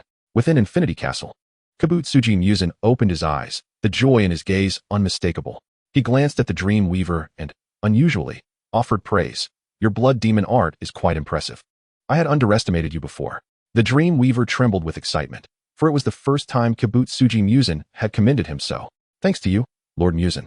I have been transformed into a demon and now possess this strength. All that I have is a gift from you, and I am truly elated to be of use to you. The dream weaver's manic and frenzied demeanor surprisingly pleased Kibutsuji Musen. Otherwise, he would not have retained him during the purge of the lower-ranked demons. Since you wish to serve me, then do your utmost to devour more lives. If you can slay the boy adorned with the sun emblem earrings, or any of the Hashira of the Demon Slayer Corps, I shall grant you more blood. The dream weaver smiled widely, respectfully acquiescing. Yes, Lord Musen. Before the dream weaver departed, Kibutsuji Musen issued a stern warning. His voice cold. Do not disclose anything from the dream in any form. Keep your mouth and eyes in check. I do not wish to claim your head just yet. The dream weaver paused, then recalled what he had just witnessed. As the master of weaving dreams, he could see everything within the dream realm. He suppressed his excitement and assured Kibutsuji Musen that he would keep silent, after which Kibutsuji Musen allowed him to exit Infinity Castle. The dream weaver mused. Based on the visions he had seen in the dream, their cherished Qing Yu would inevitably become another master within Infinity Castle. He eagerly anticipated that day, when he would surely weave a grand and splendid dream for them. Humming an eerie, unknown nursery rhyme, he gradually faded into the night. With an abundance of demon blood coursing through him, his power would grow exponentially. He had already devised how to concoct his next dream. Be it a sweet reverie or a nightmarish vision, as long as one could not awaken, it would become an indelible nightmare. Chapter 41, an interlude before the meeting. The timeline shifts back to the gathering of the Hashira, just before the Hashira meeting commenced.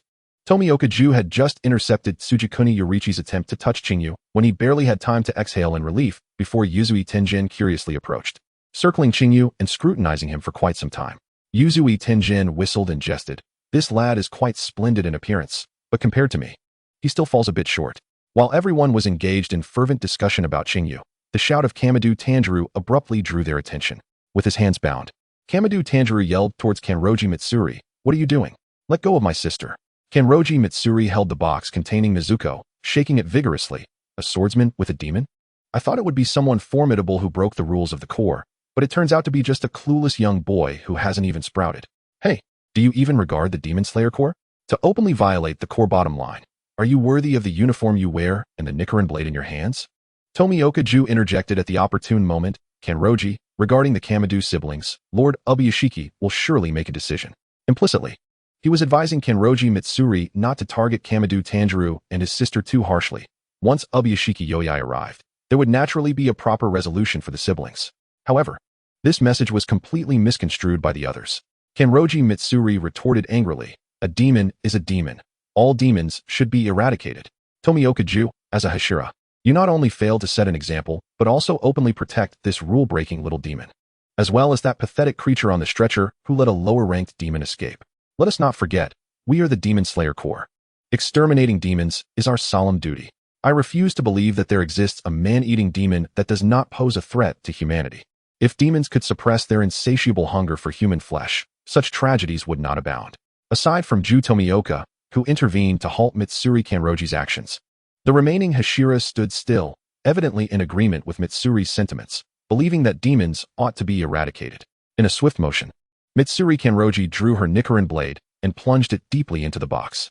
As the blade withdrew, blood gushed forth, accompanied by Nezuko's pained cries, inciting a fierce anger within Tanjiro Kamado. Seizing the moment while Ju Tomioka diverted Mitsuri's attention, Tanjiro leaped forward and delivered a forceful headbutt to Mitsuri. Unable to contain herself, Mitsuri chuckled heartily. Despite the fearsome demeanor of Mitsuri, her antics were undeniably amusing. From his perch in the trees, Kaneo Tayuri cast a fond gaze upon Mitsuri, a tenderness in his eyes that he likely remained oblivious to. However, upon shifting his gaze back to Mitsuri, his demeanor changed. He thought, Mitsuri, while Ju's words may have distracted you, you have indeed let your guard down. A mere fledgling demon who recently passed the final selection was able to ambush you. Your vigilance has waned. Mitsuri's head was bloodied from the impact, and she dropped the box, clutching her head as she shouted at Kaneo. If you have the capability, come down and let us have a duel. Then you will know whether I have become complacent. Kaneo replied, boring. I have no time to waste on such trivialities. Mitsuri, well aware of everyone's busy schedules, had not seen her comrades in quite a while. Especially Kaneo, who often brought her gifts. She had intended to invite him to dinner after the meeting, uncertain if he would accept. After Mitsuri's mishap, she turned to Kaneo and said, Mr. Kaneo, I have recently learned a few new dessert recipes. Would you care to join me in tasting them after the meeting? Oh, if it's too much of a bother for you, then never mind, but I truly wish to invite you. Kaneo, taken aback by Mitsuri's hopeful gaze, found himself unable to refuse her invitation. Moreover, he had no desire to decline. The white snake around his neck flicked its tongue as if urging its master to acquiesce, its pupils reflecting Mitsuri's form. Clearing his throat softly, Kaneo murmured, I did not say I would refuse. Gently patting the white snake, he added, Tachikawa, this is not an invitation for you. Why are you getting so excited? Mitsuri beamed brightly, exclaiming, I will prepare something for Tachikawa as well. It's settled then, Mr. Kaneo, I shall await your arrival. The last part of her statement was uttered in a whisper, and she shyly covered her face, peeking through her fingers to gauge Kaneo's reaction. Kaneo gazed skyward. If one overlooked his flushed earlobes and wandering gaze, he appeared unchanged from his usual self. Shinobu Kocho leaned closer to Mitsuri, chuckling. Oh dear, only inviting the snake Hashira? It seems Mitsuri has a fondness for him. Mitsuri's cheeks flushed deeper as she protested, no. I like everyone. Inviting Mr. Kaneo is merely a gesture of gratitude. The other Hashira exchanged knowing glances, while Mitsuri's invitation did not escape the attention of Mitsuri, who had not forgotten about Tanjiro and Nezuko Kamado. Just as he prepared to probe Nezuko further, a gentle voice emerged, cutting through the clamor and interrupting Mitsuri's actions. Long time no see, everyone. It is a splendid day, and I am delighted to see you all, Yoya Kanroji greeted, flanked by his two daughters. Supported as he made his way forward, his wife, Kanroji Emanai, accompanying him. Mitsuri was oblivious to his arrival, having been engrossed in Kaneo's presence, and felt a twinge of regret for having missed the opportunity to greet him first. Please, do not stand on ceremony. The primary purpose of this meeting is to discuss the unforeseen events encountered by Tanjiro Kamado and the Water Hashira, Ju Tomioka, during their demon-slaying endeavors. As Amanai stepped forward, her gaze swept across the assembly, finally resting on Kaneo, as if searching for someone through him. Noticing his wife's distraction, Yoya comfortingly patted her shoulder and continued. It is my permission that allows Tanjiro Kamado to fight alongside the demon, Nezuko. Upon hearing this, the remaining Hashira, aside from Ju, exchanged puzzled glances. At that moment, Kaneo slowly opened his eyes. Rather than exhibiting the confusion typical of someone just awakening, his gaze bore an unsettling intensity that sent shivers down spines. Sitting upright, his crimson eyes locked onto Yoya's. After a brief pause, he seemed to process the situation and spoke coolly, shattering the tranquil atmosphere of the courtyard. It seems I have awakened at an inopportune time. Chapter 42, Hashira Meeting, Part 1. Yoya exchanged a glance with his wife before smiling gently. This should be our first formal meeting, Kaneo. I apologize on behalf of my team for any disturbances they may have caused you. My team has been under your care. Despite Kaneo having obstructed Ju's slaying of demons, during his travels over the past 2 to 3 years, he had assisted injured Demon Slayer Corps members whenever possible, extending his aid without indifference, provided the members were to his liking. For instance, the Mist Hashira, Michiro Takedo, was such an individual. However, Kaneo's demeanor darkened at the thought of Ju, for he could not shake the feeling of an inexplicable familiarity that accompanied Ju's presence. At this moment, far away in the depths of the Eternal Paradise cult, Doma sensed a surge of murderous intent. He opened his eyes, scanning the surroundings, but finding nothing amiss. Bored, he waved his fan and suddenly burst into laughter, pondering whether it was merely a trick of his imagination. Yet, his instincts had never led him astray. Observing Kaneo's resemblance to his own kin, Amanai could not help but draw closer, musing to herself, "He resembles the one I have been searching for more and more." Kaneo slowly rose. Though the responsible members of the Hidden Core had forbidden him from moving freely, he still found the attention of everyone upon him uncomfortable. He smirked, glancing over at the silent Jew and the somewhat cheerful Machiro, as well as the other Hashira he had yet to meet, ultimately fixing his gaze on Yue Kanroji. "I must apologize. I prefer to hear apologies directly from those involved. You owe me nothing. There is no need to assume responsibility for someone else's actions. What they did is their concern and has no bearing on you, does it? Am I correct, Yue Kanroji, the leader of the Demon Slayer Corps?" Though Kaneo's words bore no overt offense, the underlying sarcasm rendered the expressions of all present Hashira and members of the Corps grave. The Hidden Core member who had reached out to assist Kaneo found his hand suspended in midair, trembling slightly as if caught in a moment of disbelief. Who is this person, daring to speak to our esteemed leader in such a manner? The Hidden Core member thought, his expression shifting dramatically in mere seconds. In that fleeting moment, he nearly recalled every action he had taken throughout his life, his heart fervently yearning for the meeting to conclude sooner. He truly could not bear to remain a moment longer. Who would come to his rescue? Why had he insisted on participating in this Hashira meeting, even at the cost of offending his fellow companions? Now, was it too late to regret his decision? Rengoku Kyujuru proclaimed loudly, his resonant voice reverberating through the air, jarring Qing Yu's eardrums. Such an impudent fellow. Not only did he fail to pay his respects before the esteemed leader, but he also had the audacity to directly utter the leader's name. Kanroji Mitsuri blinked her eyes, filled with pink hearts, and remarked softly, "I can't quite understand why, but there is something so delightful in watching their rivalry." Tanjiro, straining to get closer to Nezuko's box, whispered, "Nezuko, are you in pain? I'm sorry for always putting you in harm's way. I wish I were stronger." Sadness welled within Kanroji Mitsuri as she took in the scene. While the ever-serious Shinobu felt a shift in the atmosphere, she sensed that Qing Yu's words bore deeper implications, and his demeanor suggested he bore no ill will towards the Demon Slayer Corps. Tenjinjin Yuzui furrowed his brow, a sudden thought striking him. Doesn't that fellow's appearance seem somewhat familiar?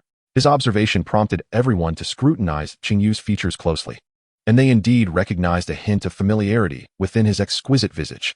Qing Yu, though momentarily dazzled by Yuzui's extravagant adornments, acknowledged that his beauty warranted such embellishments.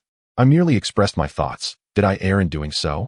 If every matter could be resolved by another's hand, what significance would that hold?" Enduring the relentless pain from his wounds, Qing Yu staggered slightly, but managed to regain his composure. His pallid complexion, a result of blood loss, was contrasted by his unwavering gaze fixed on Ubuyashiki Yose, as he sought to find resemblances to Muzan Kabutsuji, only to discover none. Long ago, Muzan had been known as Ubuyashiki Muzan, making him an ancestor of the Ubuyashiki clan by lineage. Yet, perhaps due to their contrasting natures, Qing Yu found no similarities between Ubuyashiki Yose and Muzan Kabutsuji. Indeed, he realized he could not escape the lens through which he viewed Muzan. For him, Muzan was ultimately different. Kabutsuji Shinya rose in fury, approaching Qing Yu and viciously seizing his collar, admonishing, "Do you even realize who you're speaking to?"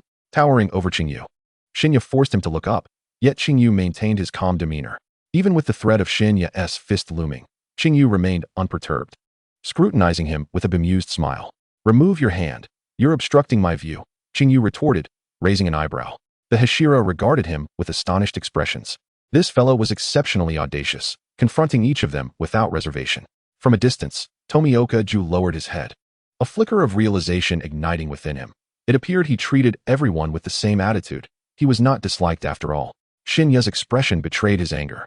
Had Qing Yu been a member of the Demon Slayer Corps, his fist would have already struck. However, it was evident that Qing Yu did not belong to their ranks.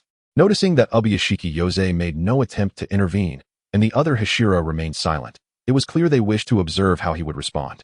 Qing Yu lowered his gaze, abruptly thrusting his knee upward. Shinya, sensing the movement, sidestepped. In that instant, Qing Yu seized Shinya's arm and, leveraging his strength, executed a swift maneuver that sent a solid kick to Shinya's head. Stunned by the blow, Shinya regained his senses only to find himself pinned by Qing Yu. Though Qing Yu lacked his strength, his combat skills were rich and varied, honed from countless encounters with formidable adversaries. With a wicked grin, Qing Yu let his hair cascade over Shinya's face, teasingly causing an itch, yet Shinya was unable to push it away. "Now, do you still dare to be so arrogant?" Qing Yu taunted, his voice shifting through various tones, accentuating his mockery. The tables had turned. The one who initiated the confrontation was now left humiliated, glaring begrudgingly at Qing Yu's excessively refined features. Just then, laughter erupted from the crowd. Shinobu covered her mouth. Her face flushed with embarrassment as she remarked, "My apologies. It has been ages since I witnessed something so entertaining. After all, it's not every day we see the wind Hashira falter like this." Chapter 43, Hashira Meeting, Part 2. Kanroji Mitsuri blinked her eyes, her pupils gleaming with pink hearts as she softly remarked, "For some reason, I find their rivalry quite pleasing to the eye, especially the way he took down Mr. Shinya. It was truly admirable." Iguro Abanai stealthily observed Kanroji Mitsuri, noting her unwavering gaze fixed on Qing Yu, and clenched his fists in resolve. He intended to find an opportunity to teach Qing Yu a lesson once the meeting concluded. Ubuyashiki Yose's daughter, Hina, stood at her father's behest and approached Qing Yu and Shinya, speaking slowly. "Esteemed guest, perhaps you have misunderstood our intentions. We sincerely invite you to join the Demon Slayer Corps. Of course, if you are willing, we welcome every ally. Considering your current injuries, might we request you to release our Wind Hashira? Though his actions may have been somewhat aggressive, he bears no malice towards you." Qing Yu's derisive gaze pierced through the air like a thorn. He exchanged a cold stare with Shinya before erupting into laughter, a sound that grew louder until it bordered on madness. Their proximity allowed Qing Yu to observe the veins throbbing on Shinya's neck. "Is that so? Yet I can't help but feel that your Wind Hashira is not as innocent as you claim. If I were to release him, what would stop him from attacking me with his blade?" Hina stood momentarily stunned before assuring Qing Yu, "Please do not worry. We of the Demon Slayer Corps do not harm innocents. Our sole purpose has always been to eradicate demons. All gathered here share a common objective, to protect the weak by hunting the evil that threatens them. One day, we shall cleanse the world of all demons and end this cycle of conflict between demon slayers and man-eating fiends." A complex expression flickered in Qing Yu's eyes as he lowered his rose-hued gaze and remarked to Shinya, "Upon closer inspection, you're rather handsome. Though, those scars mar your appearance. If your family were to see you now, they would surely be heartbroken." Shinya's expression stiffened, memories of his brother, Jinya, flashing through his mind, and the unexpected pause only fueled Qing Yu's mischief. He deliberately leaned in closer, his lips brushing against the other's ear as he murmured in a barely audible tone, "Let me share a secret. I have a penchant for men, particularly those youthful, innocent souls like yourself. I find great delight in teasing them." The expression on Mitsuri Kanroji's face instantly morphed into one of shock, with a sudden surge of strength. He overturned Qing Yu, his earlobes flushing crimson, a hue reminiscent of blood, whether from indignation or embarrassment. The intensity of his ire rendered him oblivious to the fact that they were in the courtyard of the esteemed lord. As he unsheathed his Nichiren blade and swung it at Qing Yu, disregarding the Demon Slayer Corps sacred rule, prohibiting harm to innocents. "You scoundrel, I shall slay you," he declared. Indeed, humans who protect demons ought to be treated like demons themselves. It was not merely sufficient to sever their heads, but rather, one must grind their bones to dust to feel satisfied. Noticing the genuine fury radiating from Mitsuri Kanroji, Yoya Kanroji interjected, "Cease this madness, Mitsuri. Reflect on the reasons that led you to join the Demon Slayer Corps. Do not be swayed by your emotions. Calm yourself. Out of personal interest, I will clarify matters concerning Qing Yu later. Regardless of what he has said to you, sheath your blade. He is not a demon, and we cannot treat him as we do with malevolent fiends." Despite the flush of anger that still lingered on Mitsuri's face, the sharp gaze of Iguro Abanai made him suddenly aware of the incongruity of the situation. Though he was aware of Mitsuri's temperamental nature, he knew he possessed the sense of propriety in front of their esteemed lord, especially since Qing Yu was a guest specially invited by the lord. Even if Qing Yu had caused Mitsuri to lose face, it should not have driven him to the brink of murderous rage. Iguro Abanai inquired directly, "Mitsuri, what did he say to you?" The others, including their lord, cast curious glances toward Mitsuri. Yet, even with his face flushed, Mitsuri uttered not a word. Qing Yu caught a glimpse of Takedo Machiro, who was staring intently at him, or more precisely, at the wound on his abdomen that had begun to seep blood. He had overestimated his own resilience. After a brief clash with Mitsuri, his wound had reopened. He tousled his disheveled hair and pointedly remarked, "If you're curious, you could simply ask me directly instead of putting your comrades in a difficult position. Qing Yu, may I address you as such? After all, we are of a similar age." Butterfly Shinobu said with a hint of warmth, "I have a modest understanding of lip reading, and if I am not mistaken, you mentioned that you favor men. While witnessing the wind pillar's discomfort is amusing, your jest seems rather excessive." The atmosphere fell into a profound silence upon her words. Kanroji's pupils widened in disbelief as she clutched her husband's garment, gazing incredulously at the silver-haired youth in the courtyard. The beads of Himejima Jyomi's prayer beads snapped, scattering across the ground and clattering against the stones with a crisp sound. Rengoku Kyujuru had never fathomed that men could harbor feelings for one another after the initial shock. He redirected his focus back to the meeting. After all, the Hashira meeting convened only once every 6 months, and with their lord's health declining, their immediate priority was to eradicate more demons and fulfill the duties of the Demon Slayer Corps, ensuring that more demons paid the price they deserved. Takedo Michiro continued to observe Qing Yu, unaffected by Shinobu's remark, seemingly oblivious to the peculiar reactions of his companions around him. His impassive demeanor caused concern for Miss Jin, who was nearby. Tomioka Ju pressed his lips together, intending to defend Qing Yu, but upon meeting the earnest gaze in Qing Yu's eyes, he discerned that the latter was neither lying nor mocking Mitsuri, and he swallowed the words he had been about to utter. Iguro Abanai immediately retracted his hostility towards Qing Yu, no longer viewing him with the same disdain he had initially felt. As long as Qing Yu kept his distance from Kanroji Mitsuri, it mattered little what he liked. After all, they were not well acquainted, and rather than concerning himself with others, it would be wiser to contemplate what gift to present to Kanroji Mitsuri next. The most animated among them was Kanroji Mitsuri, whose reaction stood in stark contrast to that of Iguro Abanai. She clenched her fists, mimicking a gesture of encouragement. Her excitement directed towards Qing Yu as she murmured, "Oh my, a love between men. Just the thought sends my heart racing." Chapter 44, The Hashira Meeting, Part 3, I am not jesting. If my presence is unwelcome, you are free to expel me, Qing Yu asserted. Mitsuri Kanroji glared at him. Her teeth clenched, unable to fathom that she had been flirted with by someone significantly younger, a male at that. Although Yoya Kanroji was taken aback, he chose to respect Qing Yu's orientation and gently replied, "Qing Yu, I have been informed of your contributions to the Demon Slayer Corps over the past 2 years through the reports of the crows. The reason for your invitation to join the Corps extends beyond the incident at Mount Spider. There are other reasons as well." Yoya placed a reassuring hand on his wife's, encouraging her, "Go on, speak with him. It is rare to find someone like him." Kanroji Tamayo, unable to contain her excitement, exchanged glances with her husband and daughter, Nikaido, before apologetically addressing the gathered Hashira. "My apologies, everyone. There are personal matters regarding myself that must be addressed during this meeting. I trust you are all curious as to why Qing Yu, not a member of the Demon Slayer Corps, is present at this Hashira meeting. His actions at Mount Spider in protecting a demon were merely part of the reason. It was I who requested my husband to bring Qing Yu into the Corps." Kanroji Tamayo's gaze settled on Qing Yu's face as she gently inquired, "Child, are you aware of your origins?" Qing Yu's countenance darkened, and he turned his head, suddenly reluctant to meet the sincere gaze of Kanroji Tamayo. Deep within his soul, 2 conflicting voices echoed. One urged him to remember his purpose for infiltrating the Demon Slayer Corps, warning him that even in the face of futility, he must never betray Muzan Kabutsuji. The other voice chastised him for his hypocrisy, exploiting the kindness of others while secretly plotting against them. Was this truly right? After a moment of silence, Qing Yu regained his composure, forcing himself to respond to Kanroji Tamayo's question in a neutral tone. What significance did it hold to know? It would only serve to deepen his sorrow. Even if I were to learn the truth of my origins, my life would remain unchanged. Do you believe you are happy with your current life? Kanroji Tamayo inquired. Her curiosity piqued despite recognizing the intrusive nature of her question. As she gazed at Qing Yu, whose eyes bore a maturity and weariness far beyond his years, she, as an elder, found it impossible to ignore the profound sense of solitude emanating from him. He appeared to have locked his heart away, rejecting the approach of others while refusing to step out himself.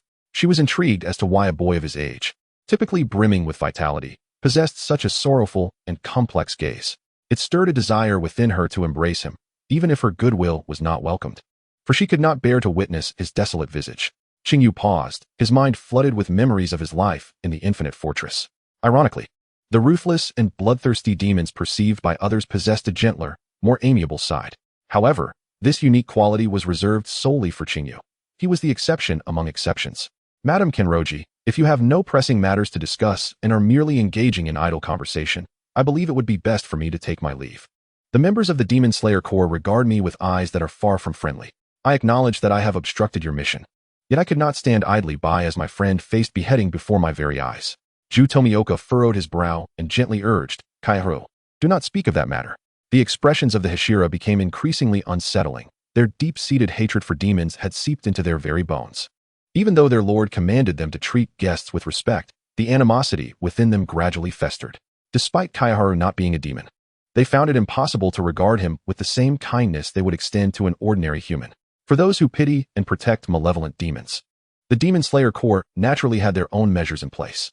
However, Due to Kayaharu's previous assistance to the members of the Corps, Yosei Kanroji wished to hear Kayaharu's thoughts. Kayaharu sensed the hostility gathering around him, yet he remained indifferent, refusing to regret his actions. He lifted his feet and slowly approached Kanroji.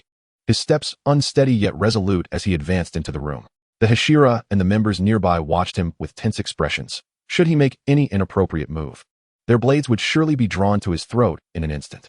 Kayaharu halted 3 steps away from Kanroji, a gentle breeze stirring his hair and garments. The petals of wisteria danced in the wind, eventually settling in the courtyard, where the silver-haired youth, radiant as moonlight, exchanged a calm gaze with Kanroji before speaking. "Why does your gaze inflict such pain upon my heart?" Unable to contain herself any longer, Kanroji sprang to her feet and rushed forward, enveloping Kayaharu in her embrace. Tears of complex emotion flowed freely. At that moment, she was uncertain whether to feel joy or sorrow. After years of searching, so long that she had nearly lost hope, she unexpectedly received news of Kayaharu through the crow, Tsujikuni. Given Kayaharu's unique appearance and similar age, Kanroji, driven by a sense of trial, quietly gathered information about the young man before her. Fortunately, her efforts bore fruit. She had finally located the last remaining bloodline of their priestly lineage. "Child, we share the same blood. You are not an ordinary human, but a descendant of the priestly clan," Kanroji proclaimed. Kayaharu felt his pupils constrict, his mind echoing with Kanroji's words as if they were about to explode. He was clad in the knowledge that his true family had long been extinguished by Muzan Kabutsuji's orders, reduced to ashes in a great fire that obliterated everything. To this day, Kayaharu remained unaware of his connection to the Demon Slayer Corps. Overcome with emotion, he instinctively pushed Kanroji away, the hurt in her eyes tightening his heart. Suddenly, he grasped his head, the dizziness intensifying, the metallic taste of blood in his throat reminding him that he had bitten his lip. How revolting, utterly repugnant. How could he be of the priestly bloodline? He had unwittingly stood in opposition to Muzan Kabutsuji since birth. Ironically, a human favored by the divine had unhesitatingly thrown himself into the embrace of a demon, a being forsaken by the divine. Kayaharu closed his eyes, finding even breathing to be painful. The lingering fragrance of wisteria at his nose incessantly reminded him of his predicament, yet despite realizing his heritage, he discovered that his greatest concern lay with the demons in the infinite fortress who had shown him genuine care. Even death could not redeem the souls burdened with the weight of their sins. Only boundless hell awaited them. Chapter 45, Hashira Meeting, Part 4. If the members of the Demon Slayer Corps could, for the sake of Kanroji, barely tolerate Kayaharu's insolent actions, with each subsequent refusal, their patience was gradually wearing thin. Kayaharu seemed to be testing the limits of their tolerance.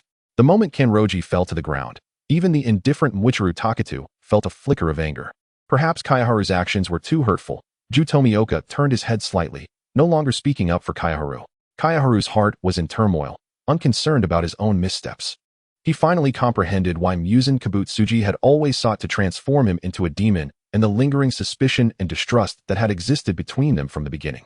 They had always been opposing forces. Witnessing her mother's kindness being disregarded, Kanroji's younger sister, Hinetsuru, promptly rushed to help her mother to her feet. Though Kayaharu was kin to her mother's family, she bore no semblance of goodwill towards him in that moment. Kayaharu gazed at Kanroji, suddenly laughing maniacally, yet his eyes brimmed with unshed tears. He questioned in a near-deranged manner, "What evidence do you have? Based solely on my appearance and behavior, how can you conclude that I am of the priestly clan? There are many who share similar features. For instance, your wind Hashira also possesses silver hair. Clearly, resembling another is not sufficient proof.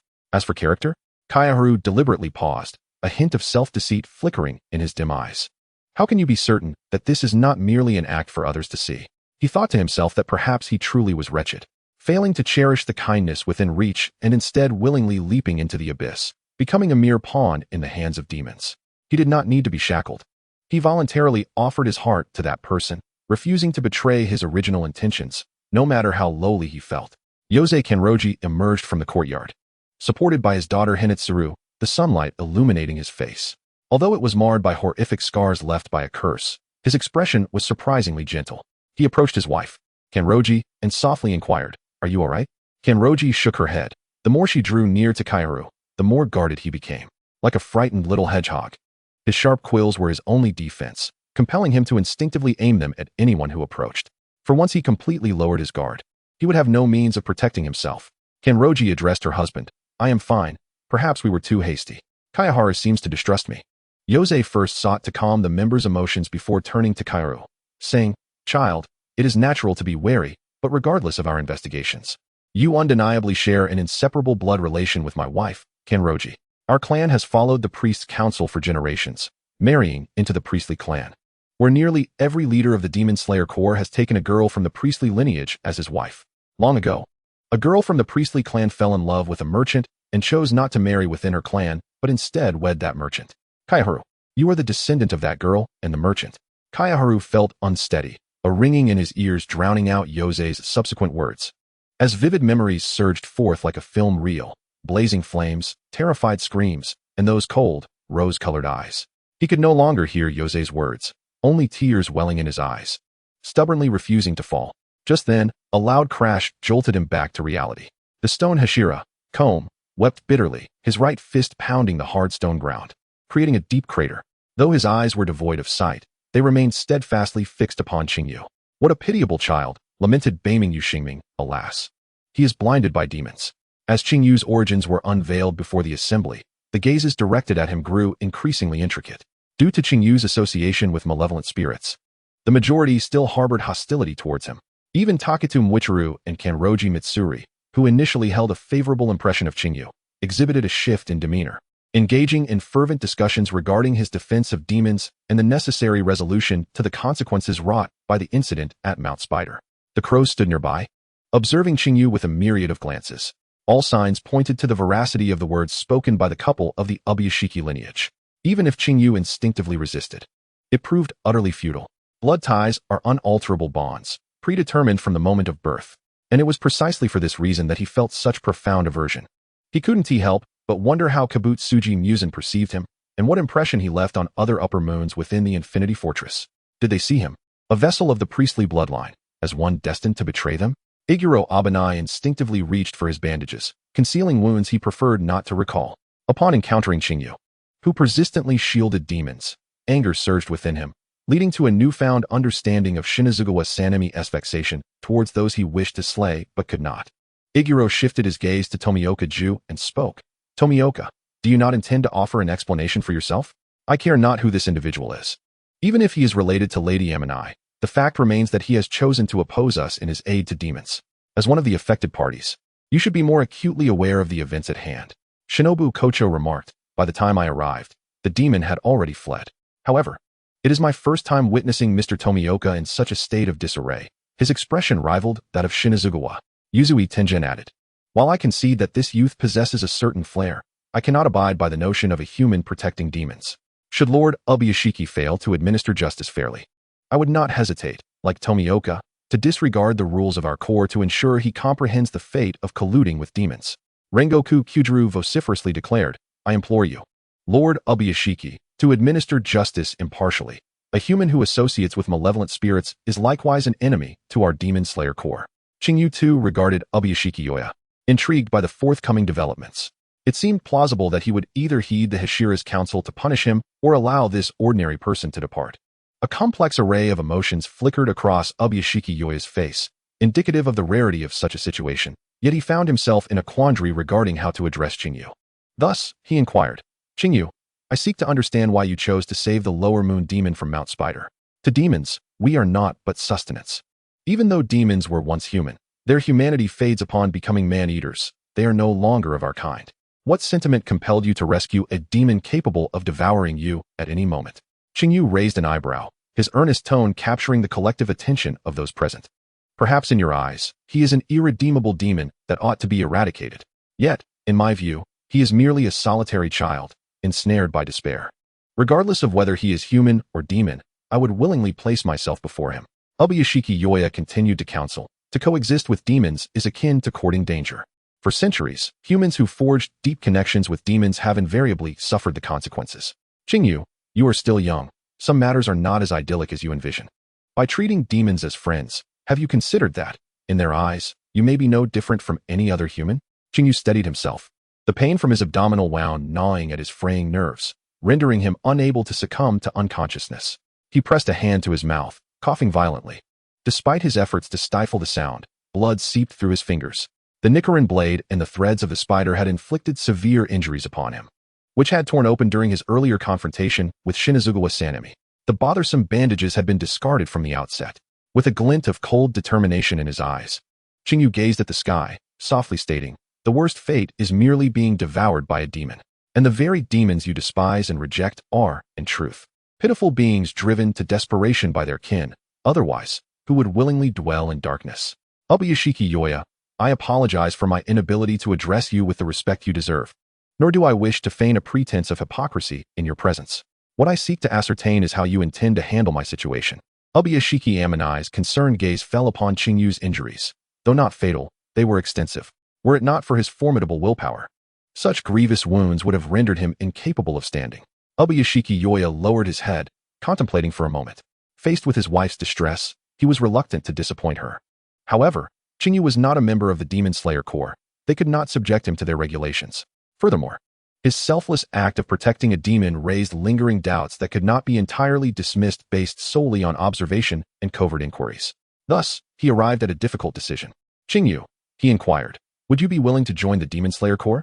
Before Qing Yu could respond, Iguro Abanai interjected, "Lord Ubuyashiki, may I express my opinion at this juncture?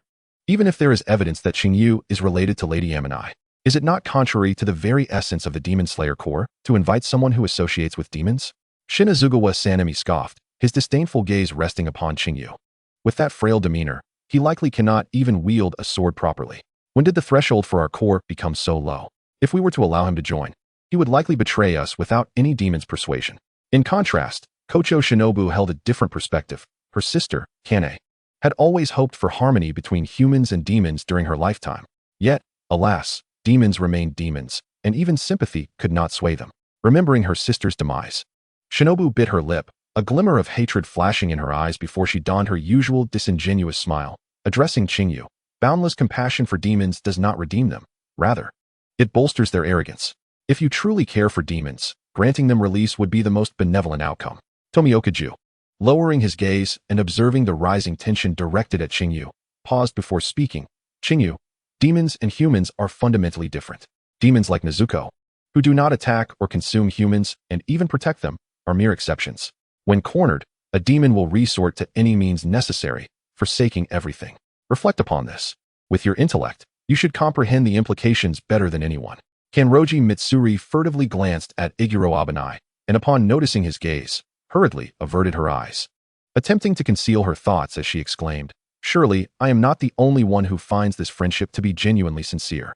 Even aware of being perceived as akin to mere sustenance in the eyes of demons, he fearlessly approached them, embracing their presence and fostering friendships, even striving to comprehend their perspectives.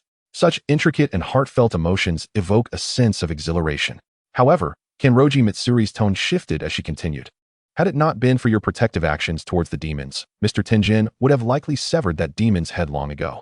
Qing Yu cast a fleeting glance at Kanroji Mitsuri before diverting his gaze, for he discerned that whenever his eyes fell upon her, an undeniable stare fixated upon him, as if silently admonishing him to maintain a distance from Kanroji Mitsuri. After a moment of contemplation, Kanroji's husband, Kanroji Yoya, noted Qing Yu's persistent silence, and the Hashira's collective rejection of Qing Yu's desire to join the Demon Slayer Corps led him to a tentative conclusion. For this child, who had wandered alone for many years and whose kin had been tirelessly sought by his wife, Kanroji Yoya mused, it appeared he was indeed a step too late. Qing Yu interjected, "Let us reconsider the terms. I shall not join the Demon Slayer Corps. As for my actions in healing the Corps members, consider it a mere pastime of mine, not worthy of your concern. Furthermore, my inclination to assist is dictated solely by my disposition. Even if it were another, I would still extend my aid." Kanroji Amanai felt a chill settle within her heart. Despite Qing Yu's appearance bearing a striking resemblance to her kin, the essence he emanated felt inexplicably foreign. She leaned closer to her husband, whispering a few words, to which Kanroji Yoya nodded in understanding. "In that case, you may remain in the Butterfly Mansion to recuperate. Once healed, I would appreciate your assistance alongside Shinobu in tending to the wounded. As the number of injured members increases, our resources at the Butterfly Mansion are limited. Your medical knowledge would certainly be invaluable." He added, "Of course, this is entirely voluntary. Should you wish to depart, we shall not impede your freedom, provided you recover fully first. After all, we bear some responsibility for your injuries, and we cannot simply turn a blind eye." Qing Yu was taken aback by Kanroji Yoya's apparent trust in him, yet upon reflection, he considered that remaining within the Demon Slayer Corps might yield unforeseen opportunities, thus serving as a veiled way of staying among them. "Are you not concerned that your members may harbor resentment towards my presence?" he inquired. Kenroji Yoya chuckled lightly. They are kind-hearted and reasonable individuals, though they tend to adopt a serious demeanor when it comes to matters concerning demons. In truth, they harbor no malice. Once you become familiar with them, you shall see that aside from their roles as Hashira, they are not so different from ordinary folk. A playful smile curled upon Qing Yu's lips as he cast a challenging grin towards Shinazugawa Sanemi, then turned back to Kenroji Yoya. Very well. I shall await the unfolding of events. Chapter 47. Residing in the Butterfly Mansion. When Qing Yu next opened his eyes, he found himself swathed in bandages, resting upon a bed designated for patients in the Butterfly Mansion. Through the open window, he observed Kenroji Mitsuri and several other young women directing the hidden core members in changing dressings and tending to the injured. He turned his head, only to be startled by 3 enlarged faces hovering near him. Although he was familiar with them, the sudden proximity was disconcerting. Zenitsu Agatsuma, warned by Tanjiro Kamado and Inosuke Hashibara to remain silent, exclaimed excitedly upon seeing Qing Yu awake. Wow, Qing Yu, you're finally awake. Those two have been torturing me. Since your arrival, they haven't even let me speak. Due to the lingering effects of poison, Zenitsu had yet to regain his original physique. While Tanjiro and Inosuke bore numerous injuries themselves, Qing Yu sat up, noticing his clothing had been changed, and frowned slightly as he began to assess his surroundings.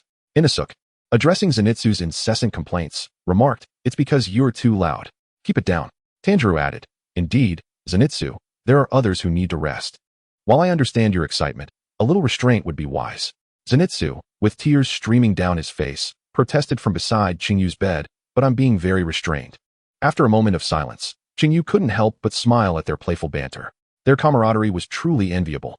With a gentle gaze, Qing Yu pondered for a moment before placing his hand on Zenitsu's head in a gesture of comfort, expressing, "Thank you all." Inosuke turned his head away, his voice hoarse due to a strained throat and the exertion of his shouting. He stood at a distance from Qing Yu's bed, only approaching out of concern for him.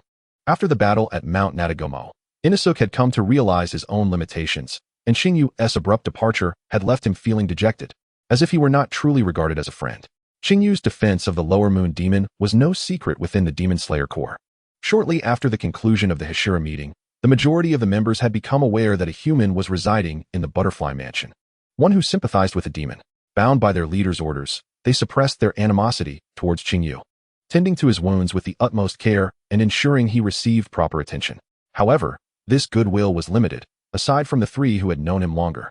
The other members regarded Qing Yu with the disdain typically reserved for traitors and human scum, their glares filled with malice despite Qing Yu's disarming appearance. Even during his unconsciousness, the medic, Kanazaki Aoi, had applied his dressings with undue force. In stark contrast, the concern shown by the trio stood out markedly. "You 3. Surely you haven't been keeping vigil over me this entire time. Return to your beds at once. If Miss Butterfly sees this, she will undoubtedly be furious. If my memory serves me right, she despises it when patients move about carelessly." At that moment, a voice interjected, shattering the warm atmosphere. "I didn't expect you to know me so well," Butterfly Shinobu remarked with a smile. "Now that you are awake, let us have a conversation." Shinobu, standing at the doorway with Kenroji Mitsuri behind her, approached Qing Yu, momentarily scrutinizing him before shifting her gaze to Tanjiro and the others. "You are not yet permitted to rise. Should your injuries worsen, it will only prolong your recovery. Although the Butterfly Mansion has many vacant beds, I trust you would prefer not to remain bedridden indefinitely." Though Shinobu's expression bore a smile, her tone carried a note of warning. The trio, who had been gathered around Qing Yu just moments before, promptly retreated to their own beds, even pulling their blankets over themselves in an exaggerated display of compliance. Qing Yu looked up at Shinobu and took the initiative to speak. "What is it you wish to discuss? I feel we are not particularly acquainted." Shinobu sat beside Qing Yu, leaning in closer and lifting his chin to scrutinize his features. "Indeed," she observed, "you bear a striking resemblance to Lady Amanai.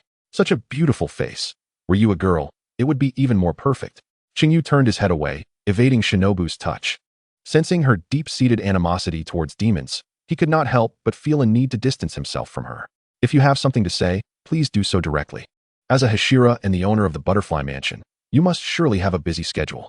Do you not feel it a waste to squander time on me?"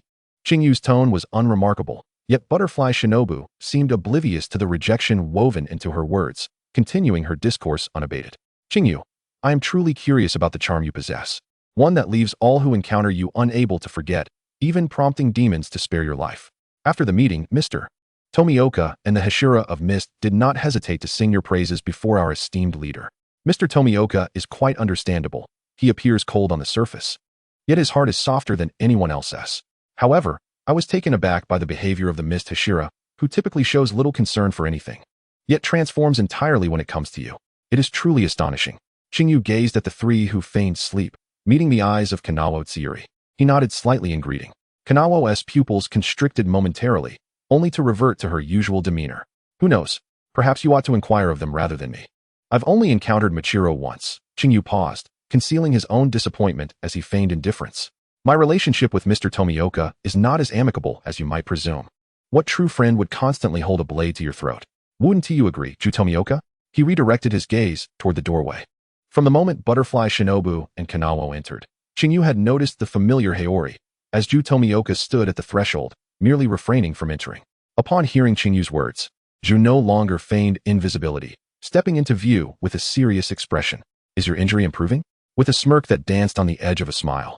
Butterfly Shinobu observed the two locking gazes, rising from her seat to assist Kanawo in changing the bandages for Tanjiro Kamadu and the others. She could not resist teasing, Mr. Tomioka, I've told you before not to hide. If you care for someone, you ought to enter boldly. The Butterfly Mansion is not a place where friends are barred from visiting. Of course, even without the guise of friendship, you are always welcome here. Ju Tomioka refrained from replying to Butterfly Shinobu, his gaze fixed on Qing Yu as he silently awaited a response. Qing Yu straightened, deliberately stating, if you are so concerned, why not come and check for yourself? If it is Mr. Tomioka, I would gladly make an exception. You may examine me however you wish, and I shall cooperate fully. Chapter 48. The Resolve to Grow Stronger. Ju Tomioka's face instantly flushed crimson.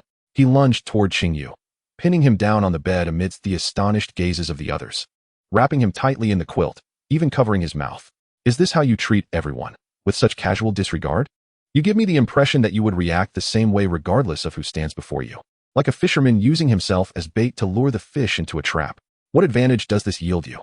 Butterfly Shinobu, sensing the atmosphere turning grave, stepped forward to intervene. Mr. Tomioka, you cannot be so rough with an injured person. I have only just tended to his wounds. If they were to tear open again, you shall remain here at the Butterfly Mansion as a volunteer, she threatened coldly, placing a hand on Ju's shoulder. Noticing Qing Yu seemed to have something to say, she pulled Ju's hand away from the quilt. Freed from Ju's restraint, Qing Yu abruptly flung aside the quilt, gasping for fresh air. Beads of sweat formed on his forehead, his silver hair cascading messily to the side, draping over him like a delicate veil. Yet, when he lifted his gaze, the rose-tinted eyes were filled with a chilling intensity, akin to an angelic visage adorned with a devilish countenance. The divine essence emanating from him intertwined with his alluring exterior, creating a complex harmony amidst the contradictions. He peered past Butterfly Shinobu, who stood between him and Ju, kneeling on the bed, his chest heaving from the exertion. Mr. Tomioka, are you attempting to suffocate me? Ju Tomioka returned Qing Yu's gaze, his focus unwavering, his right hand trembling slightly as it found its way to his left arm. I did not apply any force, he implied, indicating that was never his intention. He merely grappled with how to articulate his feelings correctly. Qing Yu breathed heavily, his rhythm faltering. He insisted, leave. I do not wish to see you now. Upon hearing this, Ju immediately turned away, inquiring about Tanjiro Kamado's injuries before departing without lingering. It seemed that every encounter between him and Qing Yu inevitably ended in discord. As Qing Yu had suggested, they appeared ill-suited for friendship. A breeze from afar caressed the wind chimes hanging beneath the eaves, the bells swaying gently, granting the wind a voice in that moment. Butterfly Shinobu sighed, tidying her belongings as she spoke. In truth, Mr. Tomioka is quite concerned for you. Several times, the members of the Demon Slayer Corps have seen him lingering outside the Butterfly Mansion, hesitating to enter. If you were to witness it, you might find it hard to send him away. Qing Yu's heart was tumultuous. He permitted Butterfly Shinobu to tend to his wounds obediently. However, once she and Kanawo had departed, he steadied himself against the edge of the bed and walked toward the doorway. Tanjiro Kamadu, who had been observing Qing Yu, inquired, Qing Yu, are you going outside? Qing Yu replied nonchalantly, yes, it is too stifling in here. I need to take a walk. Tanjiro suggested, then let us go together. I was planning to check on Nezuko. She is in another room. Although it is still daytime, that room has excellent light-blocking qualities. Oh, by the way, Tanjiro continued, as if recalling something, Qing Yu, once your injury heals, will you remain with the Demon Slayer Corps? A bittersweet smile graced Qing Yu's lips, yet it held a hint of sorrow that made him appear as though he might shatter into nothingness. I likely will not leave for the time being. I promised your esteemed leader that I would stay at the Butterfly Mansion to assist until I am fit to depart. When the time is right, I shall take my leave. Upon hearing this, Inosuke Hashibara could no longer remain silent, urgently asking, "You are leaving again? This is the second time. Can you not settle in one place?" Qing Yu approached Inosuke's bedside, removing his boar headpiece and placing it on the nearby table, pouring him a cup of warm water. "Drinking warm water will soothe your overworked throat. Unfortunately, my medicine kit is not here. It contains the remedies and mint candies I prepared for you. Otherwise, I could offer you some." He chuckled softly. "How could I forget my supplies in the butterfly mansion? Inosuke, each person has their own path to pursue. No one willingly forgoes a comfortable life to choose a life of constant wandering. The Demon Slayer Corps is admirable, but it is ill-suited for me. I can remain here for a time, but I cannot stay forever, nor can I become a member of the Demon Slayer Corps like you. Do you understand?" Inosuke grasped the cup, draining it in one go, then fixed his gaze upon Qing Yu, extending the empty cup back to him. After exchanging a few more words with Inosuke, Qing Yu promised to bid farewell properly before his next departure. Within the Infinity Castle, Inu was repeatedly knocked to the ground, facing the formidable Akaza, the Upper Moon 3. Since his near demise, Muzan Kabutsuji had forbidden him from returning to the Spider Mountain and prohibited him from sharing his power with weaker demons. Unless he becomes powerful enough to slay the Hashira of the Demon Slayer Corps, he cannot set foot outside the Infinity Castle. Akaza, stretching his neck, scoffed. "How truly weak you are. I lack even the interest to engage in combat." Doma, fanning himself, slowly remarked, "It is indeed your expectations that are too lofty, Lord Akaza. Not only our little friends, but even I cannot withstand your full-strength blow. If a lower moon were to triumph over an upper moon, that would be truly astonishing." Irritated, Akaza turned to Rue and declared, "There is no need to continue this battle. The current lower moons are merely pawns discarded by the master. If you and the lower moons cannot grow stronger and create value for him, even if he favors you, you are no different from refuse." Noticing Akaza's intent to leave, Doma quickly called out, "Lord Akaza, if you feel unsatisfied, I would be delighted to spar with you. Shall we engage in a bout? It would be an excellent opportunity to stretch my limbs." Akaza replied, "A fight to the death is not yet timely. What is the meaning of a battle without exerting one's full strength?" Doma shook his head, observing that if Rue did not share his power, he could potentially grow even stronger. Although his time as a demon was limited, for demons, centuries were but a fleeting moment. Though both upper and lower moons belong to the 12 Kazuki, the disparity between them is not merely one of rank. The distinction between them extends far beyond mere ordering. Upper moons are not only the ones most favored by the Demon King, Muzan, but they also represent the pinnacle of all demons, aside from Muzan himself. Rue slowly rose, his wounds healing instantaneously. He brushed the dust from his hair and said, "I am not weak. I can become even stronger." Having faced repeated setbacks, Rue's heart became exceedingly complex. He clenched his fists, his nails nearly sinking into his flesh. He had never yearned for power so desperately, and he could not fathom where this intense desire to grow stronger originated. Chapter 49, a long-awaited apology after 2 years. The wings of a butterfly fluttered gently, tracing a graceful arc. Yet, the difference between a worm and a butterfly is but a single character, yet they are worlds apart. In a nearby courtyard, a silver-haired youth, more dazzling than the butterfly, gazed vacantly at a certain spot, his thoughts scattered with the dancing butterfly, the sorrow in his brows and eyes solidifying like storm clouds in the sky, refusing to dissipate. Though Nezuko no longer harbored the initial resistance towards Kaiharu, with the passage of time, Kaiharu could clearly sense that Nezuko's rejection of him was gradually waning. He speculated that by the time Nezuko fully overcame her aversion to sunlight, the earring would likely cease to function. "Isn't it a bit chilly standing there?" Mitsuri Kenroji, carrying something in his left hand, emerged from the corner, accompanied by the ever-rolling-eyed Miss Jin. Kaiharu turned at the voice, his earlier melancholy shifting to surprise as he remarked, "A little cold, but it's bearable." Kaiharu asked, "Are you here to see me, Mitsuri?" Mitsuri nodded slightly and opened the package in his hands, revealing a crescent white men's coat adorned with cloud patterns. Upon closer inspection, the garment bore a striking resemblance to the one Kaiharu wore when he first emerged from the Infinity Castle. At that time, Kaiharu had torn his own clothing to bandage Mitsuri's wounds. Later, that very coat was damaged by Mitsuri during their time at the Wisteria house. And although Mitsuri had promised to replace it, the time lapse had nearly made Kaiharu forget. Mitsuri unfolded the coat and draped it over Kaiharu's shoulders. His fair complexion made any color, dark or light, take on a unique charm. The outfit chosen by Mitsuri complemented Kaiharu splendidly, with the cream-colored coat accentuating his cool detachment, while his pale visage imbued him with a touch of fragility. Having grown accustomed to vibrant colors, Kaiharu found himself momentarily unaccustomed to this softer hue. Nevertheless, he tightened the coat around him and smiled, saying, "Thank you. This coat is quite warm. His previous attire had been ruined long ago during the battle at the Spider Mountain. Although Lady Tamayo had sent new clothes via a hidden team member, they were embroidered with wisteria patterns. Kaiharu, who leaned towards the man-eating demons, felt averse to the wisteria, and thus, even while wearing the inner garment, he had declined to accept the clothing from Lady Tamayo. Mitsuri gazed at Kaiharu, whose body was nearly swathed in bandages, and softly advised, "It's best not to leave the butterfly mansion until your injuries are healed." After the meeting, the Wind Hashira seemed particularly enraged. However, he dislikes coming here. "So you likely won't encounter him if you stay put," Kaiharu replied. "It seems the rumors are true.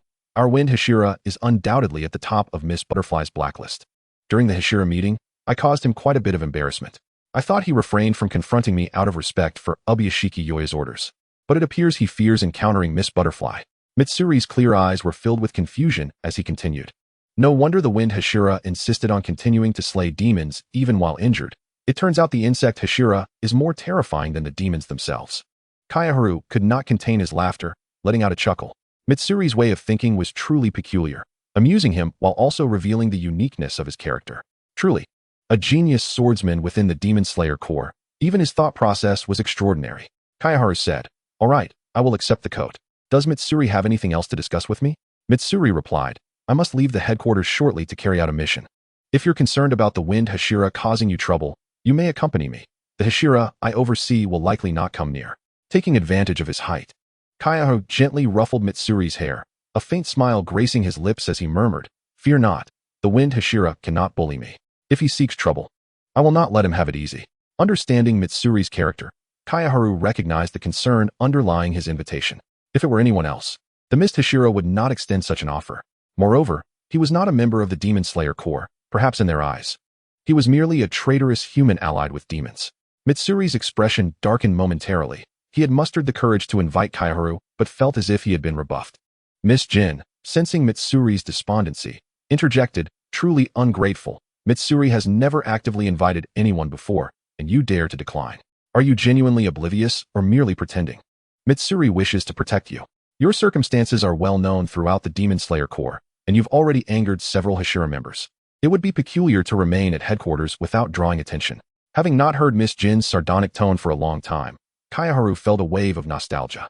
It seemed that aside from Mitsuri, Miss Jin employed her sharp tongue with everyone. The proud raven circled Kaiharu twice, unusually refraining from pecking at him, instead glaring at him indignantly. "You must cherish the gift from Mitsuri. He took a long time to select this coat, and if it gets ruined or torn, you are not to dispose of it. Do you understand?" Kaiharu chuckled and waved his hand dismissively. Miss Jin's fierce and caustic demeanor stood in stark contrast to Mitsuri's gentle nature. It was often said that crows resemble their masters. Yet he had not discovered any similarities between Miss Jin and Mitsuri. Kaiharu teased, "Miss Jin, with such a fierce demeanor, aren't you worried about finding a partner in the future?" Kaiharu laughed as he jested with the raven, only to be met with an indignant glare from the usually proud creature, which then exclaimed loudly, "How am I fierce? Among crows, I am quite popular." To speak candidly, it was the first time Qing Yu had witnessed a blush on the face of a crow, a sight that struck him as rather extraordinary. Shirtu Michiro's gentle gaze remained fixed upon Qing Yu. Although his proposal had been declined, he felt a flicker of joy upon observing Qing Yu instinctively tighten his clothing. At the very least, he did not reject the gift Michiro had presented. "Qing Yu, we have lingered outside for too long. It is time for us to return." The words that lingered on Tanjiro Kamido's lips were swallowed back, as he exchanged awkward glances with the two, evidently recognizing the identity of the Hashira, Shirtu Michiro. Without sparing a glance at Tanjiro, Michiro lowered his eyes in displeasure at the interruption, his expression unchanged yet somehow exuding an air of irritation. Tanjiro, with his hand half raised in greeting, suddenly felt somewhat out of place. "Am I interrupting?" he inquired. Michiro turned his head away, once again gazing into the distance. Miss Kocho's pet, Silver, mimicked her posture, peering haughtily at Tanjiro before falling silent. Ultimately, it was Qing Yu who shattered the silence among them, alleviating the awkward atmosphere. "You are right. It is indeed time to head back. If Miss Kocho discovers we have not administered the medicine on time, we may find ourselves in dire straits." To some extent, the wrath of Shinobu Kocho was indeed formidable, as no one could guarantee their safety from harm. The consequences of incurring the ire of a healer were often unimaginable. Chapter 50, Deliberately Exposed Flaws. Leisurely moments always seem to pass swiftly. After recuperating at the Butterfly Mansion for 2 weeks, Qing Yu's injuries had largely healed. Aside from being unable to engage in strenuous activities, his physical condition had returned to normal. He stood in the courtyard, observing Tanjiro as he undertook various training exercises. Unable to bear the sight any longer, he called out, "Tanjiro, you seem a bit too eager at the moment. While training, your muscles are excessively tense. Merely focusing on physical conditioning without adjusting your breathing technique is akin to futile effort." Tanjiro's sweat poured profusely. Throughout this rehabilitation phase, he was the only one persisting. While Zenitsu and Inosuke had given up after a few days, discouraged by their inability to surpass Kanekocho. Currently, he was not only engaged in rehabilitation training, but also diligently practicing total concentration breathing, making use of every facility the Butterfly Mansion had to offer. "Are you referring to total concentration breathing? I am still far from mastering it. I must exert myself," Tanjiro replied. "Once I learn total concentration breathing, I can teach Zenitsu and Inosuke, and we can all grow stronger together." Qing Yu casually gathered his hair, removed the bandages, and tied it into a ponytail. He then picked up a wooden sword and approached Tanjiro, harboring a rather naive notion. "Tanjiro, raise your sword and attack me with all your might." Tanjiro, taken aback, asked, "Why?" Recalling the rigorous training methods employed by Kokushibo, which were akin to torturous trials, Qing Yu felt a pang of nostalgia. Although Kokushibo had treated him kindly in everyday life, he would never heed any advice from Muzan Kabutsuji regarding training. It was precisely due to Kokushibo's relentless training that he had acquired the strength to survive in this world. The taste of weakness was bitter. Although he existed under the protection of Muzan Kabutsuji, he was unwilling to remain a perpetual ward. The affection he sought was never meant to be one-sided. Rather, he desired to stand shoulder to shoulder with those he cared for, ensuring he would not become a burden to them. The wooden sword was not sharp, yet with a casual swing, Qing Yu severed nearby branches with ease. "If you trust me, follow my instructions. The methods those girls shared with you are effective, but I can help you achieve that state more swiftly. Are you willing to try?" Though Kokushibo had once been a member of the Demon Slayer Corps, his teaching style diverged significantly from that of the Corps. Qing Yu's swordsmanship was a true reflection of Kokushibo's tutelage. Despite his usual amiable facade, the moment he grasped the sword, his instinctive habits revealed a different side of him. After all, the training he had undergone would evoke sympathy even from the demons of the Infinity Castle. A strict master indeed produces exceptional disciples. Taking a deep breath, Tanjiro felt his heart racing and his breath becoming erratic, disrupting his ability to maintain total concentration breathing. He nodded at Qing Yu, uncertain of his intentions, but assured that Qing Yu meant him no harm. Water breathing, 10th form, constant flux. Tanjiro's gaze hardened, his resolve to grow stronger propelling him forward. Qing Yu shifted his stance, swiftly leaping to intercept Tanjiro's attack. It was the first time Tanjiro's 10th form had been interrupted mid-air. In a real battle, should an opponent seize such an opportunity to counterattack, Tanjiro would undoubtedly face defeat. Qing Yu raised an eyebrow. "I expected you to employ the dance of the fire god. However, this technique is commendable, though it still lacks a certain finesse. Someone else surpasses you by a considerable margin. While utilizing the same water breathing, different individuals wielding the same technique can yield vastly different results. Remember this sensation. Even in slumber, maintain the breath you exhibited during your strike. Techniques may vary, but the breathing must remain constant. You still have a long way to go before catching up to the Hashira. Not only in total concentration breathing, but in many other aspects as well. Pay attention to how Mr. Tenjin uses his techniques whenever you have the opportunity. It will greatly aid you."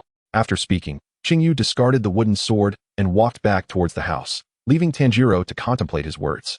After all, no amount of dialogue could rival the value of practical experience. When Kokushibo had taught him, he spoke little and often required Qing Yu to practice independently. Had it not been for Qing Yu's aptitude, he might have spent another 20 years without mastering his skills. Once Qing Yu departed, Tanjiro stood frozen in place. His wooden sword shattered like the branches beside him. He had just felt an inexplicable sense of fear emanating from Qing Yu. Moreover, he had distinctly sensed a shift in Qing Yu's breathing rhythm, albeit for just a moment. Qing Yu was capable of employing total concentration breathing, a technique typically reserved for Hashira and their successors. This revelation left Tanjiro astounded, yet he quickly regained his composure and returned to training. Though he could not quell the tumult within, his curiosity about Qing Yu deepened. The young man seemed shrouded in mystery, and no matter from which angle he observed, Tanjiro could not discern the truth of Qing Yu's being. Unless Qing Yu chose to dispel the fog, his true nature would remain concealed. Not far away, Shinobu Kocho observed the scene with keen interest, her eyes gleaming with seriousness. It appeared she had unearthed something remarkable. Even with just one technique, she had detected anomalies. She murmured softly to herself, "It seems necessary to consult Lord Ubuyashiki. This boy appears to be concealing many secrets." This was becoming increasingly intriguing. If he were self-taught, that would be one thing, but if someone had indeed guided him in his breathing techniques, matters would become considerably more complex. After hearing Shinobu's report, Kagaya Ubuyashiki responded gently. Can you ascertain which school his breathing technique belongs to? Shinobu replied, I have not discovered that yet. However, I am certain that Qing Yu is undoubtedly a formidable warrior. During his spar with Tanjiro, his movements were so adept as if he had performed them 100 times before, and the aura he exuded could rival that of a Hashira-level swordsman. Though the reasons behind his concealed prowess remain a mystery, I am unequivocally certain that Qing Yu has undergone professional tutelage. As Aizawa Yose reflects on Butterfly Shinobu's words, his intrigue towards this enigmatic youth deepens. It is as if an invisible thread is tethered to him, the other end firmly grasped by someone unknown to them both, seemingly making a decisive resolution. Aizawa Yose summoned his daughter, Hinatsuki, whispering a few words into her ear after Butterfly Shinobu's departure. The immediate transformation in her expression rendered the atmosphere within the room even more somber. Aizawa Hinatsuki, Father, must this command truly be conveyed? For the first time, doubt flickered in her mind regarding her father's directive, as previous orders were always relayed by Kageyama, with only the gravest matters necessitating their involvement as intermediaries. Her demeanor suggested uncertainty regarding the significance of this particular task. Aizawa Yose tenderly stroked the hair of the girl before him, speaking softly, Go forth, my child. That boy deserves our attention. Despite the inner turmoil reflected in her eyes, Hinatsuki ultimately chose to obey. For Aizawa Yose was not merely her father. He was also the head of the Aizawa family, the ruling authority of the Demon Slayer Corps. In the presence of her father, her reverence was coupled with an obligation to comply. Chapter 51, A Test of Resolve. Hey, wake up. How long do you intend to sleep? A familiar voice pierced through the haze of slumber, its tone tinged with a hint of impatience, prompting Qing Yu to irritably turn over, pulling the blanket over his head and muttering in dissatisfaction. Leave me be, let me sleep a little longer. The individual beside his bed seemed poised to say more. But upon hearing a wailing sound, their outstretched hand faltered, the expression on their face crumbling somewhat awkwardly. Had it not been for the peculiar task bestowed upon him that day, Inadama Kaigaku would have never set foot into the butterfly mansion. And from the sound of the cries he had just heard, he needed no guesswork to identify the owner of that voice. For personal reasons, he wished to avoid encountering that individual. Alongside Inadama Kaigaku was the water Hashira, Tenjin Yuzui, whom he had met on the way to the butterfly mansion. Through Kageyama's relay, both of their missions aligned. Thus they arrived together at the room where Qing Yu resided, leading to the earlier scene. It was evident that Qing Yu had awakened, yet he stubbornly refused to engage with the two present, akin to a child unwilling to rise from bed. Inadama Kaigaku glanced at Tenjin Yuzui, then pointed at Qing Yu, frowning. Hey, you should say something too. This guy is crucial to our upcoming mission. We can't keep stalling like this. Tenjin Yuzui maintained a calm demeanor, though his eyes betrayed his concern for Qing Yu, silently assuring that he would eventually rise. With that, Tenjin Yuzui closed his eyes and leaned against the wall, leaving Inadama Kaigaku to pace anxiously back and forth.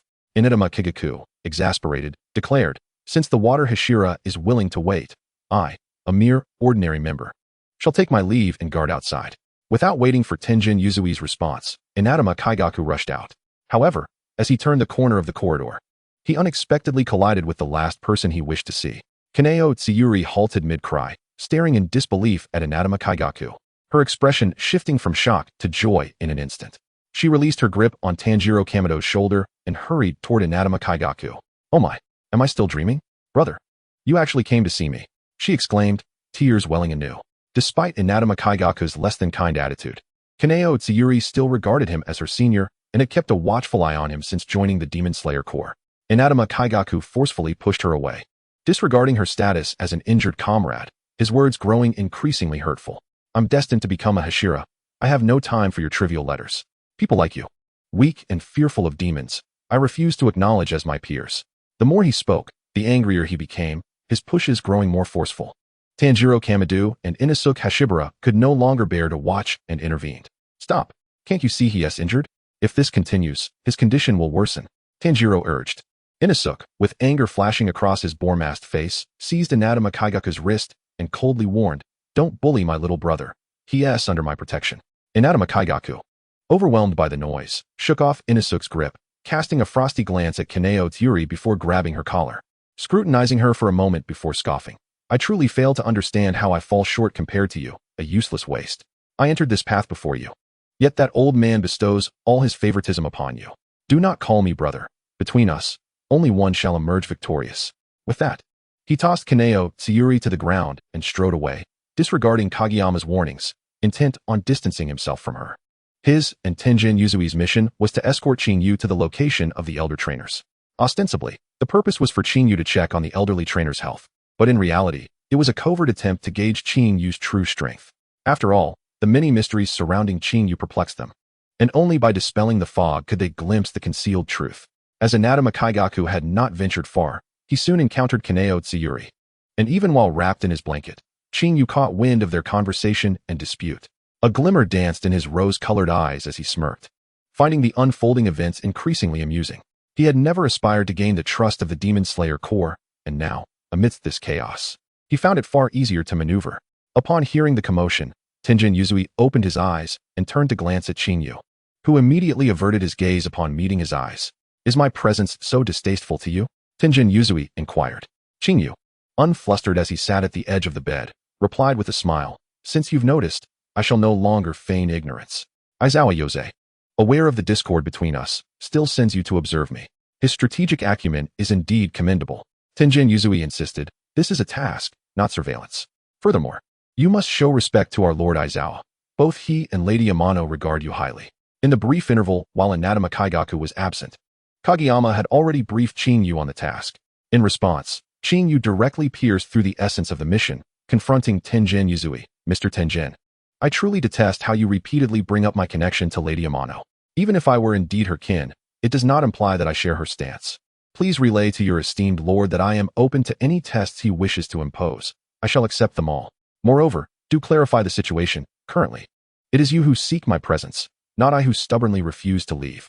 Tenjin Yuzui suppressed his ire, yet upon noticing the patterns on Qing Yu's outer robe, his expression grew more complex. He recognized the garment adorned with cloud motifs. He had seen it on Takedo Michiro. If you wish to leave, no one will stop you. He silently added, yet I hope you do not depart. He could not comprehend the reason behind his intense focus on Qing Yu. In fact, when the Lord Commander arranged for him to accompany Qing Yu to the narrow mist mountain, he felt a hint of joy, though he refrained from expressing it. Qing Yu smirked sarcastically, crossing his arms as he gazed at Ju Tomioka. Are you trying to send me away? Ju replied, I am merely stating facts. The atmosphere between them fell into a silence once more, lingering until Tanjiro Kamadu and his companions returned, the peculiar tension still permeating the room. Chapter 52, Arrival at Narrow Mist Mountain. As dusk approached, Qing Yu rubbed the mark on the back of his hand, a sense of gloom gradually rising within him. Before departing from the Demon Slayer Corps, he retrieved his lost weapons and medicine box. He initially thought they had been discarded at the Spider Mountain, only to discover they had been confiscated by a covert member and taken to the headquarters of the Demon Slayer Corps. Had it not been for the Crow-S reminder, he would have been at a loss as to where to begin his search. Ju Tomioka and Inosuke Hashibara flanked Qing Yu. The three of them, along with two crows, maintained a peculiar silence, the only sound being their footsteps. Inosuke found Qing Yu somewhat intriguing. However, due to the presence of the Hashira in their ranks and his desire to leave a good impression, coupled with Qing Yu's superior rank, he abandoned the notion of rekindling old conversations. Ju's silence stemmed from his unfamiliarity with Inosuke, as well as the unresolved tension between him and Qing Yu, leaving him uncertain on how to mediate. Each harbored their own thoughts, resulting in an eerie quietude. The two crows in the group had distinct roles. One circled above, surveying the path ahead, while the other perched on Qing Yu's shoulder, keeping pace with the trio, ready to swap places at any moment. Inosuke's gaze flickered, occasionally darting towards Qing Yu, his demeanor suggesting an air of shyness. Perceiving their covert observations, Qing Yu addressed them with a soft voice. How long do you intend to spy on me? If you wish to look, then do so. I won't run away, so there's no need to keep your eyes glued to me. As he turned slightly, he met the intensity of two fervent gazes. Ju coughed awkwardly, this time maintaining his gaze, though beneath his seemingly calm exterior, tumultuous emotions swirled within him. Inosuke boldly returned the gaze, declaring, I'm merely observing openly. You're not a woman. A glance won't cost you anything. Qing Yu retorted, who says men aren't afraid of being looked at? I haven't reached the point of being shameless yet. You've known me for a while now. You should be aware of the consequences of provoking me. You remember what happened to the last person who coveted me, don't you? Inosuke's expression shifted, suddenly recalling their first encounter. Given the recent rumors circulating within the Demon Slayer Corps, he abruptly distanced himself from Qing Yu, exclaiming in shock, You're not the pervert who fancies men, are you? They say you even flirted with the Wind Hashira during the Hashira meeting, showing no regard for the Lord Commander. If it weren't for the rules, you would have likely been killed by the Wind Hashira by now. Ju frowned disapprovingly, his gaze towards Inosuk turning icy. He refrained from disputing the claim, for Inosuk's words rang true. As a participant in the Hashira meeting, Ju had heard every word Qing Yu uttered. Rather than being repulsed by Qing Yu's audacious remarks, he admired his forthrightness. However, upon witnessing the disdain in Inosuk's eyes, Ju felt a surge of anger rise within him. The confidentiality of the Hashira meeting had been breached, with details about Qing Yu being disseminated widely. It was evident that someone had intentionally leaked this information. Ju spoke coldly. Don't waste your energy on trivial matters. We must hasten our pace to reach Narrow Mist Mountain before nightfall. In a playful defiance, Qing Yu feigned fatigue, bending down to rub his legs. I can't go on. I need to rest. Without waiting for a response from the others, he found a stone to sit upon. Ignoring Ju's stunned expression and rested his chin on his hand, addressing Inosuk. So, you all think I'm a pervert behind closed doors, do you? Though Qing Yu wore a smile, his tone was laced with a dangerous edge. Inosuk, do you think the same? If so, I would be quite saddened. I had hoped you could understand me, yet it seems you were just like the rest. Inosuk, sensing his gaze was too revealing, quickly turned his head away, insisting. Don't act like we're close. We're not on the same wavelength. He then curiously inquired, is the rumor true? Did you really flirt with the Wind Hashira? Are you interested in him? Qing Yu narrowed his eyes dangerously, contemplating whether to answer. Ju, noticing the two had halted, with Qing Yu now seated on a stone, moved closer. Intrigued by the conversation he had long pondered, he did not admonish them for their idleness. Rather, he eagerly listened for Qing Yu's response. My standards aren't that low. Qing Yu replied. Given Mr. Shinazugawa's character, even if he were to catch my eye, I wouldn't pursue him. He subtly acknowledged the rumors circulating within the Demon Slayer Corps, nonchalantly stating, perhaps it is simply that my first infatuation happens to be a man, which has made me realize my differences from others. If you mind, there's no need to hide it. I will willingly keep my distance from you. I am self-aware. It's better for me to leave than to allow others to hint at it. Ju's attention fixated on Qing Yu's object of affection, his thoughts racing. So, Qing Yu had someone he liked. Could it be the Mist Hashira, or perhaps someone else entirely unknown to him? After taking a brief rest, the darkness enveloped them completely. They had entered the vicinity of Narrow Mist Mountain, a place nearly devoid of demons due to its association with their former water Hashira, and even under the cover of night, a distinct aura permeated the air. Ju's Haori billowed as he spotted a glimmer in the distance. Suppressing his excitement at returning to Narrow Mist Mountain after a long absence, he slowly approached the figure ahead. Before he could draw near, he called out, Master. I have returned. Kagaya Ubuyashiki emerged from the shadows, donned in a Tengu mask, carrying a lantern for illumination. He appeared unsurprised by the arrival of the three. He appraised Ju with satisfaction, patting him on the shoulder. It's good to have you back. Bring your friends and follow me. It was only upon entering the dwelling that Qing Yu had the opportunity to observe Kagaya Ubuyashiki, the former water Hashira. Although Qing Yu possessed excellent night vision, staring at someone for an extended period was undeniably impolite, and he wished to avoid drawing attention to himself. Yet, it seemed Kagaya could sense Qing Yu's unspoken thoughts. The very things he wished to avoid seemed to manifest more frequently. Kagaya directly addressed Qing Yu. Your aura is very stable. The calluses on your hands and fingers suggest you have wielded a blade since childhood. Would you care to have a conversation with this old man? Qing Yu smiled politely. I apologize for the intrusion. I am here on behalf of Yorichi Tsujikoni, your Lord Commander, to diagnose and nurture the health of all the trainers. If you don't mind my limited experience, it would be an honor. Chapter 53, Affections Gradually Unveiled. Why must I sleep with you all? Qing Yu asked. Gazing at the neatly arranged bedding, perplexity etched on his face. In the dimly lit room, the presence of Inosuk and his companion was understandable, for both were outsiders. However, it was perplexing that Ju Tomioka, as a disciple of Sakanji Urokadaki, seemingly lacked a permanent residence in the narrow confines of Mount Sajiri, sharing their quarters. Calmly, Ju donned the pajamas prepared for them by Urokadaki and chose to lean against the doorframe. The room is spacious enough to accommodate three, Ju remarked. Inosuk merely curled his lip, tacitly leaving the middle space vacant, clearly unenthusiastic about being close to Ju. He stifled a yawn and addressed the hesitant Kaneo at the door. Having a place to sleep is a luxury. It's certainly preferable to being out in the wild, feeding the insects. Inosuk's gaze lingered on Kaneo's alabaster neck, trailing downward to catch a glimpse of her collarbone. If one were to disregard Kaneo's flat chest, her delicate features could easily mislead one into believing she was a girl. Despite having encountered Kaneo's breathtaking visage repeatedly in recent days, he remained entranced, lost in thought. Under the flickering candlelight, her usually indifferent eyes seemed to soften, causing Inosuk to swallow hard. He couldn't help but wish that Kaneo were a woman. He would undoubtedly pursue her rather than stand there, mesmerized. On the central bed lay a clean set of pajamas, clearly matching the attire worn by Ju and the others. After a moment's contemplation, Kaneo approached the bed, grasped the blanket with both hands, and said, "You two go ahead and sleep. I will keep watch outside." As she opened the door and stepped out, an arm encircled her waist, pulling her back. Upon recognizing the figure behind her, Kaneo furrowed her brow and firmly stated, "Ju Tomioka, what do you intend to do?" Ju leaned in closer, their faces nearly touching. His right arm encircled Kaneo's waist while his other hand grasped the blanket she held, preventing it from slipping away. "Do you truly wish to avoid my company?" Ju's breath brushed against Kaneo's ear, prompting her to recoil slightly. "Ju-san, even self-indulgence has its limits. My actions stem from genuine intentions and will not alter for any reason. I am leaving not for you, but because I refuse to sleep here. May I be released now?" Ju's gaze darkened, the scent of orchids lingering in the air, drawing him closer to Kaneo. Realizing it was her fragrance, he momentarily lost his composure and murmured, "It's quite safe nearby. There's no need for a watch." Kaneo scoffed. "Whether it's safe or not is not for you to decide." Ju's expression shifted, and he seized the blanket from Kaneo's grasp, wrapping her in it as he returned to the bed, depositing her gently onto the central mattress. He then picked up his Nichiren blade and declared, "You stay here. I will keep watch." Turning to Inosuke, he added, "Keep an eye on her. If she fails to rest properly, ensure she returns to bed." With only the three of them in the room, Inosuke understood that Ju's referred specifically to Kaneo. He nodded, somewhat dazed, and once he regained his senses, he found himself alone with Kaneo and the vacant bed. Although typically disinterested in gossip, curiosity about the relationship between Kaneo and Ju began to pique his interest.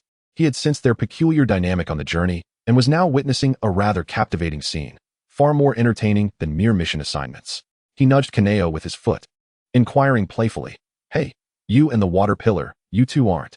Inosuke's vague insinuation was met with a sharp elbow from Kaneo. She sat up, retrieving a small vial from her medical kit, uncapping it, and fixing her gaze on Inosuke with a menacing glare. "Mind your words, otherwise I won't hesitate to silence you." She continued ominously, "Consider this a final warning. If you continue to look at me with such inappropriate intentions, I guarantee you will learn a lesson you won't soon forget." Inosuke brushed aside Kaneo's vial, unfazed, and retorted with a playful squint, "What's with the hostility?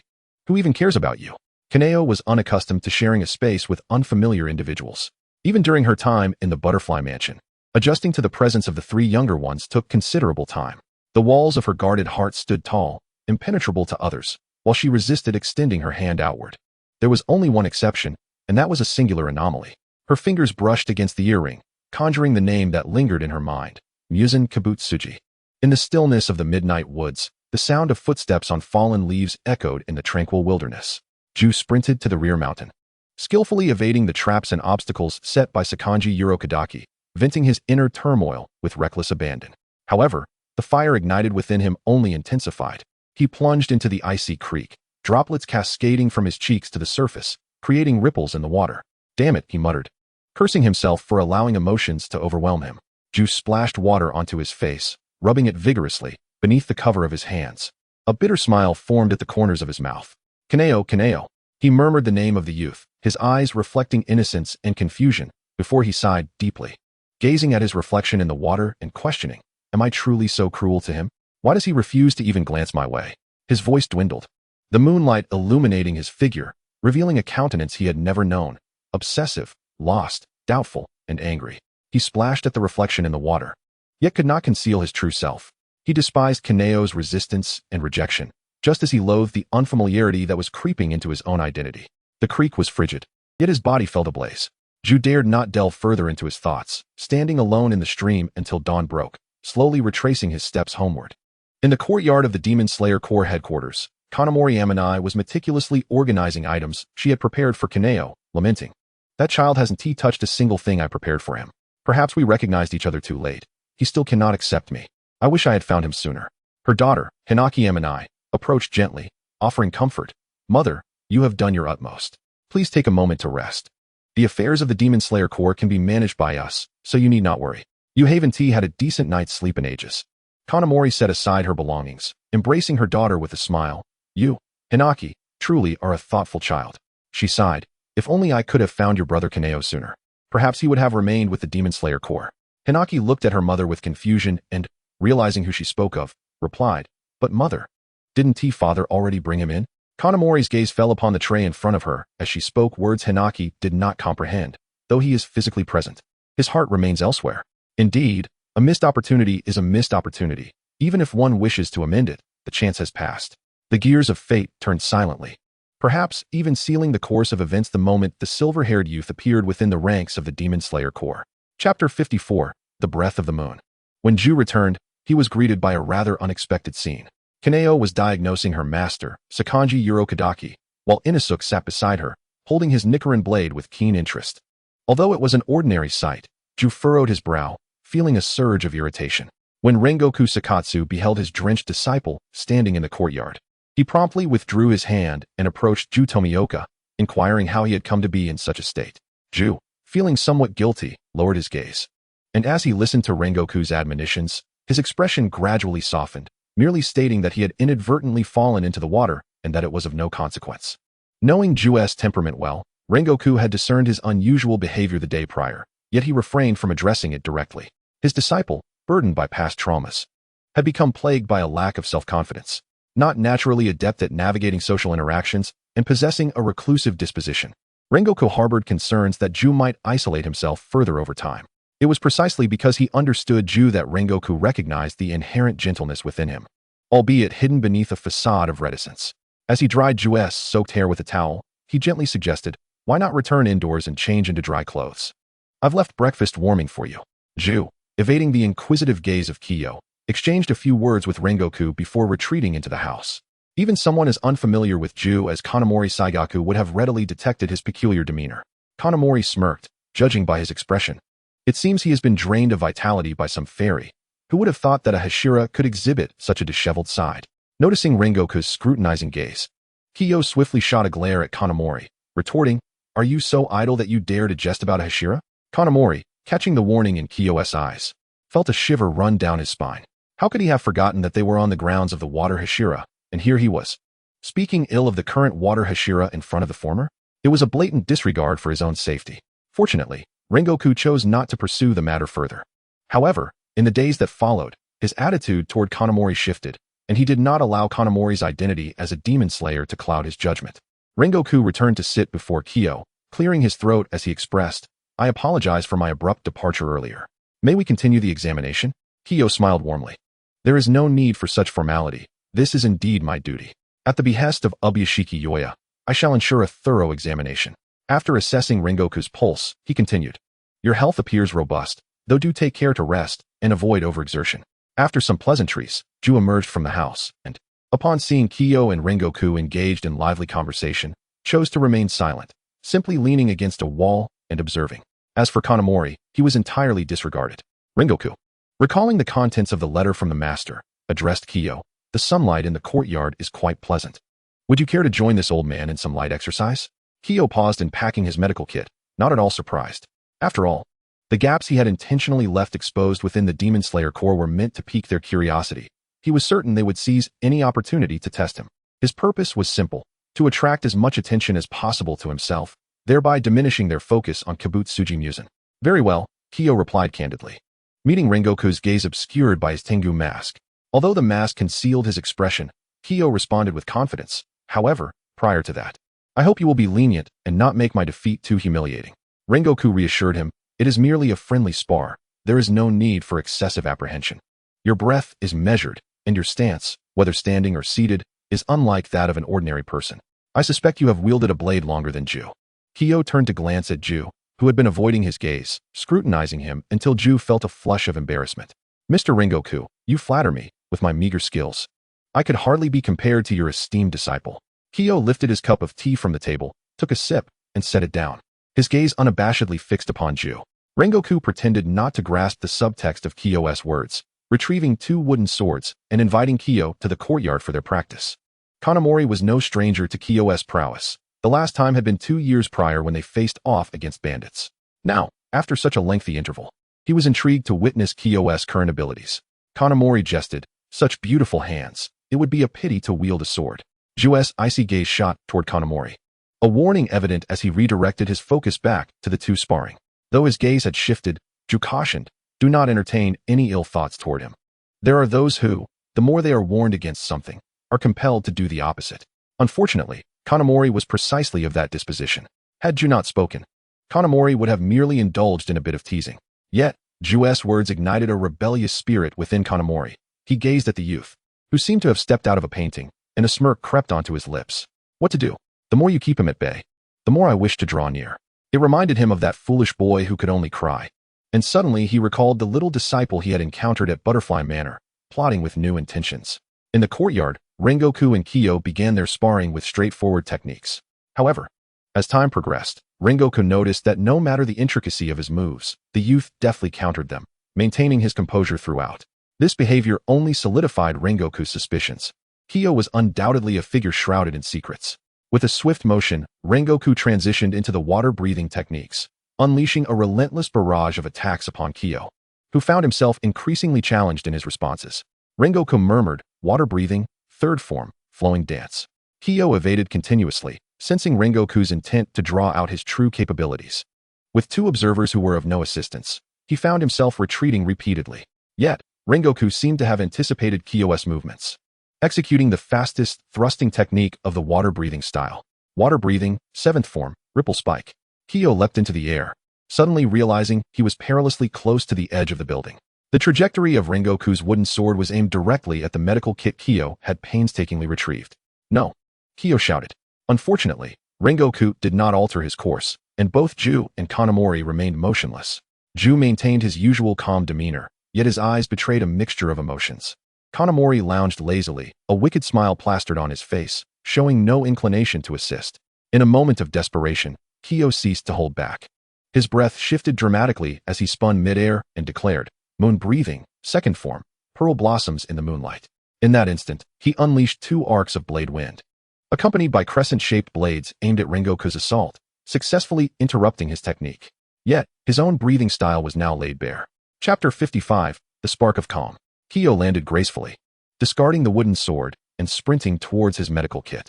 What began as panic transformed into elation. Disregarding the astonished expressions of the three others, he lowered his gaze, allowing his long hair to conceal the uncontainable murderous intent within his eyes.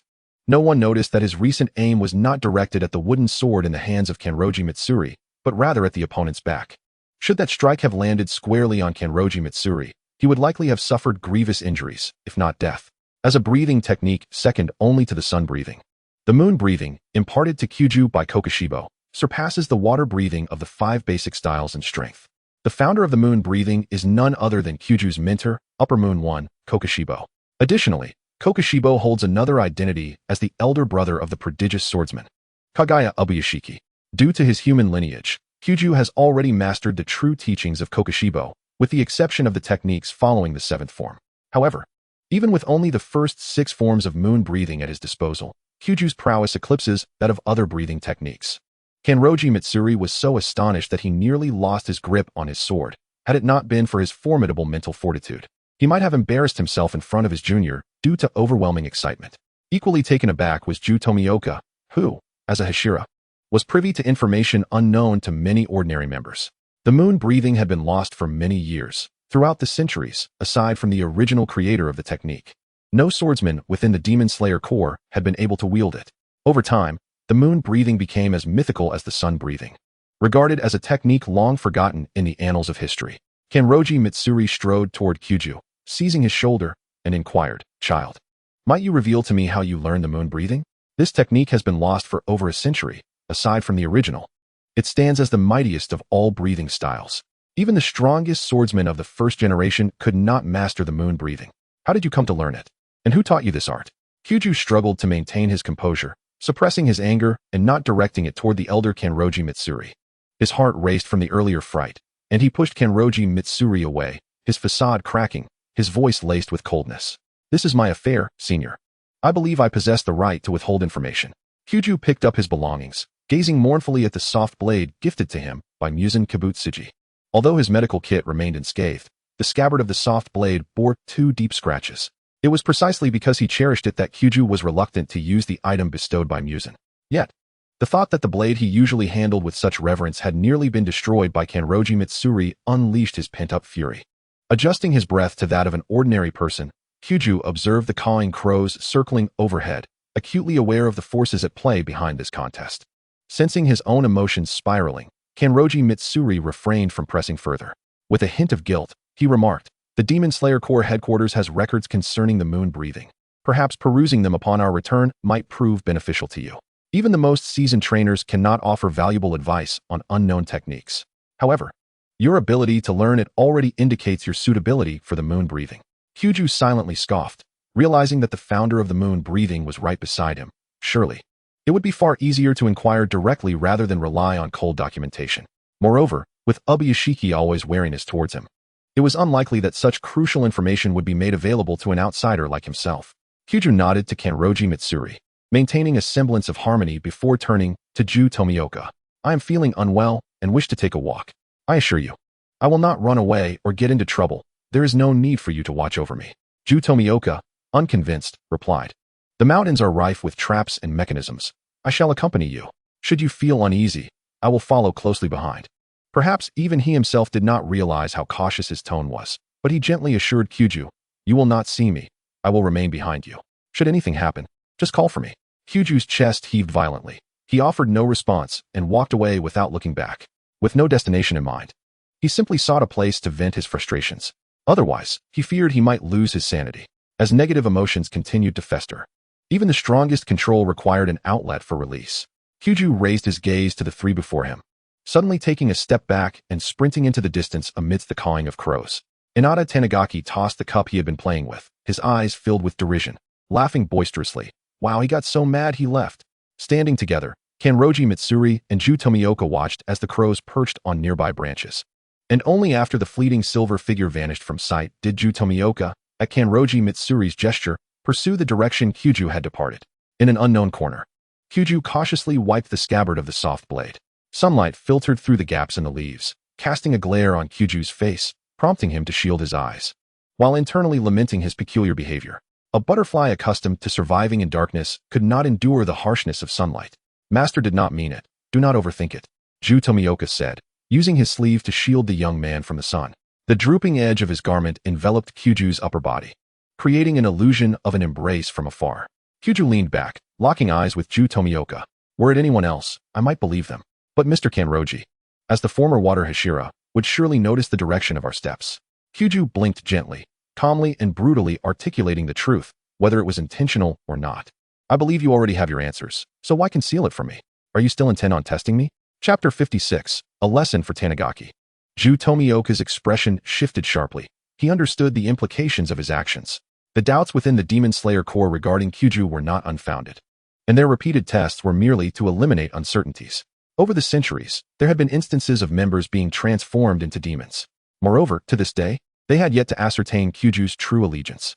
Despite multiple invitations for him to join the Demon Slayer Corps being met with refusal, they were unwilling to take risks.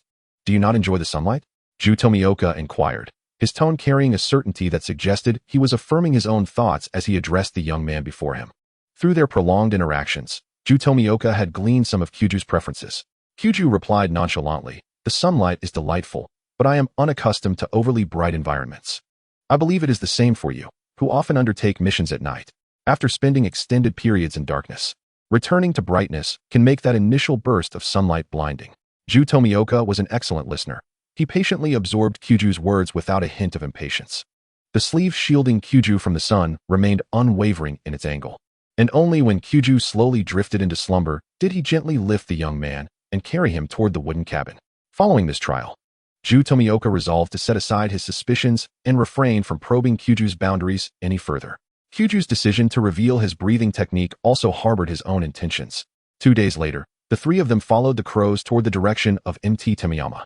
Upon reaching the foot of Peach Mountain, the most exuberant among the trio, Tanjiro Kamadu found himself lagging at the rear of the group, moving at a leisurely pace.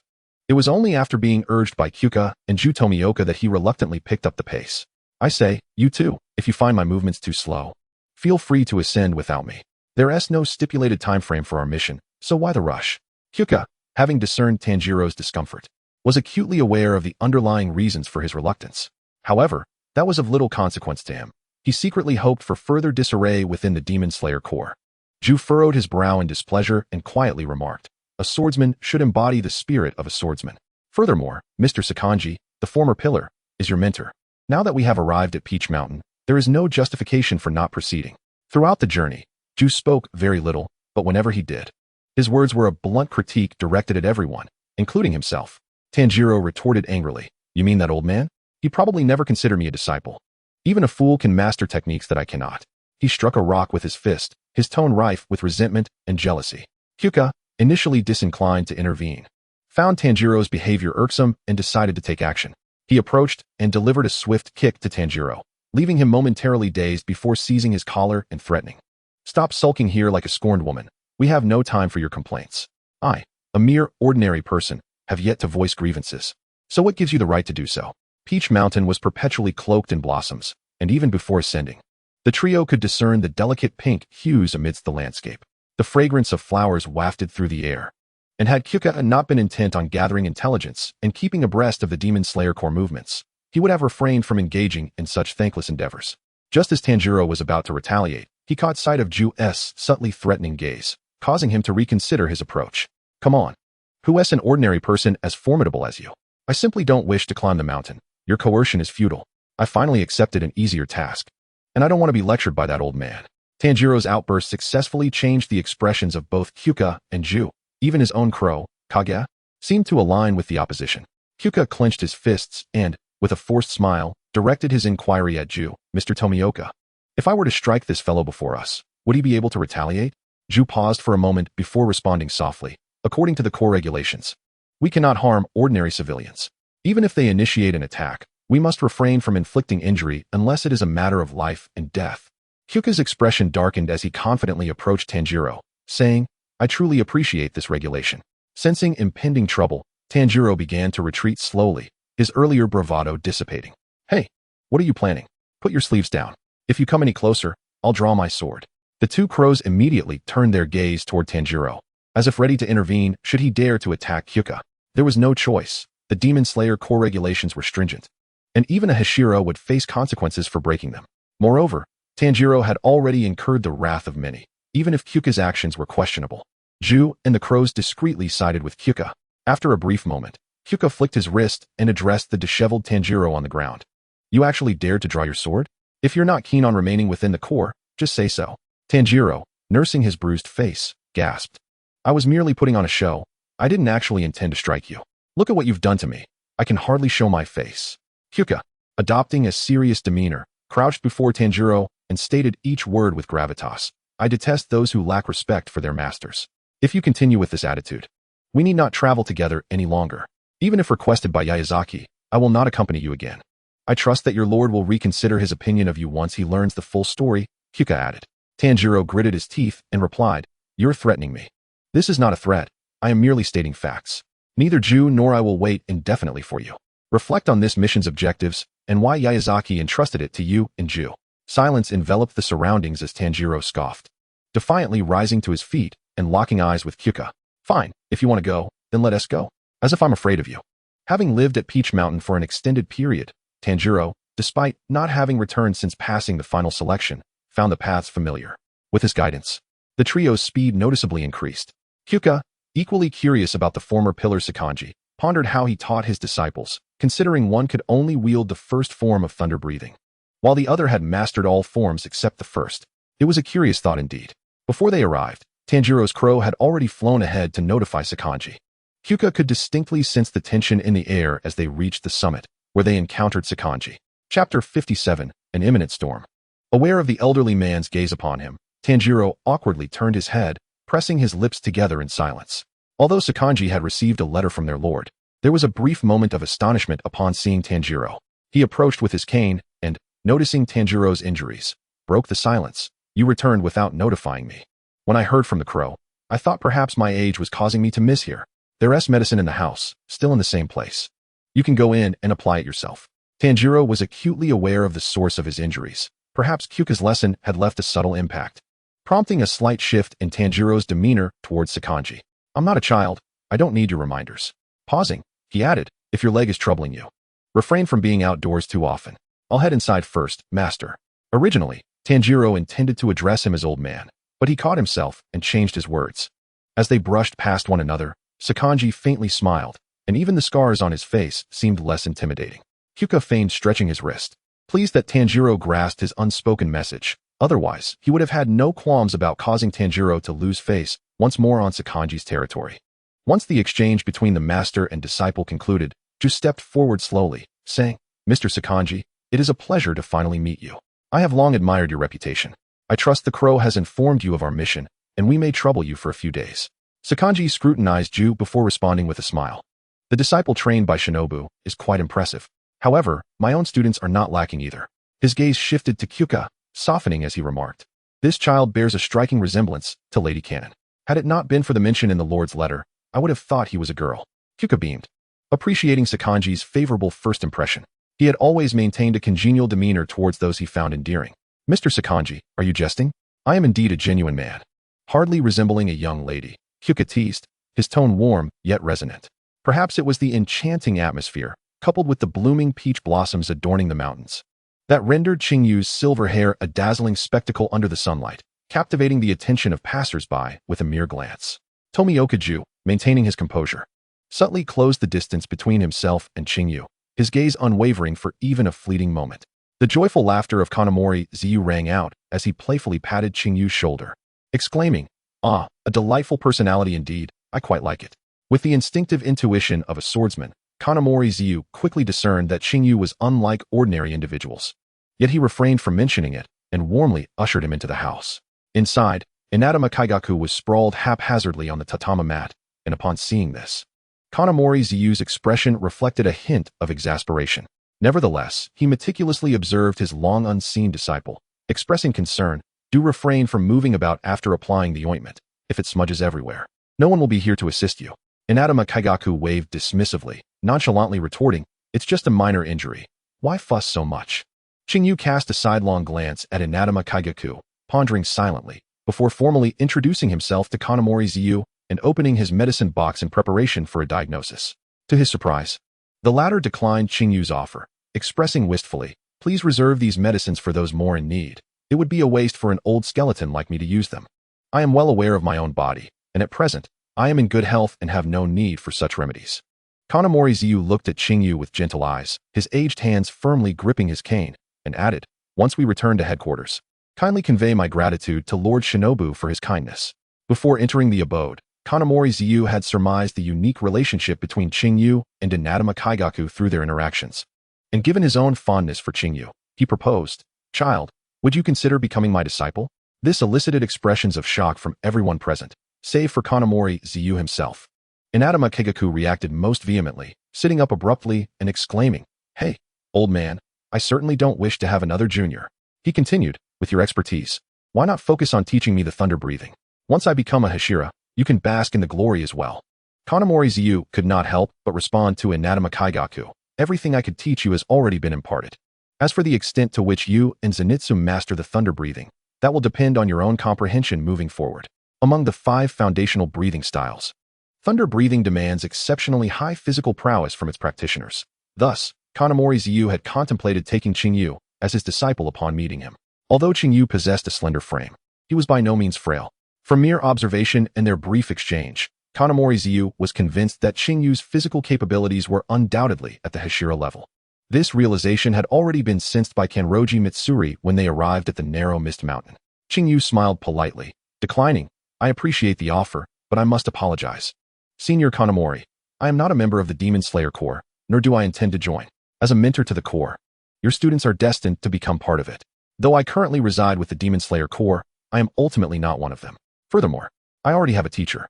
Kanamori Ziyu observed Qing Yu and Tomioka Ju, then glanced at Inadama Kaigaku, somewhat lamenting his apparent ineptitude in teaching disciples. Whether it was Inadama Kaigaku or Zenitsu, he treated them both equally, yet he could not understand why there was such a disparity compared to other students. Ignoring Kanamori Ziyu's rejection, Qing Yu proceeded to examine the elderly gentleman before him, stating, "Senior Kanamori, once I set my mind to something, even in the face of rejection, I will persist. Rest assured, the medicines and medical instruments I am using for you are entirely my own and unrelated to the Demon Slayer Corps." Implicitly, he indicated that he had not utilized any resources from the Corps. As Qing Yu examined Kanamori Ziyu's right leg prosthesis, a crow hurriedly flew in, reporting, "Urgent mission. Urgent mission." A significant number of core swordsmen's bodies have been discovered in the southwest, along with dozens of massacred villages. Water Hashira Tomioka-ju and swordsman Inadama Kaigaku are to proceed to the location for investigation. After a brief pause, the crow continued, for safety reasons. Qing Yu is to remain at Momoyama temporarily. Once the reconnaissance is complete, he will return to headquarters with Water Hashira Tomioka-ju. Upon hearing the crow's message, a shadow crossed Qing Yu's eyes, silently reflecting on how the Demon Slayer court truly regarded him as one of their own, which was rather displeasing. Tomioka-ju immediately rose, casting a meaningful glance at Qing Yu before calmly stating, Senior Kanamori is one of the strongest Hashira from the previous generation. You will be quite safe here at Momoyama. Qing Yu raised an eyebrow, responding coolly, while that may be true, why should I follow the orders of the Demon Slayer Corps? Even if I were not to stay at Momoyama, I am confident in my ability to survive against demons. Perhaps due to the urgency of the mission or the difficulty of suppressing his unspoken emotions, Tomioka-ju's demeanor shifted noticeably. In a rare moment of vulnerability, he gently touched Qing Yu's silvery locks, speaking softly, be obedient and wait for my return. Chapter 58. The turbulent winds ultimately blow towards the distance. The scent of blood was thick in the air. Inadama Kaigaku covered his nose, following the crow while continuously lamenting the brutal scene before them. In stark contrast, Tomioka-ju's reaction was entirely different. He remained silent, focused solely on the task at hand, disregarding even Inadama Kaigaku's pace as he pressed on with determination. Upon their arrival at the site indicated by the crow, the sun began to dip in the west, signaling the impending darkness when demons would roam. Tomioka-ju's eyes widened in horror as he beheld the devastation of the village, struggling to contain his rage as he quietly inquired of the crow, what on earth happened here? Unfortunately, he received no answer, as they had arrived too late. The village had already suffered a demon's assault, leaving no survivors. Moreover, the subsequent 7 or 8 villages to the southwest bore an equally grim fate. The sight of blood and the desolate village painfully pierced Tomioka-ju's eyes, while Inadama Kaigaku, though somewhat more composed, hurried behind a tree to vomit.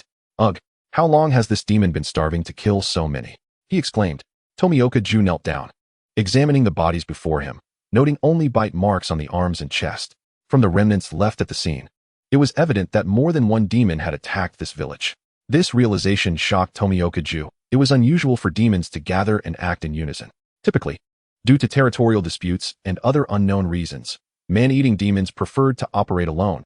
Even if they did encounter multiple demons, it would be under very particular circumstances. Inwardly, Tomioka-ju offered silent prayers, relieved that Qing Yu had not followed them. He turned to the crow, stating, it appears that the reason for these demons attacking the villages is not merely for sustenance, but rather indicative of organized activity. This location is in close proximity to Senior Kanamori's residence at Momoyama, so we must quickly ascertain the movements of these demons. The crow took to the air, reporting the situation as he observed it. Ju, there are no living beings left in this village. The command from Lord Shinobu is to investigate and eliminate the demon's movements without compromising our own safety. Other Demon Slayer Corps swordsmen are still en route. Please remember to prioritize safety. Tomioka-ju pressed his lips together, his gaze falling upon Inadama Kaigaku, who displayed a look of disdain and revulsion. Contemplating something, he then declared, there is no need, I can handle this alone. In truth, his intention was to express concern over the perilous nature of the mission, fearing that if they encountered powerful man-eating demons, he would be unable to protect the lives of the ordinary members. As the core strength of the Demon Slayer Corps, the Hashira often undertake the most critical missions. Thus, Ju Tomioka's reluctance for the other Hashira to join stems from considerations of their responsibilities. However, the words he utters often convey a different sentiment, and over time, his popularity among the Hashira has diminished significantly. Were it not for his crow, Kanjuro, who has spent considerable time with him, he might have remained incomprehensible to his master. Kanjuro lowered his head, silently flying beside Ju Tomioka. Witnessing Ju vanish faster than a rabbit, Tanjiro Kamadu hastily exclaimed, hey, at least wait for me. Kiyoshi Ubuyashiki set down his equipment and addressed Sakanji Urokodaki, saying, your physique has long been afflicted by hidden injuries. While you appear robust, internally, it feels as though countless steel needles are embedded within you, posing numerous hazards. As for your right leg, I shall craft a prosthetic that better suits you. Sakanji Urokodaki observed Kiyoshi, who was diligently working, scrutinizing the young man closely. Though Kiyoshi was not a member of the Demon Slayer Corps, he had come at the behest of their lord to tend to this retired former Hashira. Although Sakanji was unaware of Kiyoshi's reasons for remaining with the Corps, he had long since dispelled any doubts. True malevolence can often be sensed through interaction, and Sakanji felt no such apprehension towards Kiyoshi. Instead, he found himself increasingly admiring the young man before him. Kiyoshi lifted his gaze, his beautiful rose-hued eyes resembling a deep pool, drawing one in the longer one gazed. Bored, he struck up a conversation with Sakanji, voicing a question he had long wished to ask. Sakanji-senpai, as a friend of Shinazugawa Senjuro, your temperament is truly different. Moreover, the disciples you both trained exhibit stark contrasts. Sakanji Urokadaki awkwardly stroked his beard, the fierceness of his expression gradually softening. Upon hearing Kiyoshi mention Shinazugawa, he replied slowly, perhaps it is due to the differing breathing styles. That fellow truly produces formidable disciples. Water breathing is remarkably inclusive, yet thunder breathing demands exceptional talent. I have witnessed the efforts of both Zenitsu Agitsuma and Kaneo Tsuyuri. Yet mastering thunder breathing is no simple feat. Even if one learns the techniques, improper application can hinder their true potential. A smile adorned Kiyoshi's face as his hands prepared herbs to alleviate Sakanji's hidden injuries. His kindness was always manifested through action. Currently, Kiyoshi aided the Demon Slayer Corps because he understood that the individuals he was healing would not interfere with his future plans, should a conflict arise. He would become even more resolute. Senpai, you have shared so much about breathing techniques with me. Are you not concerned I might steal your knowledge? He inquired, feigning composure, yet with an underlying tone of testing. Years of keen observation had ingrained in Kiyoshi a wariness that made him reluctant to trust anyone easily. Even among the upper moons, there were a few he found repugnant. When Muzan Kabutsuji expressed anger, he would not assist. Instead, he would exacerbate their punishments. Sakanji Urokadaki heartily patted Kiyoshi on the shoulder, saying, if you truly wish to learn, that would be splendid. Through your breathing, I can tell you possess a style of your own. He curiously asked, is your breathing style one of the 5 major schools, or is it self-created? If you do not mind this old man's bluntness, as a longtime mentor, I have encountered various breathing styles and might offer you some useful insights. Kiyoshi tilted his head towards Sakanji, his tone unusually earnest. Senpai, have you heard of moon breathing? To his surprise, Sakanji's expression grew serious. Child, how do you know of moon breathing? Kiyoshi met Sakanji's gaze steadily, boldly stating, because the style I wield is indeed moon breathing. With a clatter, Sakanji's cane fell to the ground, yet Kiyoshi remained unfazed. After all, something that had already been revealed must be fully exploited to realize its true value. Chapter 59. Tenderness is never merely superficial. Doma toyed with his fan, beckoning the nearby Akaza, inquiring, how goes it, little one? After accompanying you on this hunt for so long, how fares your blood demon art? Were it not for the master assigning you to me, I might still be in my eternal paradise, listening to the sorrows and laments of my followers. Akaza, without turning, replied, if Upper Moon 2 finds this tedious, you need not accompany me. Akaza had not been with Doma for long. Among the demons in the Infinity Castle, the only one he had interacted with more than Doma, aside from Muzan Kabutsuji, was the irritable Akaza. Muzan's decision to have Akaza accompany Doma was strategic. While Akaza excelled in physical combat and close-quarters fighting, Doma was his opposite. In prolonged battles, Doma's strength surpassed Akaza's, and his expertise in ranged combat could effectively instruct Akaza, aiding him in better mastering his blood demon art. Initially, Akaza held Doma in high regard, but as time passed, he realized that this Upper Moon 2 was not difficult to deal with, albeit somewhat irksome. Unbeknownst to him, Doma regarded Akaza with disdain. After all, the strength of lower moons was hardly noteworthy to the upper moons. However, Doma dared not refuse, as Akaza was favored by Muzan Kabutsuji. Aside from Kiyoshi, it was rare for Muzan to direct his attention toward other demons. Doma mused, how unpleasant. I miss Kiyoshi's presence. At least there was some vitality in the Infinity Castle when he was around. Without him, no one stands as a shield when the master is enraged. Upon hearing Kiyoshi's name, Akaza's steps faltered, uncertain of Kiyoshi's current state. He maintained his back to Doma, quietly stating, the warm-up has just begun. The main event is yet to come. A strange light flashed in Akaza's eyes as countless shadows swiftly converged behind him, mercilessly gnawing and tearing at the remnants of food he had left behind. These were lesser demons, some of whom had not even awakened their blood demon arts. With the recent vacancy among the 12 Kazuki, Muzan Kabutsuji had abruptly issued a command that sent all demons into a frenzy to become stronger. If they obtained information regarding the Demon Slayer Corps or the Blue Spider Lily, further rewards awaited. This shift in dynamics had only emerged after Kiyoshi's departure. Though Kiyoshi had left the Infinity Castle, traces of him lingered everywhere within its confines. Muzan's indulgence towards Kiyoshi had long since exceeded the bounds of normalcy. Whenever matters concerning Kiyoshi arose, Muzan's demeanor would instantly transform. Even Akaza, who was typically oblivious to emotions, gradually discerned the unbreakable bond between Muzan Kabutsuji and Kiyoshi. Awakening from a restless slumber, Kiyoshi ignited an oil lamp, suddenly gripped by a sense of urgency, as if something dire were about to unfold. I've dreamt of you again. Why must you be so troublesome? Kiyoshi murmured, covering his face, the madness evident in the glimmer of his eyes. This was not the first time he had dreamt of Muzan dying before him, yet he felt utterly powerless. Ever since Muzan had utilized the nightmare blood demon art to meet him in dreams, Kiyoshi's heart had been like a valve that could not be closed, leading him to incessantly speculate about how the next encounter would unfold. Although 5 years may merely be a fleeting moment for a demon whose lifespan approaches immortality, for Kibutsuji Muzan, who cannot bear the thought of parting with Kyu, even a single second feels infinitely protracted.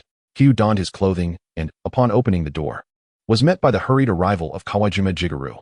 Had he not been familiar with Kawajima's visage, Kyu might have instinctively thrown a punch. With a hint of confusion, Kyu inquired, "Kawajima-senpai, do you seek me for some discomfort?" Kawajima shook his head, responding, "I merely heard a noise and came to investigate. The frequency of demon appearances has been rising lately. It's prudent to exercise caution at night. The residence of a breeder is adorned with wisteria, which typically deters ordinary demons, though exceptions do exist. For demons of considerable strength, even being decapitated by a Nichiren blade poses no threat. The only thing that truly instills fear in demons remains the sunlight." Observing the concern etched on Kawajima's face, Kyu reassured him. "I merely wish to open the door for some fresh air. There is no need for your worry." Kawajima replied, "As long as all is well, that is a relief. I am of an age where sleep eludes me earlier. Generally, children your age tend to sleep until the sun is high in the sky. Zenitsu is like that. If I do not call him, he simply does not rise." Kyu turned to gaze at the gradually brightening sky and suggested, "It seems, senpai, that you too may find it difficult to return to sleep tonight. If it would not be an imposition, would you care to join me in watching the sunrise?" Kawajima remarked, "You are an intriguing child. Your thoughts are whimsical. I am quite curious about the individual who raised you to possess such a disposition." Kyu's expression darkened at the remark, and he replied, "Senpai, you truly are." He halted his speech, as those words reminded him of Muzan Kibutsuji and the increasingly nebulous dreams he had been experiencing. Kawajima, utilizing the prosthetic limbs Kyu had crafted for him, took a seat across the table from Kyu. They lit an oil lamp, and as they engaged in a game of chess, Kyu mentioned, "Your keen hearing brings to mind one of your disciples. His ears are remarkably attuned, almost superhuman." Kawajima responded, "You must be referring to Zenitsu. I did not expect you to be acquainted with both my disciples." Kyu replied, "It was merely by chance." He regarded Kawajima with a complex gaze, having grown fond of this cantankerous old man during their brief interactions. If only he were not associated with the Demon Slayer Corps. A week had elapsed since Tanjiro and the others had departed, and Kyu had even bored himself by perusing Kawajima's collection of books, yet he awaited news in vain. With Kawajima nearby, and the wisteria planted in the vicinity, he could not summon lower demons to instigate trouble. He could only bide his time, refraining from any unusual actions to prevent unforeseen complications. As daylight fully illuminated the surroundings, the outcome of their chess match was decided. Throughout their previous games, Kawajima had been the victor, but this time he found himself thoroughly defeated. At first, he had not noticed the opponent's strategic maneuvers, believing victory was assured, only to realize he had unwittingly fallen into Kyu's trap. Kawajima could not shake the thought that perhaps Kyu had deliberately allowed him to win previously, revealing his true prowess only now. If that were indeed the case, then this young man before him was quite formidable, possessing a depth of strategy and composure that was rare. Calmly, Kyu stated, "Senpai, you have been bested." As the final words left his lips, the oil lamp extinguished. It seemed as though Kyu had timed it perfectly. The conclusion of their game coincided with the arrival of daylight. Without allowing Kawajima a moment to react, Kyu continued, "I have overstayed my welcome. It is time for me to depart." Kawajima questioned, "But Kagaya and the current water Hashira have yet to return." Kyu placed a finger against his rosy lips, his gaze inscrutable. He then coldly declared, "The mountain does not come to me. I shall go to the mountain. Fear not. Senpai, I will explain my departure to the Demon Slayer Corps. Furthermore, the orders of the Corps can never confine me. Take good care of yourself. Whatever may come to pass in the future, you must live well. For you have a foolish disciple who longs to return to you. He may not yet be a mature swordsman, but he is undoubtedly a dutiful child. You must await his return." Kawajima stood in a daze. Memories of Zenitsu's tearful reluctance to part flooding his mind, causing his eyes to mist. In that moment, as he looked down at his newly fitted prosthetic leg, he glanced toward the door through which Kyu had just exited. He disregarded the orders conveyed by his lord through the crow, calling out loudly towards Kyu, "Kyu, head southwest. As long as you do not stray, you will surely find Kagaya and the others. If possible, please look after Kagaya for me, as a mentor." He held equal affection for both his disciples, never favoring one over the other. Perhaps it was as Qing Yu had said upon their initial meeting. If Kaguya were to turn around and observe closely, he would discover the things he had long overlooked.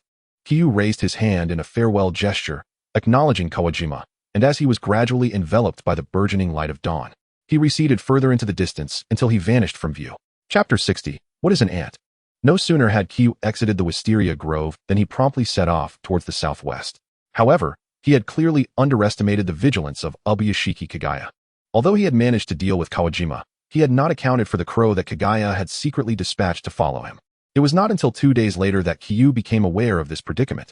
Damn it, despite all my precautions, I still failed to notice. Qing Yu gritted his teeth, feeling a wave of relief that he had refrained from any actions that might expose him over the past 2 days. Otherwise, his plans would have been thoroughly thwarted. He might even have been discovered by Kaguya, who could use him to mislead Muzan Kabutsuji.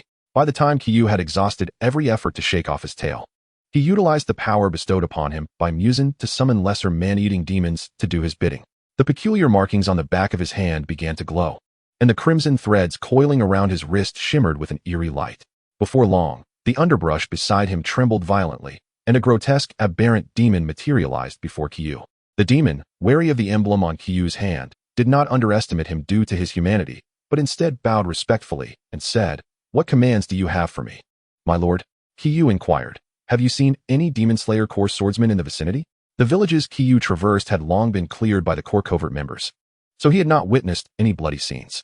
They had erased all traces, rendering Qing Yu unable to ascertain their exact whereabouts. The aberrant demon quickly nodded. Indeed.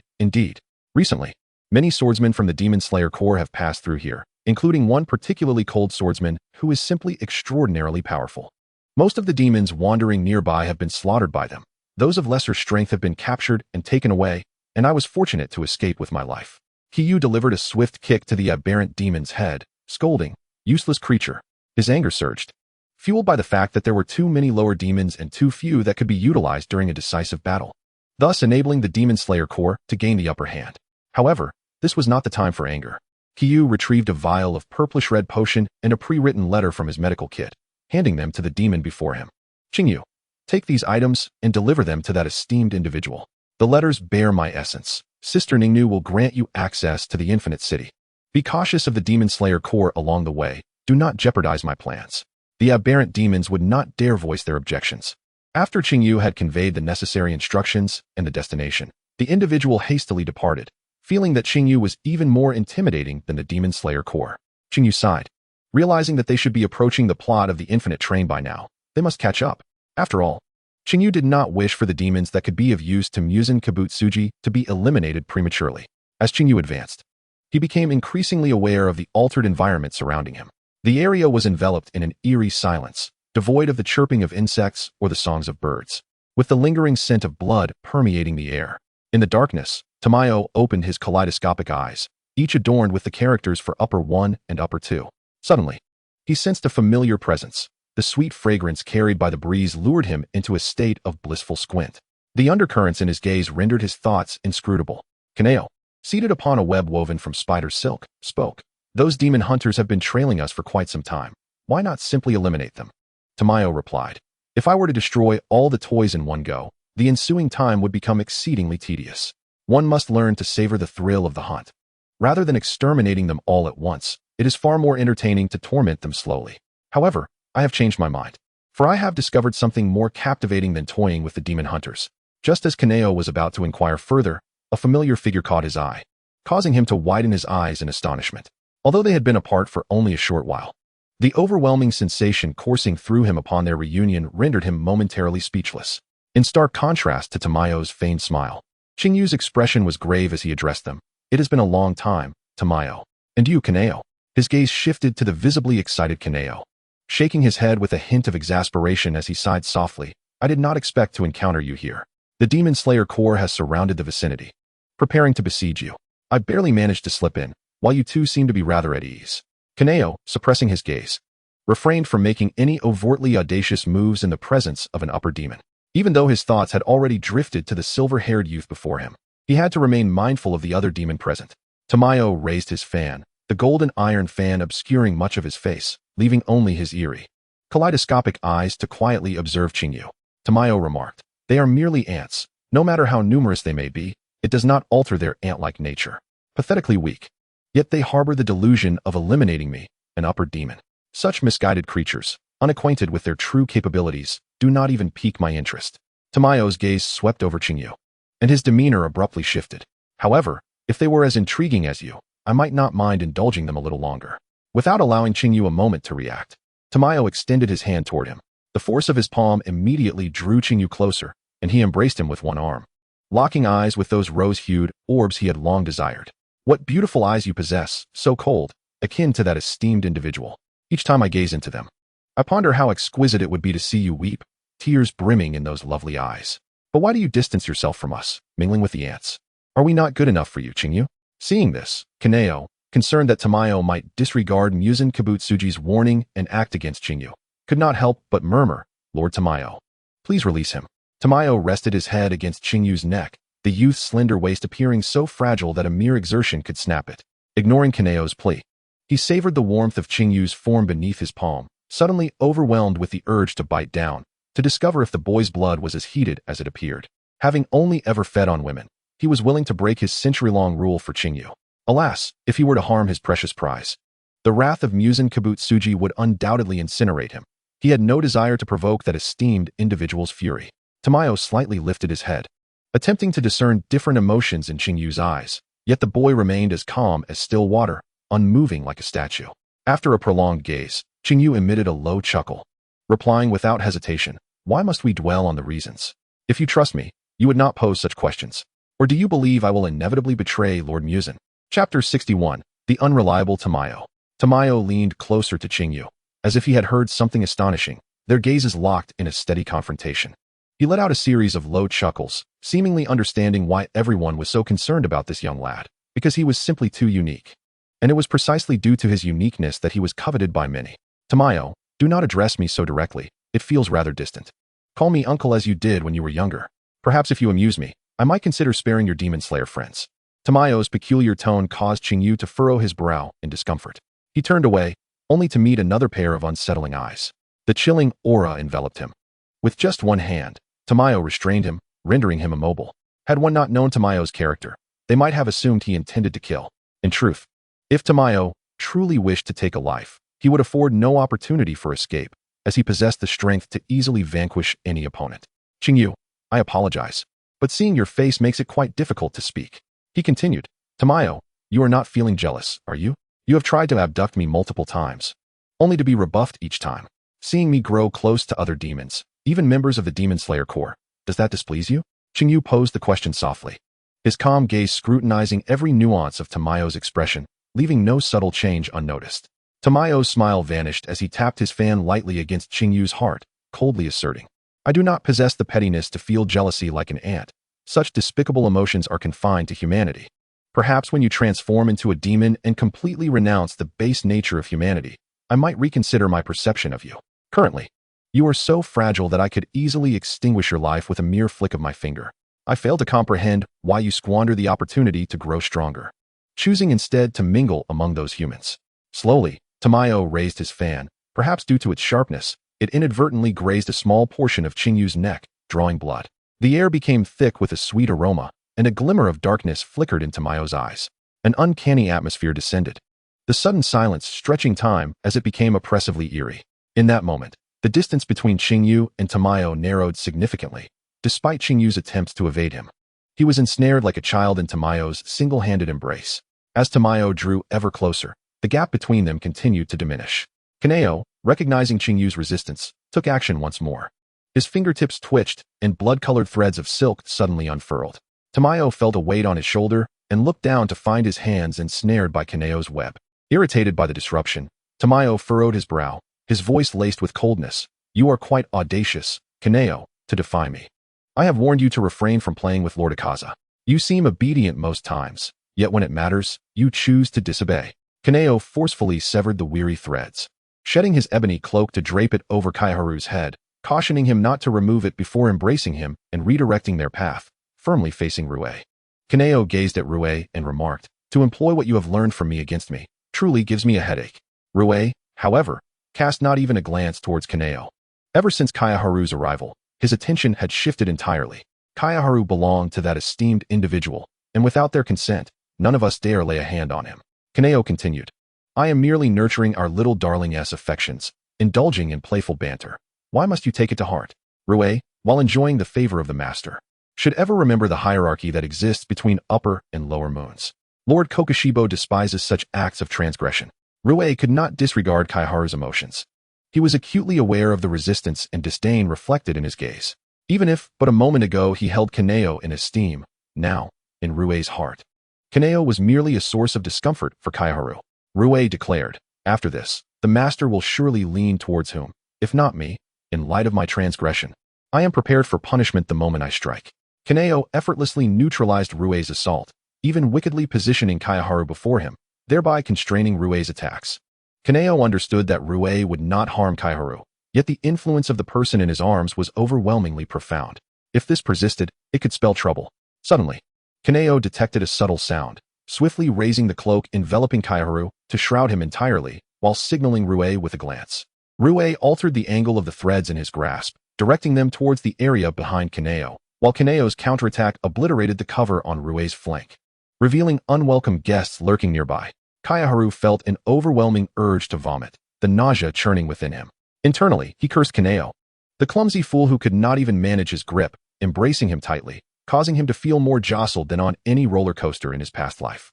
It was no wonder he had refused Kaneo's embrace in his youth. It was simply due to Kaneo's unreliability, as even a half-dog could soothe a child better than him.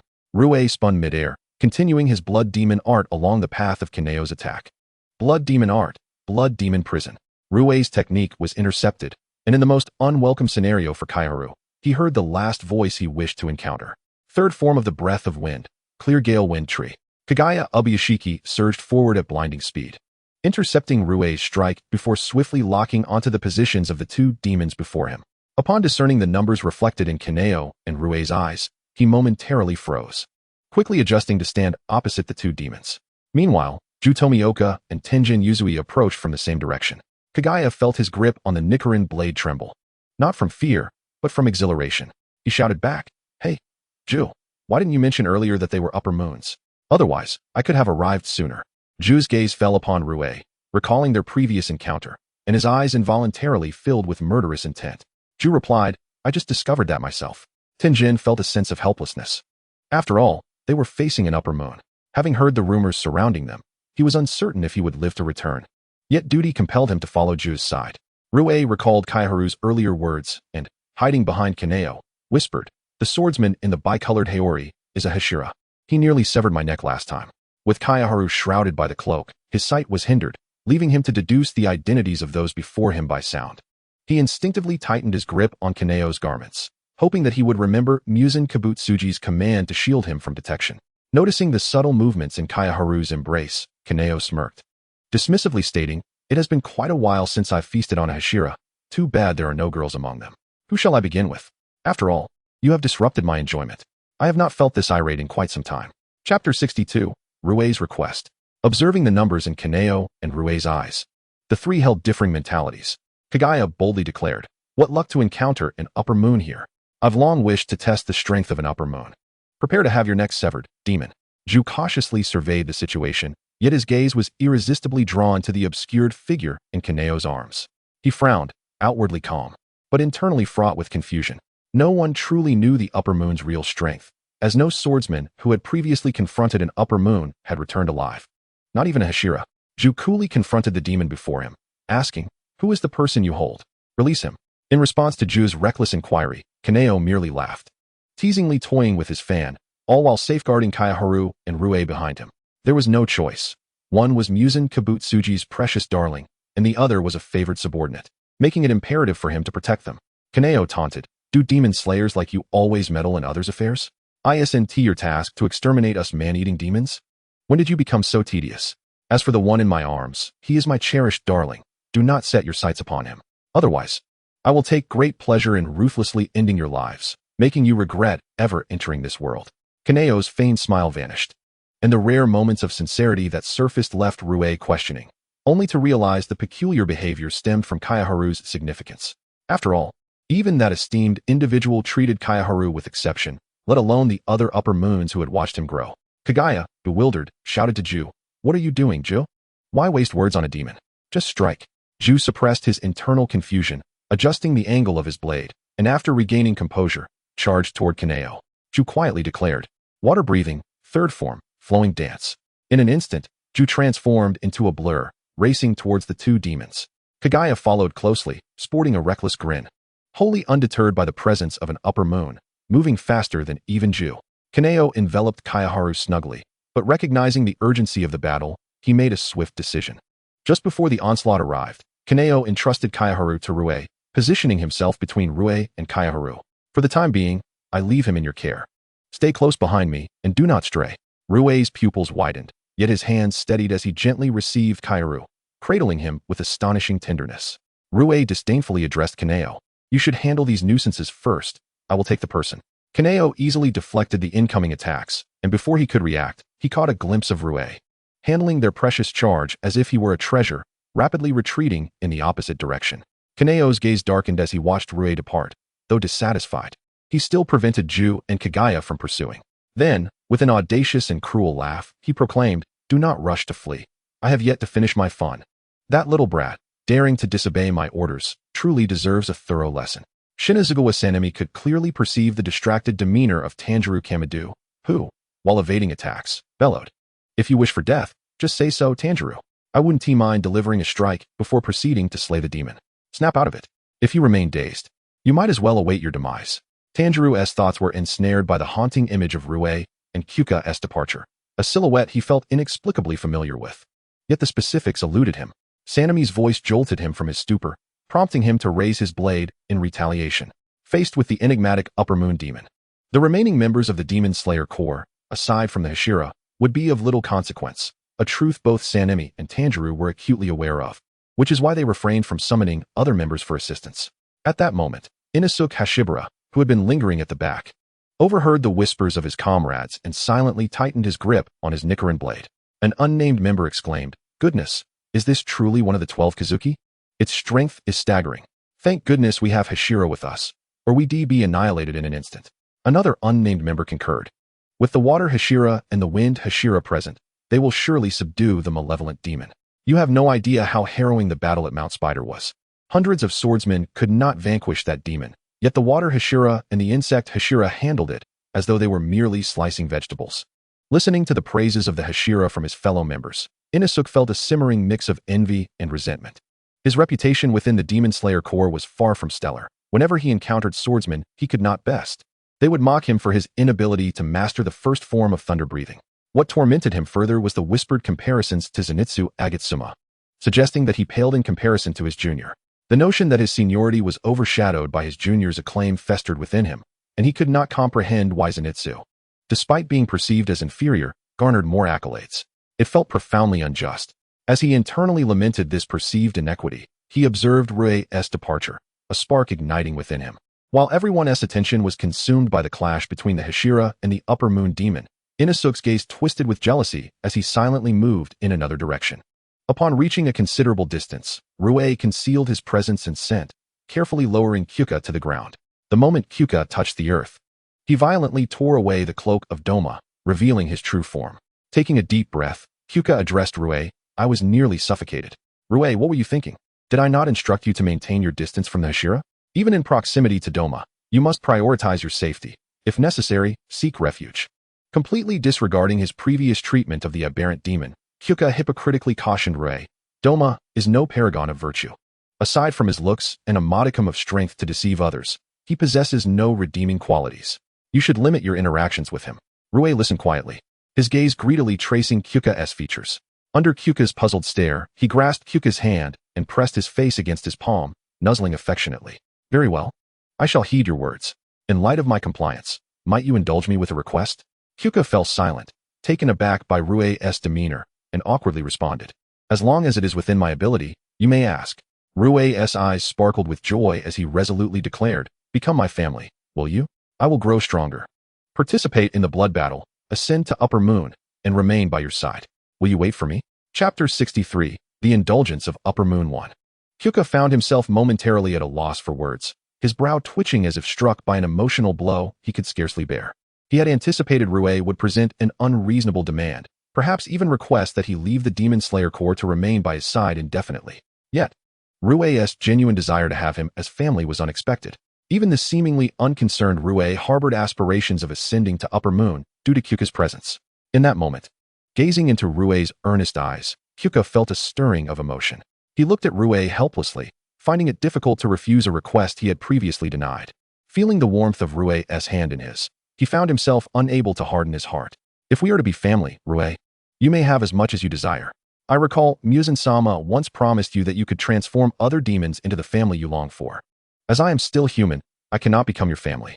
Furthermore, with Muzan's terrifying possessiveness, even if I were to become a demon, he would not permit me to bear the marks of any demon but himself. Rue struggled to contain his emotions, striving not to intimidate the boy before him. It had been a long time since he had felt such a fervent desire. He yearned for this person before him, wanting nothing more than to bind him to his side by any means necessary. You are different. You are not like the others. Those false bonds pale in comparison to what we share, for you genuinely regard me as family, unlike those other beings. Kyuka appeared approachable yet was, in truth, profoundly aloof. Even with Muzan Kabutsuji, he had quietly assessed him for a considerable time before fully accepting him. Unable to tolerate Rue's persistent pleading, Kyuka smiled faintly. All right. You've truly worn me down. I suppose I'll humor your request, though not immediately. When I become a demon, I shall be your older brother, if that pleases you. However, I must clarify that I will not alter my appearance. Although I have agreed, there are principles I shall uphold. Rue beamed, his pupils trembling with delight, wishing to implore Muzan-sama to transform Kyuka into a demon at once. Yet, recalling Muzan's orders, his brilliant eyes dimmed with disappointment, fearing Kyuka might mock him if he perceived his emotions. Why must you be the older brother? I am considerably older than you. I should assume that role. Kyuka playfully rubbed Rue's cheeks and teased, because you look like a 13-year-old child. How could I possibly call you anything else? Besides, by being the older brother, I can not only become your family, but also protect you. Isn't that wonderful? Rue leaned against the wall, contemplating for a long moment before finally nodding in agreement with Kyuka's suggestion. Suddenly, an ominous sound of the pipa echoed, an unsettling sensation enveloping them. Kyuka hurriedly grasped Rue's wrist, but his vision began to distort, an overwhelming dizziness and a sense of familiarity stirring an ominous thought within him. The anticipated pain did not come. Though he and Rue crashed to the ground, the once hard and cold surface seemed transformed into a soft, sponge-like texture. Inconceivable in its gentleness. Rue's shock mirrored on his face, utterly bewildered by their sudden return to the Infinity Castle. As they helped each other up, the figure of Nakeim caught Kyuka's eye, prompting him to glance behind him. Given that Nakeim spent most of her time in the Infinity Castle, wherever she was, the Infinity Castle would be as well. His initial joy faded into tranquility. He had expected to see Muzan Kabutsuji, but instead, only his nominal teacher, Upper Moon 1, Kokushibo, stood behind him. Kagaya's 6 peculiar eyes shifted, scrutinizing Qing before he spoke. Have you divulged the breathing techniques I taught you, Qing?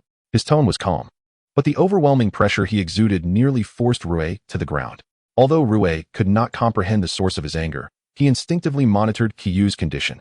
Seeing Qing unaffected, he felt relieved to stand beside him, together enduring the ominous gaze of Kagaya. Qing, with a nonchalant smile, boldly met Kagaya's gaze. Before responding to his teacher's inquiry, the student had a question of his own. May I ask how you discovered this? I've been under the watchful eyes of the Demon Slayer Corps. I haven't even had a chance to send a message. Logically, our informants shouldn't have detected it so swiftly. Qing stepped lightly around Kagaya, intrigued. Could it be that there are other spies within the Demon Slayer Corps besides myself? Kagaya replied, that is not your concern. After a moment's contemplation, he gazed into the distance as if receiving some revelation, answering Qing's earlier question. Such is the power of that esteemed individual, no matter the information. As long as they intervene, nothing remains undiscovered. Except, of course, for the news of the Blue Bienhua, or else they wouldn't have spent so long without any progress. Upon hearing Kagaya's cryptic response, Qing had already surmised the identity of the individual behind it. Indeed, it was impossible to keep it concealed. Moreover, he had no intention of hiding it. Noticing Kagaya's subtle movements, Qing discreetly glanced in the direction Kagaya had been observing, but regrettably, he saw nothing. He could only sigh silently in his heart before redirecting his gaze back to Kagaya. Kagaya, are you angry? Qing understood Kagaya's emotions well. Although his terrifying exterior often concealed his thoughts, Qing could instinctively discern what troubled him and sought ways to placate him. Qing moved behind Kagaya, gently tugging at his sleeve in a playful manner. Please don't be silent. Your demeanor makes me a bit anxious. Why not punish me instead? despite Qiyu's earnest words. They carried an air of mischief that made Kagaya waver between anger and restraint. Human bodies were far too fragile, and Qiyu had been indulged by them, causing Kagaya to worry that he might inadvertently harm him. Kagaya grasped Qiyu's fidgeting hands and glanced at Rue and the distant Nakheim, suppressing the urge to reprimand Qiyu. He then spoke sternly. Qiyu, this tactic is ineffective against me. You would do better to reserve your sweet words for that esteemed individual. I am not angry. It is merely that my breathing techniques are too sensitive. In the Demon Slayer core, the earlier you expose yourself, the greater the danger becomes. Qiyu replied, Can I interpret that as a sign of your concern for me, teacher? I did indeed reveal it intentionally. Besides disrupting the Demon Slayer core, I aim to prove that moon breathing is not inferior to any other breathing technique, even the original. Kagaya's right hand instinctively tightened around the already demonized Nichiren blade, the visage of that individual resurfacing in his mind. It was impossible. He had spent a lifetime trying and had never surpassed him. Qiyu tilted his head, placing his hand over the lower half of Kagaya's face, effectively obscuring the other for peculiar eyes. Hush, teacher, do not dismiss it prematurely. If I say you are the strongest, then you are indeed the strongest. As for Musen's wrath, with you shielding me, I have no reason to worry. Qiyu withdrew his hand, smoothly turning to face Nakheim with a smile. If I am correct, Musen must have received my message by now. I eagerly await his reaction. Rue, aware that one must tread carefully in the presence of the upper moons, felt a pang of anxiety at Qiyu's seemingly reckless behavior. Just as he lifted his head, before he could react, a wave of oppressive energy struck him, causing him to bow his head once more. Teacher, you frightened your own. Kagaya responded. Such behavior is commonplace when dealing with lower demons. Except for you and that esteemed individual, all demons must adhere to the hierarchy. This principle cannot be breached. Since you do not heed our warnings, we shall await that esteemed individual's judgment. Not only I, but all demons in Infinity Castle are curious to know the limits of their patience with you. Qiyu's gaze fell upon Nakheim's biwa, and he replied casually. I too await with bated breath. Rest assured, teacher, I am ready to learn the subsequent forms of moon breathing from you. I hope you will not withhold your knowledge. Kagaya gazed at Qiyu helplessly, ultimately seeming to relent as he placed his hand on Qiyu's head, like a concerned elder advising a younger one. We do not require your betrayal. As for the strongest breathing technique, you need not prove it to me. Pursue what you believe is right. Kagaya raised his hand, and with a mere gesture, Rue appeared gravely wounded, visible scars appearing on his body, unable to heal. Rue, half kneeling in pain, despite his resentment, bowed his head respectfully. Upper Moon One, please, temper your anger. The events transpired in an instant. Qiyu did not even witness Kagaya's swift draw and sheathing of his blade. By the time he reacted, it was already too late to intervene. Teacher, what are you doing? Kagaya replied. He should not take advantage of the master's favor to forget the distinction of ranks. The same applies to Akaza.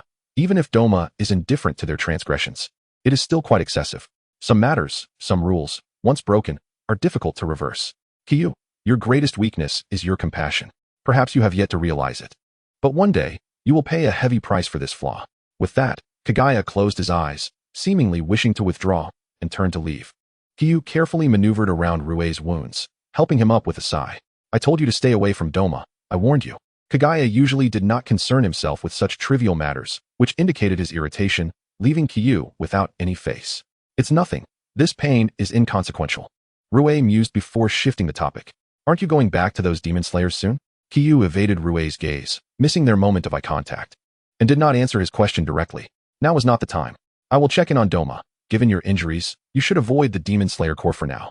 Acknowledging that urging him to stay was futile, Rue let go of Qiyu's sleeve and feigned nonchalance. Then remember to return early once you finish your business. 5 years is too long. I don't wish to wait. The agreement between Qiyu and Musen was not a secret among the upper moons, and Rue, being favored by Musen, had obtained the privilege of residing in Infinity Castle after the battle at Mount Spider. It was only a matter of time before he learned of this.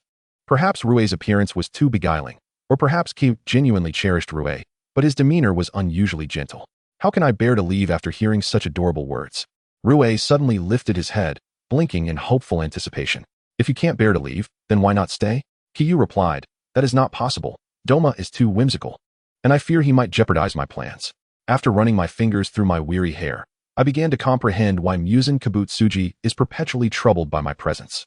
Just as he is burdened with concern for me, it is precisely because he holds me in such high regard that he invests an abundance of effort and energy into my well-being. I can only hope that the elixir he has tirelessly researched will prove beneficial to Musen.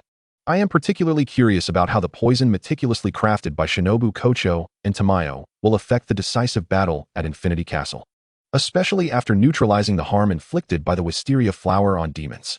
The letters and potions I entrusted to the demon I encountered on my journey to Infinity Castle are indeed the completed product and formula for alleviating the effects of the wisteria flower. Words were unnecessary. A mere glance from Shinobu would suffice for her to grasp my intentions. In an instant, the familiar sound echoed, and the scene transformed. I concealed my presence and stealthily made my way towards the location etched in my memory.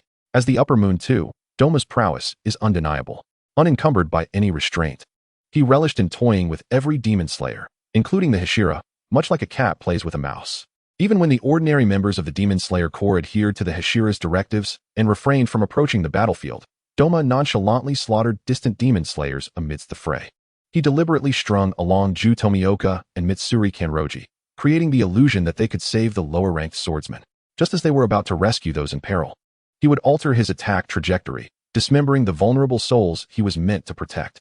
Doma, unfazed, savored the ire of the two Hashira, occasionally taunting them. "How pitifully weak you are," he remarked. "This level of skill is so tedious it nearly lulls me to sleep. Are there no charming female fighters? I truly have no desire to engage with such uncouth individuals. Lacking both strength and aesthetic appeal, I find little motivation to continue this battle." After the last few lower-ranked members fell victim to Doma's whims, even their messenger crow could not escape his wrath. Enraged, Mitsuri declared, "You vile demon.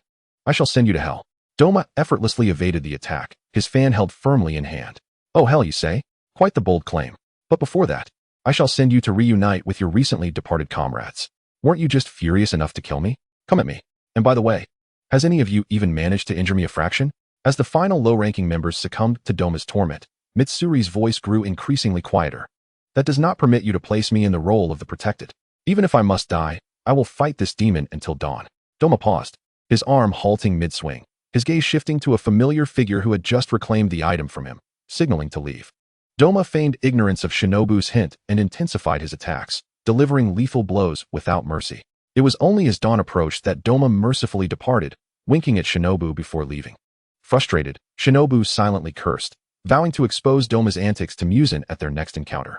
Despite having traversed great distances in pursuit of Ju Tomioka and Mitsuri Kanroji, Shinobu now hesitated to reveal himself. A dark thought crossed his mind. Had Doma eliminated Ju and Mitsuri, a vacancy would arise among the 9 Hashira, significantly weakening the Demon Slayer Corps, which would bode well for him by reducing future adversaries. Countless sinister thoughts spiraled uncontrollably, recalling Kokoshibo's words. He internally rebuffed the notion of compassion. Even if he felt a twinge of reluctance, it would merely be a fleeting sentiment. Should Muzan demand his hand against the Demon Slayer Corps, he would raise his blade without a flicker of hesitation. "It is time for a change," he resolved. Observing the two Hashira, battered yet still bickering, he contemplated stepping forward but withdrew upon seeing another figure, Kanroji Mitsuri. She, accompanied by numerous members of the Shadow Corps, was urgently tending to Ju and Mitsuri's wounds, leading Shinobu to feel that his presence would be of little consequence. His sole focus must remain on Muzan Kabutsuji. The needs of others paled in comparison to that singular obsession. Yet, he could not abandon the Demon Slayer Corps, not now. An oppressive atmosphere enveloped the desolate forest as the Swift Shadow Corps members numbly dealt with their fallen comrades. Perhaps having witnessed too many similar scenes, they had grown accustomed to the brutality. Or perhaps they understood that tears and rage could not alter their grim reality, leading them to suppress their emotions. Aside from Doma and me, no one was aware of Shinobu's prior presence, not even the adept messenger crow that typically excelled at reconnaissance. As Ju Tomioka, supported by the Shadow Corps, suddenly halted, Mitsuri seized the opportunity to chide. "Hey, Tomioka, what's wrong?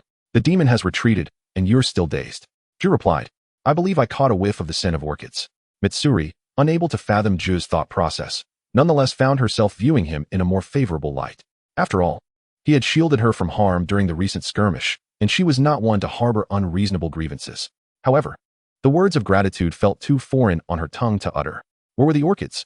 The air was thick with the stench of blood and decay, unbearable in its intensity. Surveying the carnage around him, Mitsuri, accustomed to the grim sights, still felt a pang of sorrow each time. Ju, lost in thoughts of Shinobu, unaware of her departure, addressed Mitsuri. "Please relay the details of this battle and the accounts of our pursuit of the demons to Lord Ubuyashiki." Mitsuri retorted, "You're grievously injured and refuse to return to the Butterfly Mansion for treatment? You truly wish to court death. Very well, I shall not concern myself with you. Among the group, Kanroji Mitsuri regarded Ju with a peculiar expression, soon donning a look of understanding. Having spent ample time with Ju, she had sensed the odd dynamic between him and Shinobu. The more she contemplated, the clearer the evidence became. Ju nodded politely to the Shadow Corps members, swiftly tending to his wounds before beckoning Kanro to accompany him to the Butterfly Mansion. Regrettably, this singular act of defiance against orders did not grant him the audience he sought. Even later, when Butterfly Shinobu learned of this incident, she furiously declared that Ju should never set foot in the Butterfly Mansion again. Amidst the bustling crowd, Shinobu donned a modern disguise to obscure his identity as he stepped onto the Infinity Train. Every inch of exposed skin was swathed in bandages, rendering his appearance undeniably peculiar in the eyes of others. He did not deliberately conceal himself. At times, an individual can become so striking that they achieve an unexpected effect. Even from one train compartment away, Qing Yu could distinctly hear the exuberant voice of Kaijiro Rengoku exclaiming about delicious food. Bored, he gazed at the ceiling, the seat beside him completely vacant. Due to his peculiar attire, others instinctively kept their distance, which was precisely the outcome Qing Yu desired. A conductor approached Qing Yu, stating, "Dear passenger, may I see your ticket?" Qing Yu handed over his ticket, and the conductor's expression turned to one of sheer terror upon receiving it. Without even glancing at it, he swiftly returned it to Qing Yu. "Please keep it safe," he urged. Qing Yu fixated on the conductor's retreating figure, pondering that every other passenger's ticket bore a perforation from inspection, while his remained entirely intact. Resting his chin on his hand, he observed the flickering chandelier, realizing with surprise that it was Yum's voice that first recognized him. At this moment, it was likely that she was preparing for the fusion with the train. As he contemplated, darkness suddenly enveloped the carriage, and when the lights flickered back on, a figure sat opposite him, with all other passengers having vanished in an instant. "I've dressed in this ghastly guise. Yet how did you recognize me, Yum?" Qing Yu inquired. Yum, both astonished and elated, gazed at Qing Yu, nearly losing control of her blood demon art. "I have woven dreams for you and that esteemed individual, and your aura carries traces of them. I sensed your presence before you even boarded the train. Welcome to the Infinity Train, my distinguished guest." Chapter 66, Qing Yu essayed. To encounter you on this train feels as enchanting as a dream. Yum appeared genuinely pleased, sharing her plans with Qing Yu, even excitedly grasping his hand before abruptly recollecting herself and distancing from him. Qing Yu unwrapped the bandages from the lower half of his face and remarked, "It certainly sounds like a promising idea, but in seeking immense power, you must also face consequences. No? Have you considered what comes after merging with the train? To pursue greater strength at the cost of transforming into something terrifying. I truly cannot comprehend it."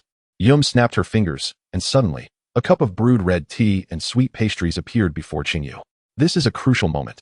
I cannot depart from the front compartment just yet. The being before you is merely an avatar. Once I fully merge, all within this train will become my sustenance, including those demon slayers. However, fret not. I assure you will come to no harm. Please refrain from moving about and patiently await the show to commence. Should you find yourself bored, I can weave a beautiful dream for you to slumber peacefully." As Qing Yu inhaled the fragrant aroma of the tea, the tension in his furrowed brow eased slightly. He then pushed his pristine ticket towards Yum. "There is no need for such deference. I am not here to disrupt your plans. I merely wish to remind you that the demon slayers this time are formidable. Do not perish prematurely." Yum, witnessing Qing Yu sip the tea she had prepared, gazed at him with delight. Noting the absence of any guard on his part, and instead perceiving a concealed concern beneath his aloof demeanor, she blinked, her gaze drifting to the rear compartment, contemplating the timing of her actions. Tonight is destined to be a long night, but alas, I cannot linger for too long. When the train undergoes its transformation, do not hesitate, leave immediately. After all, I cannot guarantee that you won't be inadvertently harmed. Upon hearing this, Qing Yu lifted his eyes, his expression resembling that of Muzan Kibutsuji, filled with unwavering confidence in his own strength. "Do not concern yourself with me. Focus on your own endeavors. Even without Lord Muzan's protection, I possess the capability to safeguard myself. I am but an inconsequential observer. This stage is yours, and I too am eager for tonight's spectacle." Yum rose, her head twisting at an uncanny angle, her smile unwavering. "The dream is about to be woven. A perfect existence ought to be accompanied by exquisite things.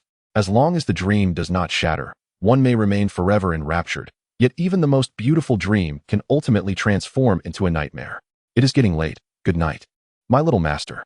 I hope you are not frightened by my appearance after the transformation." The compartment plunged into darkness once more before illuminating again, the passengers returning to Qing Yu's view. Had it not been for the steaming red tea on the table as proof of Yum's earlier visit, he might have questioned the reality of the situation. The thought of being inside Yum's belly at this moment truly instills a desire to flee, Qing Yu mused, reminding himself to remain calm. The time for action had not yet arrived. Were it not for the need to conceal his identity, he would not have to be so cautious. His gaze fell upon the table, and he couldn't help but think that the demons seemed perpetually to regard him as a child, always presenting him with an array of exquisite delicacies.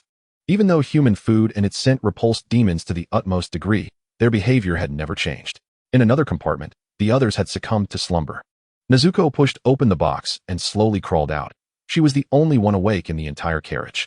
Observing her brother and the rest of the group ensnared in a peculiar atmosphere, Nezuko gazed at them in confusion, finally resting her eyes on her brother's pained expression.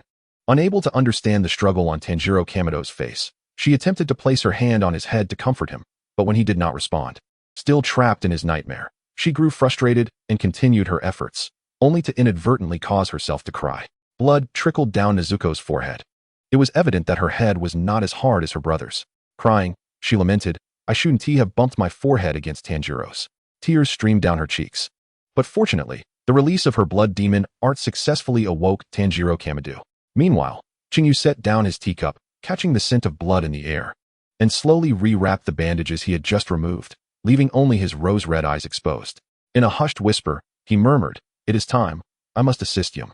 He retrieved the prepared incense from his pocket, ignited it, and placed it at the vent, allowing the fragrance to permeate the compartment. This incense bore no scent of its own, yet when mingled with the odor of blood, it would render those who inhaled it progressively numb, until they could no longer feel their limbs, immobilized. However, for demons, it served as a stimulant. Leaning on his chin, he opened the window to gaze at the night outside, silently declaring, "Let this be a favor returned for the dream woven. If I cannot survive this, then it is simply fate." Under Yum's deliberate control, the degree of transformation in Qing Yu's compartment remained minimal, and sensing the commotion in the nearby compartments, he flipped his hat over his face, feigning sleep, while his consciousness remained acutely aware. Even if Yum were to unleash a frenzied, indiscriminate attack, he harbored no fear that she would turn her wrath upon him. After all, the aura of the Demon King was overwhelming and formidable, and no demon would dare disregard Muzan Kabutsuji's oppressive presence. No matter how powerful a demon might be, encountering Muzan Kabutsuji was akin to a mouse facing a cat. Regardless of their prowess, they would inevitably retreat.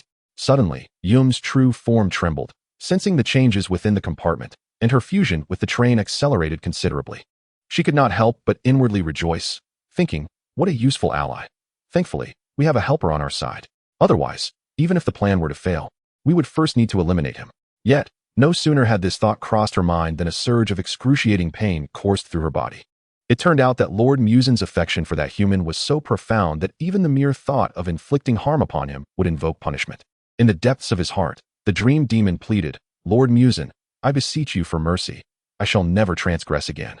He initially doubted the efficacy of his plea, yet the diminishing pain in his body confirmed his suspicions. With half-closed eyes, his gaze seemed to penetrate the confines of the carriage, landing upon the seemingly slumbering Qing Yu. "Oh, charming lamb, it appears you have already beguiled the hunter." One wonders, when the hunter discovers the great wolf cloaked in lamb's skin, will he succumb to utter despair? As a demon of sleep, for Yambang, discerning whether an individual has succumbed to slumber is as effortless as breathing. No matter how convincingly Qing Yu feigned sleep, he would inevitably be detected.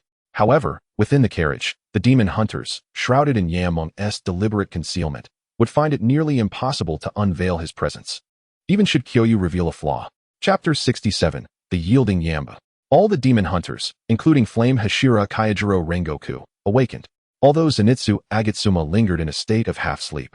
It was undeniable that he exhibited greater strength than usual in this condition. Qing Yu, while pretending to be asleep, diligently assessed the situation within the carriage through sound. The very carriage he occupied was undergoing a transformation. Fortunately, Yambang had meticulously employed phantasmagoric blood demon arts around him to mask the anomalies, preventing any chance of discovery. Through his observations, he discerned that this particular carriage was under the protection of Tanjiro Kamado, situated in the front half of the train. Concealed by the fabric of his sleeve, as Tanjiro leapt atop the carriage, Qing Yu hastily inscribed the word reverse upon the table with his fingertip before swiftly resuming his previous demeanor. Having revealed his identity, he trusted that Yambang, despite merging with the train, would at least divert some of his focus towards this carriage. The peculiar tendrils within the carriage had not attacked him, nor had they harmed any of the passengers nearby. Beneath his hat, Kyoyu's eyelashes fluttered gently as he contemplated. This was his final signal. And whether he could seize the opportunity to survive now depended entirely on Yamong himself. Tanjiro and Inosuke Hashibara arrived at the first carriage, where Tanjiro's keen sense of smell detected that it was the location with the most potent demonic aura. Yamong manifested countless eyes and mouths, encircling Tanjiro and Inosuke, exclaiming, "I expected a formidable opponent, yet here stand merely two fledgling demons. No matter whether you or the Hashira, alongside the 200 passengers aboard, I shall consume you all.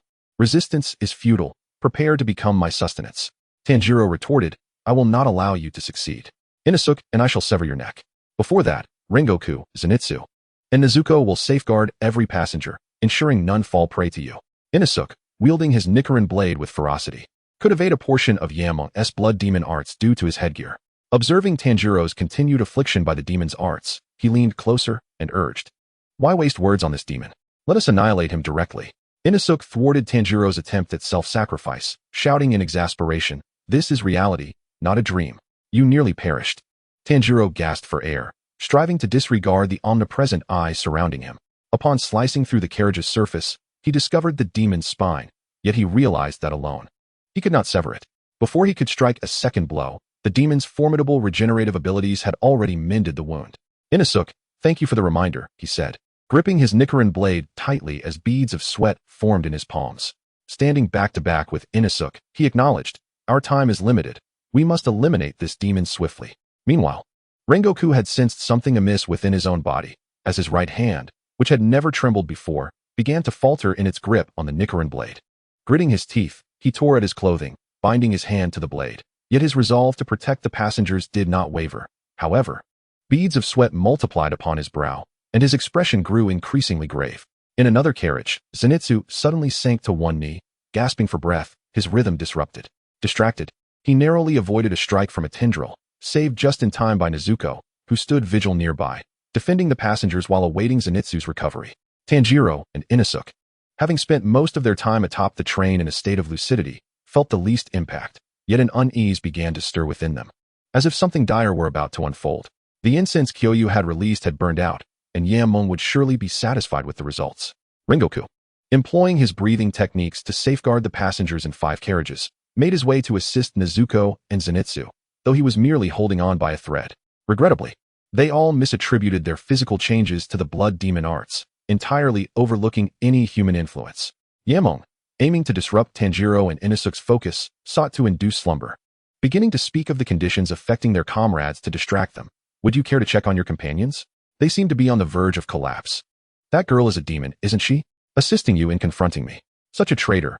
Once I devour you, I shall ensure she suffers, basking in sunlight until her pain drives her to death. Just the thought of that scene excites me to no end, though regrettably, I cannot witness it myself. For I too fear the sun." Tanjiro trembled with rage, taking a deep breath to alter his breathing pattern, unleashing the fire god dance upon Yamba. Inosuke's fighting style was well honed, and alongside Tanjiro, their synergy allowed them to successfully sever Yamba's spine. "Well struck. Truly worthy of my command," Inosuke exclaimed, exhilarated, believing they had finally dealt with the demon.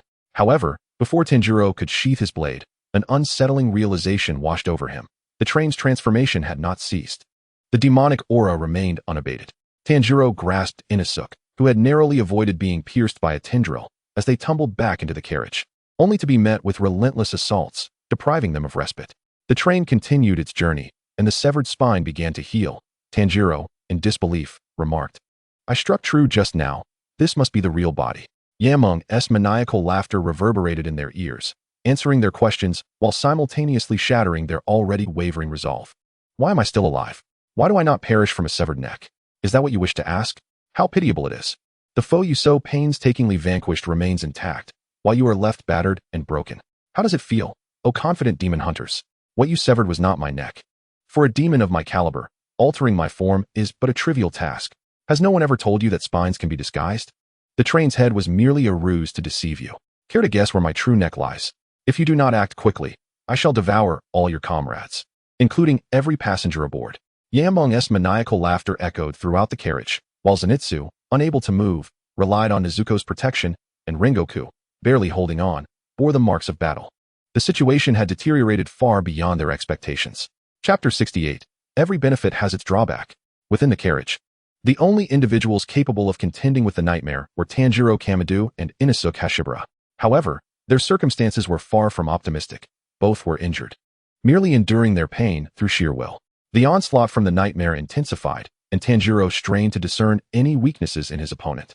Yet all he could perceive was the metallic scent of blood.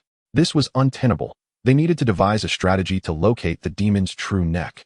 For in their current state, it would be nearly impossible to last until dawn. Inosuke, ignoring his wounds, exhibited a rare moment of clarity and suggested to Tanjiro, "Why not search in different areas? Since it's the neck, it must be the demon's most vulnerable point. I'll hold off the next few carriages, you go look." Tanjiro hesitated momentarily, but, upon considering the lives of the train as passengers, his expression hardened with resolve. "Please, Inosuke, you must hold on. And by the way, who is this Sanjuro you keep calling me?" Though his sense of smell was compromised, they still had Zenitsu. If they united their efforts, they could surely uncover the demon's hidden weakness. Resolving to delay no longer, Tanjiro hastened towards the rear of the train. Upon encountering Zenitsu, his expression shifted to one of astonishment. "Zenitsu, what has happened to you? Can you still stand?" Zenitsu, his complexion pale, replied in anguish, "I can no longer fight. At a time like this, I've become a burden. I should be protecting Nezuko."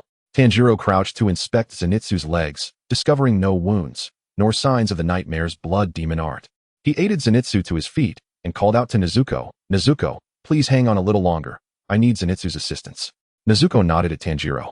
Her gaze filled with concern as she watched him lift Zenitsu onto his back. Tanjiro then explained the situation to Zenitsu, knowing that he had the keenest hearing among them, and hoped to have him listen for any sounds within the carriage. As they maneuvered through the various carriages, they encountered Kyujiro Rengoku, whose condition was visibly the most dire among them. After hearing Tanjiro's plight, Rengoku encouraged him, "If you cannot find the demon's neck, why not start from the first carriage and sever all connections? Tanjiro, the responsibility of slaying the demon rests upon your shoulders." Tanjiro wished to say more, but when he opened his mouth, he realized Rengoku's state was even worse than Zenitsu's. Though he could barely stand, and wielding his sword was a monumental effort, the power of his strikes remained undiminished. Zenitsu then caught a strange sound, guiding Tanjiro towards the carriage where Q was located. "Tanjiro, this carriage is the quietest. There's definitely something amiss."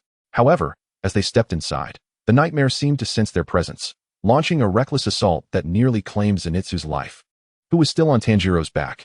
Countless eyes opened on the floor, and one of them cast a furtive glance at Q, after which the nightmare's voice echoed, "Do not waste your strength in futile struggles. Even your Hashira cannot protect themselves at this moment.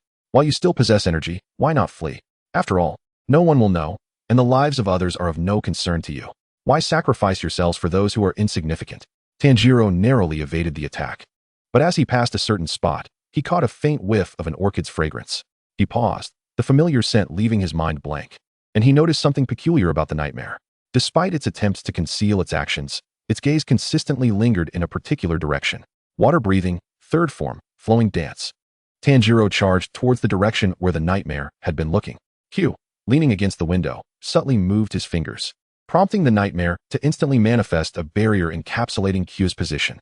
Tanjiro's strike was effortlessly deflected, and the barrier dissipated, causing Q to vanish from sight. Tanjiro, bewildered, remarked, "The passenger who was sitting here has disappeared. Zenitsu, do you sense anything amiss?" Tanjiro quickly dodged. "Don't stand there." At that moment, Q donned his hat and perched atop the carriage, his eyes glinting with mischief. "Thank you for your assistance, nightmare." He rose, the wind tousling his hair, adding an eerie quality to his presence. The nightmare's eyes emerged from above, smiling as it spoke. "Even if I do not appear, I trust you will find a way to cope. And thanks to your reminder, I almost fell prey to the words of those two little demons." Though the nightmare did not mention what had angered it, Q understood and narrowed his eyes, stepping forward towards the front of the carriage. "You have grown too complacent. The drawbacks are becoming increasingly evident, and those demon slayers must have noticed by now. Alas, I will no longer extend my assistance." The sounds of explosions echoed in his ears, but upon closer inspection, one could discern Rengoku's powerful voice growing nearer. That man was severing the connections between each carriage, rapidly approaching the front. One could only commend the Hashira. Even when weakened to the utmost, they continued to fight with sheer willpower. Truly, it was awe-inspiring. Although the nightmare had gained strength by merging with the train, he was simultaneously bound to it. Should the train be destroyed, he would suffer grave injuries as well. By dragging this colossal train along, the nightmare had unwittingly severed his own escape route. the nightmare's maniacal laughter intertwined with the wind. As if he were aware of his current unseemly state, opting not to transform, but merely conversing with Q. I had long prepared myself psychologically, yet it is still infuriating. Those demon slayers have lost their combat abilities, but refuse to concede, leaving me with no humans to consume. Q silently smiled, sensing that something monumental was about to transpire. Tanjiro was suddenly pushed out of the nightmare's blood demon art's range, and upon regaining his composure, he saw Rengoku had come to his rescue. Are you both all right, Tanjiro? The boy with the yellow hair? Tanjiro coughed violently, Rengoku's form steadfastly blocking their path, a reassuring presence as if all their troubles would dissolve in his presence. I can still fight, I just haven't located the demon's neck. He hides it too well. Tanjiro recalled. By the way, a passenger by the window has vanished. We must find him quickly. Rengoku leaned closer to Tanjiro, noticing the blood flowing from his abdomen. Leave the rest to me. You have done admirably. Besides this carriage, I have severed all the demon's bones. Even if he can disguise himself, he can no longer conceal his true self. It is time to bring this to an end. Chapter 69, Akaza's Invitation. Damn those demon slayers. I have even used those useless passengers as shields, and yet they still discern my vulnerabilities. Are the Hashira-level demon slayers truly this formidable? The nightmare pondered furiously, unwilling to allow the dream he had meticulously woven to unravel. The train's speed began to decrease, and with a thunderous shout, Rengoku cleaved through every gap in the carriage without harming the passengers. Flame-breathing, fifth form, Flame Tiger. Kyojuro Rengoku cast a glance towards Tanjiro Kamado, who, upon receiving the gaze, swung his blade with great fervor, aiming for the exposed bones of Enmu. The latter's unwilling cries echoed throughout the train compartment, as Kyojuro closed his eyes tightly, striving to disregard the anguished wails. Utilizing the momentum, he leapt onto a nearby tree. While Enmu could no longer withstand the onslaught, causing the entire train to collapse with a resounding crash. Severely injured, Kyojuro Rengoku approached Tanjiro Kamado, instructing him on the breathing techniques necessary to staunch the bleeding and stabilize his condition. Well done, young Tanjiro, Rengoku remarked.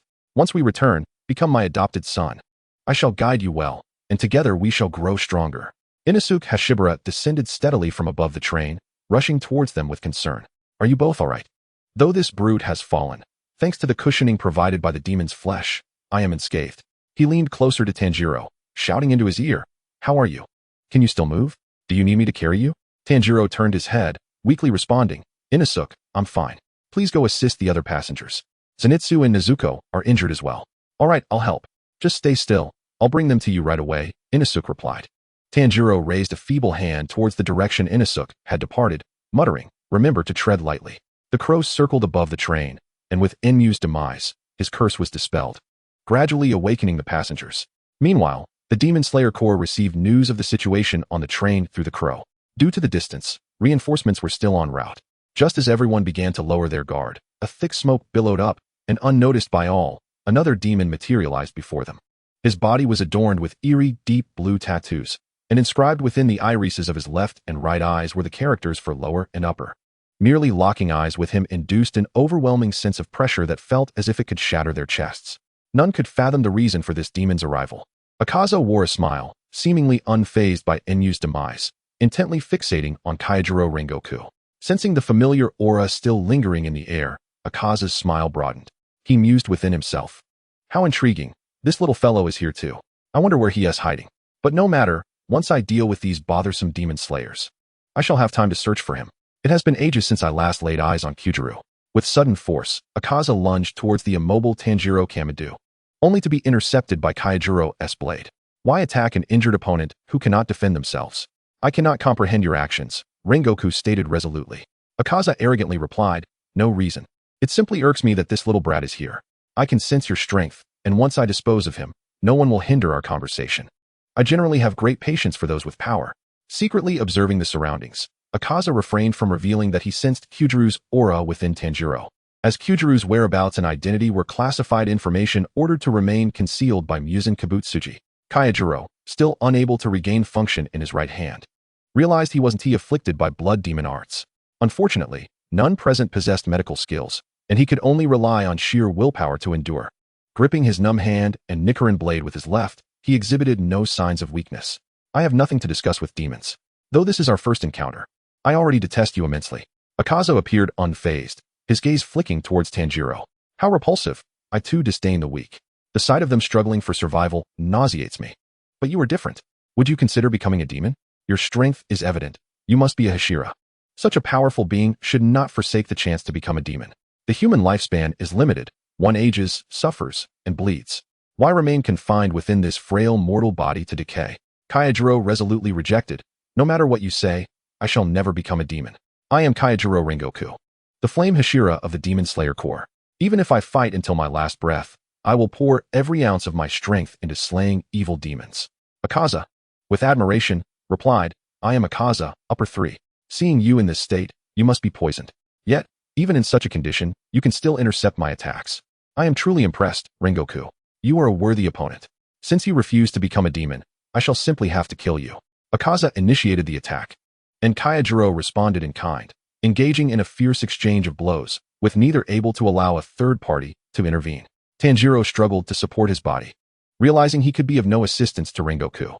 The movements of their combat were beyond his sight. With his current strength, he feared he could not withstand even a single strike from the demon. Tanjiro thought to himself, is this the caliber of battle that the upper moons represent? How formidable must Muzan Kabutsuji be in comparison? I am still too weak. Rushing in now would not only be futile, but would also divert Rengoku's attention to protect me. Kyujiro silently observed the clash between Akaza and Rengoku, noting that Rengoku's injuries were severe. If this continued, he feared Rengoku might not survive until dawn. Akaza, really, what are you doing fighting when dawn is imminent? And you are holding back, he thought helplessly, realizing through various tests that he could alter some inconsequential matters, and that even a small change could indirectly influence certain fates. Ultimately, Rengoku could not die. He could become incapacitated, but if he were to perish, the morale of the Demon Slayer Corps would plummet, and it would be detrimental to his plans. The conflict between humans and demons, and the animosity between demons and the Demon Slayer Corps would only deepen, a situation he wished to avoid at all costs. For this reason, he would likely have to temporarily assist those young demon slayers. Chapter 70. The seed of doubt begins to sprout. As Akaza grew more exhilarated with each strike, his admiration for Kaijiro's strength only intensified. It would be a shame for such a formidable opponent to perish. Thanks to his exceptional regenerative abilities, the limbs severed by Kaijiro were almost instantly restored. In contrast, Kaijiro's injuries had become so severe in just a few exchanges that they were nearly unbearable to witness. The thought of killing you here feels like such a waste. Even among the Hashira, you are considered strong. I've changed my mind. You should become a demon. Then we could continue to battle indefinitely. And you possess the qualifications for it. I'm certain that esteemed individual would agree. What is so wrong with becoming a demon? You would gain eternal life, heal rapidly from injuries, and most importantly, never age, remaining in your prime forever. ISNT eternal life, something many dream of, Rengoku? With every ounce of strength, Kaijiro retaliated, relying solely on his left hand and every functioning part of his body to execute techniques, blocking Akaza's advances and preventing him from attacking others or the passengers aboard the train. Kaijiro Rengoku, I refuse. No matter how many times you ask, my answer remains unchanged. As a demon slayer, I shall never transform into a demon to inflict harm upon others. Furthermore, I genuinely despise you. Akaza's expression grew grave. He harbored a profound disdain for the unwavering convictions and beliefs espoused by these demon slayers. What purpose does it serve to chase after such ethereal ideals when life itself hangs in the balance? It is only through living that one can continuously grow stronger. In death, there is nothing left. Life becomes frozen and ceases to exist. Akaza, do not perish so easily, Kaijiro. It has been a long time since I encountered a worthy opponent like you. Draw your blade and continue to fight with me. The strong deserve respect. Yet have you taken a good look at your current state? Your blinded left eye, fractured ribs, and internal organs bleeding from injury, not to mention your right hand, hampered by poison, preventing you from unleashing your full potential. Acknowledge it. This frail human form is merely an impediment on your path to strength. Kaijiro Rengoku gasped for breath, his disheveled appearance prompting an unexpected laugh, which left Akaza bewildered. Indeed, when compared to demons, humans lack the formidable physique. However, we possess a mission that must be fulfilled. As long as I stand here, I will not allow you to harm anyone, even if it means consuming my own life. I will not let you take a single step forward, demon. From the shadows, Kyuha observed the dire situation.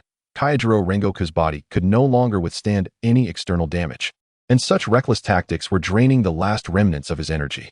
During Kaijiro's moment of gathering strength, a figure moved faster than he did towards Akaza, and the onlookers were astonished to see Akaza's expression shift dramatically as he stood frozen, momentarily forgetting to retaliate.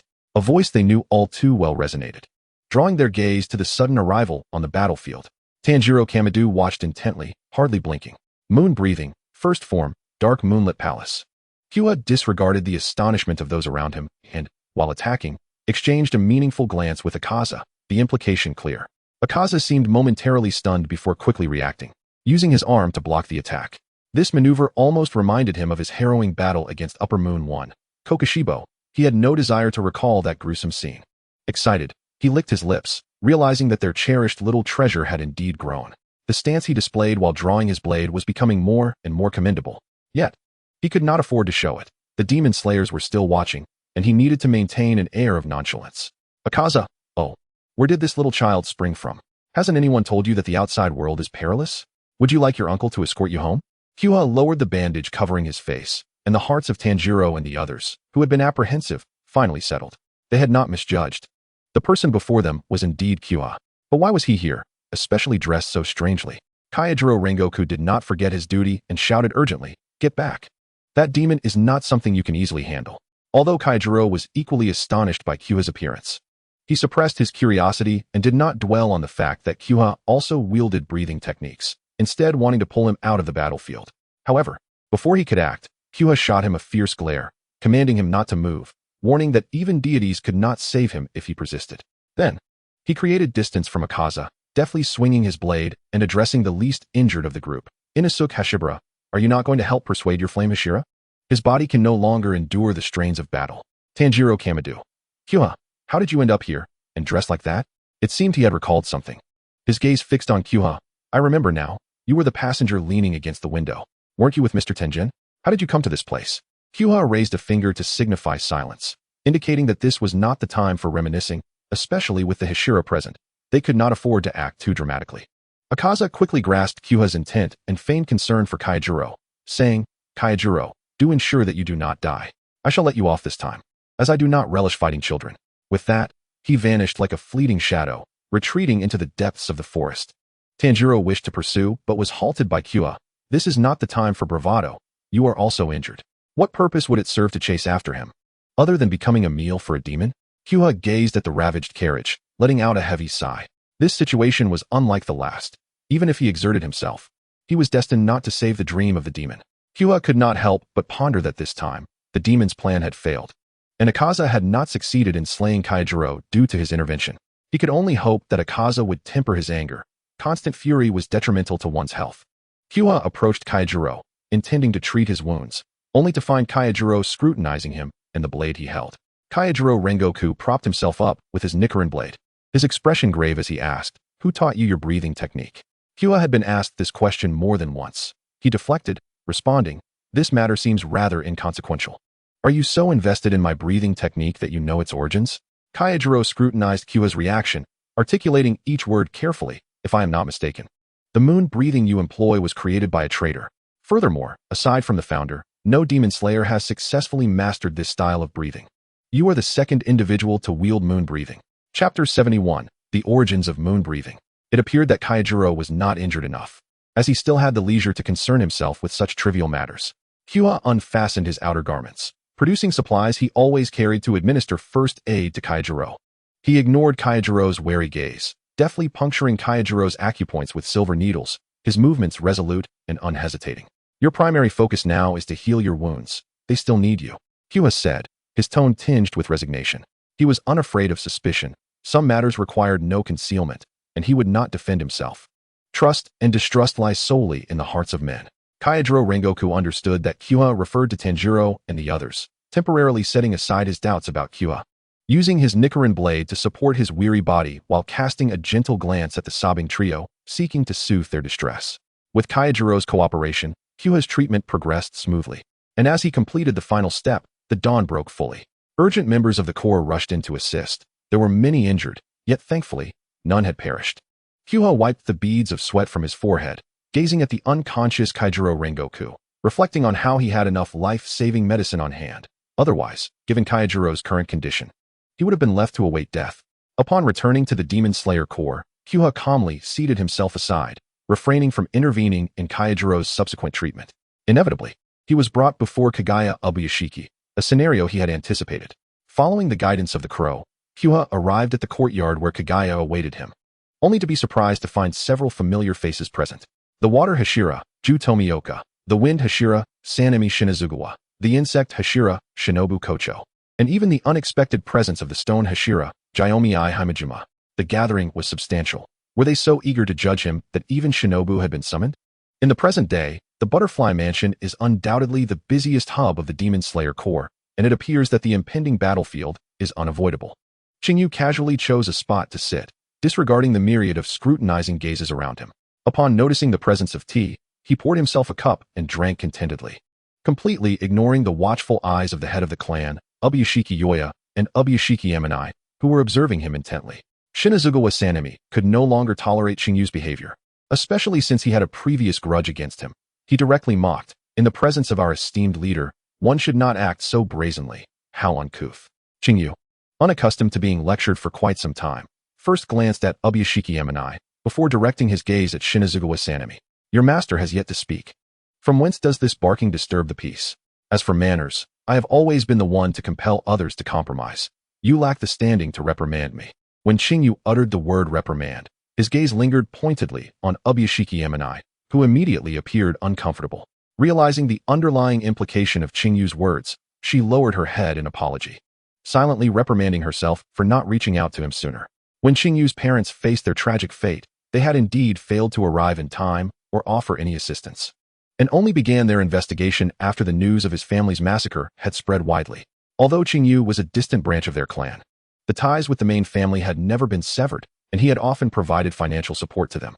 During his years living in Infinity Castle, buoyed by Muzan Kibutsuji's affection and indulgence, he had been a veritable tyrant, always bullying other demons and never having faced such intense opposition. Ubuyashiki Yoya interjected. "The purpose of gathering you all here is to discuss certain matters. Everyone present has encountered upper moons.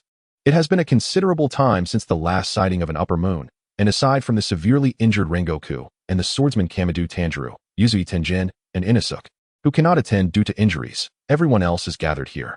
Only by clarifying the matters can we dispel misunderstandings and alleviate biases. Wouldn't you agree, Qing Yu?" Ubuyashiki Yoya's gentle voice instantly silenced the room, and Shinazugawa Sanemi averted his gaze, no longer fixating on Qing Yu. Shinobu Kocho had not encountered an upper moon either.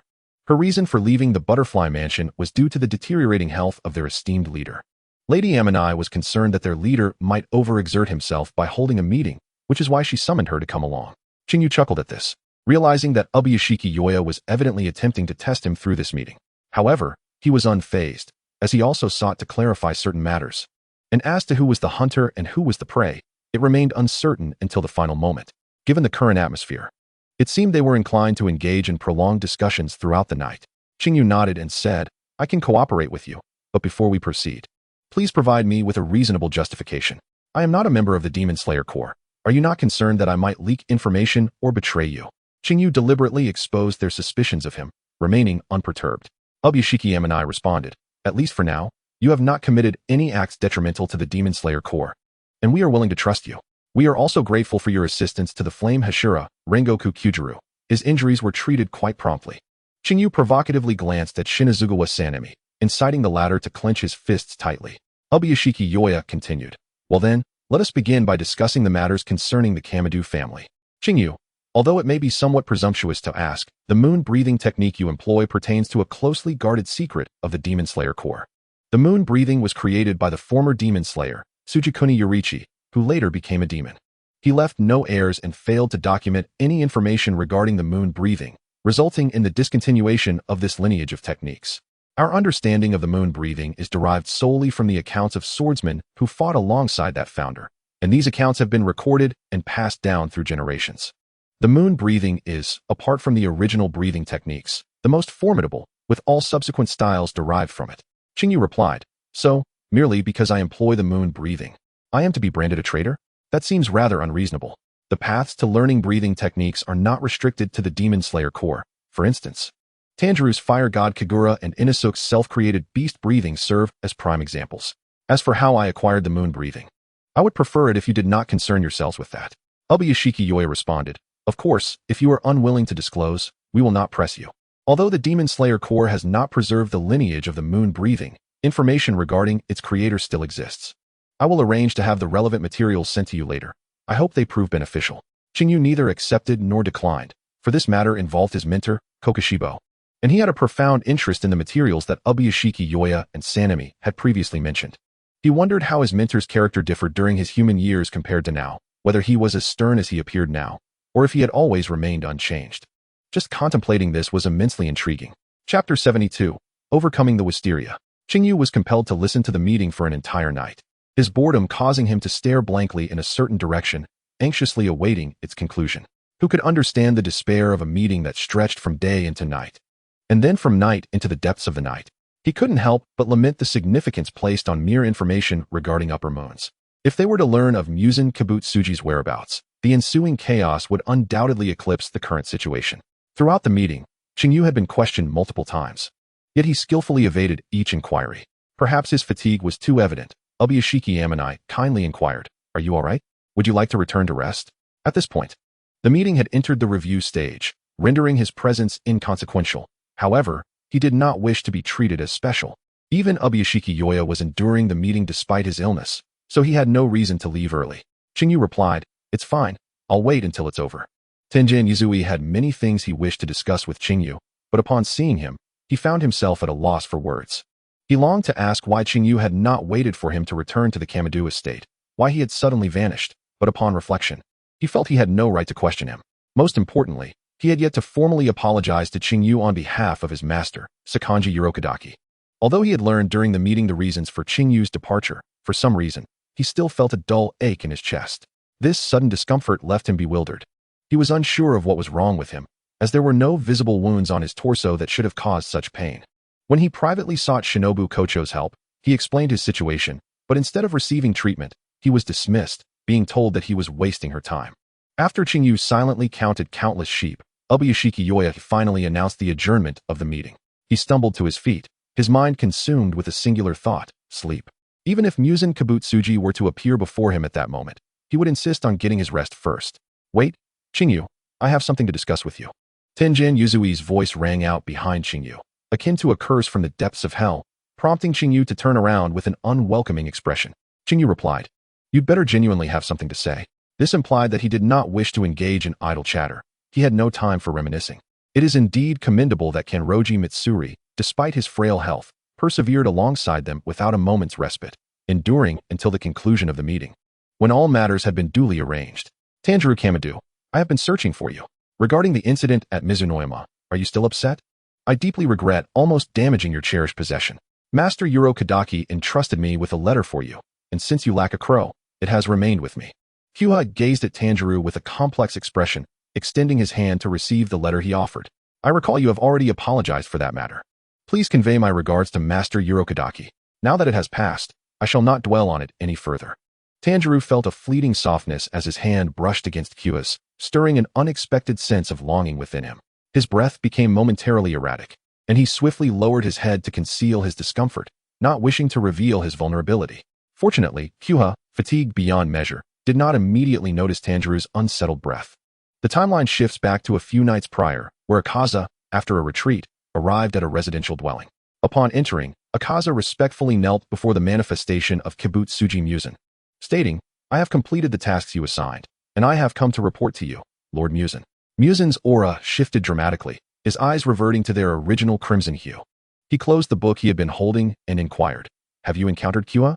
Suppressing his trepidation, Akaza dared not alter his posture, recounting how he fortuitously crossed paths with Kyuha at the site of the Infinity Train's destruction.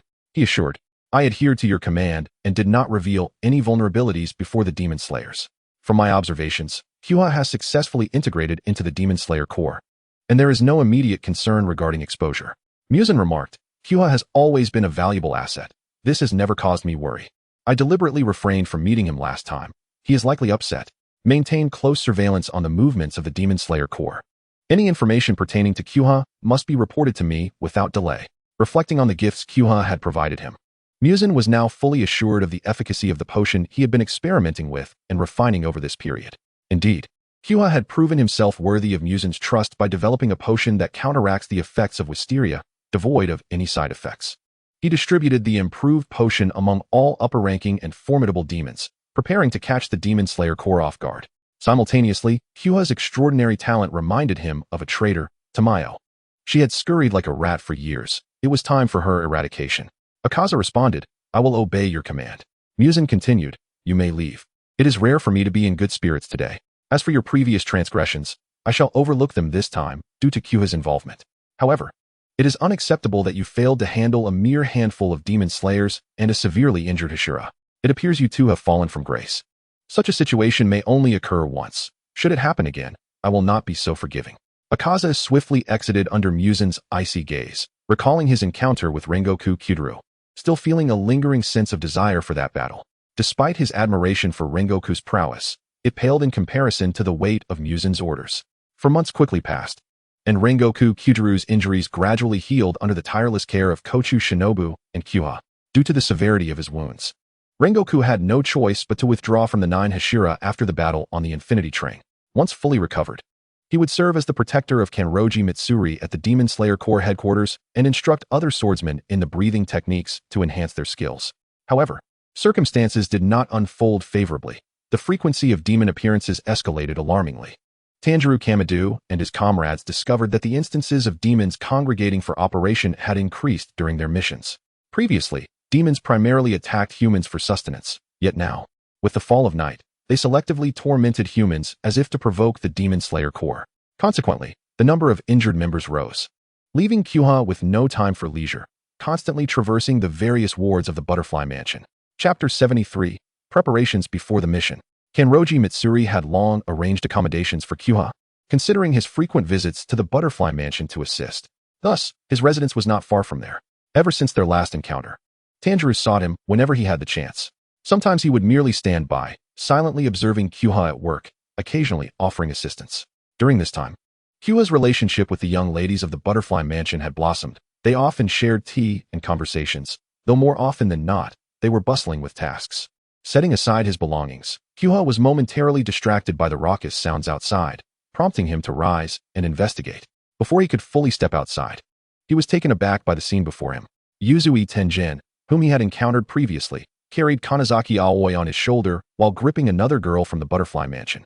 Kurakari Kanao stood conflicted nearby, as 2 other girls called out, "Kyuha, you must leave. You're on the list of those the Sound Hashira intends to take." Kyuha's expression hardened. It seemed the plot leading to the Yoshiwara Flower District was unfolding, yet he questioned what relevance it held for him. Yuzui Tenjin addressed Kyuha, "Excellent. Since you've come out on your own, I need not make another trip. Will you come with me willingly, or shall I take you by force?" Noticing Kanazaki Aoi's anxious demeanor, Kyuha comfortingly placed a hand on Kurakari Kanao's shoulder and stepped protectively in front of the girls.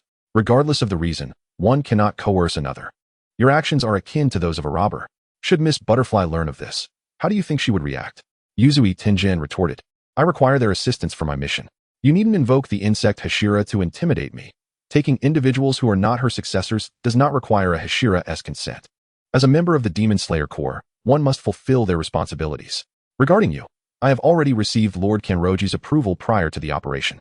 He has consented to my taking any medical personnel, and besides the insect Hashira and her successor, you are the only one I could think of. This mission carries a certain degree of peril, and bringing along someone skilled in medicine is to safeguard against the circumstances Rengoku faced last time." Kurakari Kanao hesitated, torn between saving her friends and obeying the Hashira's orders. Witnessing Kyuha's impending abduction, she made a choice without tossing her coin for the first time. She grasped Kyuha's clothing, declaring to Yuzui Tenjin, "You cannot take them. Aoi, Naho, and Kyuha cannot go with you." Sho and Shizuku stepped forward to assist, their fear palpable. Yet they could not bear the thought of their companions being taken away. Tanjiro Kamado returned to the Butterfly Mansion with Nezuko, only to be met with this chaotic scene. Yuzui Tenjin held one girl in each hand, while Kurakari Kanao clutched Kyuha's clothing protectively with one hand and tightly held onto Kanazaki Aoi's shoulder with the other. Sho and Shizuku were both pressing against Yuzui Tenjin, preventing him from departing. Tanjiro stood momentarily stunned, before finally speaking, "What is going on here?" From the snippets of conversation, Tanjiro grasped the situation's essence and immediately moved to halt Yuzui Tenjin's brigand-like actions, forgetting the considerable gap in their strengths, barely managing to touch the edge of his clothing. Yuzui Tenjin leaped onto the rooftop, expressing his dissatisfaction. "Another obstacle has appeared. Listen well, I am a Hashira, your superior. If it were not for the demands of the mission, who would wish to come here and snatch people? Your only task is to cooperate with me and complete the mission as swiftly as possible." Qing Yu, adjusting his wrinkled clothes, called out to the house. How long are you going to stand by and watch? Come out and lend a hand. Tanjiro Kamado was puzzled, wondering why Mr. Tomioka was present, as he was known for his aversion to visiting the Butterfly Mansion. Even Yuzue Tenjin was taken aback, glancing between Ju Tomioka and Qing Yu. Sensing he had stumbled upon something significant, Yuzue Tenjin exclaimed, "Tomioka, I am currently executing a mission. Are you really going to join these rascals in their mischief? Do you want me to report you to our lord?" Ju Tomioka frowned slightly and uttered a few words, "Let them go. The butterfly will be angry if they return." Yuzue Tenjin retorted, "I want to let them go. If you have the ability, come and take them back." Without further ado, Ju Tomioka charged forward, opting for action over words. However, Yuzue Tenjin, hindered by his limitations and still holding on to the individuals, found himself momentarily overwhelmed by Ju Tomioka's assault. Qing Yu was quite pleased with Ju Tomioka's performance, occasionally adding his own commentary from below. "Go for it, Mr. Tomioka. Hit him hard." Yuzue Tenjin, repeatedly thwarted, felt his patience wearing thin. Just as he finally created some distance between himself and Ju Tomioka, the latter pressed on relentlessly, causing Tenjin to feel his composure unravel. "Tomioka, what kind of charm has that kid cast on you? You follow his orders so readily, disregarding our past camaraderie." Qing Yu proudly interjected, "Mr. Tomioka and I are friends. Isn't it customary for friends to help one another? Your thuggish behavior is what truly incites disdain." As Ju Tomioka's fist came close again, Yuzue Tenjin resigned himself. "Fine. I never expected much from you anyway. If you want me to release them, someone must take their place. You decide on the replacements, and then follow me." With that, Yuzue Tenjin dropped the two he was holding, and Tanjiro Kamado and Qing Yu each caught one, subsequently feeling relieved. Qing Yu was determined to go, and even if Yuzue Tenjin had not mentioned him, he would have sought a way to join the mission to the Pleasure District. However, Tengin's words provided him with a legitimate reason to step away from the Demon Slayer Corps, making his departure less conspicuous. Ju Tomioka frowned, noticing that Yuzue Tenjin was not dissuaded from his intent, and stated, "I will accompany you." Everyone looked at Ju Tomioka in astonishment. Their words caught in their throats as the atmosphere fell silent. Ultimately, it was the furious Yuzue Tenjin who could no longer contain his emotions. Grabbing Ju Tomioka by the collar and exclaiming, "What do you think you're doing? I need girls and someone skilled in medicine. You have your own mission. Even if you tag along, your assigned tasks won't diminish. I don't have time to babysit you." Ju Tomioka nonchalantly responded, "Oh," turning his gaze toward Qing Yu, indicating he had done his best. His impassive expression made Qing Yu unable to suppress a laugh, thinking that Mr. Tomioka had an extraordinary talent for vexation, all while remaining blissfully unaware. Tanjiro Kamado wished to alleviate the tension, addressing Yuzue Tenjin, "Since Mr. Tomioka cannot spare himself, we are willing to substitute for Miss Aoi." At that moment, Zenitsu Agatsuma and Inosuke Hashibara returned, and after a brief discussion, the three decided to take the place of the young ladies from the Butterfly Mansion to carry out the mission. The journey to the Pleasure District was officially underway. Chapter 74, Infiltration of the Entertainment District. Before departing, Qing Yu looked at Ju Tomioka, who stood in his way, and said, "I am going of my own volition. You know my character. No one can force me into doing something I do not wish to do. Thank you for rescuing Miss Aoi and the others from the Sound Hashira. It would have terrified the girls to undertake that mission." Ju Tomioka's crow perched not far from them. As Yuzue Tenjin had mentioned, he had his own considerable tasks, and even if he wished to assist, time was not on his side. Ju Tomioka kindly advised, "Though the Sound Hashira may seem unreliable, as a Hashira, he will ensure your safety. Please exercise caution." Qing Yu laughed at this and replied, "It might be a bit late to speak well of him now. Just a moment ago, Mr. Yuzue's expression was darker than coal. Watch out for his grudges." Ju Tomioka was affected by Qing Yu's smile, and before he realized it, he gently embraced him, expressing, "I do not wish for you to venture into dangerous places. If you encounter a demon, keep your distance and do not approach. You are not a member of the Corps. Whatever you choose to do, no one will blame you for it. The Sound Hashira is quite serious this time, and the task he deems troublesome surely involves formidable demons." Feeling Ju Tomioka's concern, Qing Yu did not immediately push him away, yet he felt somewhat uncomfortable. After responding a few times, he attempted to extricate himself from the embrace, only to find that Yuzue Tenjin had fortuitously witnessed the scene. Observing Qing Yu's sudden movement, Tenjin paused, seemingly contemplating something before retreating, muttering curses under his breath. Qing Yu remarked, "You can let go of me now. If you hold on any longer, I will take action." Ju Tomioka's ears turned faintly red as he slowly released him. His rare show of initiative seemed to have inadvertently displeased Qing Yu. Ju Tomioka was the first to bid farewell and left, as he had seen Qing Yu's back too many times, and that slender figure always gave him the impression that he might never return. Not wanting to lose his composure again, and with the urgent task at hand. He took his crow, Kanamitsu, and departed in the opposite direction of Qing Yu. Yuzue Tenjin, observing the tardy Qing Yu, teased, finally decided to show up, have you? Now that Ju isn't here to back you up, let us see how you will manage. Listen closely, during the upcoming mission. I will not extend the same special treatment to you as Ju did. You must adhere to my directives. Otherwise, should you encounter danger, I shall not be responsible for your safety. Qing Yu replied, I have encountered demons before. I do not require your protection. You should focus your energy on Tanjiro and the others. Although your words may be harsh and arrogant, you are still a Hashira, and I trust your character 1TB2 lacking. Tanjiro Kamadu and the others chimed in to mediate. Let us set off first. We can discuss matters upon arrival. Inosuke Hashibara interjected, but where are we headed, old man? Yuzue Tenjin responded, our mission destination is the entertainment district, where demons reside. Once we arrive, you must stay close to me and not wander off. As he gazed at Qing Yu's remarkably beautiful face, Yuzue Tenjin emphasized, in the entertainment district, one must be wary. It is a place where all sorts of people congregate. Always remain vigilant. Turning to Qing Yu, he cautioned, especially with your appearance, be cautious. Keep your distance from both men and women, and minimize your conversations. Qing Yu shrugged it off, having learned self-defense techniques, particularly during his time in Infinity Castle. With the combat skills taught by Upper Moon 3, he felt more than equipped to handle ordinary individuals. He was thoroughly prepared for the upcoming venture to the entertainment district. The bustling streets of the pleasure district, illuminated as bright as day, were a spectacle. Apart from Yuzue Tenjin and Qing Yu, who maintained their composure, Tanjiro and the others were awestruck by the opulence and chaos of the scene, nearly losing track of each other. Observing Yuzue Tenjin, who was panting and searching through the crowd, Qing Yu thought to himself that the man was not as insufferable as he had imagined. Qing Yu called out to Yuzue Tenjin, do you need my help in searching? Yuzue Tenjin promptly replied, no need. Just stay put and do not wander off. If I lose you, I won't be able to return.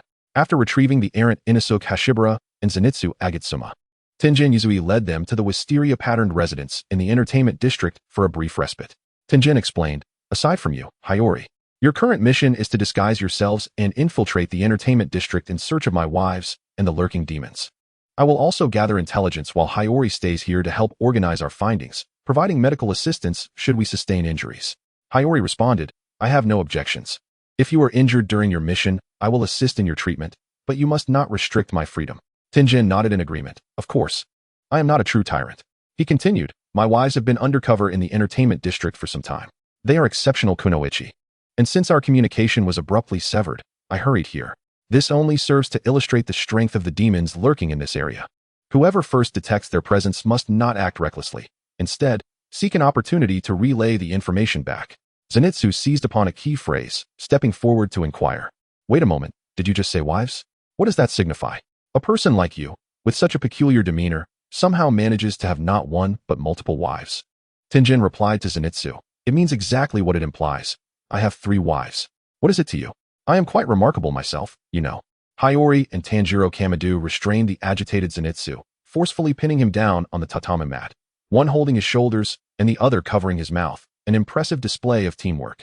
Meanwhile, Inosuke remained preoccupied, wrestling with the food before him, likely oblivious to the preceding conversation. Quiet down, Zenitsu. We cannot trouble Lord Tenjin, Tanjiro urged. Hiyori, however, had no such intentions. She merely believed that if Zenitsu continued his outburst, his voice would undoubtedly attract attention. The door to the room swung open, and individuals from the wisteria-patterned residence delivered the items Tenjin required. Upon opening the box, Hiyori was astonished to find women's clothing and cosmetics. The others shared her bewilderment, turning their gazes toward Tenjin for clarification. Tenjin stated, if we are to infiltrate, the best approach is through disguise. Rest assured, I do not harbor any strange proclivities. This is merely a necessity of our mission. Suddenly, a loud crack echoed as Hiyori seemed to hear the frame of the door splintering. Instantly, Tanjiro and the others froze, feeling an acute sense of embarrassment. Chapter 75, Contacting Daki. Ha, your disguises are utterly outrageous. Hiyori exclaimed, unable to contain her laughter. She had not anticipated Tengin's makeup skills to be so lacking, while his usual appearance was quite commendable. The makeup and styles on the 3 before her were indeed quite jarring. Zenitsu, in despair, gazed at his outfit and asked, is this really acceptable? No one with a normal sense of aesthetics would ever accept us. Tanjiro added, I recall that this mission shouldn't attract too much attention. It feels like something is off. We seem even more conspicuous. Tenjin replied, as long as you follow my instructions, I assure you that you will successfully infiltrate. However, there is still one more set of women's clothing. Hiyori, would you like to give it a try? Hiyori waved her hand, promptly declining. I think I'll pass. It's best to remain low-key. She added, as for this makeup, perhaps we should alter it. They will surely turn heads in this state. Tenjin stroked his chin, puzzled. What do you mean by turn heads? While Hiyori struggled to contain her laughter, she patiently explained, it means extremely eye-catching, making it difficult for others to ignore. Observing the remaining cosmetics, she reluctantly approached Tanjiro and the others, saying, let me redo your makeup quickly, it won't take long. Though Hiyori had not intended to intervene, she felt a twinge of sympathy for Tanjiro and the others if Tenjin were to take them out like this.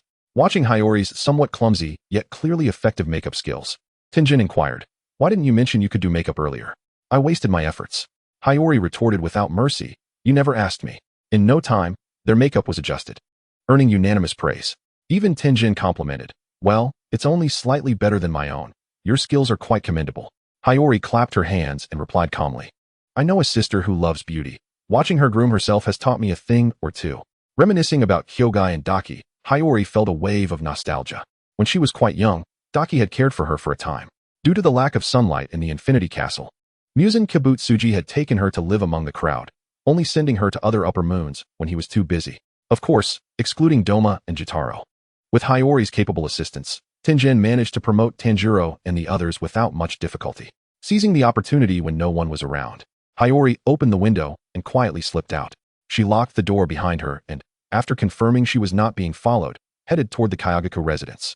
Inside the Kayagaku residence, Hiyori, guided by a servant, arrived at a private room, unaware that her presence had already captured countless gazes.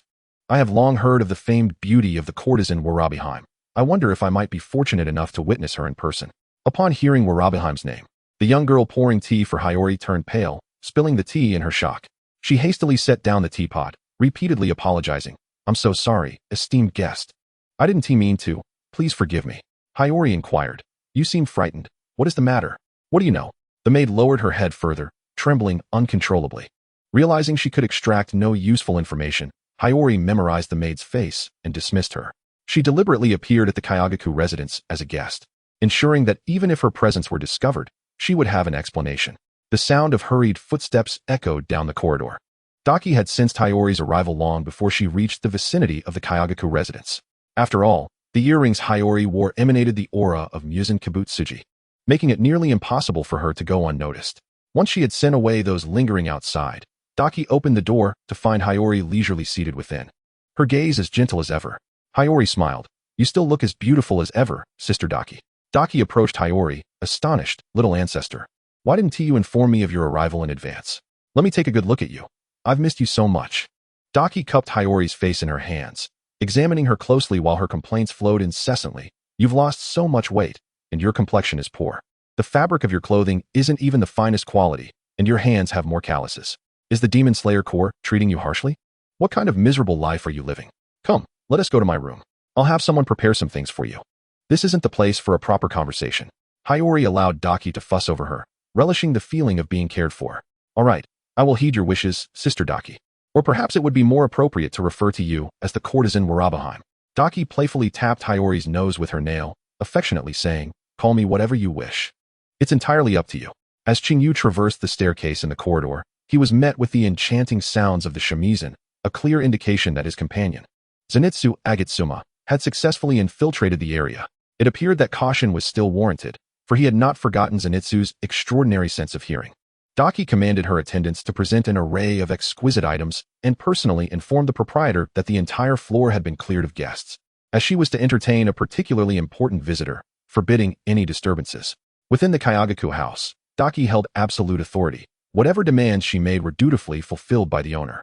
As long as she remained composed, he would not hesitate to expel all patrons if she so desired. Once the room was left with only the two of them, Qing Yu directly stated, I have come alongside the Hashira of the Demon Slayer Corps. They are lurking nearby.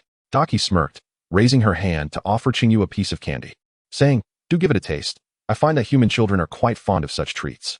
You should try it. With a hint of resignation, Qing Yu mused on the familiarity of this scene. Why did they all so relish in feeding him? He was no longer a child, and their nurturing ways would soon lead to his plumpness. However, he did not refuse Daki's kindness, swallowing the candy, and was pleasantly surprised by its flavor. Having occupied the position of upper rank for many years, Daki instinctively understood Qing Yu's purpose for being there and awaited the demon slayers to take the bait. Do not fret, Daki assured him. Regardless of how many demon slayers arrive, my brother and I will handle them. You may rest assured here, no one will learn of your visit. Qing Yu could not divulge information pertaining to the storyline of the world, so he selectively shared what he could with Daki, while also cautioning her to be vigilant. Daki's expression darkened momentarily as she tousled Qing Yu's hair, her alluring visage transforming into a ghastly one as she spoke in a surprisingly gentle tone. Thank you, my little treasure. Indeed, I have not spoiled you in vain. Once we eliminate this infiltrating Hashira, Lord Muzan will surely be pleased. Chapter 76. The Jealous Demon King. Qing Yu did not linger long in the Kayagaka house. Estimating the time, he bid farewell to Daki and prepared to return to the Wisteria house. Daki, with a hint of dissatisfaction, remarked, "Are you truly not staying? I can provide you with cover. My brother would prefer you did not leave." Daki had always harbored a disdain for children. Even when Qing Yu had been a cute doll-like child, she treated their companionship as merely fulfilling a duty. What truly changed Daki's and Jitaro's perception of Qing Yu was the genuine concern that lay beneath his seemingly indifferent exterior. Though they were demons, they could not help but feel a twinge of reluctance towards such heartfelt kindness. I will remain in the pleasure district for a while, and we shall have ample opportunities to meet. There is no need to rush, Qing Yu reassured her. Should you encounter a formidable foe, allow Jitaro to assist. I will remain in the shadows and will seek you out should anything significant arise. Upon hearing this, Daki reluctantly stifled her emotions, retorting defiantly. Do you think this is a place where one can come and go as they please? Next time, do not use the front entrance. Your appearance is far too conspicuous. I shall inform you of a secret passage that leads directly inside. The presence of humans was always troublesome, yet she welcomed her little Qing Yu's visits. The demons of Infinity Castle often exhibited a double standard, and Daki was particularly drawn to beauty, favoring attractive individuals and things, even selecting youthful and beautiful women as her meals. Since Qing Yu was human and communication was inconvenient, Daki cut a portion of her ribbon and entrusted it to him. In times of necessity, she could use it to ascertain his location and send him messages. Be cautious not to let this ribbon touch sunlight. It has many uses, she advised. Qing Yu nodded in agreement, his obedient demeanor endearing him further to Daki. Before dawn broke, Qing Yu used the secret passage Daki had disclosed to exit the Kayagaka house. Feeling a semblance of a thief, he chose the dark, less traveled paths, and just as he neared the Wisteria house, a swirling mass of black mist enveloped him. Before he could utter a sound, a cold hand covered his mouth, silencing him entirely as he melted into the night. The mist seemed to materialize around him, constraining his limbs without causing harm, yet imparting a delicate gentleness. When the hand brushed against his face, Qing Yu instantly recognized the presence behind him and willingly ceased his struggles. However, his compliance seemed to ignite a spark, as a low, slightly jealous voice murmured beside him, "Why do you not resist? Is it that anyone can treat you this way? You should be fighting back, seeking every means to escape. Why are you so compliant? Why do you not flee?" With only his eyes capable of movement, Qing Yu blinked in resignation, a smile forming on his lips instead of fear. An idea struck him, and he playfully bit the hand that covered his mouth, causing the owner to tremble. Turning his head, he leaned against the shoulder of the figure behind him and mumbled, "It is not so. I only act this way with you, Lord Muzan. Because I know it is you, I have forgotten to resist." His eyes sparkled as he searched the mist for the familiar crimson gaze. Just then, fireworks ignited in the sky, illuminating the dark alley and allowing them to see each other's faces clearly. Muzan Kabutsuji released his hand from Qing Yu's face, wrapping both arms around him, resting his chin on Qing Yu's shoulder and letting out a soft sigh of contentment. "Since you have recognized me, I shall forgive you. You remain so easily disarmed. Even if Daki and Jitaro adore you, do not place too much trust in them." Qing Yu sensed a hint of acidity in Muzan's tone, and he had evidence to support his feelings. "I apologize, but I truly cannot do that. If I must be suspicious of both you and them, I fear I shall never trust anyone again." Muzan furrowed his brow. "It is precisely because you care too much for them that you are hesitant. Akaza once remarked that being soft-hearted is your greatest weakness. Although you conceal it well, I know you were saddened by Yorichi's death. I must remind you of one thing. If you do not harden your heart, you will be the one to suffer in the end. I will be mindful of my boundaries." Qing Yu countered, "Aside from matters regarding the Demon Slayer Corps, do you have anything else you wish to discuss with me?" He turned to face Muzan, their equally cold gazes melting into warmth upon meeting. Muzan replied, "You need not bear such burdens. It would not be amiss to show a bit of vulnerability before me. Since your departure, Infinity Castle has lost its former vibrancy." Qing Yu sighed inwardly. Now that he had finally established his footing within the Demon Slayer Corps, leaving felt unwise. He awaited the moment Nezuko truly overcame her aversion to sunlight, intending to gather her blood sample and return to Infinity Castle. Although this behavior might betray the Demon Slayer core, it was also to fulfill Musen's desire. The annihilation of the Demon Slayer core and the conquest over sunlight was a goal Musen had pursued for millennia, and Qing Yu yearned to accompany him in its realization. I will return in due time, but can you refrain from treating me as a child? I have long since matured. One after another, they all do this. I am not a mere mascot of Infinity Castle. Musen was instantly charmed by Qing Yu's protest, recalling his unruly subordinates. It was indeed time to address them. Who has upset you? Is it once again Doma? I shall return and punish him. Kibutsuji Musen refrained from mentioning the two main culprits, Nakime and Daki, who were fond of feeding Cuba, and instead shifted all the blame onto Doma, conveniently averting the possibility of Cuba pleading for him. If the target of his punishment is Doma, the likelihood of Cuba retracting his plea would be significantly diminished.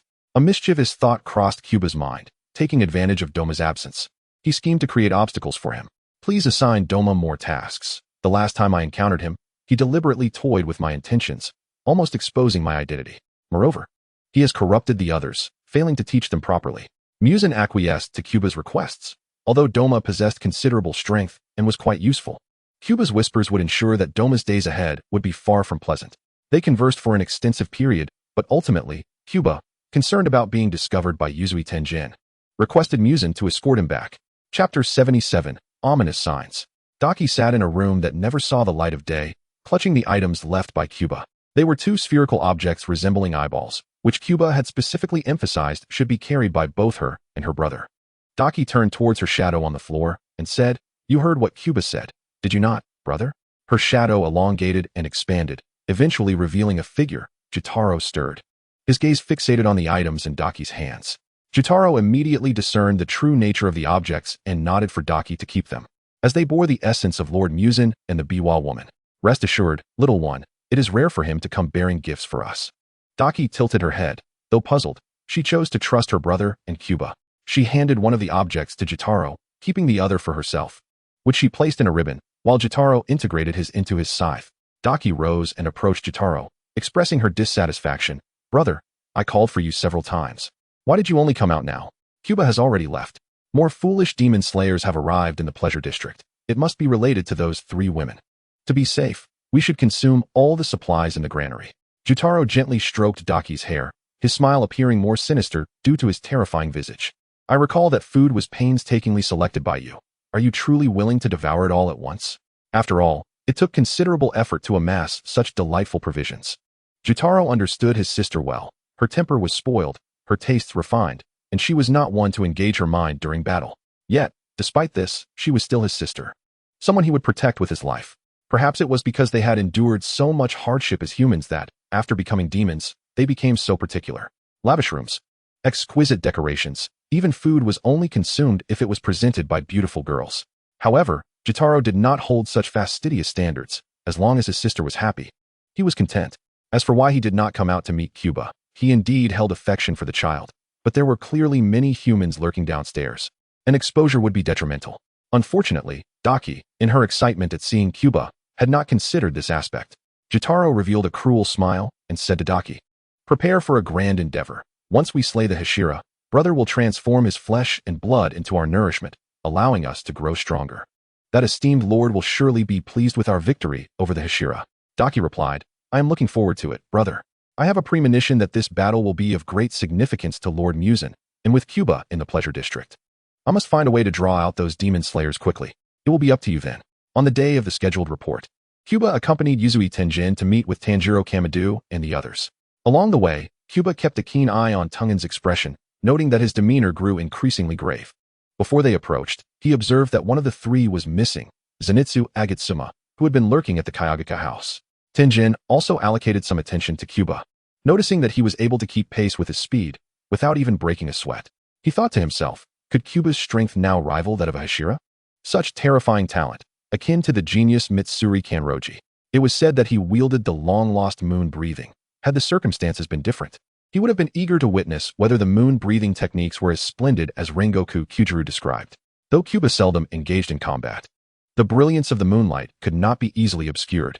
Aside from Kokushibo, Cuba was the only one proficient in the moon breathing technique. Tenjin and Cuba appeared before Tanjiro and the others, and the atmosphere grew heavy. Even the pleasure district by day was suffused with an ominous aura.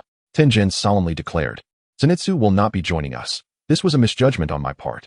In my haste to rescue my wife, I infiltrated the pleasure district without a proper battle plan, recklessly putting you all at risk. Since last night, Zenitsu has gone silent, his whereabouts unknown. This demon is clearly beyond your level of capability. You should all leave, including Cuba. I will act alone from here on. I have already contacted our hidden members. You must return to headquarters promptly." After Tenjin departed, Cuba sensed his distress and chose not to follow him. Instead, he remained to counsel Tanjiro and Inosuke. Cuba said, "Mr. Yuzui is considering your safety. Every member is a hard-earned swordsman of the Demon Slayer Corps, and he does not wish for you to perish because of this. Now is the time to escape. No one would fault you for leaving. After all, this is an unavoidable situation." Inosuke glanced at Cuba, then Tanjiro, still eager to try. "I will not leave. Last night, I discovered traces of a demon. Give me some time, and I will surely find her. That brat and the old man's wife are definitely waiting for us somewhere." "I refuse to give up." Tanjiro replied, "You mean Zenitsu, right? However, I share your sentiment. I will not depart until the demon is found." Mr. Yuzui's expression was so grave just now. "We cannot allow him to face this fight alone." Tanjiro expressed his gratitude to Cuba. "Cuba, thank you for caring for Inosuke and me along with Mr. Yuzui, but it seems we cannot heed your advice this time." Inosuke was right. Perhaps Zenitsu and those missing are still alive. Even if it is dangerous, we will not back down. Cuba raised a hand to cover his face, despite his clear warnings. They still chose to walk into danger. From now on, he would not intervene. After all, Jitaro's strength far surpassed Daki's. Even if another Hashira were to arrive, they might not be able to defeat Jitaro. A glimmer of shadow crossed Cuba's eyes. "Sister Daki, you must hide well. Fighting is not suitable for girls. As long as neither you nor brother Jitaro have your necks severed simultaneously, no matter how many Hashira come, they will be powerless against you." Cuba grinned enigmatically as he stood atop the intersecting rooftops of the pleasure district, quietly awaiting the arrival of night. Surely, Sister Daki has heeded his advice and consumed all those stored humans. He was eager to see how the battle would unfold if they were to confront the Upper Moon Six in their prime. Long before the vacancies among the Hashira arose, the tides of fate had already shifted. Ironically, the Demon Slayer Corps remained oblivious to the impending peril, mistakenly believing they had found a glimmer of hope. Unbeknownst to them, they had long been ensnared by a cunning conspiracy, stepping unwittingly into the trap woven by Muzan Kibutsuji. Chapter 78. The Strength of the Upper Moons. As day turned to night, the revelry of demons commenced. Tanjiro Kamado donned the uniform of the Demon Slayer Corps once more, and after thoroughly investigating the temporary lodging, he prepared to rendezvous with Inosuke Hashibara at his shop. However, after Tanjiro departed, Daki appeared in the very room he had just vacated, brushing past him. The courtesan, Kiyo, heard the commotion and, mistaking it for Tanjiro's return, turned to inquire, "Is there something else?" Yet, in the next moment, upon catching sight of Daki's dangerously alluring visage, her pupils dilated in terror. Daki's eyes sparkled with excitement at the prospect of her coveted prey, and she unabashedly declared, "Naturally, I have come to devour you. For after tonight, you will no longer reside in the pleasure district, Kiyo." Daki licked her lips. Invigorated by the feast of dozens of humans she had consumed the previous night, even a confrontation with a Hashira would not daunt her now. She retracted her split form, leaving behind only the blonde-haired boy as bait for the demon slayers. After all, the sight of Zenitsu was too repulsive for her to consider, and his brother had expressed disinterest in consuming him, so she resolved to make practical use of him. Having satisfied her appetite, it was time to deal with the vermin scurrying about her territory. Daki gazed tenderly at her reflection, extending her hand to cover her shadow, softly murmuring, "Are you ready, brother? From now on, you must protect me." Though Jitaro did not physically appear, his voice resonated within the room, and Daki's shadow morphed into his silhouette. Jitaro responded, "Leave the fighting to me. You need only to hide well, sister." Daki's laughter echoed in the night, the numbers of the upper moons accentuating her eeriness. "I knew brother would take care of me. Once this is over, I shall boast to shine about it. I have been eagerly anticipating this." Inosuke Hashibara, having waited in vain for Tanjiro, decided to take action on his own. By a twist of fate, he stumbled upon Zenitsu Agatsuma, who was trapped. Surrounding Zenitsu were fresh bloodstains and soiled fabric. Inosuke severed the silk ties binding Zenitsu, only to find his face streaked with tears. He slapped Zenitsu awake, demanding, "Hey, I've come to rescue you. What on earth happened here?" Zenitsu, upon seeing Inosuke, felt no joy. Instead, he shouted, "Inosuke, run. This place is a trap set by a demon." Zenitsu's warning seemed to trigger the trap, unleashing a barrage of silk and sickles from all directions. Moving with such speed that evasion was nearly impossible. Inosuke carried Zenitsu to dodge the onslaught, but the attacks seemed to possess a will of their own, relentlessly pursuing them. Seizing the moment, Zenitsu remarked, "These assaults won't cease until they strike us, and the demon's true body isn't here. Before we can escape, we'll be overwhelmed." There was one thing Zenitsu refrained from mentioning. After being captured by the demon, he had inadvertently provoked it. The demon had devoured all the girls trapped with him, leaving him alone. The memory filled him with hatred. Now he had dragged Inosuke into this perilous situation, and he felt utterly wretched. Not only had he failed to protect those taken by the demon, but he had also ensnared Inosuke in the demon's web. Inosuke, desperately maneuvering, muttered, "This is bad. Hold on tight. I'll get you to safety." Meanwhile, Tanjiro's situation was even more dire, as he faced an upper moon alone. Gazing at Jotaro and the blood-stained Daki, fear engulfed him, causing him to forget how to breathe, his mind blank, and his hand trembling around his sword. Daki mocked him, leaning against Jotaro, whispering, "Look, brother," he asked, trembling. "How pathetic. Let us grant him a swift end soon." Jotaro patted Daki's shoulder. Contemplating their plan, he murmured, "You rest nearby. I'll deal with him before seeking out the Hashira." Daki understood her brother's unspoken intention. In this battle, she could refrain from exerting herself, but must ensure she did not hinder him and keep their secrets hidden. They were twin demons. As long as one of them survived, the other could never perish. "Understood, brother. Just be quick about it. I'll wait patiently," Daki replied. Jotaro launched his assault, not allowing Tanjiro a moment to react. "Prepare to die, little boy." Jotaro's sickles were laced with deadly poison, and in mere moments, he had sent Tanjiro's Nichiren blade flying, a cruel smile creeping across his face as he advanced. Daki perched atop the roof, cheering for her brother, her gaze filled with admiration. "Brother, turn him into mincemeat. I want him to suffer for being rude to me." Humph. Jotaro's technique was ruthless and efficient. As a devoted brother, he would never refuse his sister's request. "Without your sword, let us see how you resist." Just as Jotaro's sickle was about to strike Tanjiro, Nezuko emerged from the box on Tanjiro's back, bravely shielding him from the impending attack. This moment astonished both Jotaro and Daki. Daki was the first to regain her composure, exclaiming, "Brother, that girl is the demon the master mentioned. I didn't expect to encounter her here. Tonight promises to be thrilling." Jotaro, intrigued, tilted his head towards Daki, saying, "Then let us entertain ourselves with them. Otherwise a one-sided slaughter is just too dull. I might fall asleep." Tanjiro scrambled to retrieve his Nichiren blade, but Daki's ribbons relentlessly pursued him, making evasion an arduous task. Daki remained at a distance, assisting Jotaro from a safe position, toying with her adversaries like a cat with a mouse. "I thought you were formidable, but without a sword, you are nothing. How dare you dream of severing our heads?" Nezuko's strength paled in comparison to Jotaro at his peak, and she was soon forced out of her demon state. Every attempt to reach Tanjiro resulted in severe punishment at the hands of Jotaro. Her throat emitted pained cries, the fragmented sounds echoing in Tanjiro's ears. While the siblings' situation grew increasingly dire, Nezuko found herself lifted by her throat, suspended in the air by Jotaro, while Tanjiro could only watch helplessly as his sister suffered. Chapter 79. On Brotherly Affection, None Rival Jotaro. A thunderous crash resounded as Tenjin Yuzui burst through the floor, arriving before Inosuke and Zenitsu, nearly colliding with the incoming silk attacks.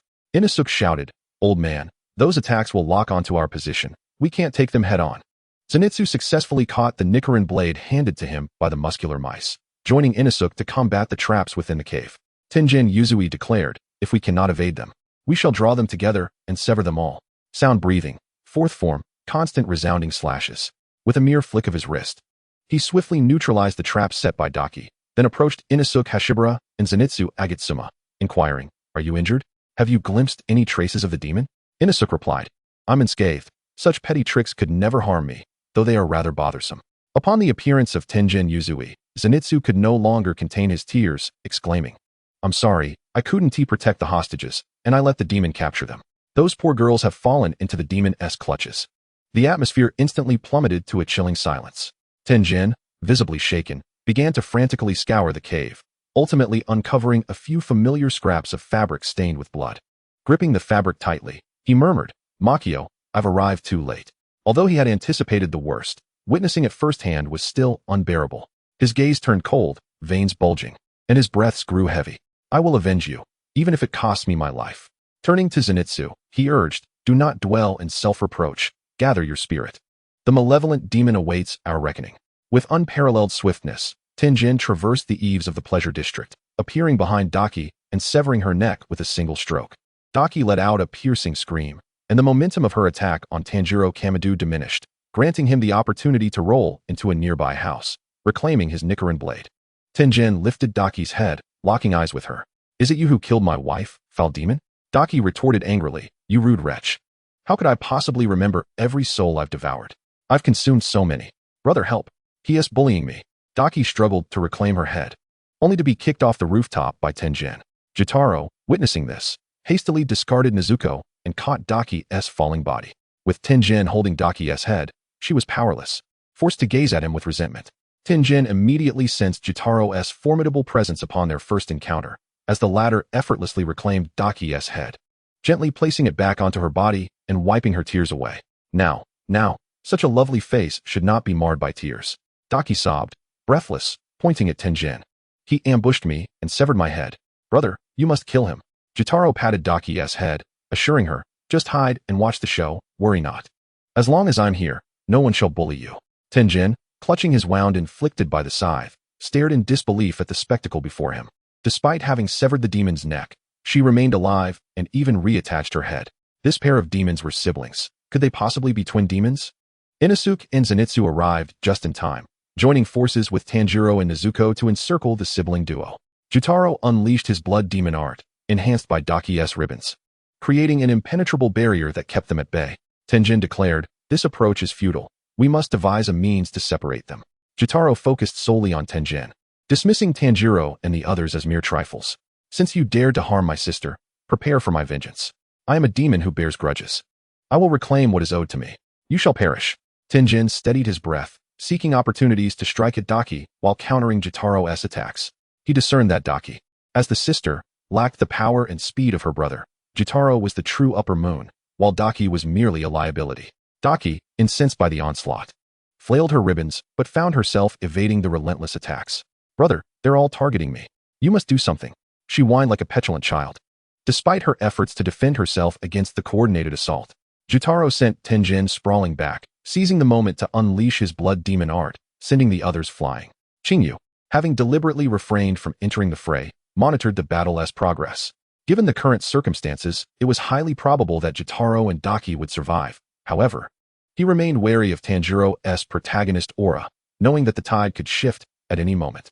As Jotaro raised his scythe, poised to pierce Tenjin's heart, he suddenly caught sight of Qing Yu's figure. To avoid alarming him, Jotaro kicked Tenjin out of sight, ensuring that their precious little darling wouldn't witness the violence, lest Muzin's wrath be unleashed. Daki, synchronizing with her brother's onslaught, seized the chance for vengeance, recklessly swinging her ribbons toward Tenjin's head, only to be intercepted by Zenitsu and Inosuke in unison. Zenitsu declared, "Thunder breathing, first form, thunderclap and flash, sixfold."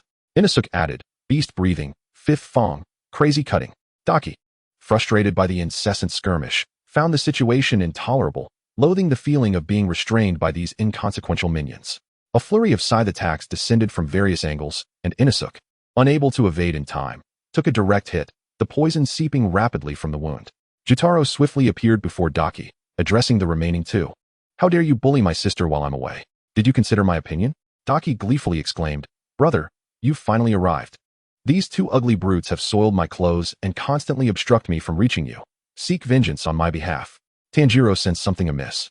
Glancing down to see Tenjin's left arm severed, lying motionless amidst the rubble, his body riddled with wounds, while Jotaro's poison coursed through him. Chapter 80, Snake and Water.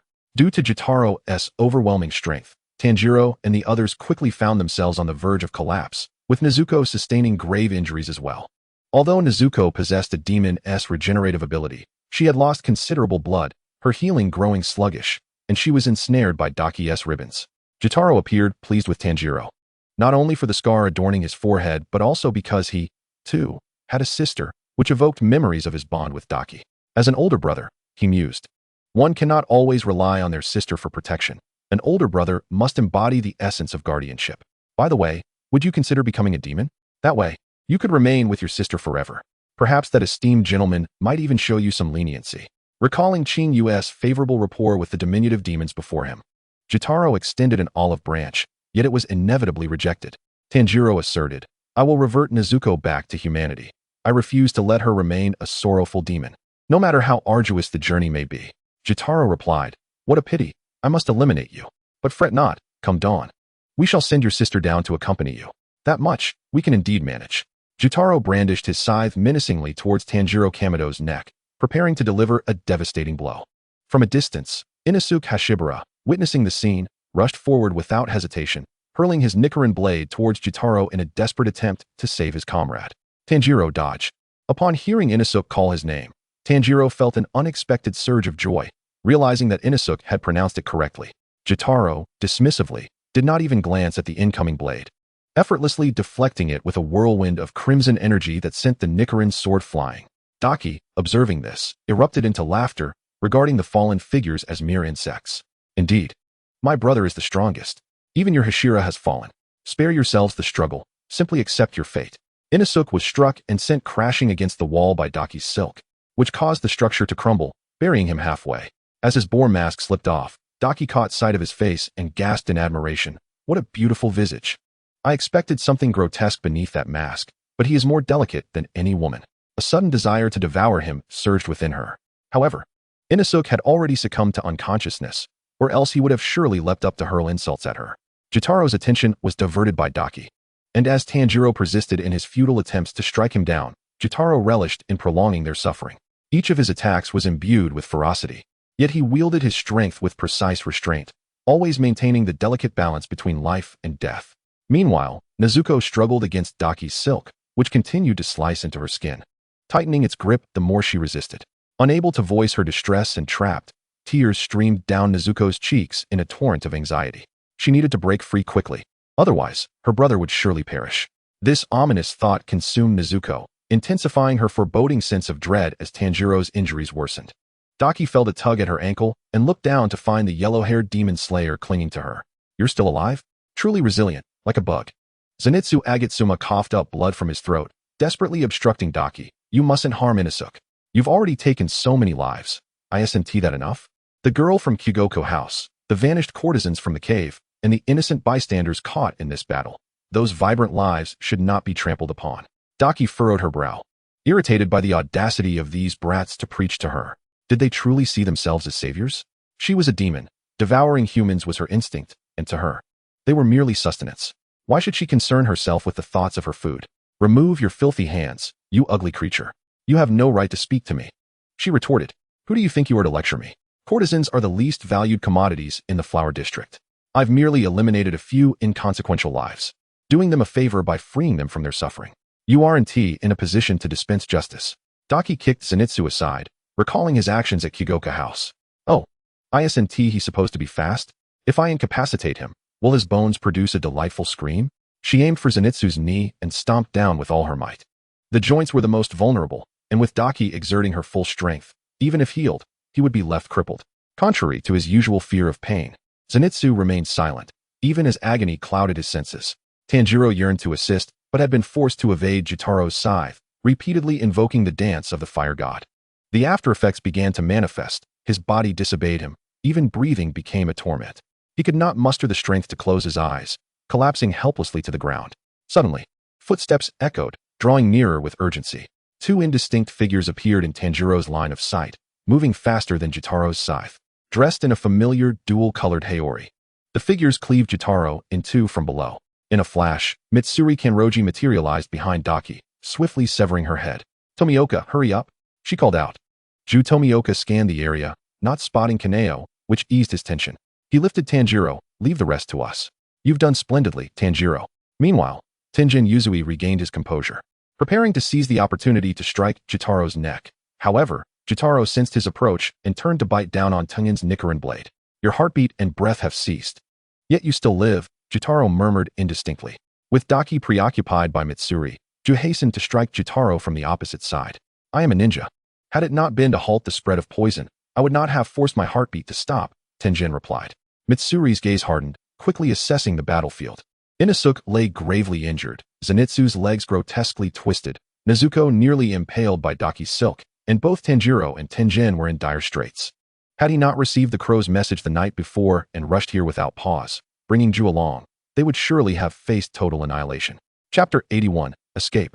The serpent-like Tsuzumi, coiled around Mitsuri's neck, emitted a crimson tongue. Sensing its master's wrath, it curled up obediently upon her. Mitsuri scoffed, "How tragic. The esteemed sound Hashira is reduced to relying on these little brats." Tenjin refrained from defending himself. Instead, he smirked, "Once we dispatch the demons, feel free to chastise me. For now, I implore our illustrious serpent Hashira to lend a hand. Do not allow that female demon to reclaim her head. They are twin demons, and only simultaneous decapitation will result in their demise."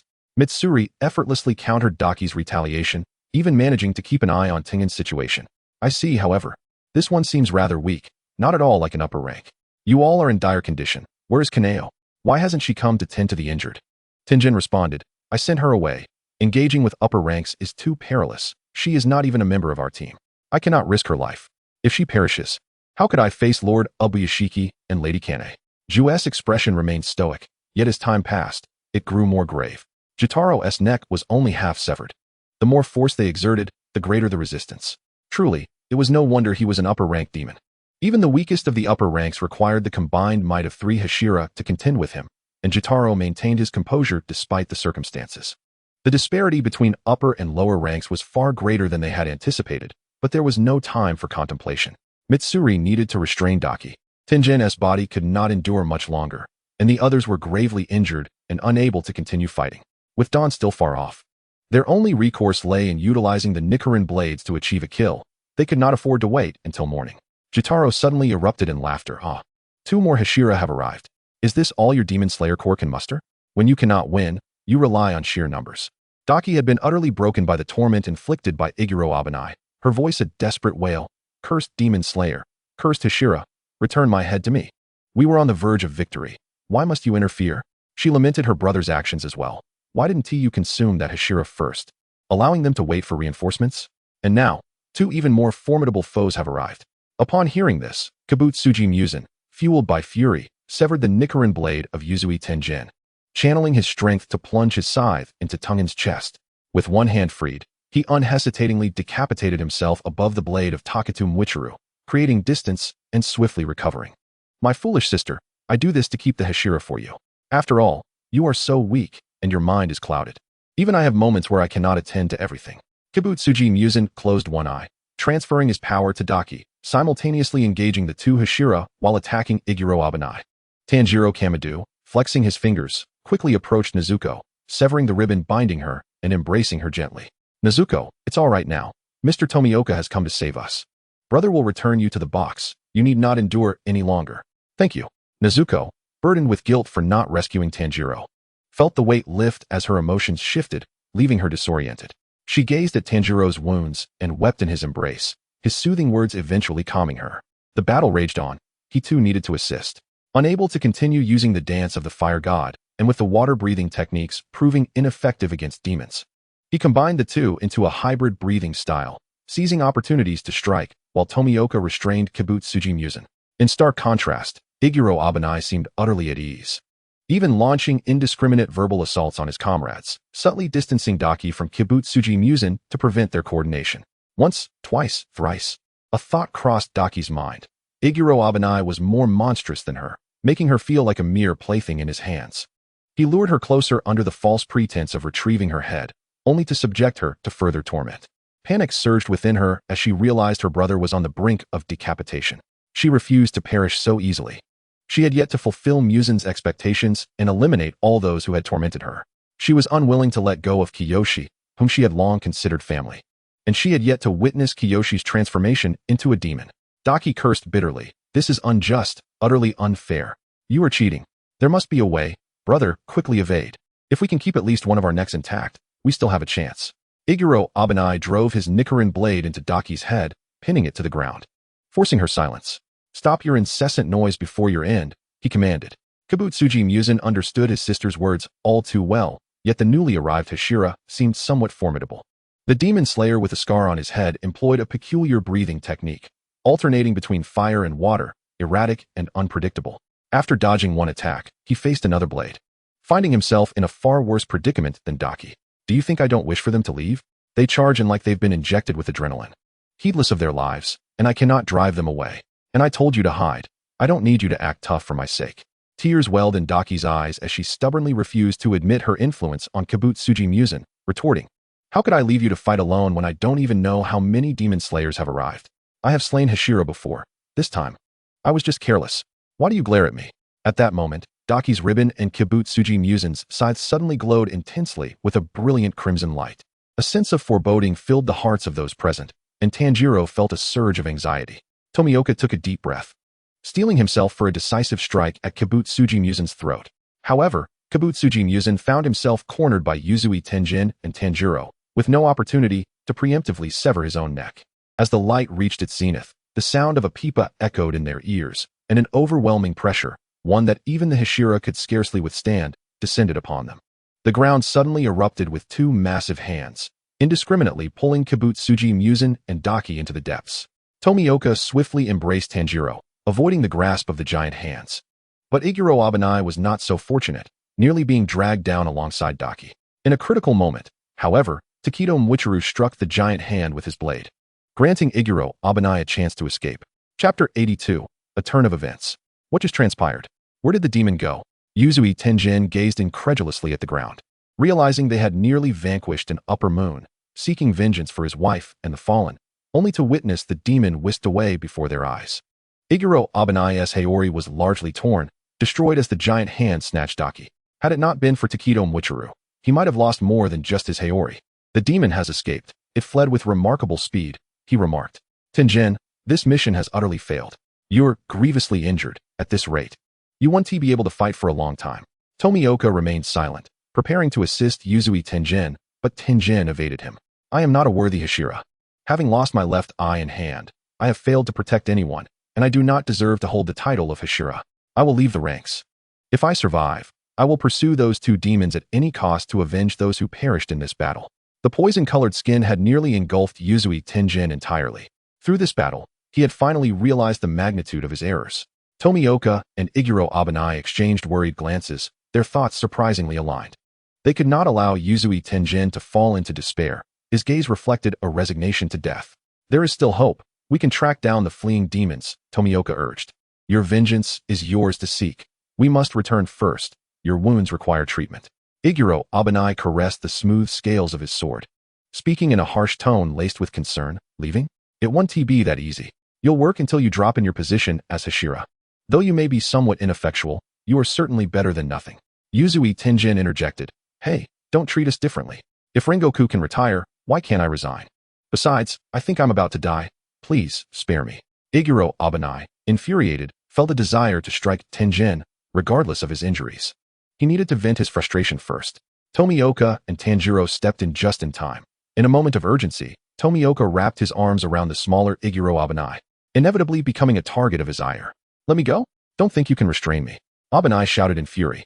Tomioka opened his mouth, ultimately managing to utter 6 words. No fighting within the ranks. Tanjiro added, Mr. Yuzui, please do not move. The poison seems to be spreading more rapidly. Yashiro Tenjin faced not the dread of death, but rather the profound resentment of his own inadequacy. His strength was insufficient. He had failed to protect those he cherished most. How, then, could he possibly continue to safeguard ordinary lives? A voice, delayed for far too long, echoed through the air. If this continued any longer, they might as well collect his remains, or perhaps bury him on the spot, would be a commendable alternative. Qing Yu stood high upon the eaves, surveying the farcical scene below, before leaping down to Yashiro Tengin's side. Without waiting for his words, she tore off his garment and deftly pierced him with silver needles, transforming him into a spiny creature. In the meantime, she casually tossed a pill into Tanjiro Kamado's mouth, instructing, do not swallow it, let it dissolve slowly. This is a means to preserve your life. Tanjiro paused, having been pierced through the chest by the scythe of Jotaro, suffering from a venom that was no less potent than Tengin's.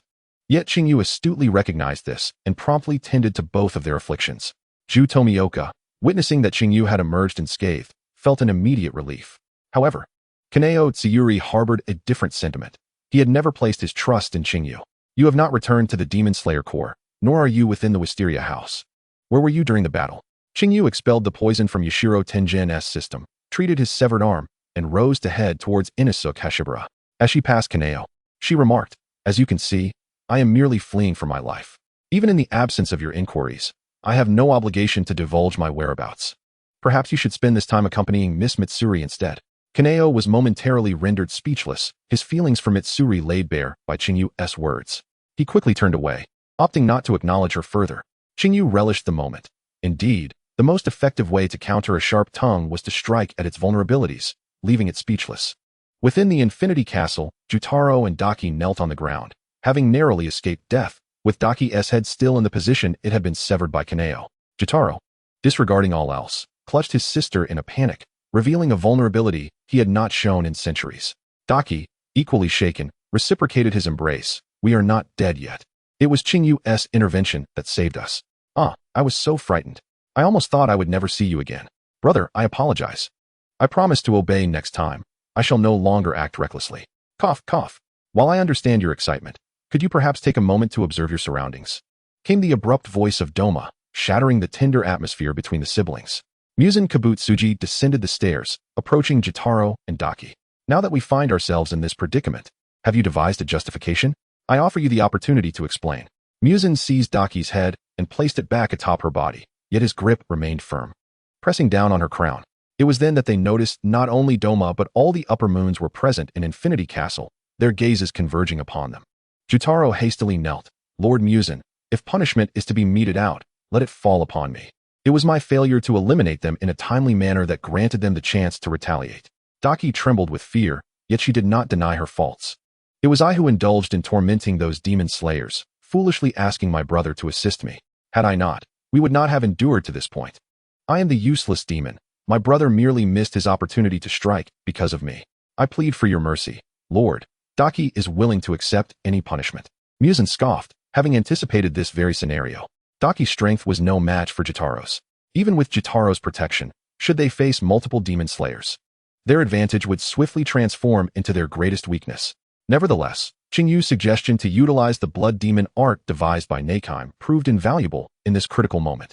Muzan Kabutsuji declared, just 3 Hashira nearly ended your existence. At what point will the upper moons also fall to the demon slayer core? You truly have disappointed me.